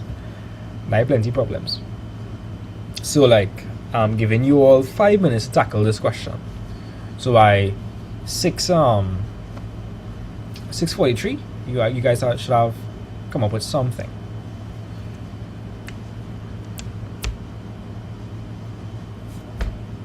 Hi, sir. How your life going? It's going okay. It's going okay. Well, I going to join just now to make it more exciting. Could I buy you a pizza? Yeah, you could buy my pizza. Like, you see, the thing is, right? Keshav buy a bunch of food from her, and it's still there, exactly where he rested it. Like, So you didn't eat anything yet? no, like I locked in. No, like you need to take a break. You taking any walking breaks? Yeah, taking some walking breaks, honey. Bro, okay, here's what. When I reach, I'll take over the live. I will teach some maths. What? And yeah, and you could eat Concerned about my students. about your students. I feel like students should be concerned about you. No, I build different, guys. I build different. Alright, well, I'll Yes, buy you a student pizza. concern. Okay, so I'm gonna eat some crab back here, guys. So I wanna see it. Yes. Courtesy of Keshav. Yeah, this is the crab. Sorry, Mr. Krabs. R.I.P. Mr. Krabs. Press F in the chat below to pay respects for Mr. Krabs.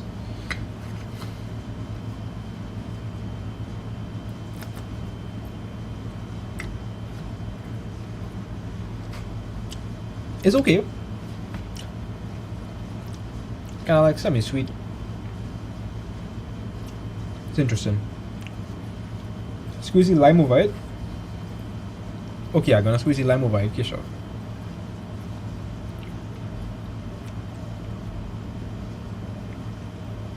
I'm gonna give a little mukbang.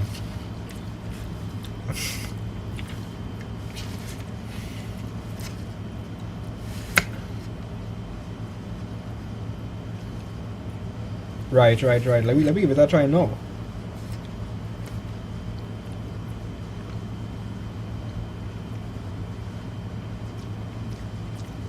He was right. Yeah, the lime. The lime definitely bring out some flavor. Definitely.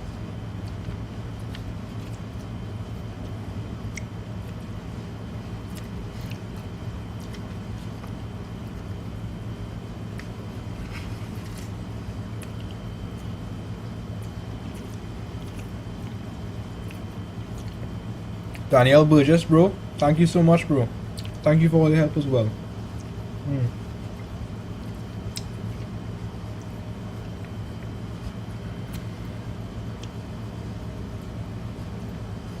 Okay, Shaba, finally they didn't give me enough lime, no, bro. Guys, what's some of the answer? Is 6.7, is it? Yes, sir. What? Yes. What? Oh, let's see how next level my brain does work. My brain calculated all the scenarios where, you know, it'd be like 6, 7 on a give a question unknowingly. That's crazy. No, like we seriously need to investigate why that number is so prevalent. I just see that number more than I see my family, dog. It's just when you're aware of something, it's just see it constantly. Nah, but that's crazy though. Hey, what? If that's true, let's try to be aware of 63. Let's see how much time is the 63. Okay, understand, no? The 63 right there, sir. That's why I say it. But Okay. like, let's see how much times you'll see it. Alright, but Double Hi, is sir. Could I pick you up a coffee as well? sure. You can pick me up a kiss. Not the chocolate, yeah? Like actual kiss. If you know, you know. So going on, sir. What do you mean? That's Mr. Smart Vibes. Come on, guys. I know.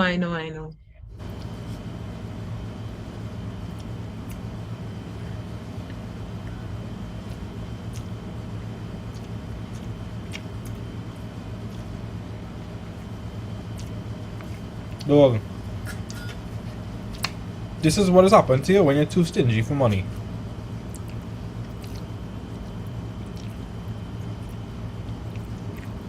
And you see what happened to Mr. Krabs?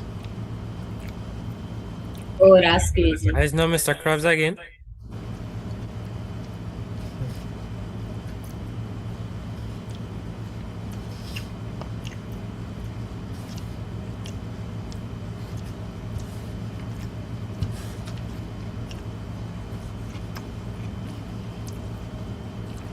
Okay, did everybody get 6.7? Yes, sir. Yes, sir. No, but genuinely, no, that's crazy, right? I can't be the only one that's seen that's crazy.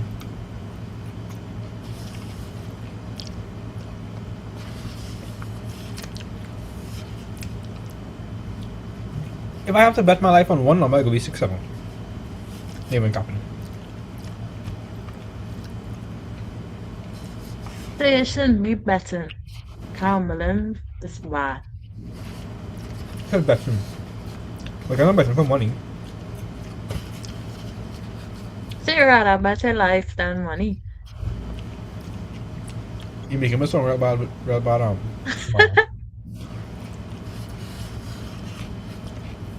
I can only imagine how bad did this make Tanya feel, boy. So I don't come back, but It's that's okay. true. But I didn't hear anything, but I feel so bad for Nathaniel. you should, Don't worry- but don't worry, you sir, I should love feel it, bad love for it. me too. She love it. Hey. Okay. I'm gonna be back.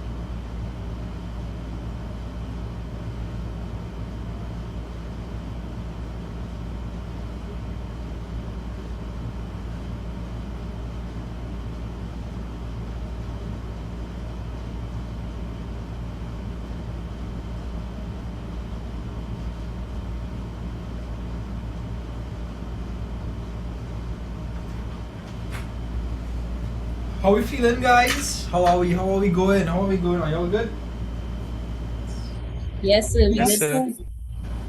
All right, cool, greatness. That's awesome. I'm coming back.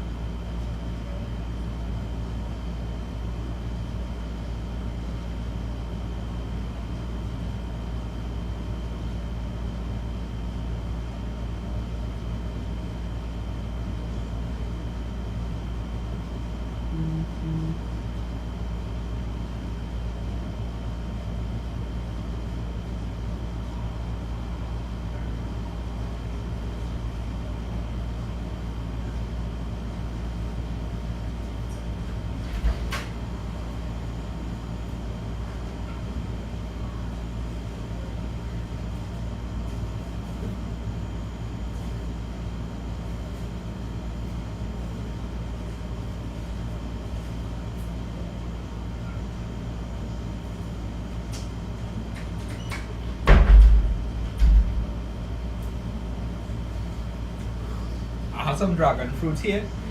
Yeah. And we want to see dragon fruit? Yes, sir. Of course, sir. Yeah. Check it. Ooh, that looks good. It's in the freezer, so like it's ice, I presume. Oh, nice. Just clear up the workstation.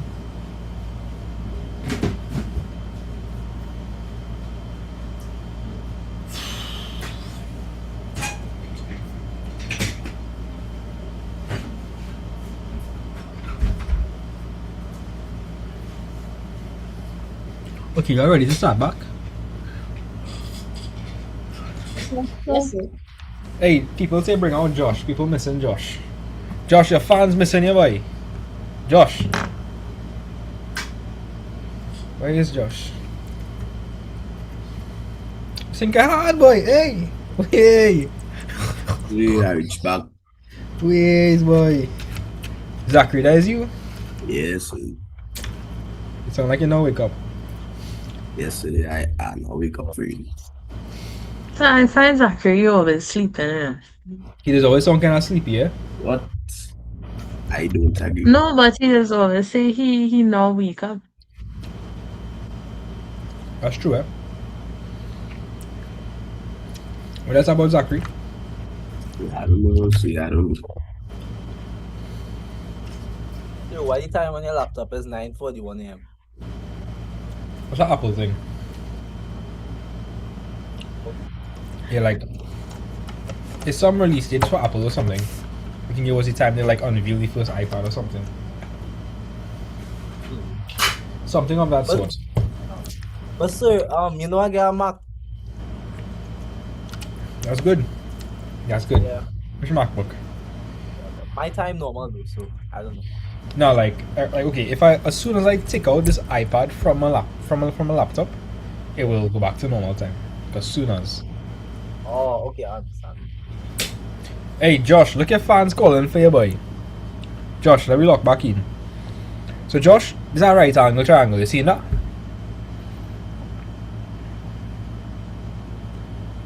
But Josh not here. Where is boy? Think he fall asleep, you know. Right, anybody want to help me with this question? Come on, yeah? So I'm looking for Mulan now. I couldn't get 6.7, so like. Well, let me tackle the question, huh? The fact that you make a mistake is even more so the reason for me to call you, to make sure you correct it. Yes, sir. Right, so remind me, how does Pythagoras' theorem go again? Hypotenuse squared equal horizontal squared plus vertical squared.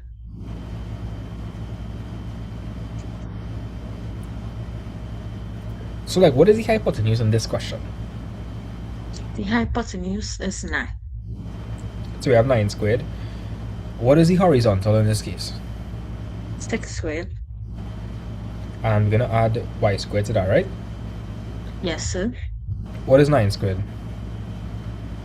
9 squared is 81. What is 6 squared?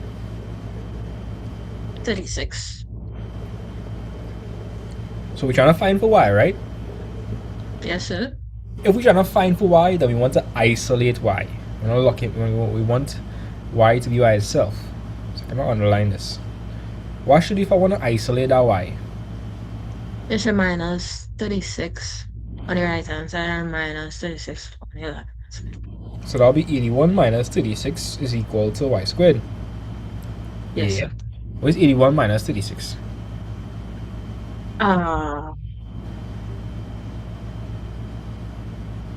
45. So we have 45 is equal to y squared. So talk to me. We are trying to find for y. Right now we have y squared. So we have square roots on both sides. Try Right. to get y. Oh no. And then you get 6.7. Right. So the square root of 45. I'm seeing people say that they do it differently. All of it is the same method, like it's the exact same thing. Right, square root of 45. So that's true root 5, which is 6.7, and if we round it off to 2 decimal places, that'll be 6.71. Do you guys understand that? Yes, sir. I didn't put any units, right? So I just put 6.71 units. So let me try to run it back again. So Lani. So Pythagoras' theorem states that the hypotenuse, now the hypotenuse is the side opposite the right angle, right? That's always the hypotenuse. And the hypotenuse is the longest length for the triangle, which is the slant length. Hope we understand. So it says that the hypotenuse squared would be equal to the horizontal squared plus the vertical length squared. So the horizontal length is 6. So in case you guys didn't know, horizontal runs from left to right. So this is horizontal, so that's 6 squared. And vertical. Do we know what the vertical is, Lani? Talk to me, Lani. Do we know what the vertical is? No, we don't know what the vertical is, so I just put y squared, right? So Lani, you with me so far or no?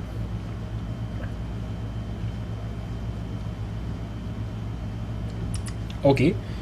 Now, 9 squared is 81. 6 squared is 36. Plus y squared. Now, we want to find for y. So we have to isolate the y term. So I want to isolate y squared. If I want to isolate y squared, then I'll take the 36 and I'll move it across.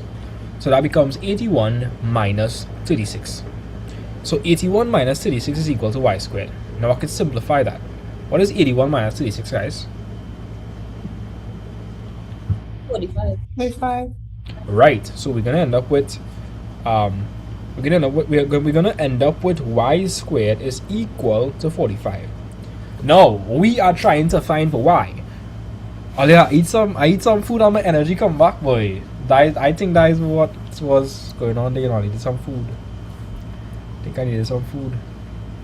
My body is work a bit different. Like as soon as like food or like sugar, I get back energy one time. I already move again. Yeah, so we have y squared is equal to 45. What is the opposite of squaring, guys? Square root. Exactly. So you square root both sides, and if you square root both sides, the square and the square gonna cancel off to leave you with just y.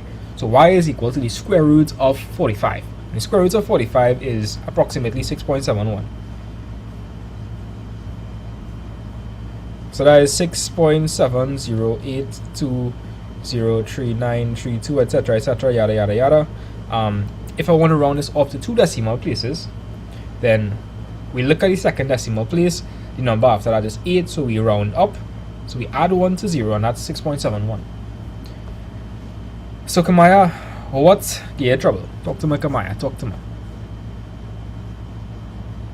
So I had accidentally plus 36 and 81 and a minus.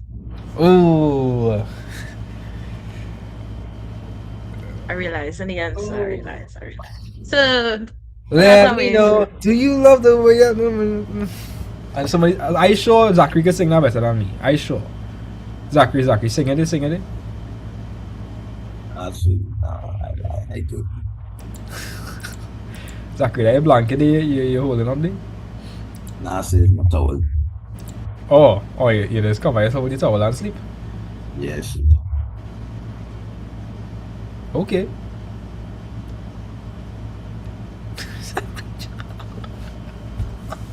Check Zachary's face now. Oh, it's hilarious.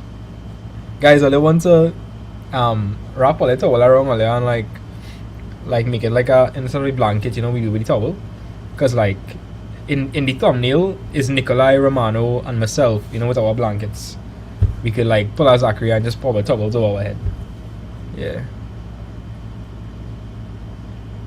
But anyways. Let me give you all one. Y'all could do this, man. Y'all could do this.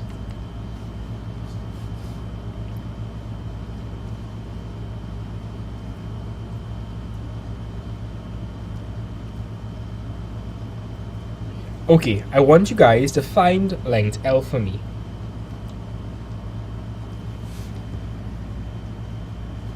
We are all here to learn, guys. Don't feel any shame. I'm here to help you all in any way I could. Excuse me, like 20 centimeters. Hey, look, Josh come back from the dead. Boom, boom. Hey, look, he come back. Josh, you was asleep? No, sir. I went to get water and come back. Oh. Somebody asked if I was watch cricket. Nah, I don't watch cricket. Yeah. Alright, I'm gonna give you all 5 minutes. I want you all to tackle that for me. So try to find length L. Correct it 2 decimal places. So, Yeah, Nikolai? I don't know if this might sound weird, but when you say you went for water, I thought you went for water in Africa, sir. What? What? What do you mean by that? What? Like you know how long he went for water? Like, I don't know. That I get. I take that on a different light.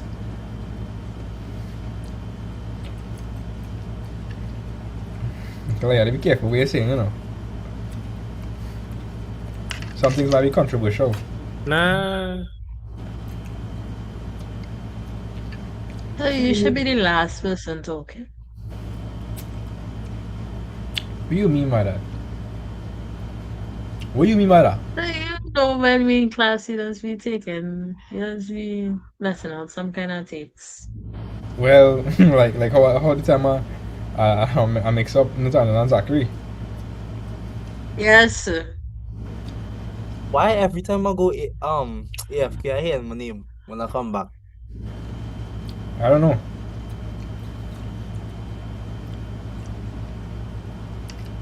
I guess it's a good thing, Nathaniel. Means that you're always in Kamaya still. I suppose. Okay, that's good. I suppose, yeah. So, you know. Yeah. Alright. Anybody got through with anything or not? Yes, sir. Yes, sir. Yes, sir. Okay, I like any vibes. I get any vibes. I get any vibes. I should not freeze Yes, it. sir. You should have a poster with the vibes, sir. Remember, they had something like that. What? When the vibes was lacking, you would draw a big thing called Mad Vibes, or you needed more vibes or something like that. What? So you don't remember that? No. Alright, so never mind then. You like that? You like that? Yes, sir. You know what, Noah? Tell him my jokes. And he's like, keep telling my jokes until I laugh. Yes, sir. That's the vibe again with Nikolai right now. It's like, yeah. Don't worry, Nikolai. I love your son. I love you. Don't worry, it's okay. Right, with Nikolai is my son, you know? Yeah, Nikolai is my son. Nikolai, I don't know why you was ever worried about maths, you know? By the way, guys, PS Nikolai get at the same kind of maths. 2 in hard maths. Big up Nikolai. Yeah, good. Yeah. Okay, I got the solution now. Zachary? No, come on, yeah. Tell me what to do. Yes, here. Okay, so we substituted the things into our formula. So that will be 20 squared equals 15 squared plus L squared. So the hypotenuse squared is equal to the horizontal squared plus the vertical squared. What is the hypotenuse? 20 centimeters. So that will be 20 squared is equal to 15 squared, which is the horizontal, and then the vertical is L squared. What is 20 squared? 400. What is 15 squared? 225. What next? Alright, now we're minusing 225 from both sides. Right, and we're going to get L squared. So 400 minus 225 is what? 175.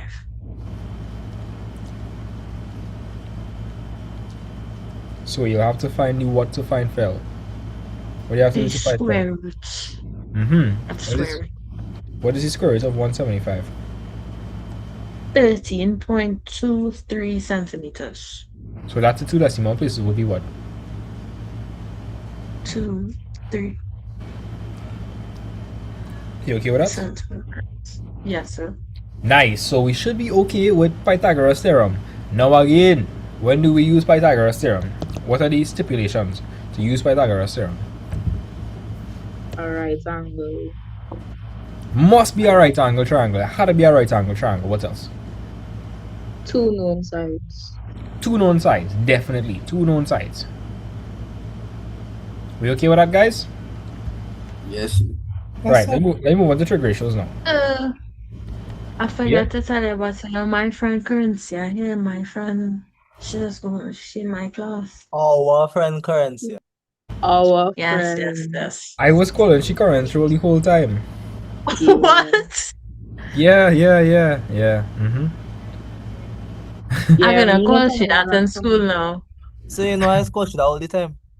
I wonder why. I wonder why. Yeah. I see Buzzy say Soka tour. For some reason, dog, I look at that and I literally just I read this. I thought the A was a E. I was like, what? Yes. Did you do Soka tour? I'm gonna do that now. Yes, sir. Some of my students used to say soccer too. I was like, what? Remember that? I don't know who Drewski is. Yes, sir. I think he did do this skit. No, like somebody was like, what do you mean by that? I wasn't Drewski. I was somebody else. But anyways, let me look at when to use trig ratios. Number 1, the triangles must be what? You must be dealing with what kind of triangles? Right angle triangles. Must be a right angle triangle, meaning that it must have a 90 degrees on it. Next thing, you must have at least one non-90 degree angle. At least one non-90 degree angle. Are you hear what I'm saying? Non-90 degree angle. So does the 90 degrees count? No, sir. No, sir. No. And you must have at least one length.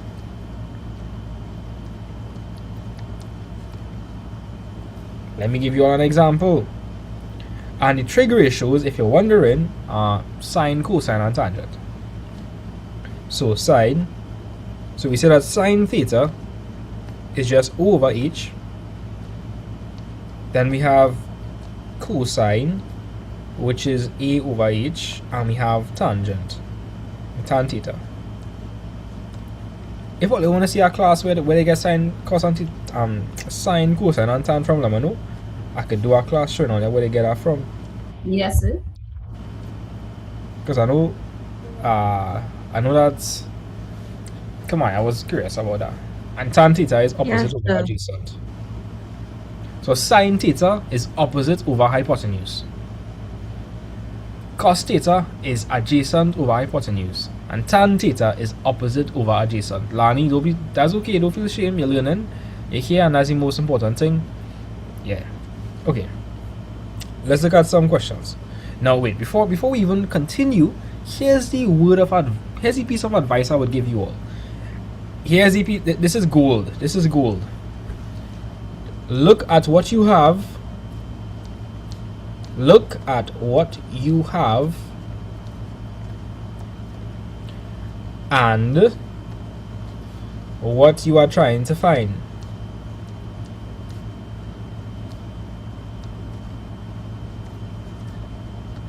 So this is my words of wisdom for you all. Trust me, it's like insanely goated. Like it is insanely goated. So Zachary, let's do a question together, right? Now, before we do questions, I think I'll need to know how to be able to read off like opposite adjacent hypotenuse. Do you all know how to do that or not? Yes, sir. Well, let me check all it. Let me check all it. So, if I gave you this angle over here, and I say this angle was 36 degrees, anybody could tell me which one is the adjacent? Which side is... Wait, let me just give me a second. Let me just call this O, A, B. Which side is the adjacent? Side A. OA? Is B. Yeah. So like adjacent just means right next to the angle. You're probably saying, but sir, this is right next to the angle too, but you're not calling that the adjacent. What is that? That is the hypotenuse. Why is that? Well, the hypotenuse is the longest length in triangle and is always opposite the right angle. Remember that. This is the hypotenuse here. This side over here is right next to your angle, so we call that the adjacent. Adjacent just means right next to. So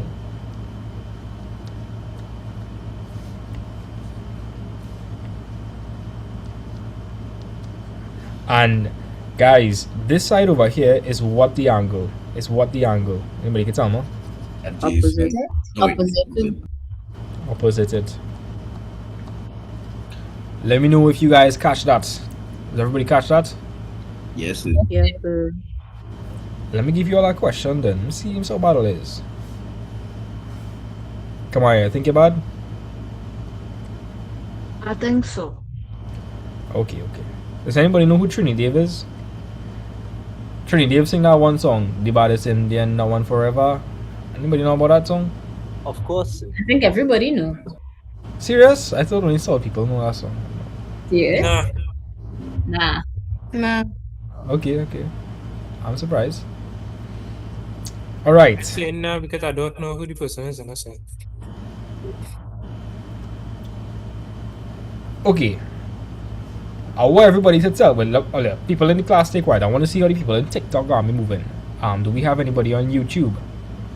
You know, we have 22 people on YouTube. Okay. People on YouTube, I can see you all.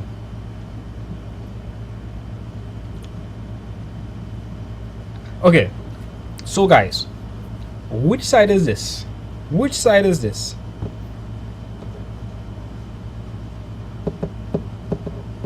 Hypotenuse. Why is it the hypotenuse? It's opposite the right angle. Now the mistake students make, right? Let me tell you the mistake students make. A lot of people go and say that this is the hypotenuse. How much of you all will go and say that is the hypotenuse? You don't. Sir. You're not gonna do that. The hypotenuse is always opposite the what? Right. Right angle. Right, let me just pick up some people on YouTube. Annabeth, Shalene Dyer, Mint, Yoon, Shania, Omasuk. Oh, I don't know how to say that one, boy. Oma. What people has been naming themselves, boy? Poopy Smelly. What? What do people naming themselves, boy? What? I ain't even capping. I can't even make this up. Bro. The new gen kids versus thing. I don't know what it is we do. I don't know. Yeah. Wait and you go see. Later down in the years, Those names could be actual people names, sir. Imagine going for your insurance or like your driver's permit and the name is like poopy smelly on it. That's crazy. That's crazy. Wouldn't be surprised. So okay, the side opposite the right angle is always the hypotenuse. Anybody can tell me what this side is? Opposite. Opposite. Wait. Did somebody saying one subject is 250 USD? USD? What? Bro, what? Hey, yo. So they're trying to help you out. They're trying to help you. I mean, if you want to pay $250 per one subject, I don't mind, you know. I don't mind. Yo, you can send to. Yeah, but no, it's $60. That's crazy. That's crazy. You could do all these subjects with me and still not be 250 USD. Yeah, it's that crazy. That's sinking. Okay, what would this side be, guys? Opposite. Right, because it's opposite the angle. This is the opposite, and that makes the side the what? Adjacent. Adjacent. Do you guys understand the concept or no? Yes. Yes, we do. Alright, cool. So here's the plan. What if I told you all that this length here is 5 meters and I wanted you to find this length over here, find length OB? Would you be able to tackle that or not? Yes. Yeah. Well, let me see. So Kamaya's gonna help me with this one. Wait, somebody said, can you go over it one more time, sir? Okay, bet. Will do. Let me look at one more example before we lock in with the questions.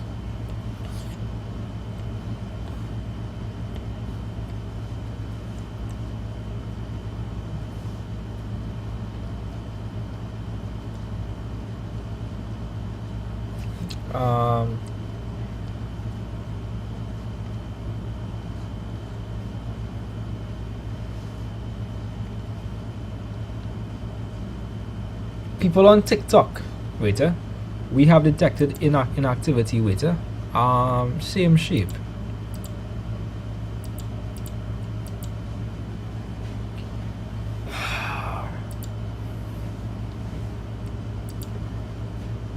Okay, cool.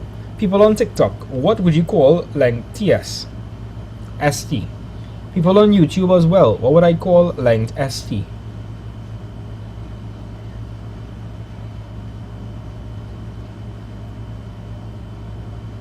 I'm seeing people saying the correct thing is the hypotenuse because it's opposite the right angle. Yeah?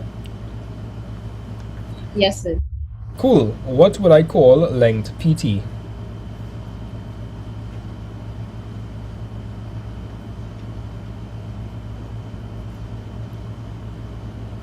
I would call it the opposite because it's opposite the angle in question. What would I call length SP? Adjacent? Yeah, I call it the adjacent because it's right next to the angle. Yeah, that's the adjacent. I see Nikolai has his hand up. Nikolai, talk to me. Okay, sir. Yeah? You know, sometimes I just be watching these questions and, you know, some children just be struggling, right? I understand that, right? But some of these things, like, I know something I won't tell, I won't tell, I won't tell. You know that kind of song, sir? What? I know something I won't tell. Zachary, you know what you're talking about? I feeling bad for Nikolai right now. I feel like he telling me things and I just like, I don't know what you're talking about. You should. So I must be that old then? I know I'm 18, but I know I'm not that old. Well, Yes, sir. I was saying something, sir. somebody said I feel shame for him, yes? Oh, Mo. Hey. Is it possible a triangle won't have a right angle? Yeah, it's possible. Not all triangles will have right angles, but the triangles that do have right angles, we use Pythagoras theorem and trig ratios on them. Somebody said, I like Nikolai. Eyeball. No, if a triangle doesn't have a right angle, you can't use the theory. If a triangle doesn't have a right angle, you'll have to use sine rule or cosine rule. Check out Nikolai blushing now. You see somebody say you like him. Oh, God. No. I can't send you the song there now, sir. Somebody say he's funny vibey. What? He's funny vibey. Whatever happened to math spin 1 plus 2? It's still as easy as 1 plus 2, guys. Come on. It's still as Sir, easy as check 1 it plus out. 2. I'm scared to see what Nikolai is somewhere, you know.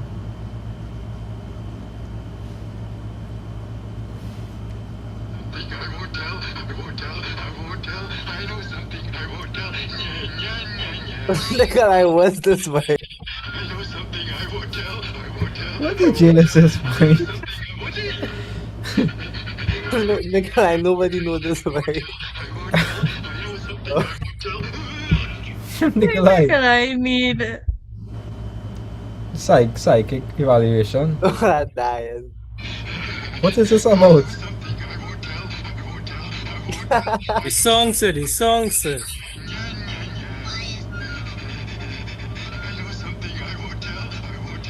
Somebody just Nikolai, said. you sure he's 18? I feel he more like 80 or something. Sorry. Yeah. Because like that thing real, like I don't ever remember seeing that. I never see that in my life. Nikolai, I'm sorry, boy. Nikolai, where you see that? Nikolai fed up, he not talking to you. Nikolai heartbroken. Oh, look I at- sure look that at- little man know it. Come, Rianch, you know about this? Check this. You know about this? Watch it.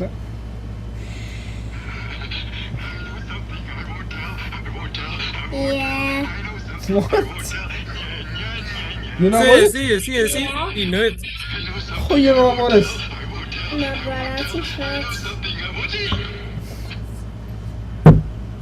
Confused. Yeah, so. Bye bye, Rianch. I had a t-shirt. Am I before I go? Oh, bye bye. Tell the people I'm bye bye. Bye. Yeah.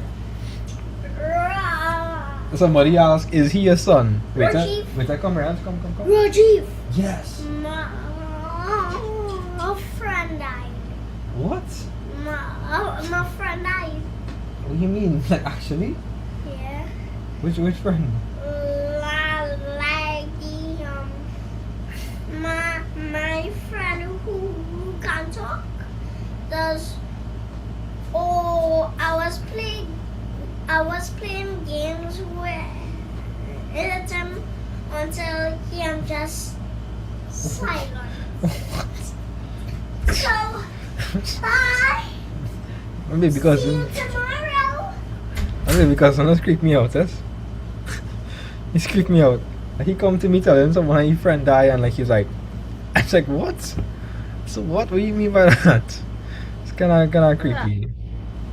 I don't know what's going on. I don't know what's going on with all these people right now. Like, my God. Somebody say that is your son? What the hell? What? Bro, Mrs. Matt vibes on me. We don't want a kids yet. Yeah.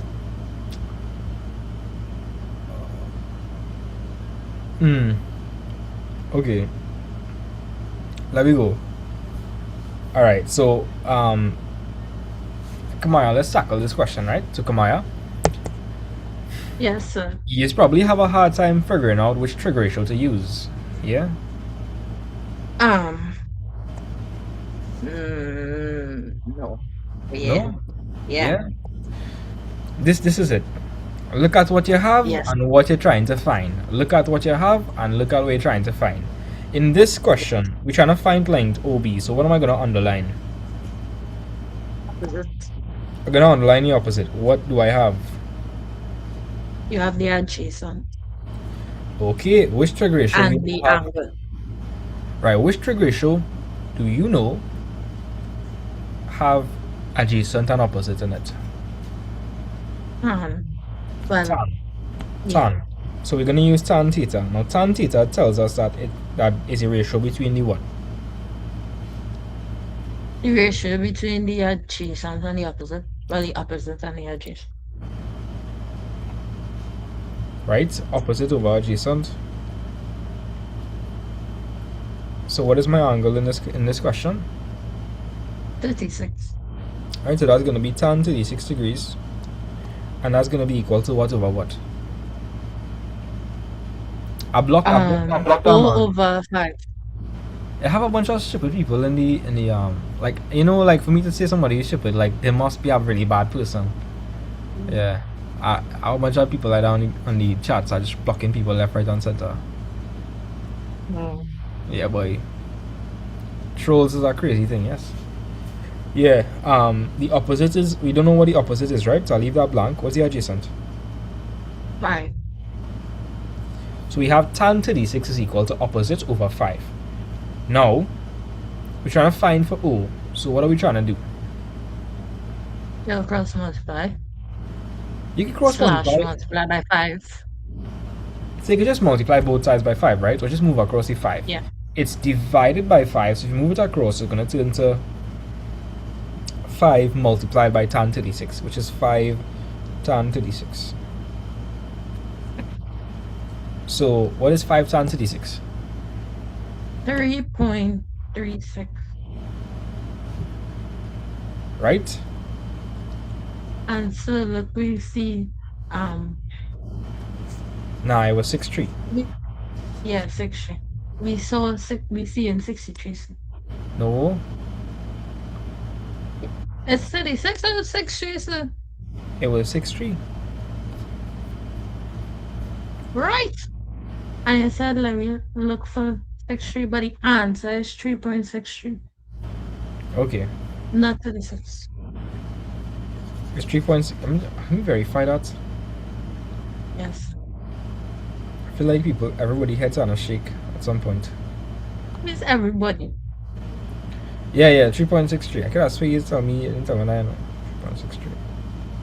Yeah. And so the answer will be in what units? Meters. Meters, right? Yeah. Cool. Somebody said they got 38.75. I'm not sure what happened there. Somebody else get 38.7. I don't know how you guys get into the 8.7. Yeah. Are you guys plugging it into your calculator and getting to the 8.7? Yeah, you're supposed to get 3.63. 3.63 is the correct answer. Not sure what's going on there. So in the calculator, you're going to put 5 tan, open bracket, 36, close bracket.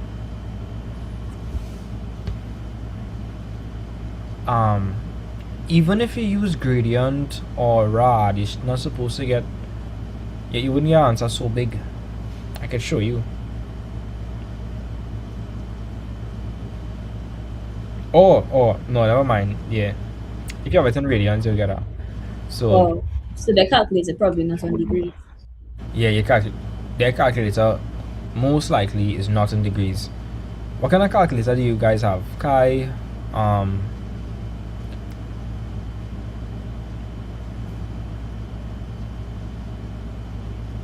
what tip do I use on my Apple Pen? I use this like metal tip. But so you don't realize we see in 63 and you say we had to look out for it? That real I don't know how my mind is working. I don't know how my mind is working. I don't know. I have no idea. Cause like one of the questions I gave you all, wait a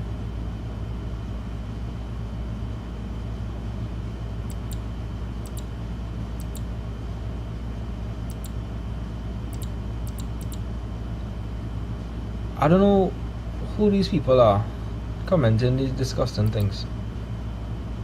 And I can't remove a comment, I could just block them.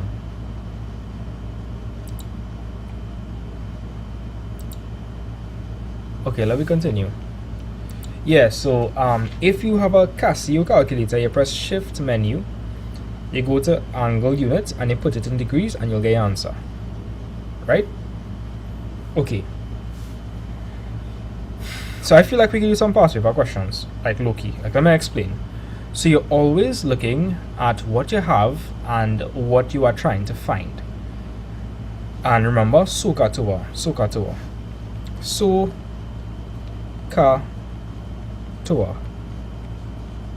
Right? SOHCAHTOA. Sine opposite over hypotenuse, cosine adjacent over hypotenuse, tan opposite over adjacent. So why does it have to be in degrees? Well, there are different ways in which you can measure an angle. Degrees is what we're using in this question, so you have to use degrees because that's what we're using to measure the angle. If we were measuring the angle in radians, which is something you do in odd maths or pure maths, or like at higher levels, then I would have used radians mode. So Kamaya, Lani, you don't have to. You're not annoying. You know, like, if you want to understand, then it doesn't matter how long you take. The main thing is that you do understand at the end. Somebody's asking, how did we get 5 tan? So we had opposite over 5. This over represents opposite, right? We don't know what the opposite is, but we know it's being divided by 5. So if you have divided by 5 and then move it across, it's going to turn to multiply by 5. Okay, so I'm going to move on to the question we were dealing with. Right. So Kamaya, you're going to help me here. So Kamaya, we want to find sine V. Are you ready? Yes, sir. Yes, sir. First things first, Kamaya, what kind of triangle is angle V in? A right angle triangle. Okay, if it's in a right angle triangle, right? It's in a right angle triangle, what we could use? We can use trig ratios. We could use trig ratios, definitely. Let's label our triangle first. So, what side would GM be? That would be adjacent. This would be adjacent. What side would this be?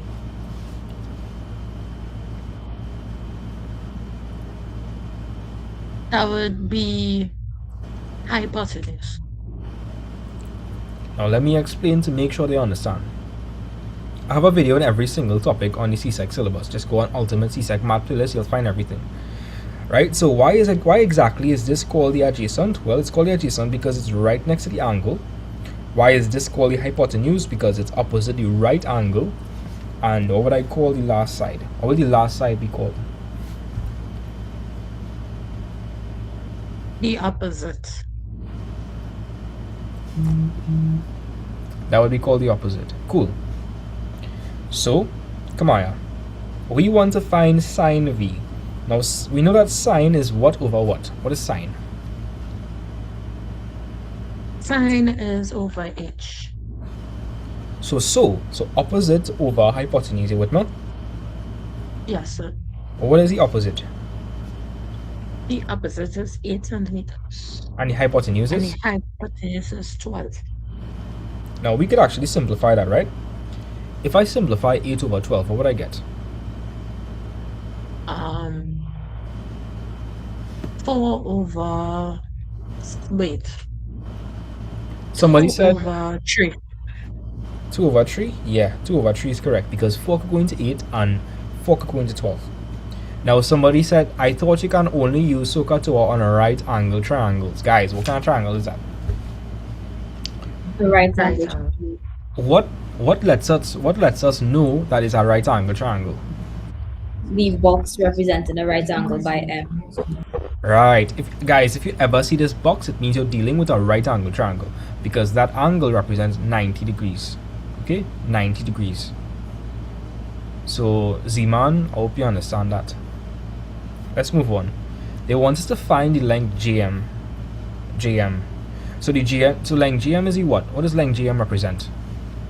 The adjacent. The adjacent, yes. As a matter of fact, guys, right now this is actually live on my YouTube channel. This same live is on my YouTube channel, and you could actually go back and whatnot. That's okay if it's like no matter how much times you write. The main thing is that you're here and you're trying, you'll get through eventually. Okay, so yeah, let's continue. So we want to find GM. Now you'll notice that GM is the adjacent, so I'm going to underline that.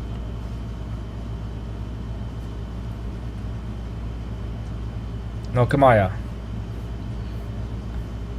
you'll notice that we can't exactly use the trig ratios here, partially because you don't know what the angle V is. Yeah.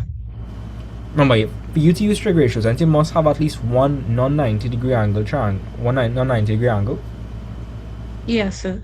Now you could find for V, but I don't think most students would find for V. I think most students would just use what, like talk to me. Pythagoras theorem.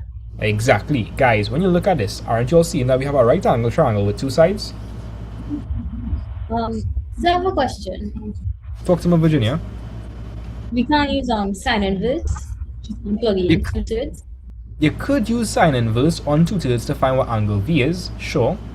Okay. And then you could use another trig ratio to find for the adjacent, or you could just use Pythagoras theorem because you have two sides and it's a right angle triangle to find for adjacent. Virginia, let me know if you understand that or no. You're talking and I'm not hearing you.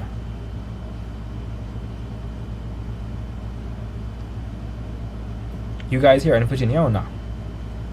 No, sir. Nah, sir. Virginia, you mute yourself. Back room. No, she freeze.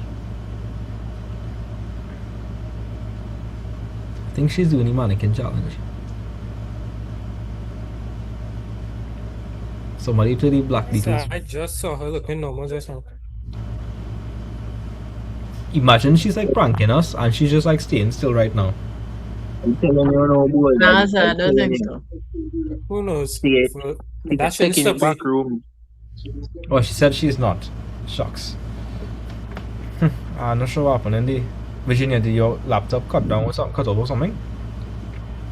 What's going on? Yeah, let me know what's happening. Alright, so I think it's your Wi-Fi. Okay. Join back as soon as you can. Alright? So yeah, guys, they want us to find length GM, right? GM. Now again, we have a right angle triangle here and we know the length of how much sides. Two sides. If you know the length of two sides, what's the easiest thing to use there? Pythagoras theorem. Pythagoras theorem, guys. So that'll be N. This will be K. This will be J. MK is 8. JK is 12. And we're trying to figure out what this length is. So we'll use Pythagoras theorem. So, Kamaya, use Pythagoras theorem for me. So I'm back. Can you hear me now? Yeah, we can hear you. Good. Where's my Wi-Fi now? Alright, so Kamaya, let's use Pythagoras theorem. So talk to me. Yes, sir. So the hypotenuse would be 12. So we'll say 12 and that would be squared. Equals 8 squared plus we could call it x, I guess. We could call it MG or GM. Okay, yeah. What is 12 squared? 144. What is 8 squared? 64.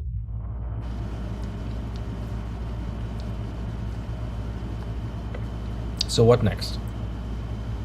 We minus 64 on both sides.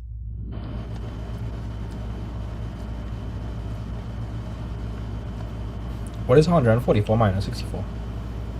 80. Alright, so we're going to end up with 80 is equal to GM squared. So to find for GM now, what will we do now? We would square root both sides. You're going to square root both sides. And why are we square roots on both sides? Remind me. So that we could cancel out the squared on the GM. Correct. And so JM is equal to the square root of 80. And that would be 8.94. Now I want to say something, right? In the most recent years, they have been saying to give you answers to 3 significant figures, right? Numerical answers that are not exact should be given correct to 3 significant figures. So if you round the answer of the 3 significant figures, what would you get? 8.94. You get 8.94? Yes, sir. Right, so that'll be 8.94 was units for that. Centimeters. You okay with that? Yes, sir. Now, earlier, is that the only way I could have find line JM? Is that the only way I could have do it? No, sir. No. Like, if you wanted, you could also find what angle. What could I do? Virginia, talk to me. Find angle V. Could I find angle V? So how would you find angle V? So sine inverse of 2/3. And that would be V. So what is sine inverse of 2/3? 41.81. You get 41.81 degrees? Yes, sir. Yes, sir. Okay, cool. So if we know that angle V, so let's just reconstruct the diagram. So this is M. Excuse sir. Yeah? I'm gonna call on you for 1 minute there. Say that again? Mommy calling you for 1 minute. Who, me? Yeah. Wee! I confused. Very confused. No, isn't. I don't think it's something bad, but she just wanted to tell us.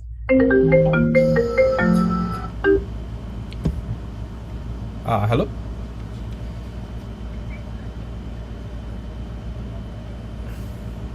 Oh, you're not on the speaker. Let me just mute the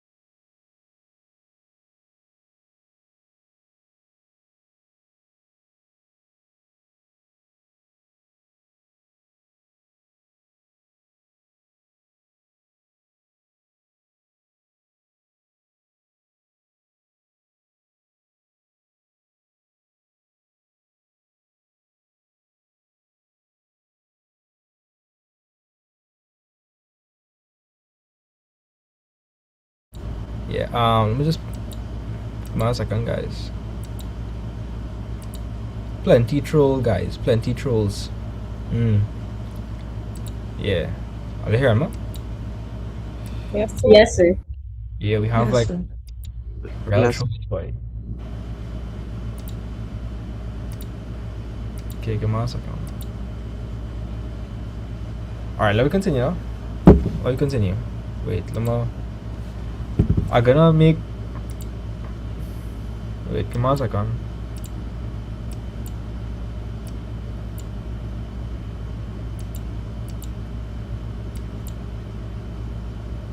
But Nikolai is a moderator though. And you should be able to like block people on TikTok. Repeat, sir? I say use a moderator, you should be able to like block people on thing. Oh, okay, sir. Yeah, you should be able to. Anybody else want to be a moderator? Sure, sir. Sure. But like Josh, he's already wait, let me see. Add Josh. Josh, where's your TikTok username? Just now I have to look for it. Alright. Okay, so I send it in the chat here. Okay.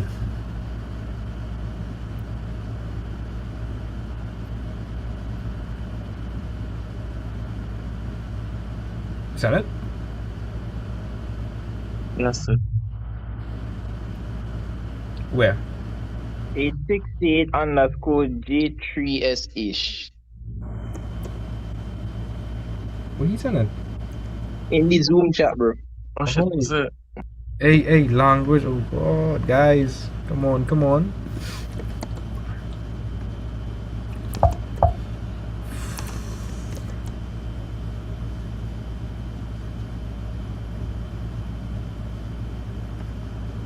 Okay, adios. Did it work? Is we happening on TikTok, boy? Bunch of disrespectful like people commenting a bunch of disrespectful stuff to people. Like messaging people and things too. The man just rage baiting, boy. I don't know if we see. Maybe I host that of them on YouTube too, boy. I don't know if we do. We gotta keep going. Khaled, hold us back.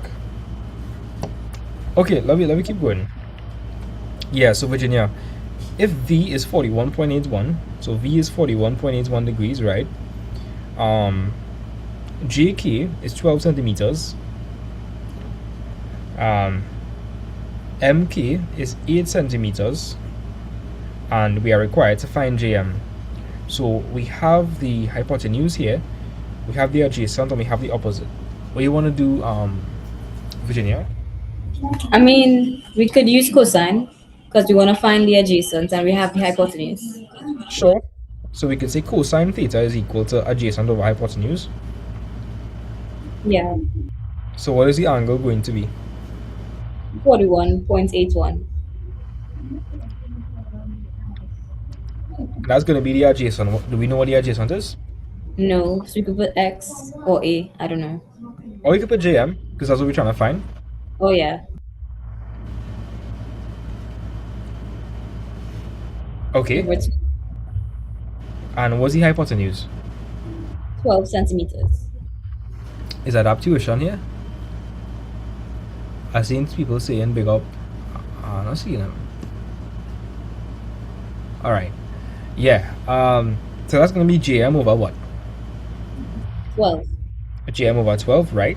So we are trying to find JM. So right now JM is being divided by 12. So what would I do if I wanted to find for JM? We can multiply by 12 on both sides. Right? And if I do that, JM is going to be equal to 12 cosine 41.81. And what would that be? That would be, hold on, 8.94. Which is the same answer. Yeah. Yeah, it's the exact same answer. So guys, which method would you all prefer? Like finding angle V and using that with another trig ratio? Or would you guys just use Pythagoras theorem? What would you guys do? I mean, I like Pythagoras.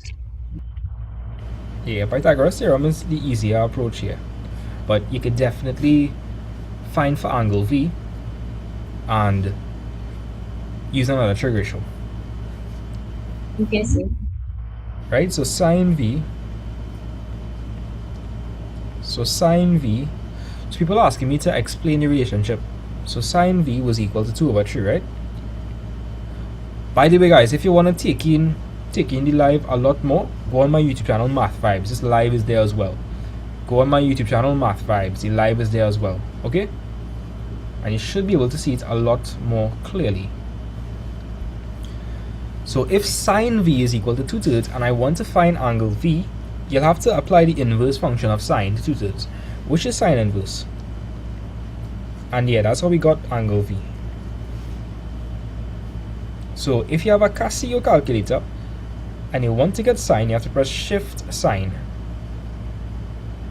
You have to press shift sine and you'll see the sine inverse pop up, and you're going to press the fraction button and you're going to press 2 over 3, close bracket, and you should get the 41.81 degrees. Okay? So you guys can take a screenshot of this. Question, you guys feel like we should just move on the paper? Like, what do you think we should do? Yeah, we could just move on. What you guys want to do? Talk to my guys. Let me know people on TikTok. Try them brain with a Laplace. No, I wouldn't do that to them. FYI, I'm in a evil, eh? Alright, let me know what you guys want to do. You guys want to move on to some more trick questions or just continue with the paper? And like, somebody say, can we? More trick questions. Okay, more trick questions, no problem. Alright, before we move on, we have to find angle MKL. We have to find MKL.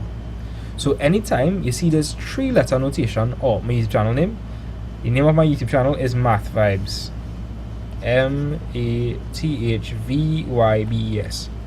If you want to go watch the YouTube live, it's there. Alright, cool. So anytime you see this 3-letter notation,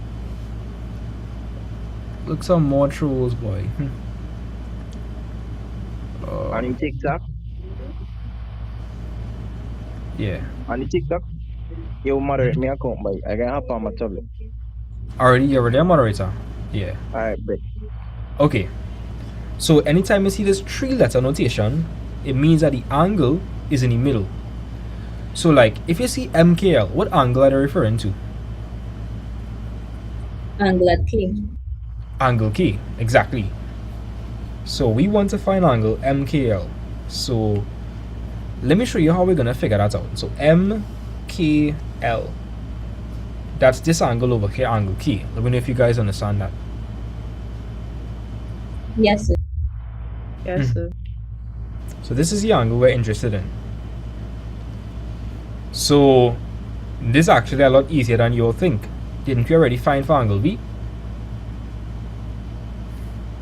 Yes, sir.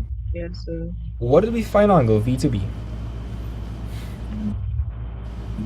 41.81.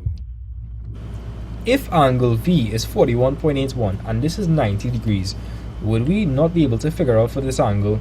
And well, if you know what this angle is, it's along a what? What is this? What is it along? It's along a what? A straight line, so it had to be equal to 180. Exactly, so we could figure that from out there. So this is 41.81 and this is 90. How would I figure out this angle over here, guys? Add that to 90, then subtract a result from 180.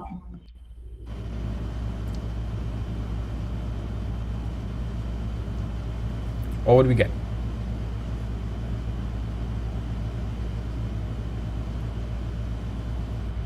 $48.19. Alright, so that's going to be 48.19 degrees. And remember, it's along a straight line, so the full thing must add up to what? 180. Must add up to 180, so what would this be? 180 subtract 48.19.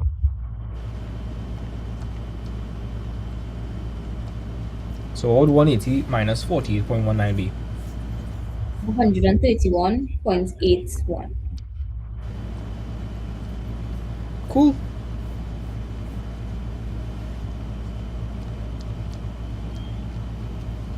Yeah.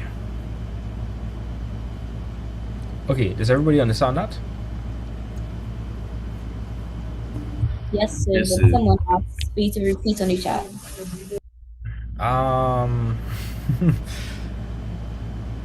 it is on the YouTube. So like, I don't know. I feel like we explained it several times. Like it on the YouTube, you know. Like, another person wanted to go over it.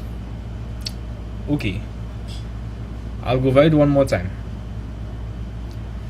So in part 3, they want us to find which angle. You see in MKL, what angle are they talking about? Angle at They want us to find angle K. So angle K is going to be in between MK and KL. So angle K is going to be between MK and KL. So that's going to be this angle over here. Hope you understand that. So how exactly are we going to figure that out? Well, we know that sine V was equal to 3 over... Wait. Somebody said 3 over 4. Wait. I'm confused. Where did they get that 3 over 4 from? Somebody is saying, is a 3 over 4 thing for any missing side? I'm not sure what you mean by that. 3 over 4? Yeah, so like, guys, we know that sine V, is equal to 2 over 3. So, if sine V is equal to 2 over 3, and I want to find for V, I need to do the inverse of sine to find for V. So I'm going to put sine inverse 2 over 3 into my calculator, and that will give me 41.81 degrees. So angle V is 41.81 degrees. Okay? yes, sir. Yeah.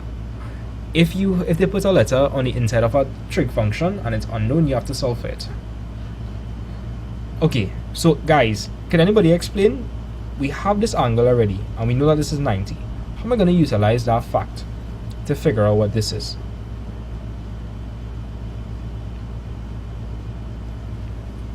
Well, we know a triangle has a total of 180 degrees. Mm-hmm. So we can find the angle, the missing angle, by adding the 2 and subtracting that result from 180. Yeah. Then we know the angle at K is along a 180 degree angle. So we can subtract whatever that was from 180. Yeah. Alright, so I'm going to ask one more time. So we have a triangle here. The sum of angles in a triangle is 180 degrees. We have 90 here, and we have 41.81. So therefore, this is going to be 180 minus the sum of those two smaller angles. So that leaves us with 48.19, and it's along a line. If it's along a line, then the full angle will be 180 degrees. So that's why we got 180 minus 48.19 and 1 to the 1.81. Right.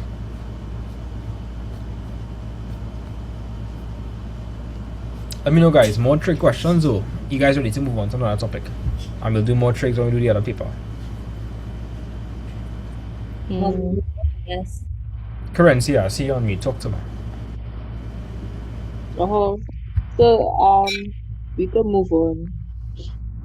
No problem.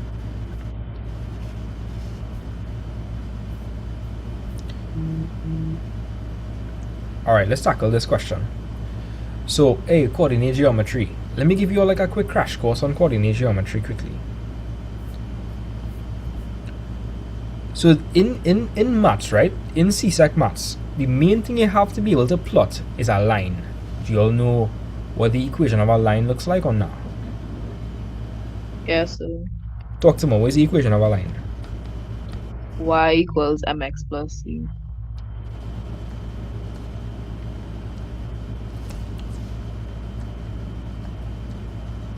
So the equation of a line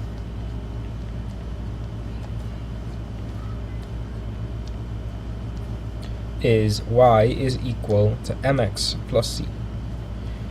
Now, you need to be able to understand what m represents. Does anybody know what m represents or no? The gradient. Yes, sir. Right? M is the gradient. And what does c represent? Intercept. Now the y-intercept refers to the point where the line cuts the which axis? Y-axis. Because it's called the y-intercept, meaning where I cut the y, where I intercept y. Now you need to be able to find gradient. So what exactly is the formula for gradient? Well, The formula for gradient is the change in y over the change in x. So that's y2 minus y1 all over x2 minus x1. Yeah.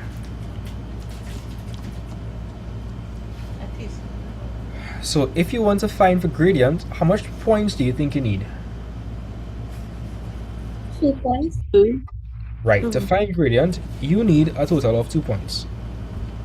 Now here what, these 2 points can't just be any and any point. These points must be on the what? It must be on the what? On the line? It must be on the line. So like, let's just say we had these bunch of points, right? A bunch of points here.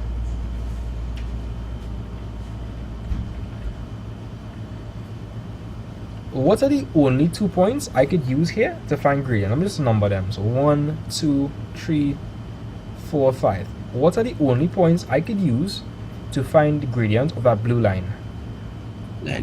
Point 3 and 4. Point 3 and 4. Exactly. If you're finding gradient, you could only use points that are on the line. On the line. Okay? Another very extremely useful hack. This is a really useful hack, right? If a point lies on a line, it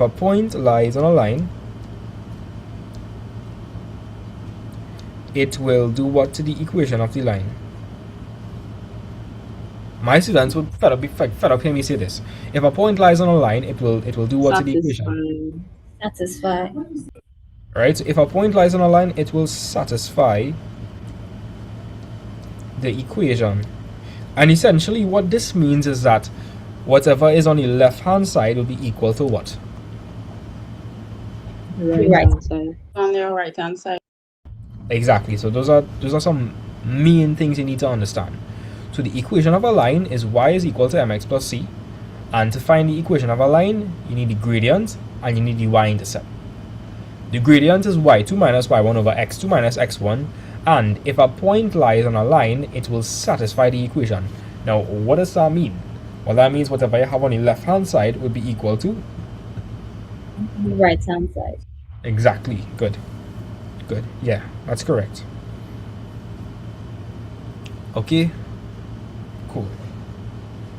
Does everybody understand that or no? Yes, sir. Yes, sir. All right. Another thing you should know. You should know the relationship between perpendicular lines. So perpendicular lines. Do you guys know what perpendicular lines are, perchance, or nah? Nah. One formula 90-degree angle. Well, these are lines that are 90 degrees apart. Lines that are 90 degrees apart. 90 degrees apart.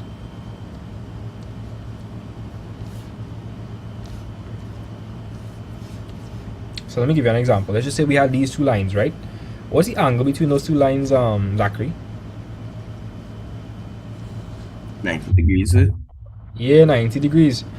Now, what if I told you the gradient of the pink line was negative 3? What do you think the gradient of the blue line will be? Do you know? Into the negative reciprocal. Yeah, is the negative reciprocal, so what would that be? So that would be positive at it. Correct. Now, negative 3 is the same thing as negative 3 over 1. Now, when you have two lines that are perpendicular to each other, the gradients are the negative reciprocal of each other. The negative reciprocal of each other. What do I mean by? Well, that basically means that you're changing the sign and you're flipping it. So if I change the sign for negative 3 over 1, what would it become? If I change the sign, what would it become? Positive. Positive, sir.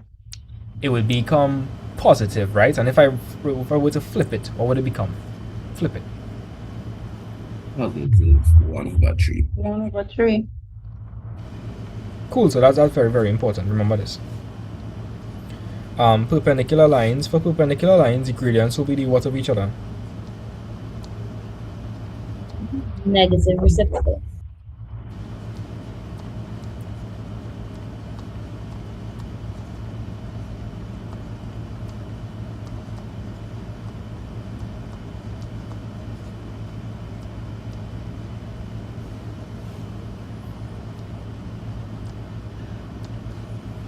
Okay, and parallel lines. Parallel lines have the what gradients?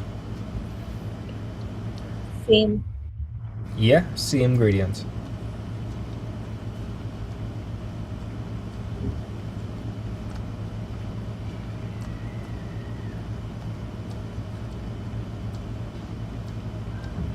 I'm going to draw two lines and I want you all to tell me visually if these lines look like they're parallel. Natalia, them lines looking parallel to you? No, sir. What about the rest of you guys? You find those two lines looking parallel? Yes or no, guys? Talk to me. No, sir. No, sir. Nah. Those two lines do not look parallel to each other. Because if I were to continue extending this, what happen? What happen, guys? They would intersect, right? And parallel lines are lines that could extend for infinity but never touch. Like so. Let me know if you guys understand that. Yes, sir. Yes, sir. Okay, great. So, parallel lines have the same gradient and you can extend them how long? They will never touch. Now, in coordinate geometry, something that you also have to know, you have to know about perpendicular, you have to know about, perpendicular bisector. Perpendicular bisector. Does anybody know what perpendicular bisector means? Nah? Okay. Before we do that, we should probably look at midpoint. Do you all know what midpoint is? Yes, sir. Okay. So like, let me just say I had these two these two like a line segments A to B. Where do you all think the midpoint would be? In the middle. In the middle, all you agree with me, right? Like midpoint, middle point, like think about it. It makes sense, right?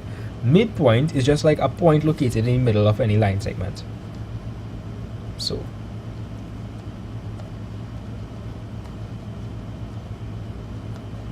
So I could call the first point x1, y1, and what do you think I'll call the second point? X2, Y2. X2, y2, good. Now, if I wanted to find the middle point, the center point, does anybody know the formula or nah? Yes, sir. What's the formula? X1 plus X2 over 2, and then Y1 plus Y2 over 2.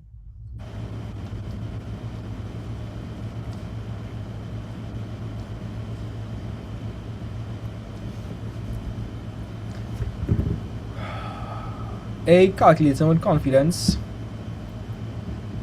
Right now the TikTok viewership real low, guys. Don't know what's going on. Pressure, yes. You know, I now notice you have Froggy on your head. Yeah. How I could forget Froggy, boy? How could I forget Froggy? Froggy's an OG, boy. Froggy been there since however long now. Real OG.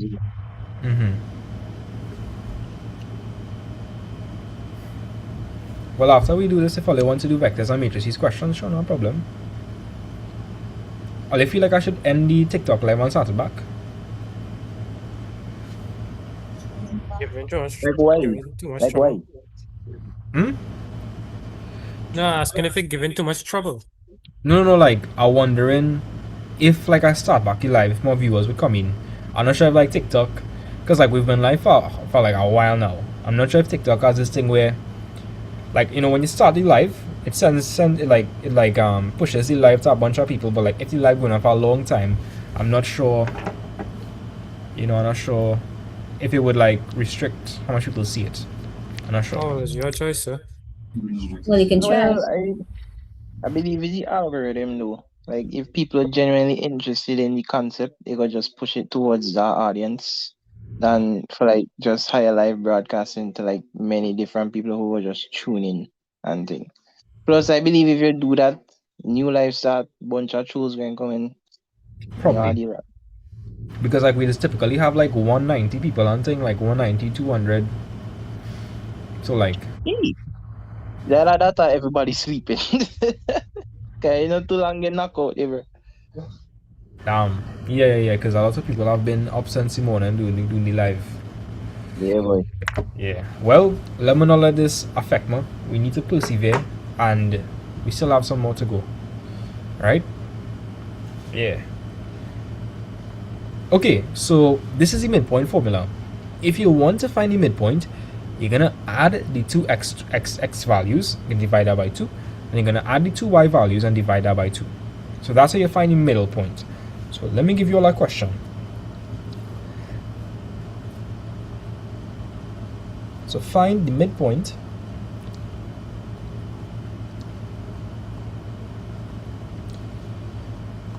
for the line segment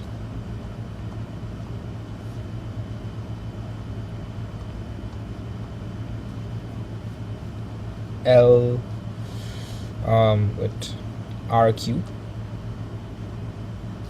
and I'm telling you that point R is -7, 1, and Q is 2, 4. So guys, I want you all to find the midpoint for that line segment form by connecting point R to point Q. I'm gonna give you all 2 minutes.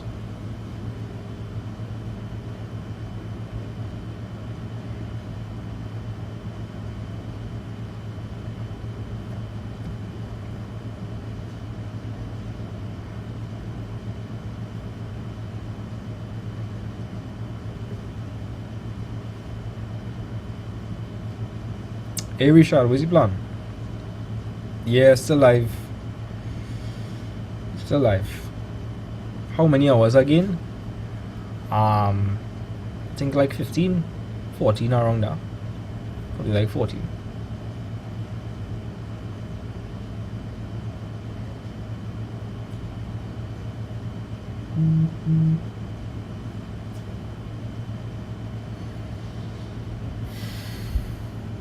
Do Form 1 work next week? Alright.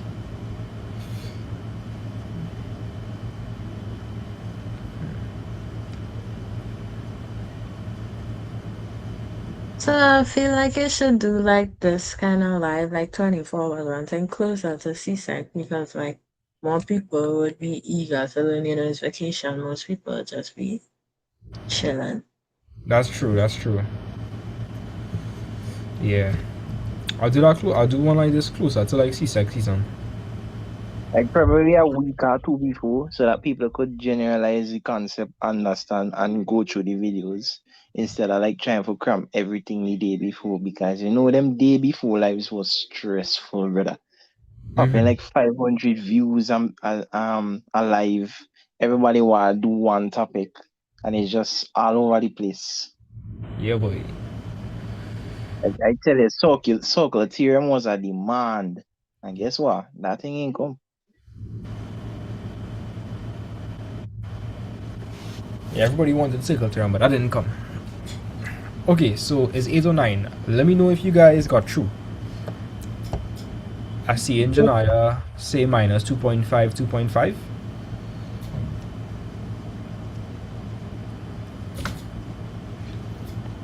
Did anybody else get like minus 2.5, 2.5 or not? Yes, sir. But I kept it in fraction form. Me too. No problem. Yes, So sir. if you want to find the midpoint, so here's what we should do, right? We should label our x values and y values. So it doesn't matter which one you label which, right? You'll get the answer regardless. Which one do you all want to call the first point? Point R or point Q? Or Right? So we could call this x1, y1, and what could we call Q? x2, y2. Right. And the midpoint formula, remind me, what's the midpoint formula, guys? X1 plus x2 over 2, y1 plus y2 over 2. X1 plus x2 over 2 and y1 plus y2 over 2. Good, so now we're going to substitute. So x1 is minus 7, x2 is 2, so minus 7 plus 2 over 2, and y1 is 1, and y2 is 4. So minus 7 plus 2, right? So minus 7 plus 2, that is minus 5. So we're going to get minus 5 over 2. And 1 plus 4 is 5. That's going to be 5 over 2. What is minus 5 over 2, guys? Minus 2.5. That's minus 2.5. So that's going to be minus 2.5, comma what? 2.5.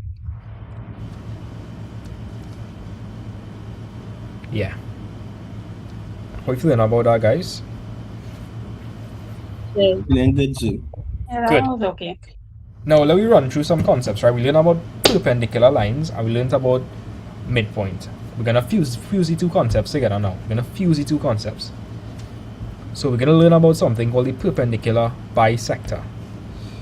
So perpendicular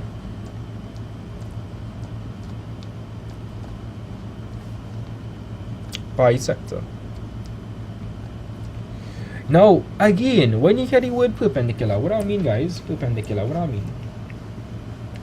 Right angle. Yeah, when you hear the word bisect, what do I mean? TD people. What bisect? Bisect, what do I mean, guys? Yeah, come on. It's a cut in half. Cut in half. So perpendicular bisector means that we're cutting a line segment in half perpendicular to the line. That's what we mean. Let me give you an example. Let's just say you had a line segment AB, right? This is the line segment AB. The perpendicular bisector would cut the midpoint at a right angle to the line segment. So the midpoint looking like right here. And the perpendicular bisector would cut it in a perpendicular manner to that. Do you guys have a concept as to what the perpendicular bisector is? Yes, sir. Yes, sir. Yes, sir. Right. So typically when you're dealing with perpendicular bisectors, you typically find the gradient for the line segment first. So like typically I'd find the gradient of AB. So I'd find the gradient of AB.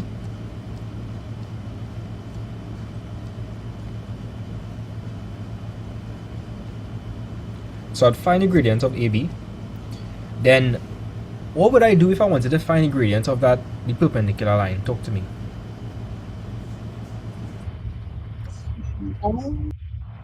So I know that the gradient of AB, I know what the gradient of AB is, and I know that the pink line is perpendicular to that. So how could I figure out the gradient of the pink line?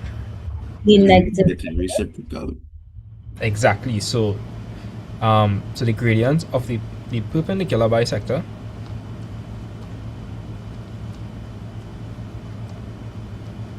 this will be the negative reciprocal.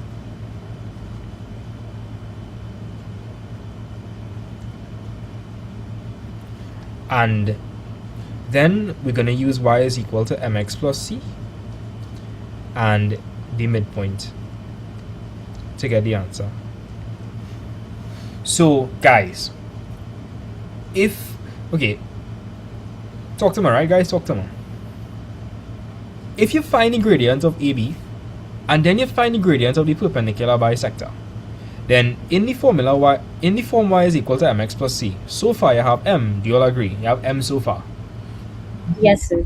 Yes, sir. Good. You find m.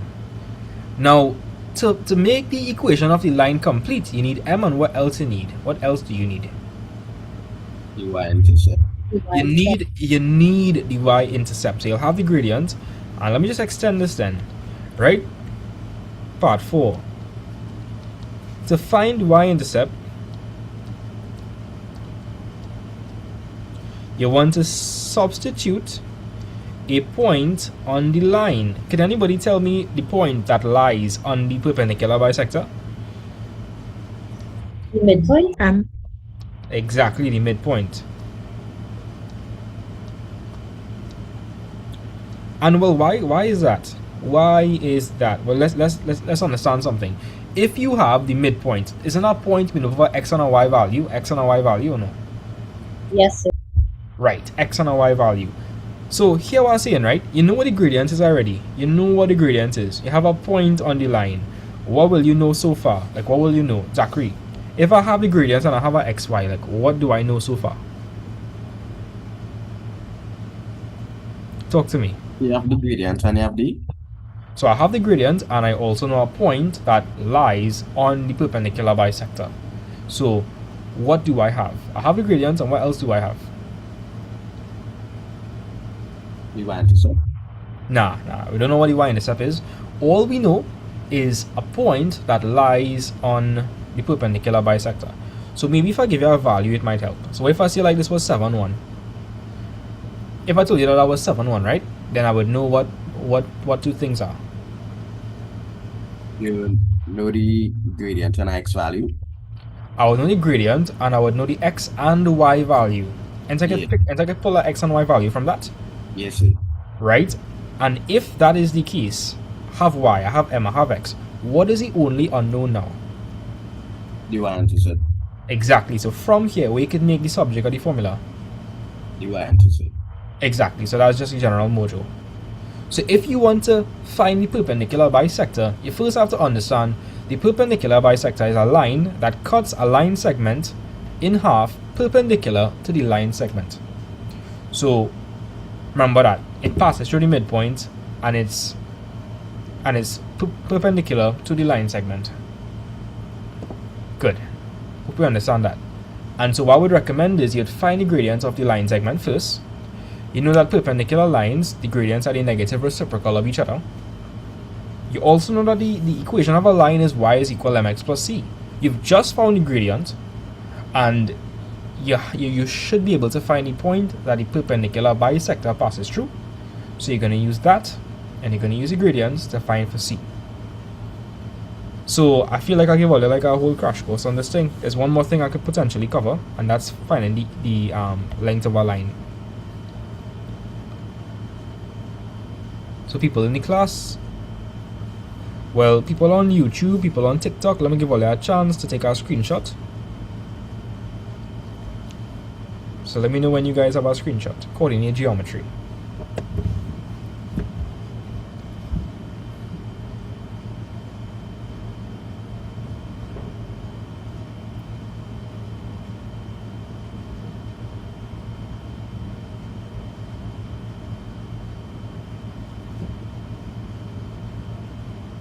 Yes.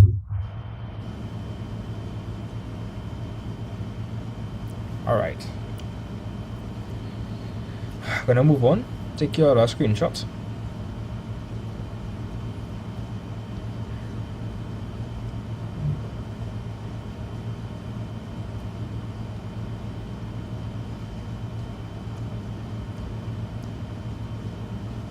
And I'm gonna put on the length of line formula one time. Well, I'll do that just now. Take a screenshot.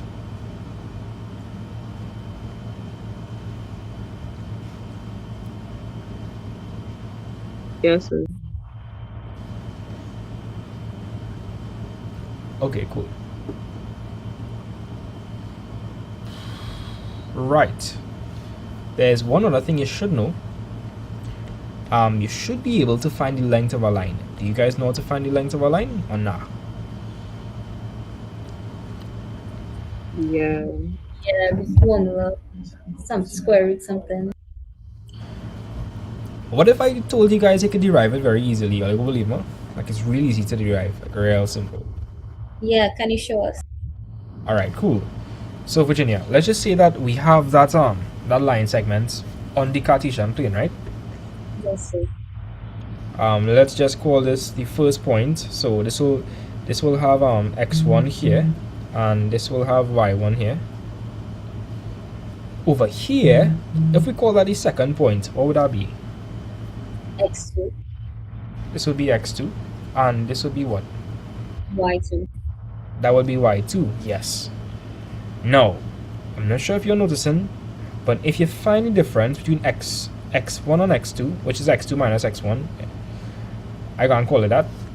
Hear it. Give me a second. I just want to generalize it a bit better. It would still work because you're squaring it, but I want to get the exact formula that you guys will be using. So we could call that x1 y1, and we could call this x2 y2. So stay with me. It's gonna make sense. Okay. I'm not sure if you're noticing, but what kind of triangle does this form? A right angle triangle. A right angle triangle. Yes. Now, the horizontal distance will be found by what? The difference between x1 and x2.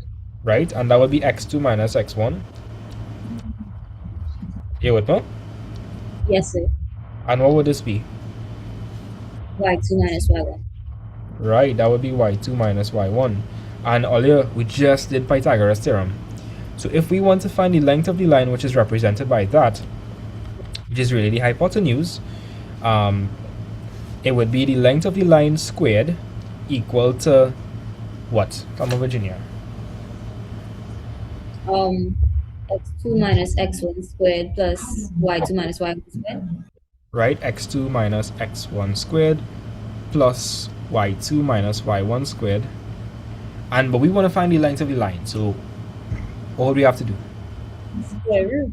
Oh wow. Exactly. And we've just derived it. Oh, that's genuinely insane. That's pretty cool.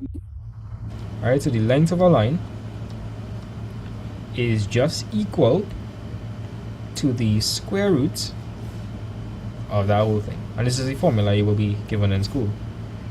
But now you know where it comes from. It comes from Pythagoras theorem. Yeah, that's pretty awesome. Excuse me, sir. Can you show that again, please? I'm back, by the way. Okay, no problem. I'll show you back again.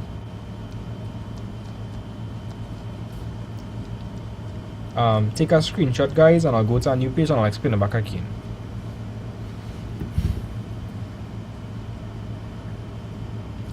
I feel like I will leave just now. I will leave the live on, but I will leave and take a shower and come back. Okay, no problem.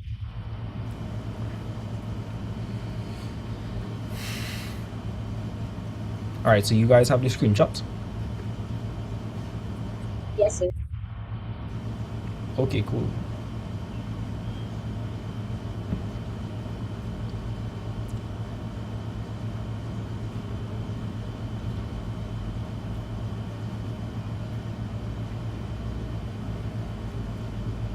Okay, look, and I was sad.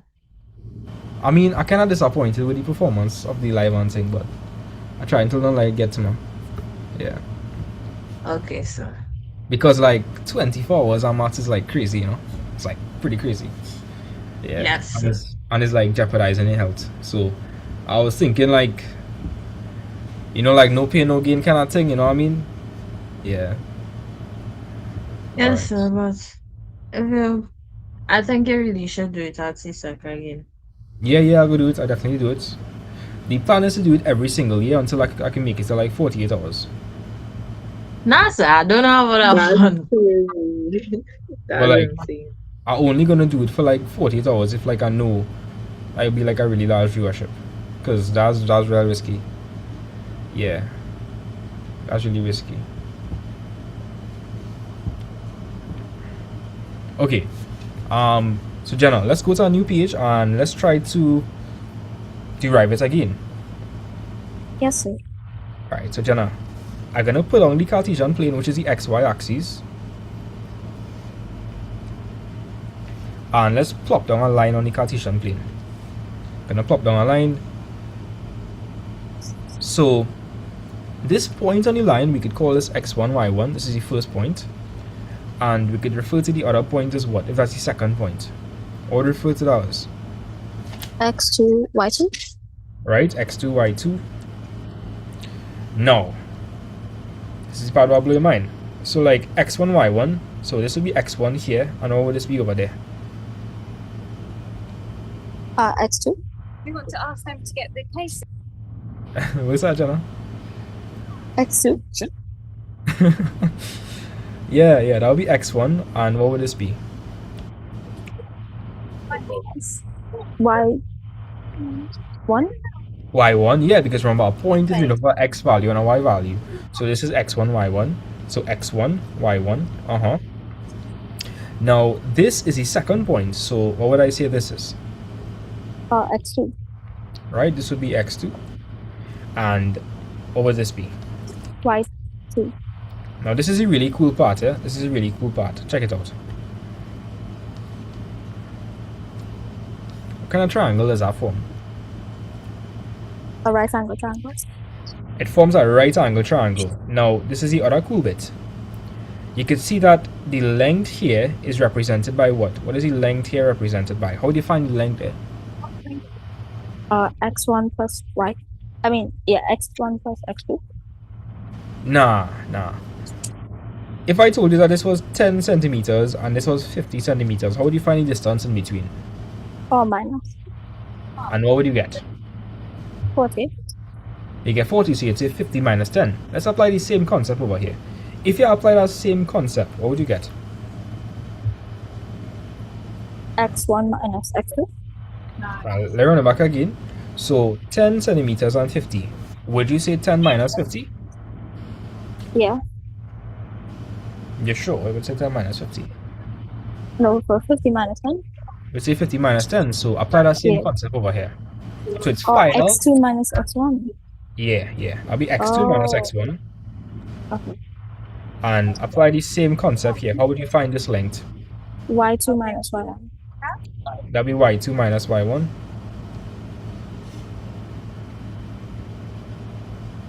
Great. Now it's a right angle triangle. And we want to find the length of the what? What do you call this? Hypotenuse. Right. And that's in this case that's the length of the line. So it's gonna be the length of the line squared. Length of line squared is equal to what? Y2 minus Y1 plus X2 minus X1.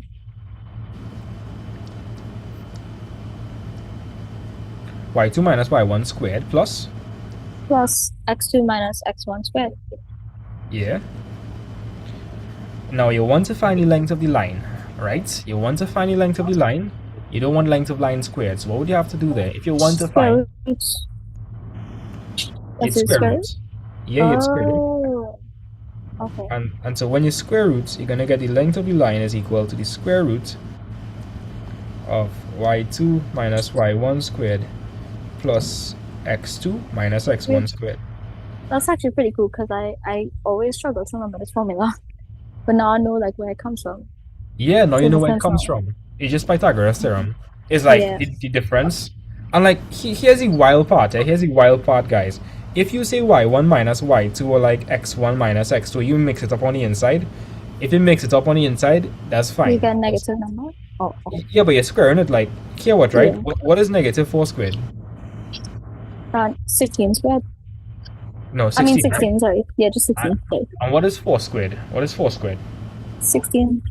Yeah, so it doesn't matter what you do on the inside here, the difference, no matter what, when you square it, you'll get the same answer. And here the even wilder part. If you wanted, you could have say x2 minus x1 squared here plus y2 minus y1 because addition is what? Commutative. Exactly, so a lot of things don't matter. Because you'll see the formula right here and right here is a little bit different, but both of them go and do the same thing. Okay, yes, sir. That's pretty Well, cool. let's just stick to one. Just for like formality's sake. So which one you guys want to stick with? Y2 minus y1 squared plus x2 minus x1 squared or x2 minus x1 squared plus y2 minus y1 squared? What do you guys want to stick with? Both are fine. X2 minus x1. I like the X in front. No problem. Right, so that would be x2 minus x1 squared plus y2 minus y1 squared. So cool. So that's the length of line. So we pretty much covered everything you need to know when it comes to algebra. I'll say in algebra with coordinate geometry. So let me grind some questions now. Let's go. Okay, so Zachary, let me know if you're there. Yes, sir. Alright, so Zachary, get that question. I'll read from them. The coordinates of A and B are -3, -4, and 2, 6 respectively. For the line segment AB, determine the midpoint. Okay, good. So they gave us 2 points, right? They gave us point A and they gave us point B. Point A is -3 minus 4 and point B is 2,6. And we want to find the midpoint. Remind me, how exactly do you find the midpoint? It is x1 plus x2 over 2 and y1 plus y2 over 2.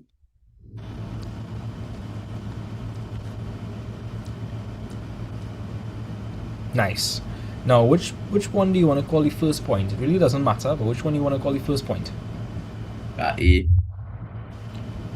Okay, no problem. So we could call this x1, y1, and we could call this x2, y2. So what is x1? X1 is minus 3 plus 2 over 2.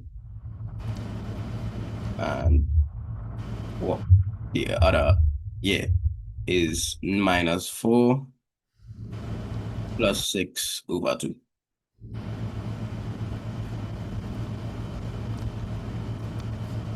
What is minus 3 plus 2?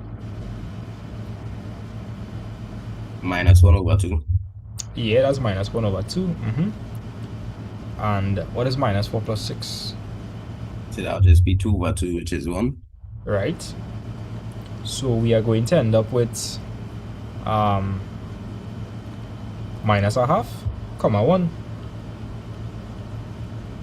Yes, sir. Now, let's check to see if this is correct. Let's check to see if it's correct. Now, in my opinion, I think coordinate geometry is one of the easier topics in regular maths too. It's like real straightforward, I think. What do y'all think? Yes, I agree. Like it real easy, like nothing too crazy. Minus But 3. see coordinate geometry and add maths. Nah. Even that not hard.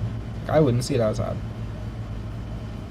If you wanna do this in It's the just a lot of steps.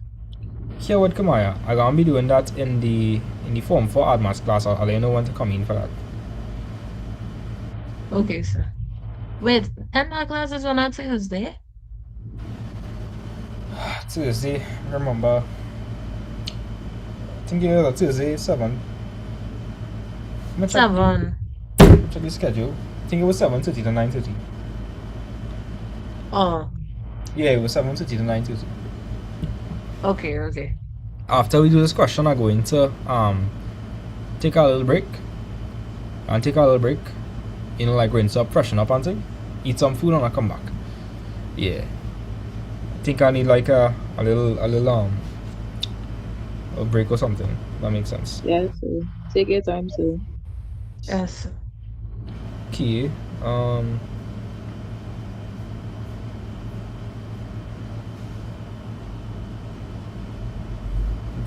What? Bro, what is this about?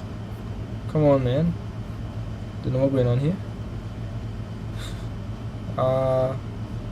Here what?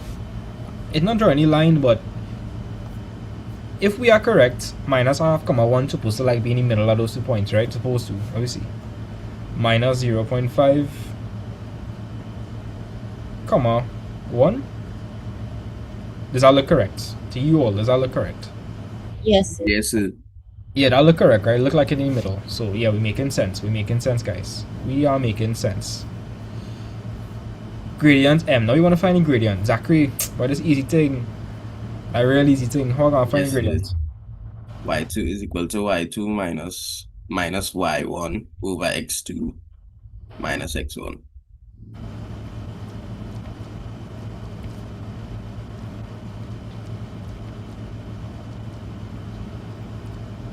Right, so y2 is 6. You have to put, we talk about this, right? Negative numbers, you have to put it in brackets. So that's going to be minus 4. X2 is 2 minus x1. X1 is minus 3. So m is going to be 6 minus 4. That's 6 plus 4, which is 10.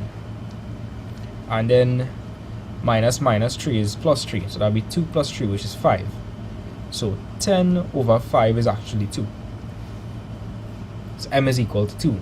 Guys, that was hard. That was really easy. That was easy, sir. Yeah, that was very easy. Oh, okay, look, we do this already, we do this already. Equation of its perpendicular bisector. Now, we spoke about this, right? Let me just say for a second that this is AB, right? This is AB. If that is AB, then the perpendicular bisector would cut that at what point? At what point? Midpoint, sir? Midpoint. It would pass through it at the midpoint. Did we find the midpoint earlier? Yes, sir. That was minus a half comma 1, right? Minus a half comma 1. And this is what the perpendicular bisector would look like. Now, when you're dealing with the perpendicular bisector, what was the steps I had suggested? Tell me, Zachary, what was the steps I had suggested? So you find the gradient at AB. Didn't we already find the gradient at AB? Talk to me. What was our gradient? The gradient was 2. Alright, so the gradient of this is 2, right? Yeah. Now we know that these two lines will be what to each other? Perpendicular. So if their gradient is 2, what do you think the gradient of the perpendicular bisector will be? Negative a half. Well, the negative reciprocal. Alright, so that would be negative a half. Okay, for anybody that might be confused, 2 is the same thing as 2 over 1. If you were to flip that and change the sign, that would be negative a half. Okay, that would be negative a half. Great. That would be negative a half. So, what next, Zachary? What next? So after that, you use the equation of a line and the midpoint. Right, so we know that the equation of our line is y is equal to mx plus c. What do we also know? The midpoint. Right, what's the midpoint? So the midpoint is negative a half comma 1. And we know that the gradient is what? Negative a half. So what could I substitute into this then? You can substitute the gradient and the x value and the y value. So what would I write? So you would write 1 is equal to negative a half in brackets negative a half plus c. Right. Now negative a half by negative a half. What's negative half by negative half, guys? Negative a quarter. Nah, take your time. I have a negative by negative here. What's a negative by negative? Negative a quarter, sorry. So you're going to move across the quarter. So that's going to be 1 minus a quarter. And what's 1 minus a quarter, guys? 3/4. Yeah, so c is 3/4. So okay, cool. Things are looking good. So now we could write the final equation. What's the final equation, guys? Y is equal to minus a half x plus 3/4. Now, if we are correct, when I plot that equation on this app, shouldn't that line go through the midpoint? Yes, sir. Well, let me see. So y is equal to minus 0.5x plus 0.75. Does that look like it makes sense? Yes, sir. Yes, sir. Yeah, that's like what we come up with, right? And it does pass through the midpoint. Yeah. So I am going to take a break, probably like an hour break, and I'll come back. So I'm gonna just yeah. Or I could probably go and bathe and eat some food and thing and organize. Because when we come back, you're gonna be real vibes. So leave them with some homework now. Leave them with some homework. Then it wouldn't be a break. That's Be back in an hour. I need to get back So to you could rest the brain, but the rest, they had to keep their brain going. Nah, I think they need to If they take what a I little want, break. they had to too. work with. But that's true. But I think they need a little break. Bye, sir. I have to go and sleep just now and I have somewhere to be tomorrow. So Sleep? someday we'll There's see no you sleep again. here. I have somewhere to be. She has somewhere to be, Nikolai. Alright, you have a blessed night, Kamaya. Bye, sir. I'm sorry Bye, that it didn't turn goodbye. out. I'll see you once it, but next year you will get plenty viewers. I hope so. Yeah. Take care, Kamaya. Have a blessed night. Bye, sir. So what time is that, sir? We're going ahead at time? Yeah. Wait, what are you doing, boy? It's 8 o'clock right now. Yeah, I had put 940 originally. I don't know why I put 10. Like a RL break, boy. RL break. Alright, I'll be back then. Yeah, let me take off the camera and thing. Yeah, guys. Let me just take off the stuff on TikTok.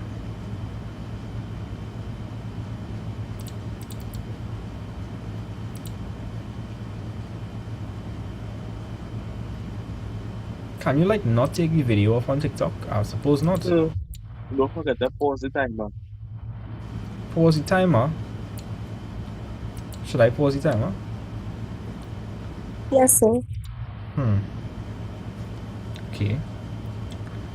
Let me just end the YouTube live and I will start it back when we begin. Wait 1 second.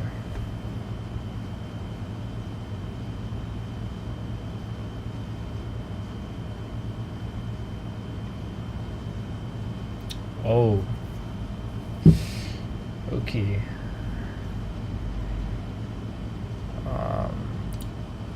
So you're on mute. Say that again? Yeah, I know I'm unmuted. I know you're okay. Okay. Yeah.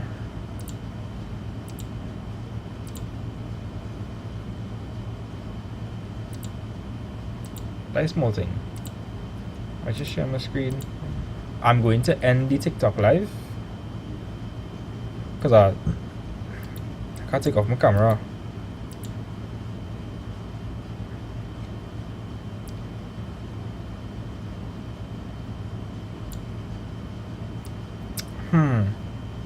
Wait, that's crazy. Like the likes, it says 0.2 million.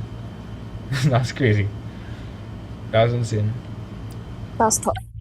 That's tough. That is indeed tough. I feel like I ended. I feel like I'll just cover the camera, you know? I feel like I would literally just cover the camera. That's even more funny.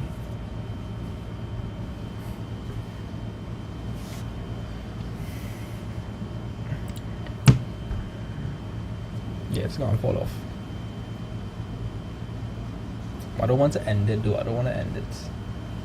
What solution could I think of? I'm an engineer. I'm an electrical engineer. What solution could I think of? Yeah, the place is dark. We started at 10 a.m. It's 8:43. You know? Okay.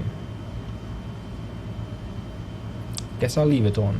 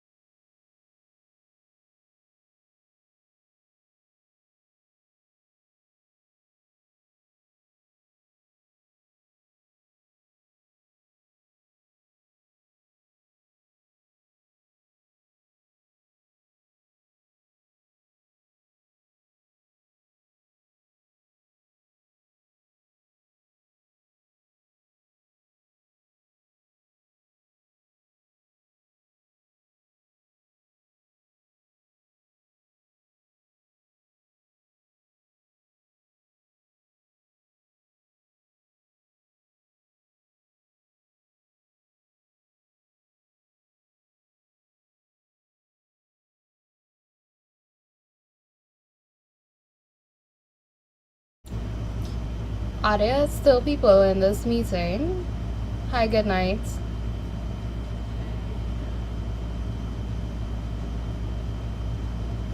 Hello? Anybody here? Good night, good night.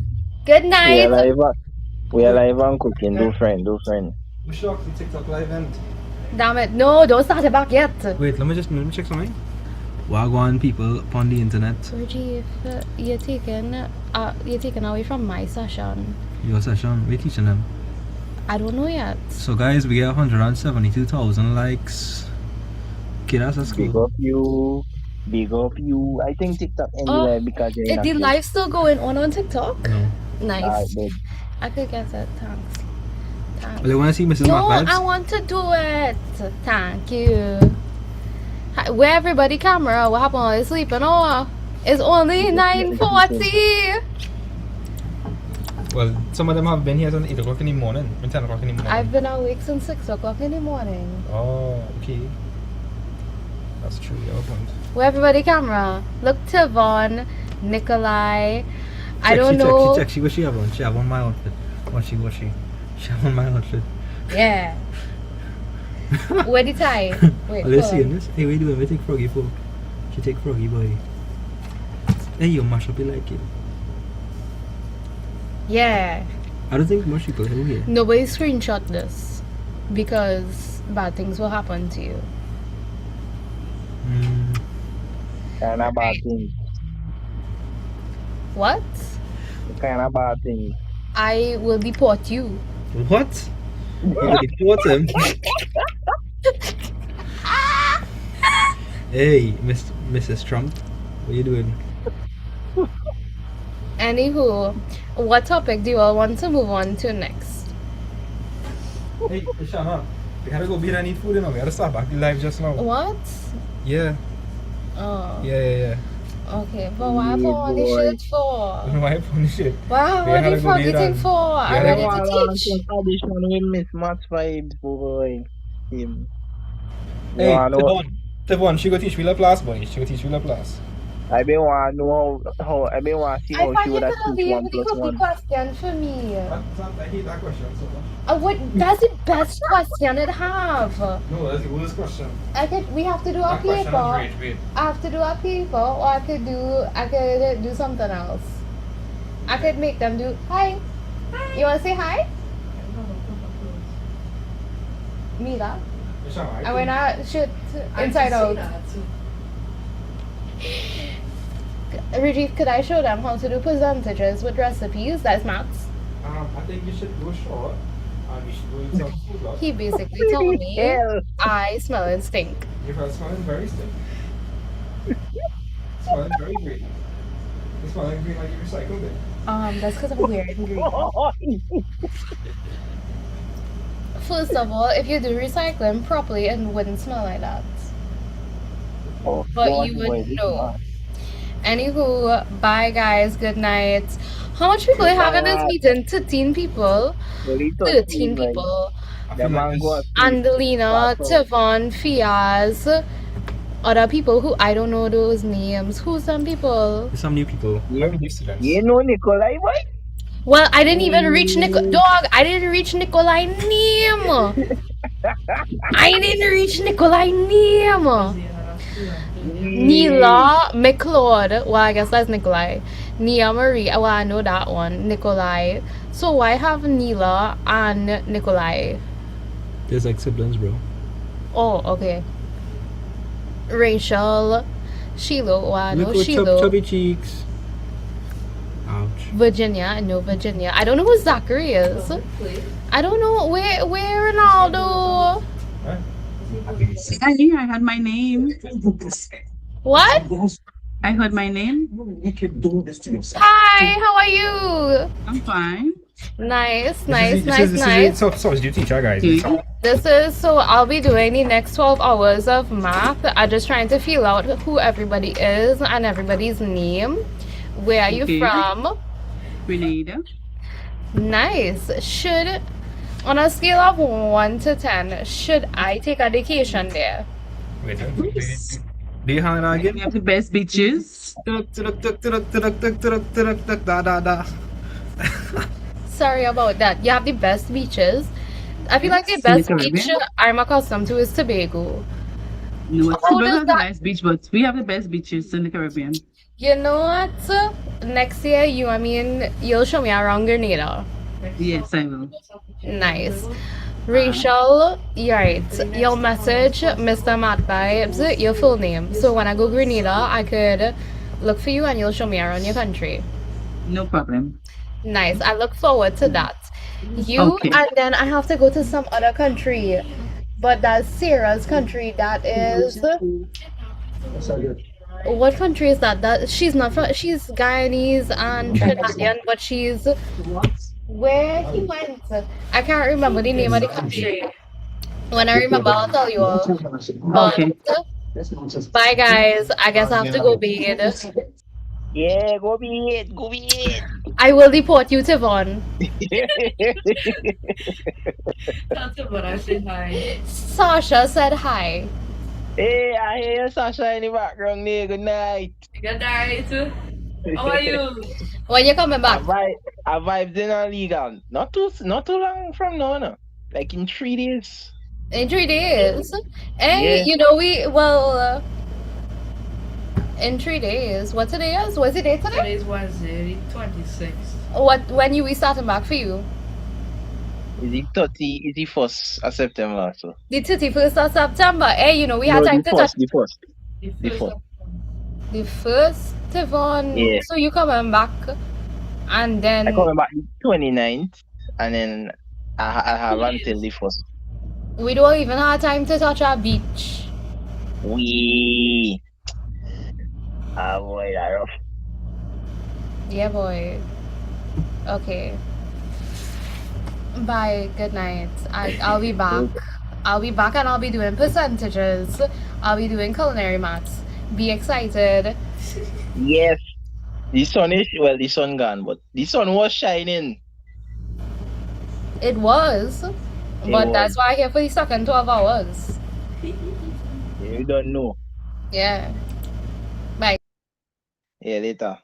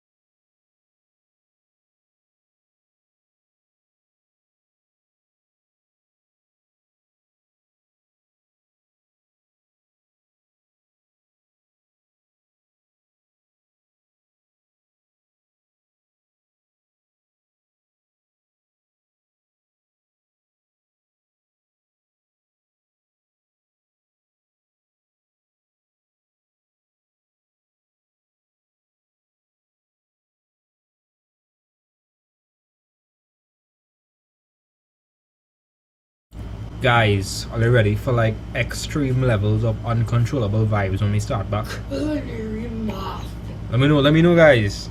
Is anybody still there? Yes, You ready for sir. dead? Yes, You ready sir. for dead? Right. Yeah, Level that, vibes, man. the vibes had to be so bad, right? That he had to kick me out of my sleep and throw me in a different dimension, boy. And even the back rooms can't catch me now, boy. I had to give them existential levels of vibes, boy. I mash up them, I crack them phone screen. I thought I crack them screen protector because I can't afford a phone screen. You don't know. Tibon, you okay in your head? I think it's I think Tibon alright? Maybe not. Who knows? By the way, guys, did you know Tibon is my brother? Like biological brother. Yeah, boy. Wait, maybe I even know that. Country that Sarah in right now? Guyana, I think.